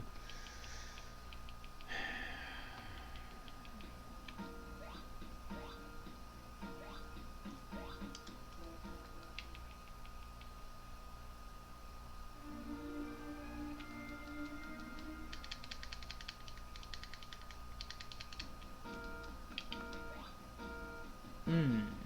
Hmm.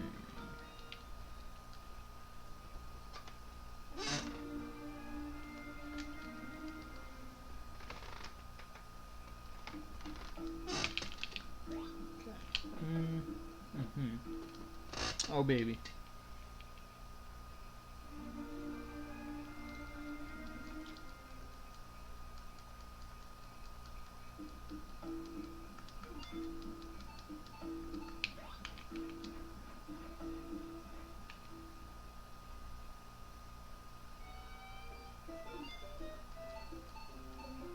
Hmm. Mm. Mm.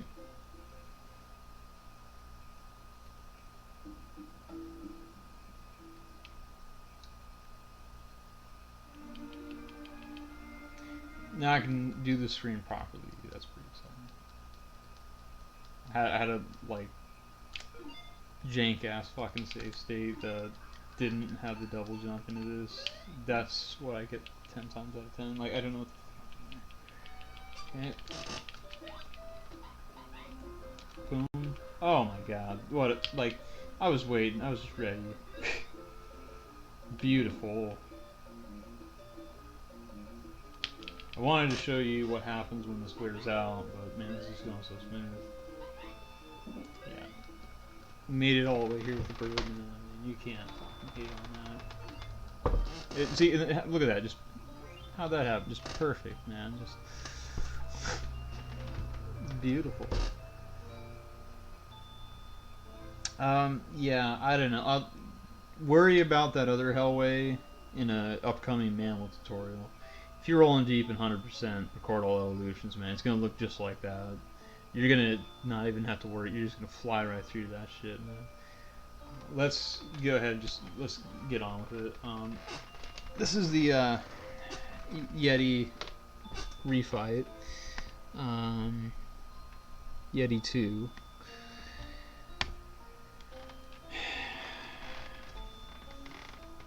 It's the baby Yeti that got away and he's grown up now, and he's happens to have the same name as his father, which is Yeti. So with this one, we just want to get one footstep roll, and let's go ahead and so we just want to hear one, or just get one little dash like that, jump.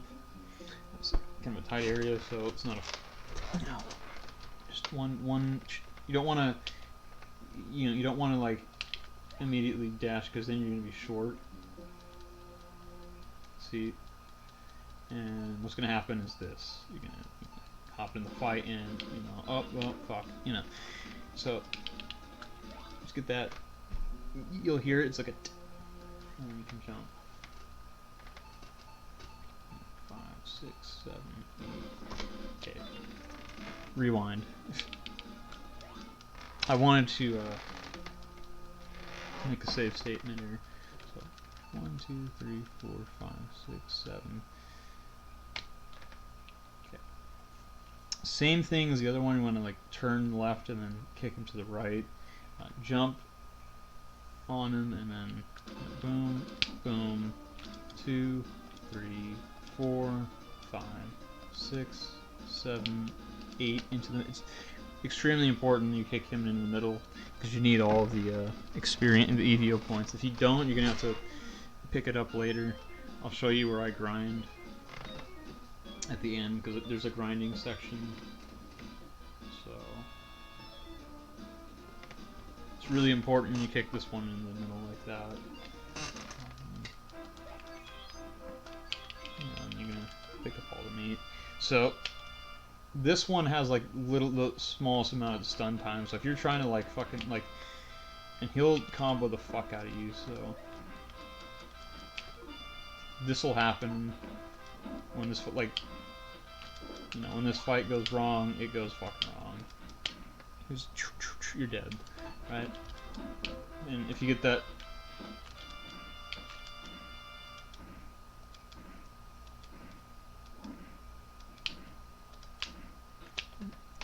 But you're all good unless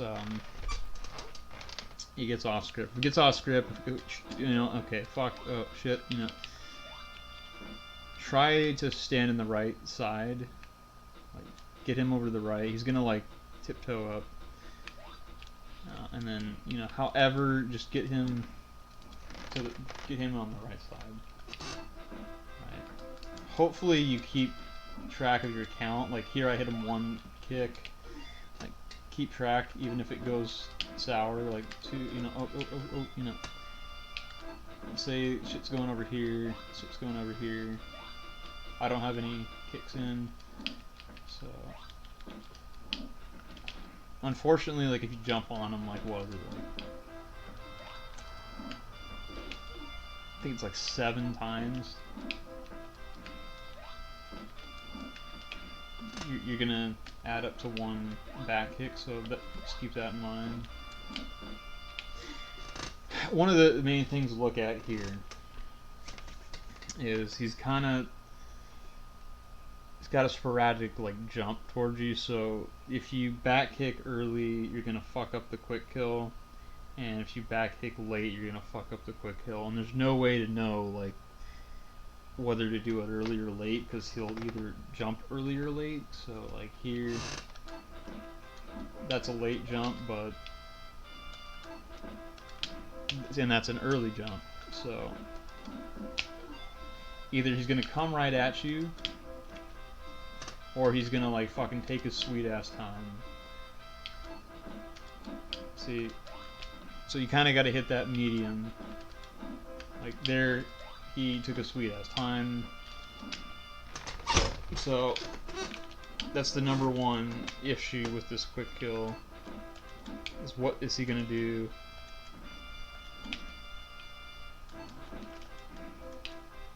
Like I said, if it goes off script, try to get him.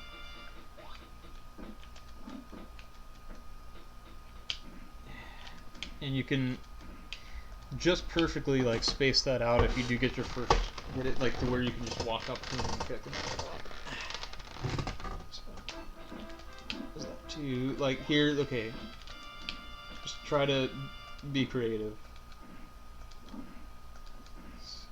If it gets off script, at this point of the run, like you really need this to be clean.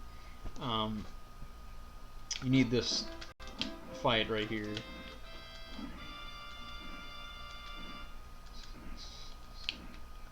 Like you want like no bullshit. You want the end of the run to be super clean. So definitely aim for that and practice that and kind of adjust to whether he's going to go quicker. I don't know, like I kind of hit this middle spot and hopefully it seems to work for the most part, but he gives you this really delayed bullshit sometimes. So after we're done with the Monkey King, the Yeti, we're going to hop into here. Once we get to this part of the water here, we're now able to upgrade hands and feet. It just pops out of nowhere when we're in here, and so you go down and left, and it'll say try to evolve.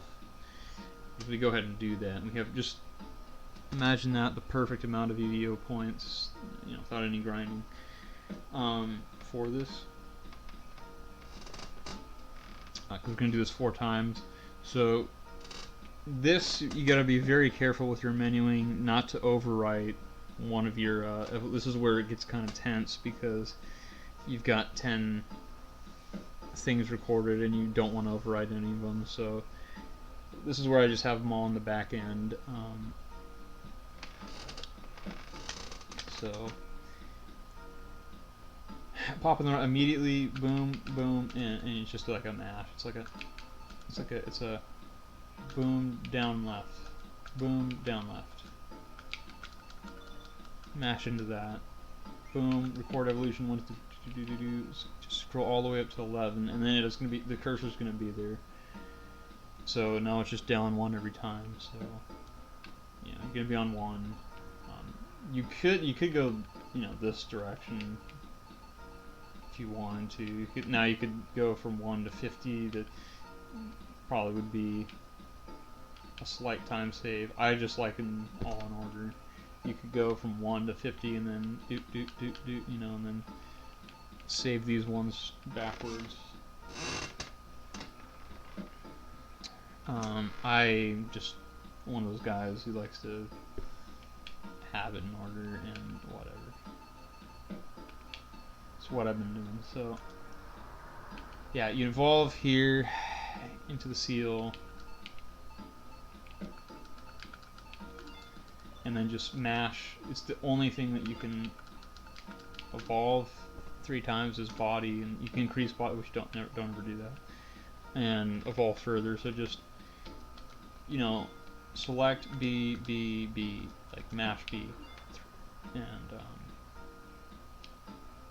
after you hit select, after you've recorded. So right, so we've got him in 12. So boom,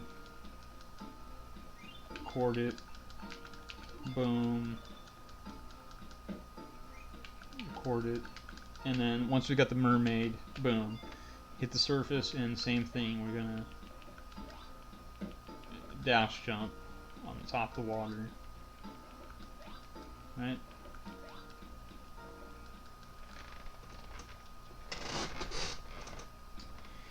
Here we've got the Kurosalach leaders, and now they're just common enemies, you know, because why not?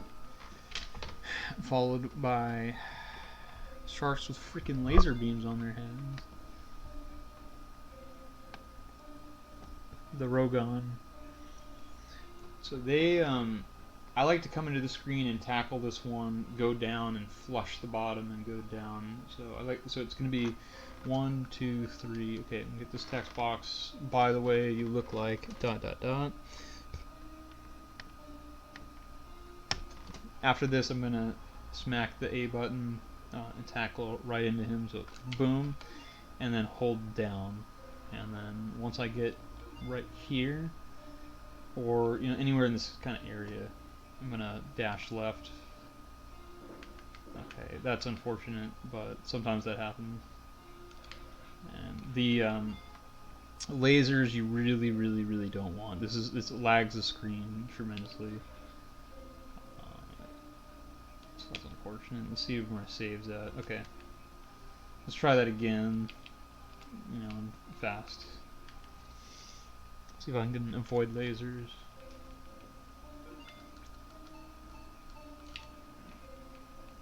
Yeah, look like that. Boom. Okay. Unfortunately, he popped one off, but I'll take it.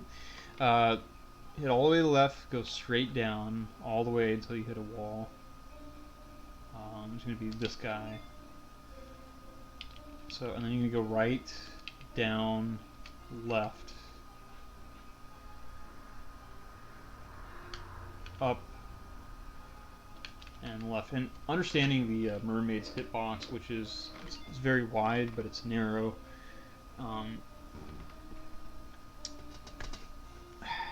Like you'll bonk walls a lot, just because she has like trying to go up and down, like going left and right, you're fine. She's got a pretty small hitbox, but the left to the right, she's like my tail will hit the top of that, or he'll hit him, or whatever, like stuff. But anyway, you get to here. This is the end of the maze. And then we're gonna roll up on King Rogon. Rogon leader. Yep. So real quick, let's do that again. Get this ingrained in your memory.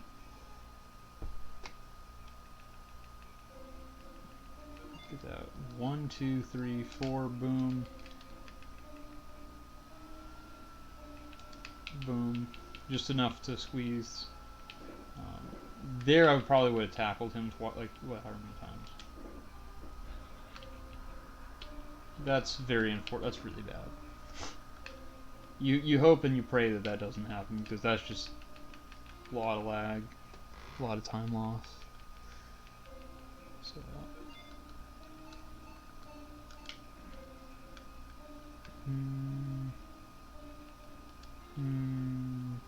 Hopefully he goes to the left like that. Okay, just whatever. You just kind of deal with whatever.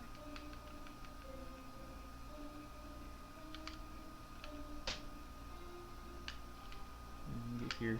He's either up or he's down, or like he's all over this guy's all over the place. So I just go with the quickest route, which is stay on the bottom. You can because he seems to be on the bottom more, you can go to the top, but I just try to stay flush with the wall, because sometimes he's up there too. He's all over the place. Here I'm just gonna keep dashing straight in. Immediately trigger this. Like, don't move anywhere. Don't nothing. Just hit right in here. Again, it's gonna be 7 text boxes. So 1, 2, 3, 4, 5, 6, 7. Hit. I don't agree with you. If you mash here and you accidentally hit that, you're gonna have to go all the way back through this area. This is the longest setback. There it is. You have to go all the way through the water cave again if you accidentally hit that. So count out 7, go down, hit that, then you can mash at that point. There's only 3 text box. You'll get this text here: I don't approve of you, and this shit's on. I like to dash out to about here. Okay. Then I like to tackle out of this, or you know, somewhere in there, somewhere in that general, just like boom, and then we're gonna chain tackles and hit him to the right. You're gonna want to try to avoid this light at all costs. So by spacing out the way I do, you'll avoid the first light, and then if you can combo him properly, which we're working on. The biggest problem is that like you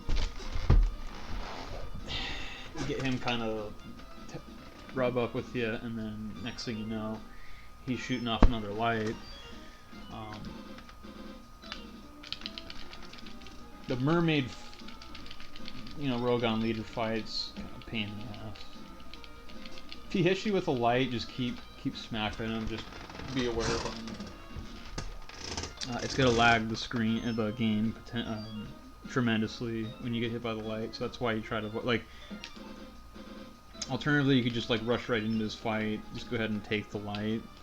Like you could start the fight out, boom, and come from the right side and knock him to the left. Thing is, you're gonna get to this wall, and then you run out of room to smack him. It's mainly what that's why I don't like that. You do want to kill him to the left. You don't want to be pushing him to the right, but it's such a big deal to get rid of this light.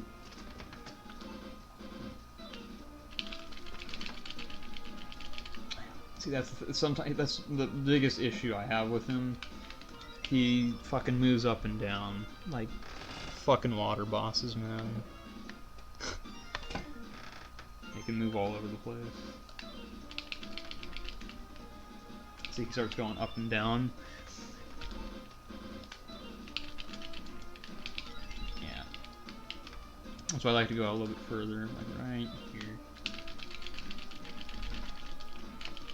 Yeah, and you want to maintain rhythm with these dash attacks. See, there, that should fucking wear out, man. I got robbed there.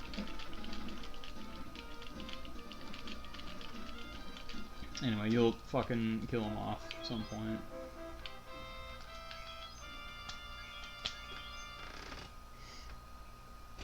He has 225 health. You're hitting him for 20. Alright, 20 attack. What was that?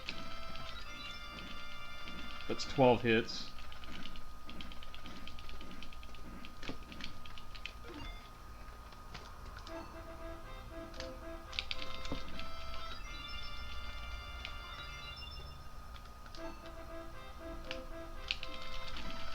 I want to just get one fight where the fucking light doesn't hit me.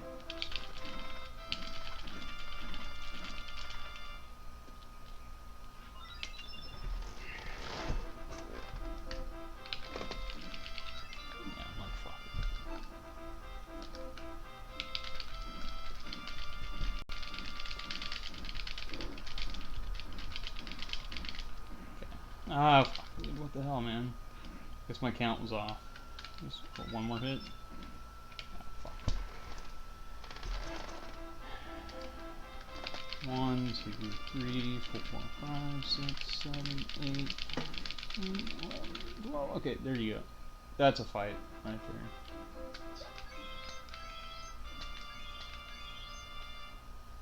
there. This you can practice a lot. The only reason why I kind of don't enjoy practice is my wrist gets all fucked up. Just practicing this for too long.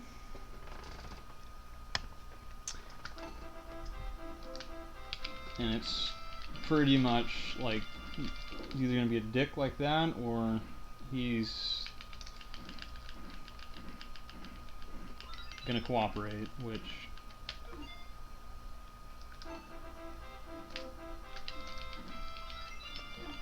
I don't know what's going on with that. That's pissed me off.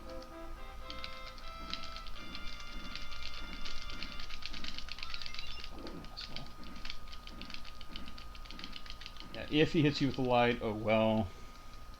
You're losing a lot of. Look at this lag.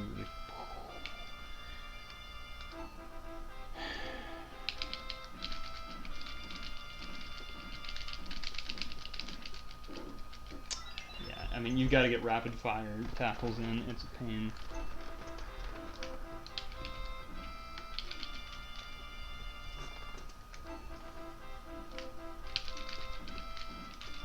Yeah, he's not so bad when you fight him as the mammal. The fucking mermaid, though, like...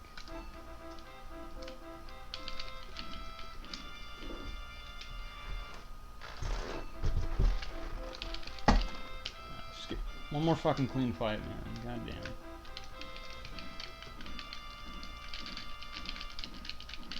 Yeah. Like, everything's just going well, and then all of a sudden he just, like, fucking throws one out there. Oh, well. Yeah, and then you're just lagging it up, like, with nothing else going on, just... Some random ass light hits you.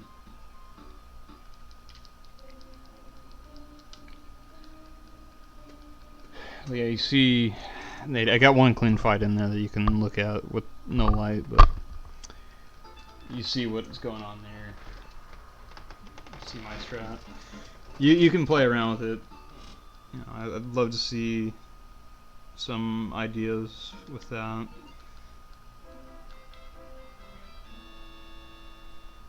So just mash R, like go in there, talk the fucking whale, mash R, you're out of here. Then we're gonna go up to left 1 and up 1 into this level here. Okay, and then we're gonna grind to 4,750 points. So a tackle and a kick is gonna kill these guys, or alternative would be 2 kicks. But I like the tackle kick method here.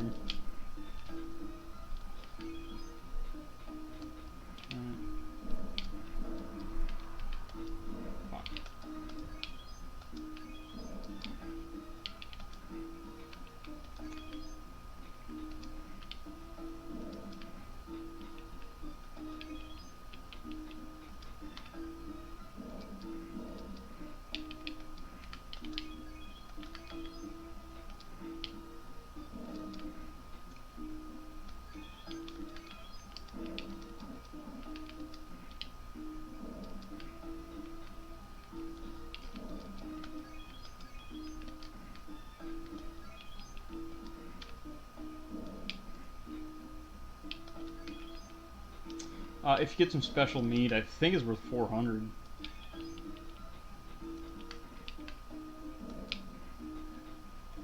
Possibly more. Might be 600.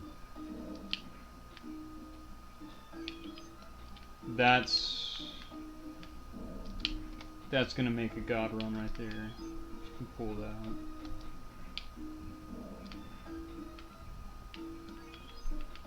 But yeah, the tackle and kick method until you hit here, then mash R when you've got 4,850. Right, and then down, right down.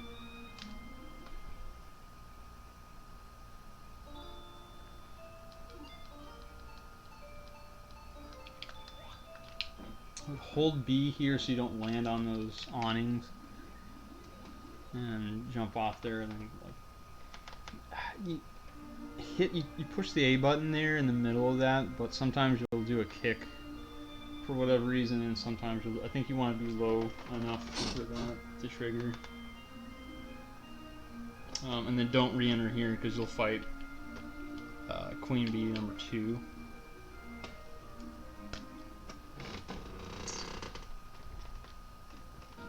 You can alternatively grind E.V.O points here. Let me show you what that would look like real quick. You would shuffle these guys around up here, and you get 250. It's an alternative to the point grinding that I know of, but you will also die in 2 hits like that, so be aware of that. And they also take 7 fucking, like, however many fucking hits. 6 or 7. I'm pretty sure it's 7. So, or is it 4? It might be just 4. I think it's 4 back kicks. Yeah, because they have 75 health. My bad. I just don't like it.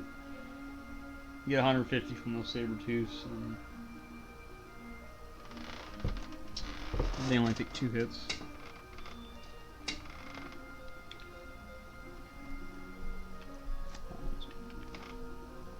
Hop right into the Crow main. This is it. This is the big time.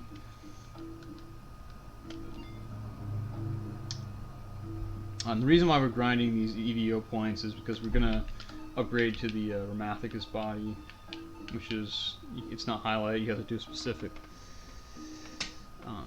set of evolutions to unlock that, and we're getting just the perfect amount to have that, and enough for 1 backup.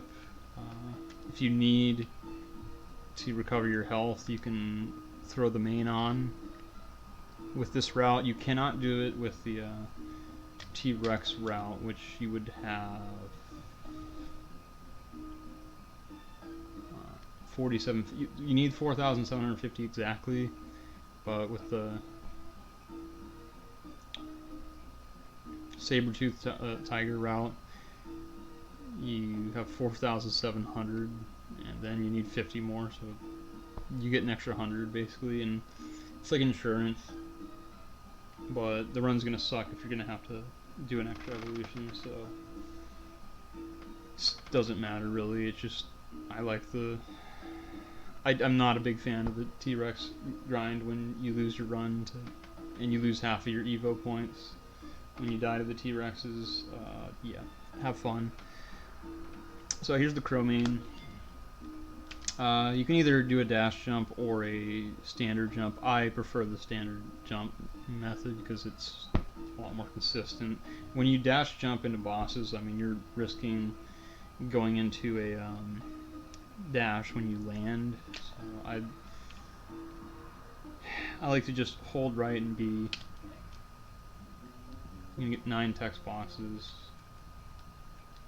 1, 2, 3, 4, 5, 6, 7, 8. I guess it just says N. Just hold right and don't really have to hold B anymore.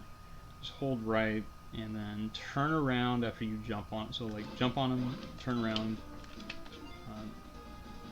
get in position like this. 2, 3, 4, 5, 6, 7, 8, 9, 10, 11, 12, 13, 14, 15, 16, 17, 18. On the 19th hit, flush with the wall on the right side, turn around, you're going to kick him out in the middle. It's very, very, very important. Because he gives 1,250 meat, 4 times, like 4 meats worth of that. So boom, boom, boom. So that's like 5,000 points. Right there, we want all of that. If you kill him too far, like if you just continue to back kick him on the right side of the wall, the 2 meats that spawn on the right side are going to go off screen. It's possible to get them both. You have to jump up and grab the far right one when it spawns, and then you have to get the other one off screen. It's nothing that I would want to even think about when you need every single E.V.O point in this route. So just kick him in the middle on the 19th hit and count those hits.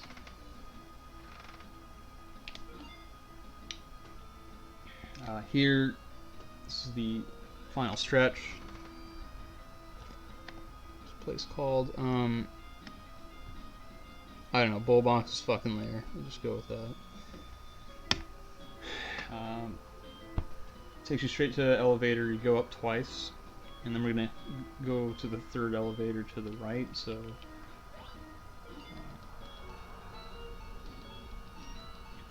you're gonna 1 elevator, 2 elevators, and then the third one, this one right here, down.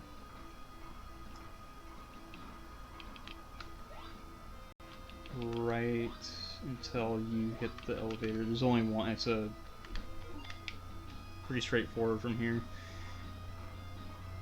Down this elevator, and then up this one. Here. What you want to do, which I didn't really do, you want to dash jump from this spot right here. Which you can. The alien, however the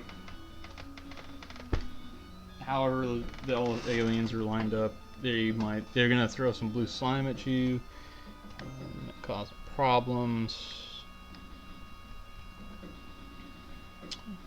Are they dino people? My ass, they're dino people. They're fucking aliens.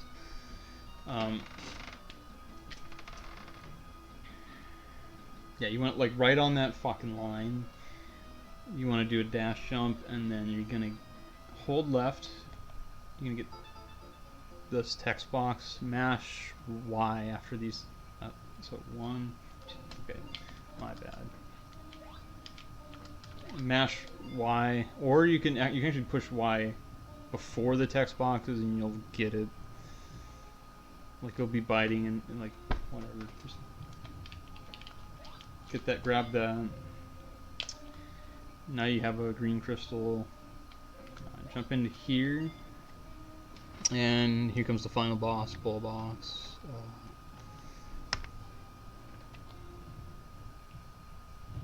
If you don't push anything, you should be able to double tap right and dash in. If you're mashing B here, you're gonna get like a dash jump starting this fight. It's a little bit faster to get just to dash in, so try to get this here. And you want to line up about right here, and then not too close and not too far. There's like it's a few frames you should have. You're gonna have to jump up and hit it 4 times. There's really no alternative here. You don't have enough E.V.O points to increase body size and do all that and increase neck, so just gonna have to roll with it. So 1, 2, 3, 4. Get your woman on the floor. This is where it comes in. Okay. So that's like 9 times out of 10 if you've done. You're gonna like this fight's almost fixed if you. This is the one I always get if I don't mess up, like if I don't miss a kick or something weird.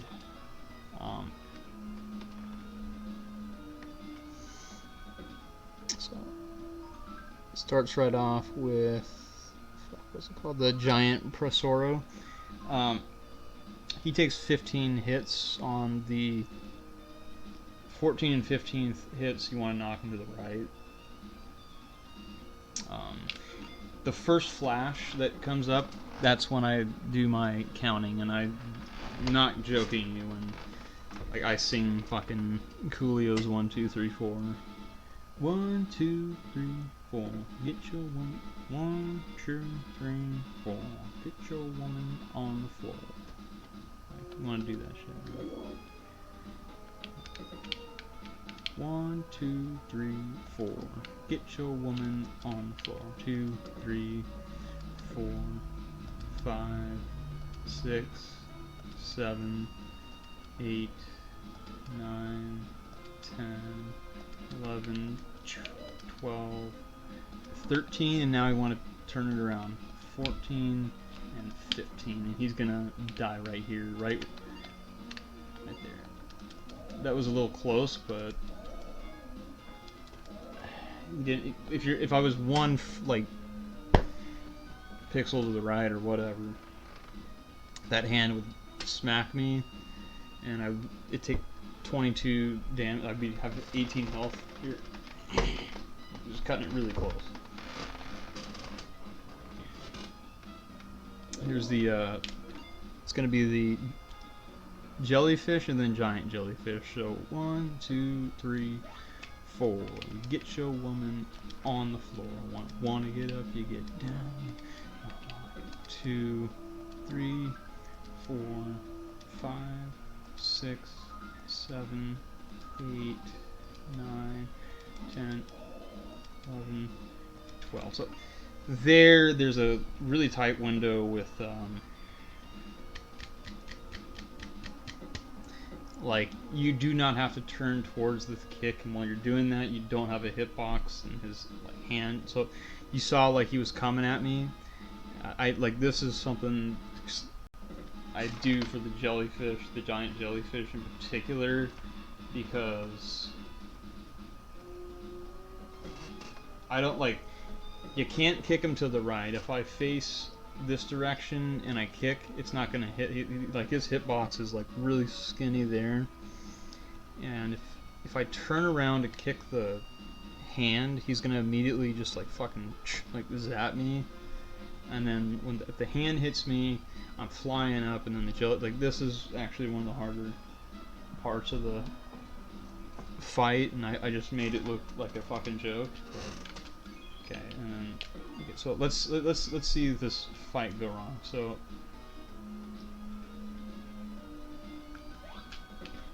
one, 2, 3. He goes big jelly, right?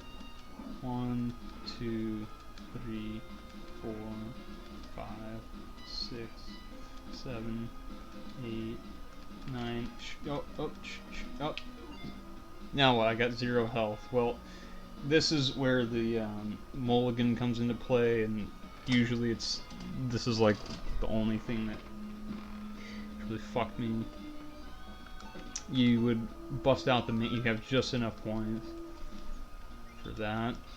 I'm gonna jump on him and then turn, like this is my backup. Boom. Okay.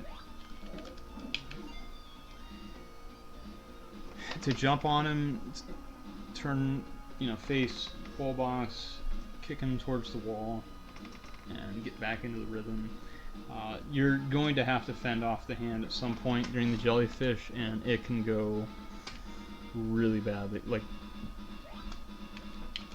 that's why this is the worst fucking one.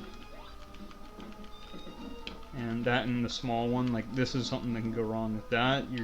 He's just being a prick.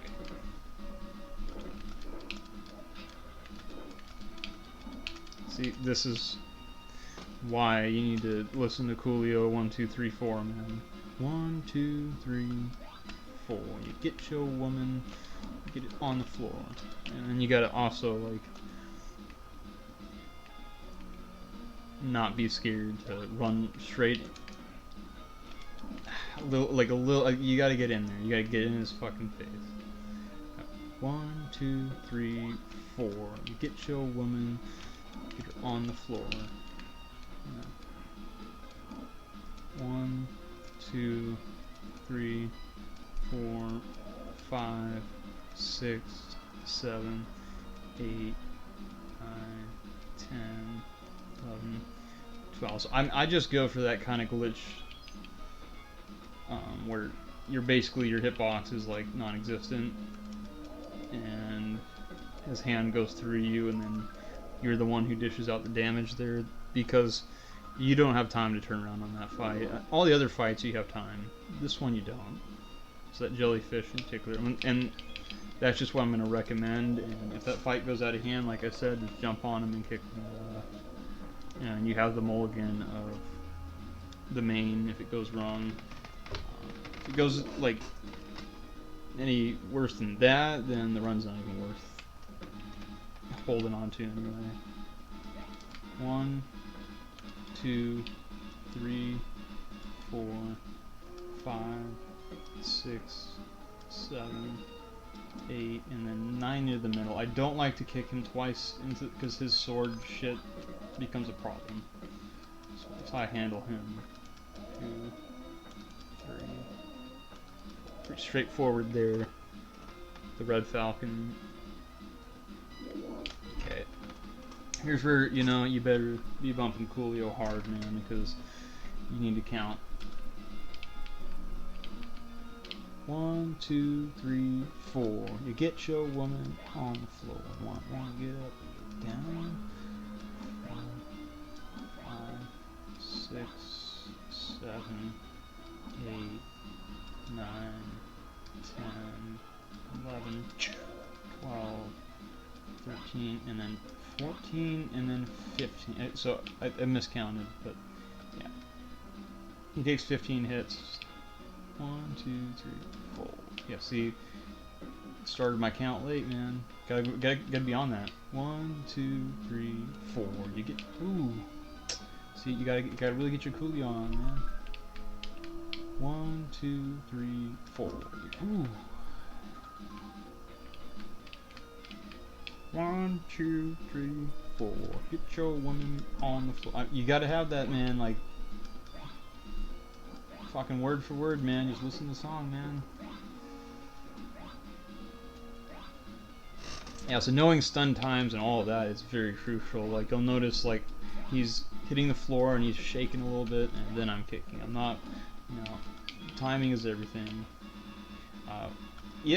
If I don't get my 1, 2, 3, 4 on, you know, and then he smacks me, I jump, boom, boom, 2, 3, 4, 5, 6, 7, 8, 9,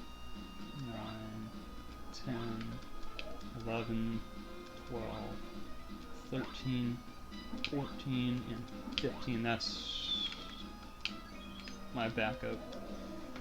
Alright, nothing's gonna get beyond that with him. He's pretty stand up. Here we got the eel, and this is, once again, dude, Coolio, man. Something new, man. 1, 2, 3, 4. You get your woman, get it on the floor. 4, 5, 6, 7, 8, 9, 10, 11, 12, 13, and 14 is it. That's the giant Zanachi. Yeah, if that fight goes out of hand, I mess up my Coolio, you know, 5, 7, 9, 3. Oh, fuck, dude, that wasn't it. Oh, you know, try to jump on him.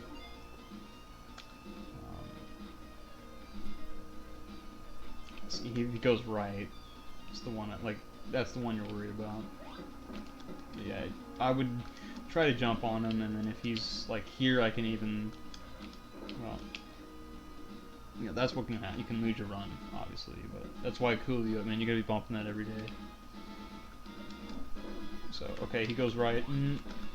Okay, back up. Just jump on, just try to handle it immediately. Like, the more he's just frolicking about, the more your run's just, you know, slipping down the sewers, man. It's finding its way into, you know, the Overfiend's sewage fucking company. But yeah, and like if you screw that up, you're clearly tired, like I am. 1, 2, 3, 4. Get your woman on the floor. 3, 4, 5, 6, 7, 8, 9, 10, 11, 12, 13. I wish I could have got the other kick to the right, but it's fine. I'll take whatever, man. The cockroach, we're gonna pull the dragon out. But yeah, man, you just gotta listen to Coolio, man. Everything's gonna be alright. If you take that fantastic voyage.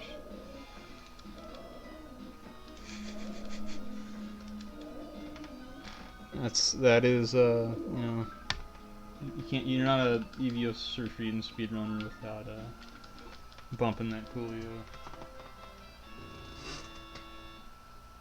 All the park people round. 1, 2, 3, 4. You get your woman on the floor. 1, 2, 3, 4. You get your woman on the floor. Wanna get up, you get down. Wanna get up, you get down. That 1, 2, 3, 4. Oh, what? Didn't jump high enough. Then I have the timing. 1, 2, 3, 4. See, man, I'm telling you, man, it perfectly lines up with the song. Get your woman on the floor. You wanna get up and get down. You can try a bite method with the eel if it really gets gritty. 1, 2, 3, 4. Now, get your woman, get her on the floor. 5, 6, 7, 8, 9, 10, 11, 12, 13. Yeah, the counts are important here. You do want to try to optimize kicking him close to the hand where you can just grab the meat and then boom, straight to the next. Unfortunately, this fight honestly does suck a lot because you have to jump up and kick and wait, like, but there's really not that there's no other way to get around the E.V.O. Like, you'd have to grind an additional, what's it, like 1,700 points. That's not happening. Yeah, so go dragon here.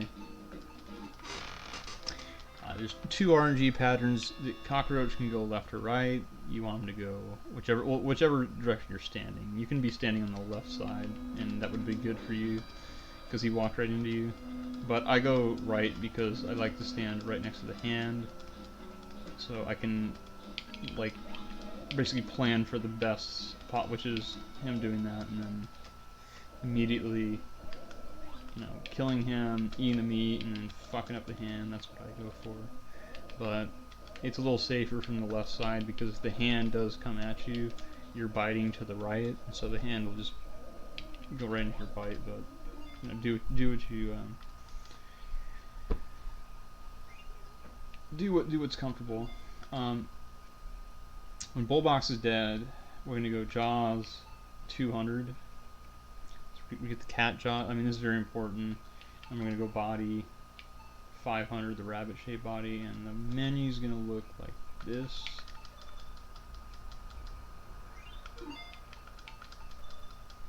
I'm gonna go to the Rhemathicus body 1, 2, 3, right? So, and then we're gonna record. This is very, very almost identical to the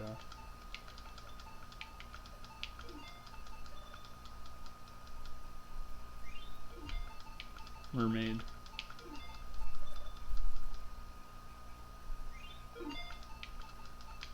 Okay, and then I'm gonna wrap it up with Iron Club.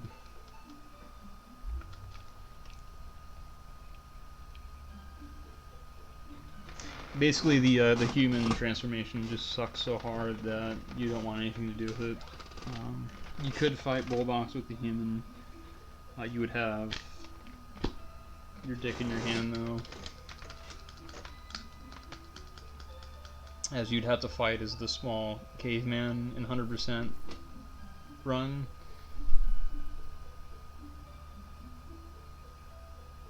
Because you don't have enough EV, like you'd have to grind an additional 1,500 points to get the large caveman, which does more damage, which would be more reasonable if you wanted to do that.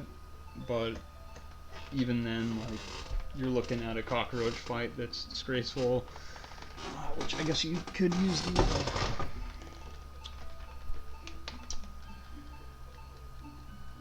you can use the green orb on any of the fights. The Icostasia fight is, like, honestly one of the better fights with the human because you can just mash club and hit him. The eel's terrible because you have to tackle him. The Zanachi, giant Zanachi. That's where I would recommend pulling out the dragon or the gargoyle. Probably the gargoyle. I'd pull the gargoyle out on the Zanachi and then fight the rest as the human if you had to do that. But there is a caveman category, exclusively where you fight Bullbox as the caveman. That's that whole run basically. you do the run, you get to bull box, and then before you go to bull box, you have to be human, and then you have to be you have to do it with no green crystal for the fun of it. So. Just a meme category. So that was 100% record all evolutions. I'm definitely pulling an overtime shift here. I didn't know it was gonna be this long of a thing. It's over a 10-hour tutorial. That's the only way to roll, baby. A couple of issues that came up with the game saver and just me not saving the bird evolution, but other than that, I feel like a lot of that was necessary to have on record.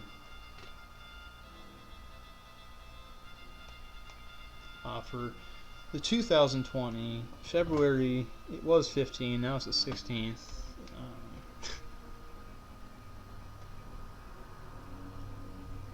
100% record all evolutions speedrun tutorial. I'll have to go into detail with the other categories, but this is up to date with what's going on in the 100% record all evolutions run, and you know, like we already kind of covered it. What could be a possibility is down tackling with the bird for the for the T-Rexes, but have fun incorporating that. I'd really love to see some people who are really interested in trying to make that happen. I'm interested in making it happen for like for the bird category, for the down tackling to come in for the giant Zanachi and the Echostasia. Those fights with down tackling is insane. Really, really quick. That saves a lot of time. I don't know if it saves that much time with the T-Rexes, especially with all the setup involved. Unless there's something that's consistent that comes up, but other than that, I don't really see too much.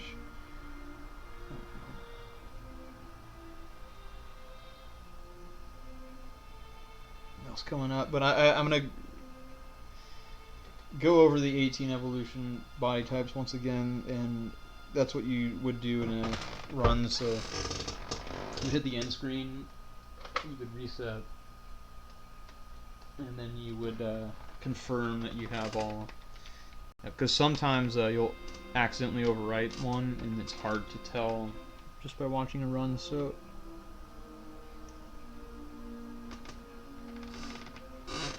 here you would hit new game again, and this would show that you have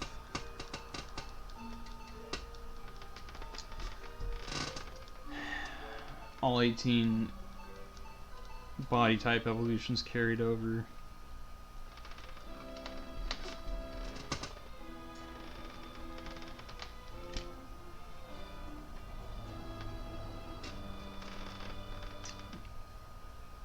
So you'd hop into here, come onto this screen, go to review evolutions.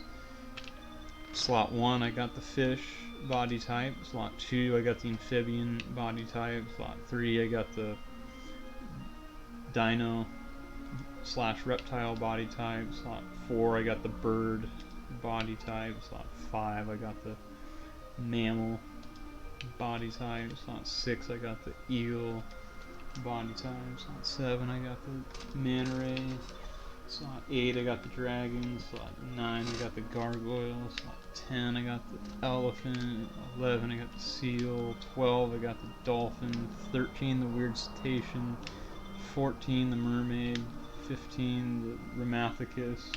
16, the bone club. 17, the wooden club. And 18, I got the iron club. So that's a 100% legit. Verified, baby.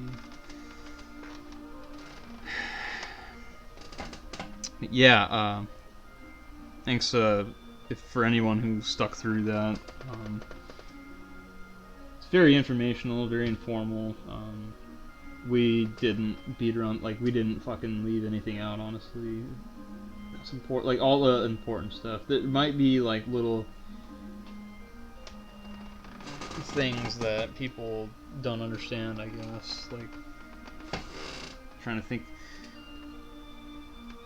like maybe some.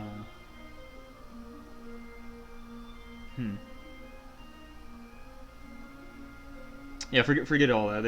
This was a fucking spot on. Didn't leave anything out. Everything makes perfect sense.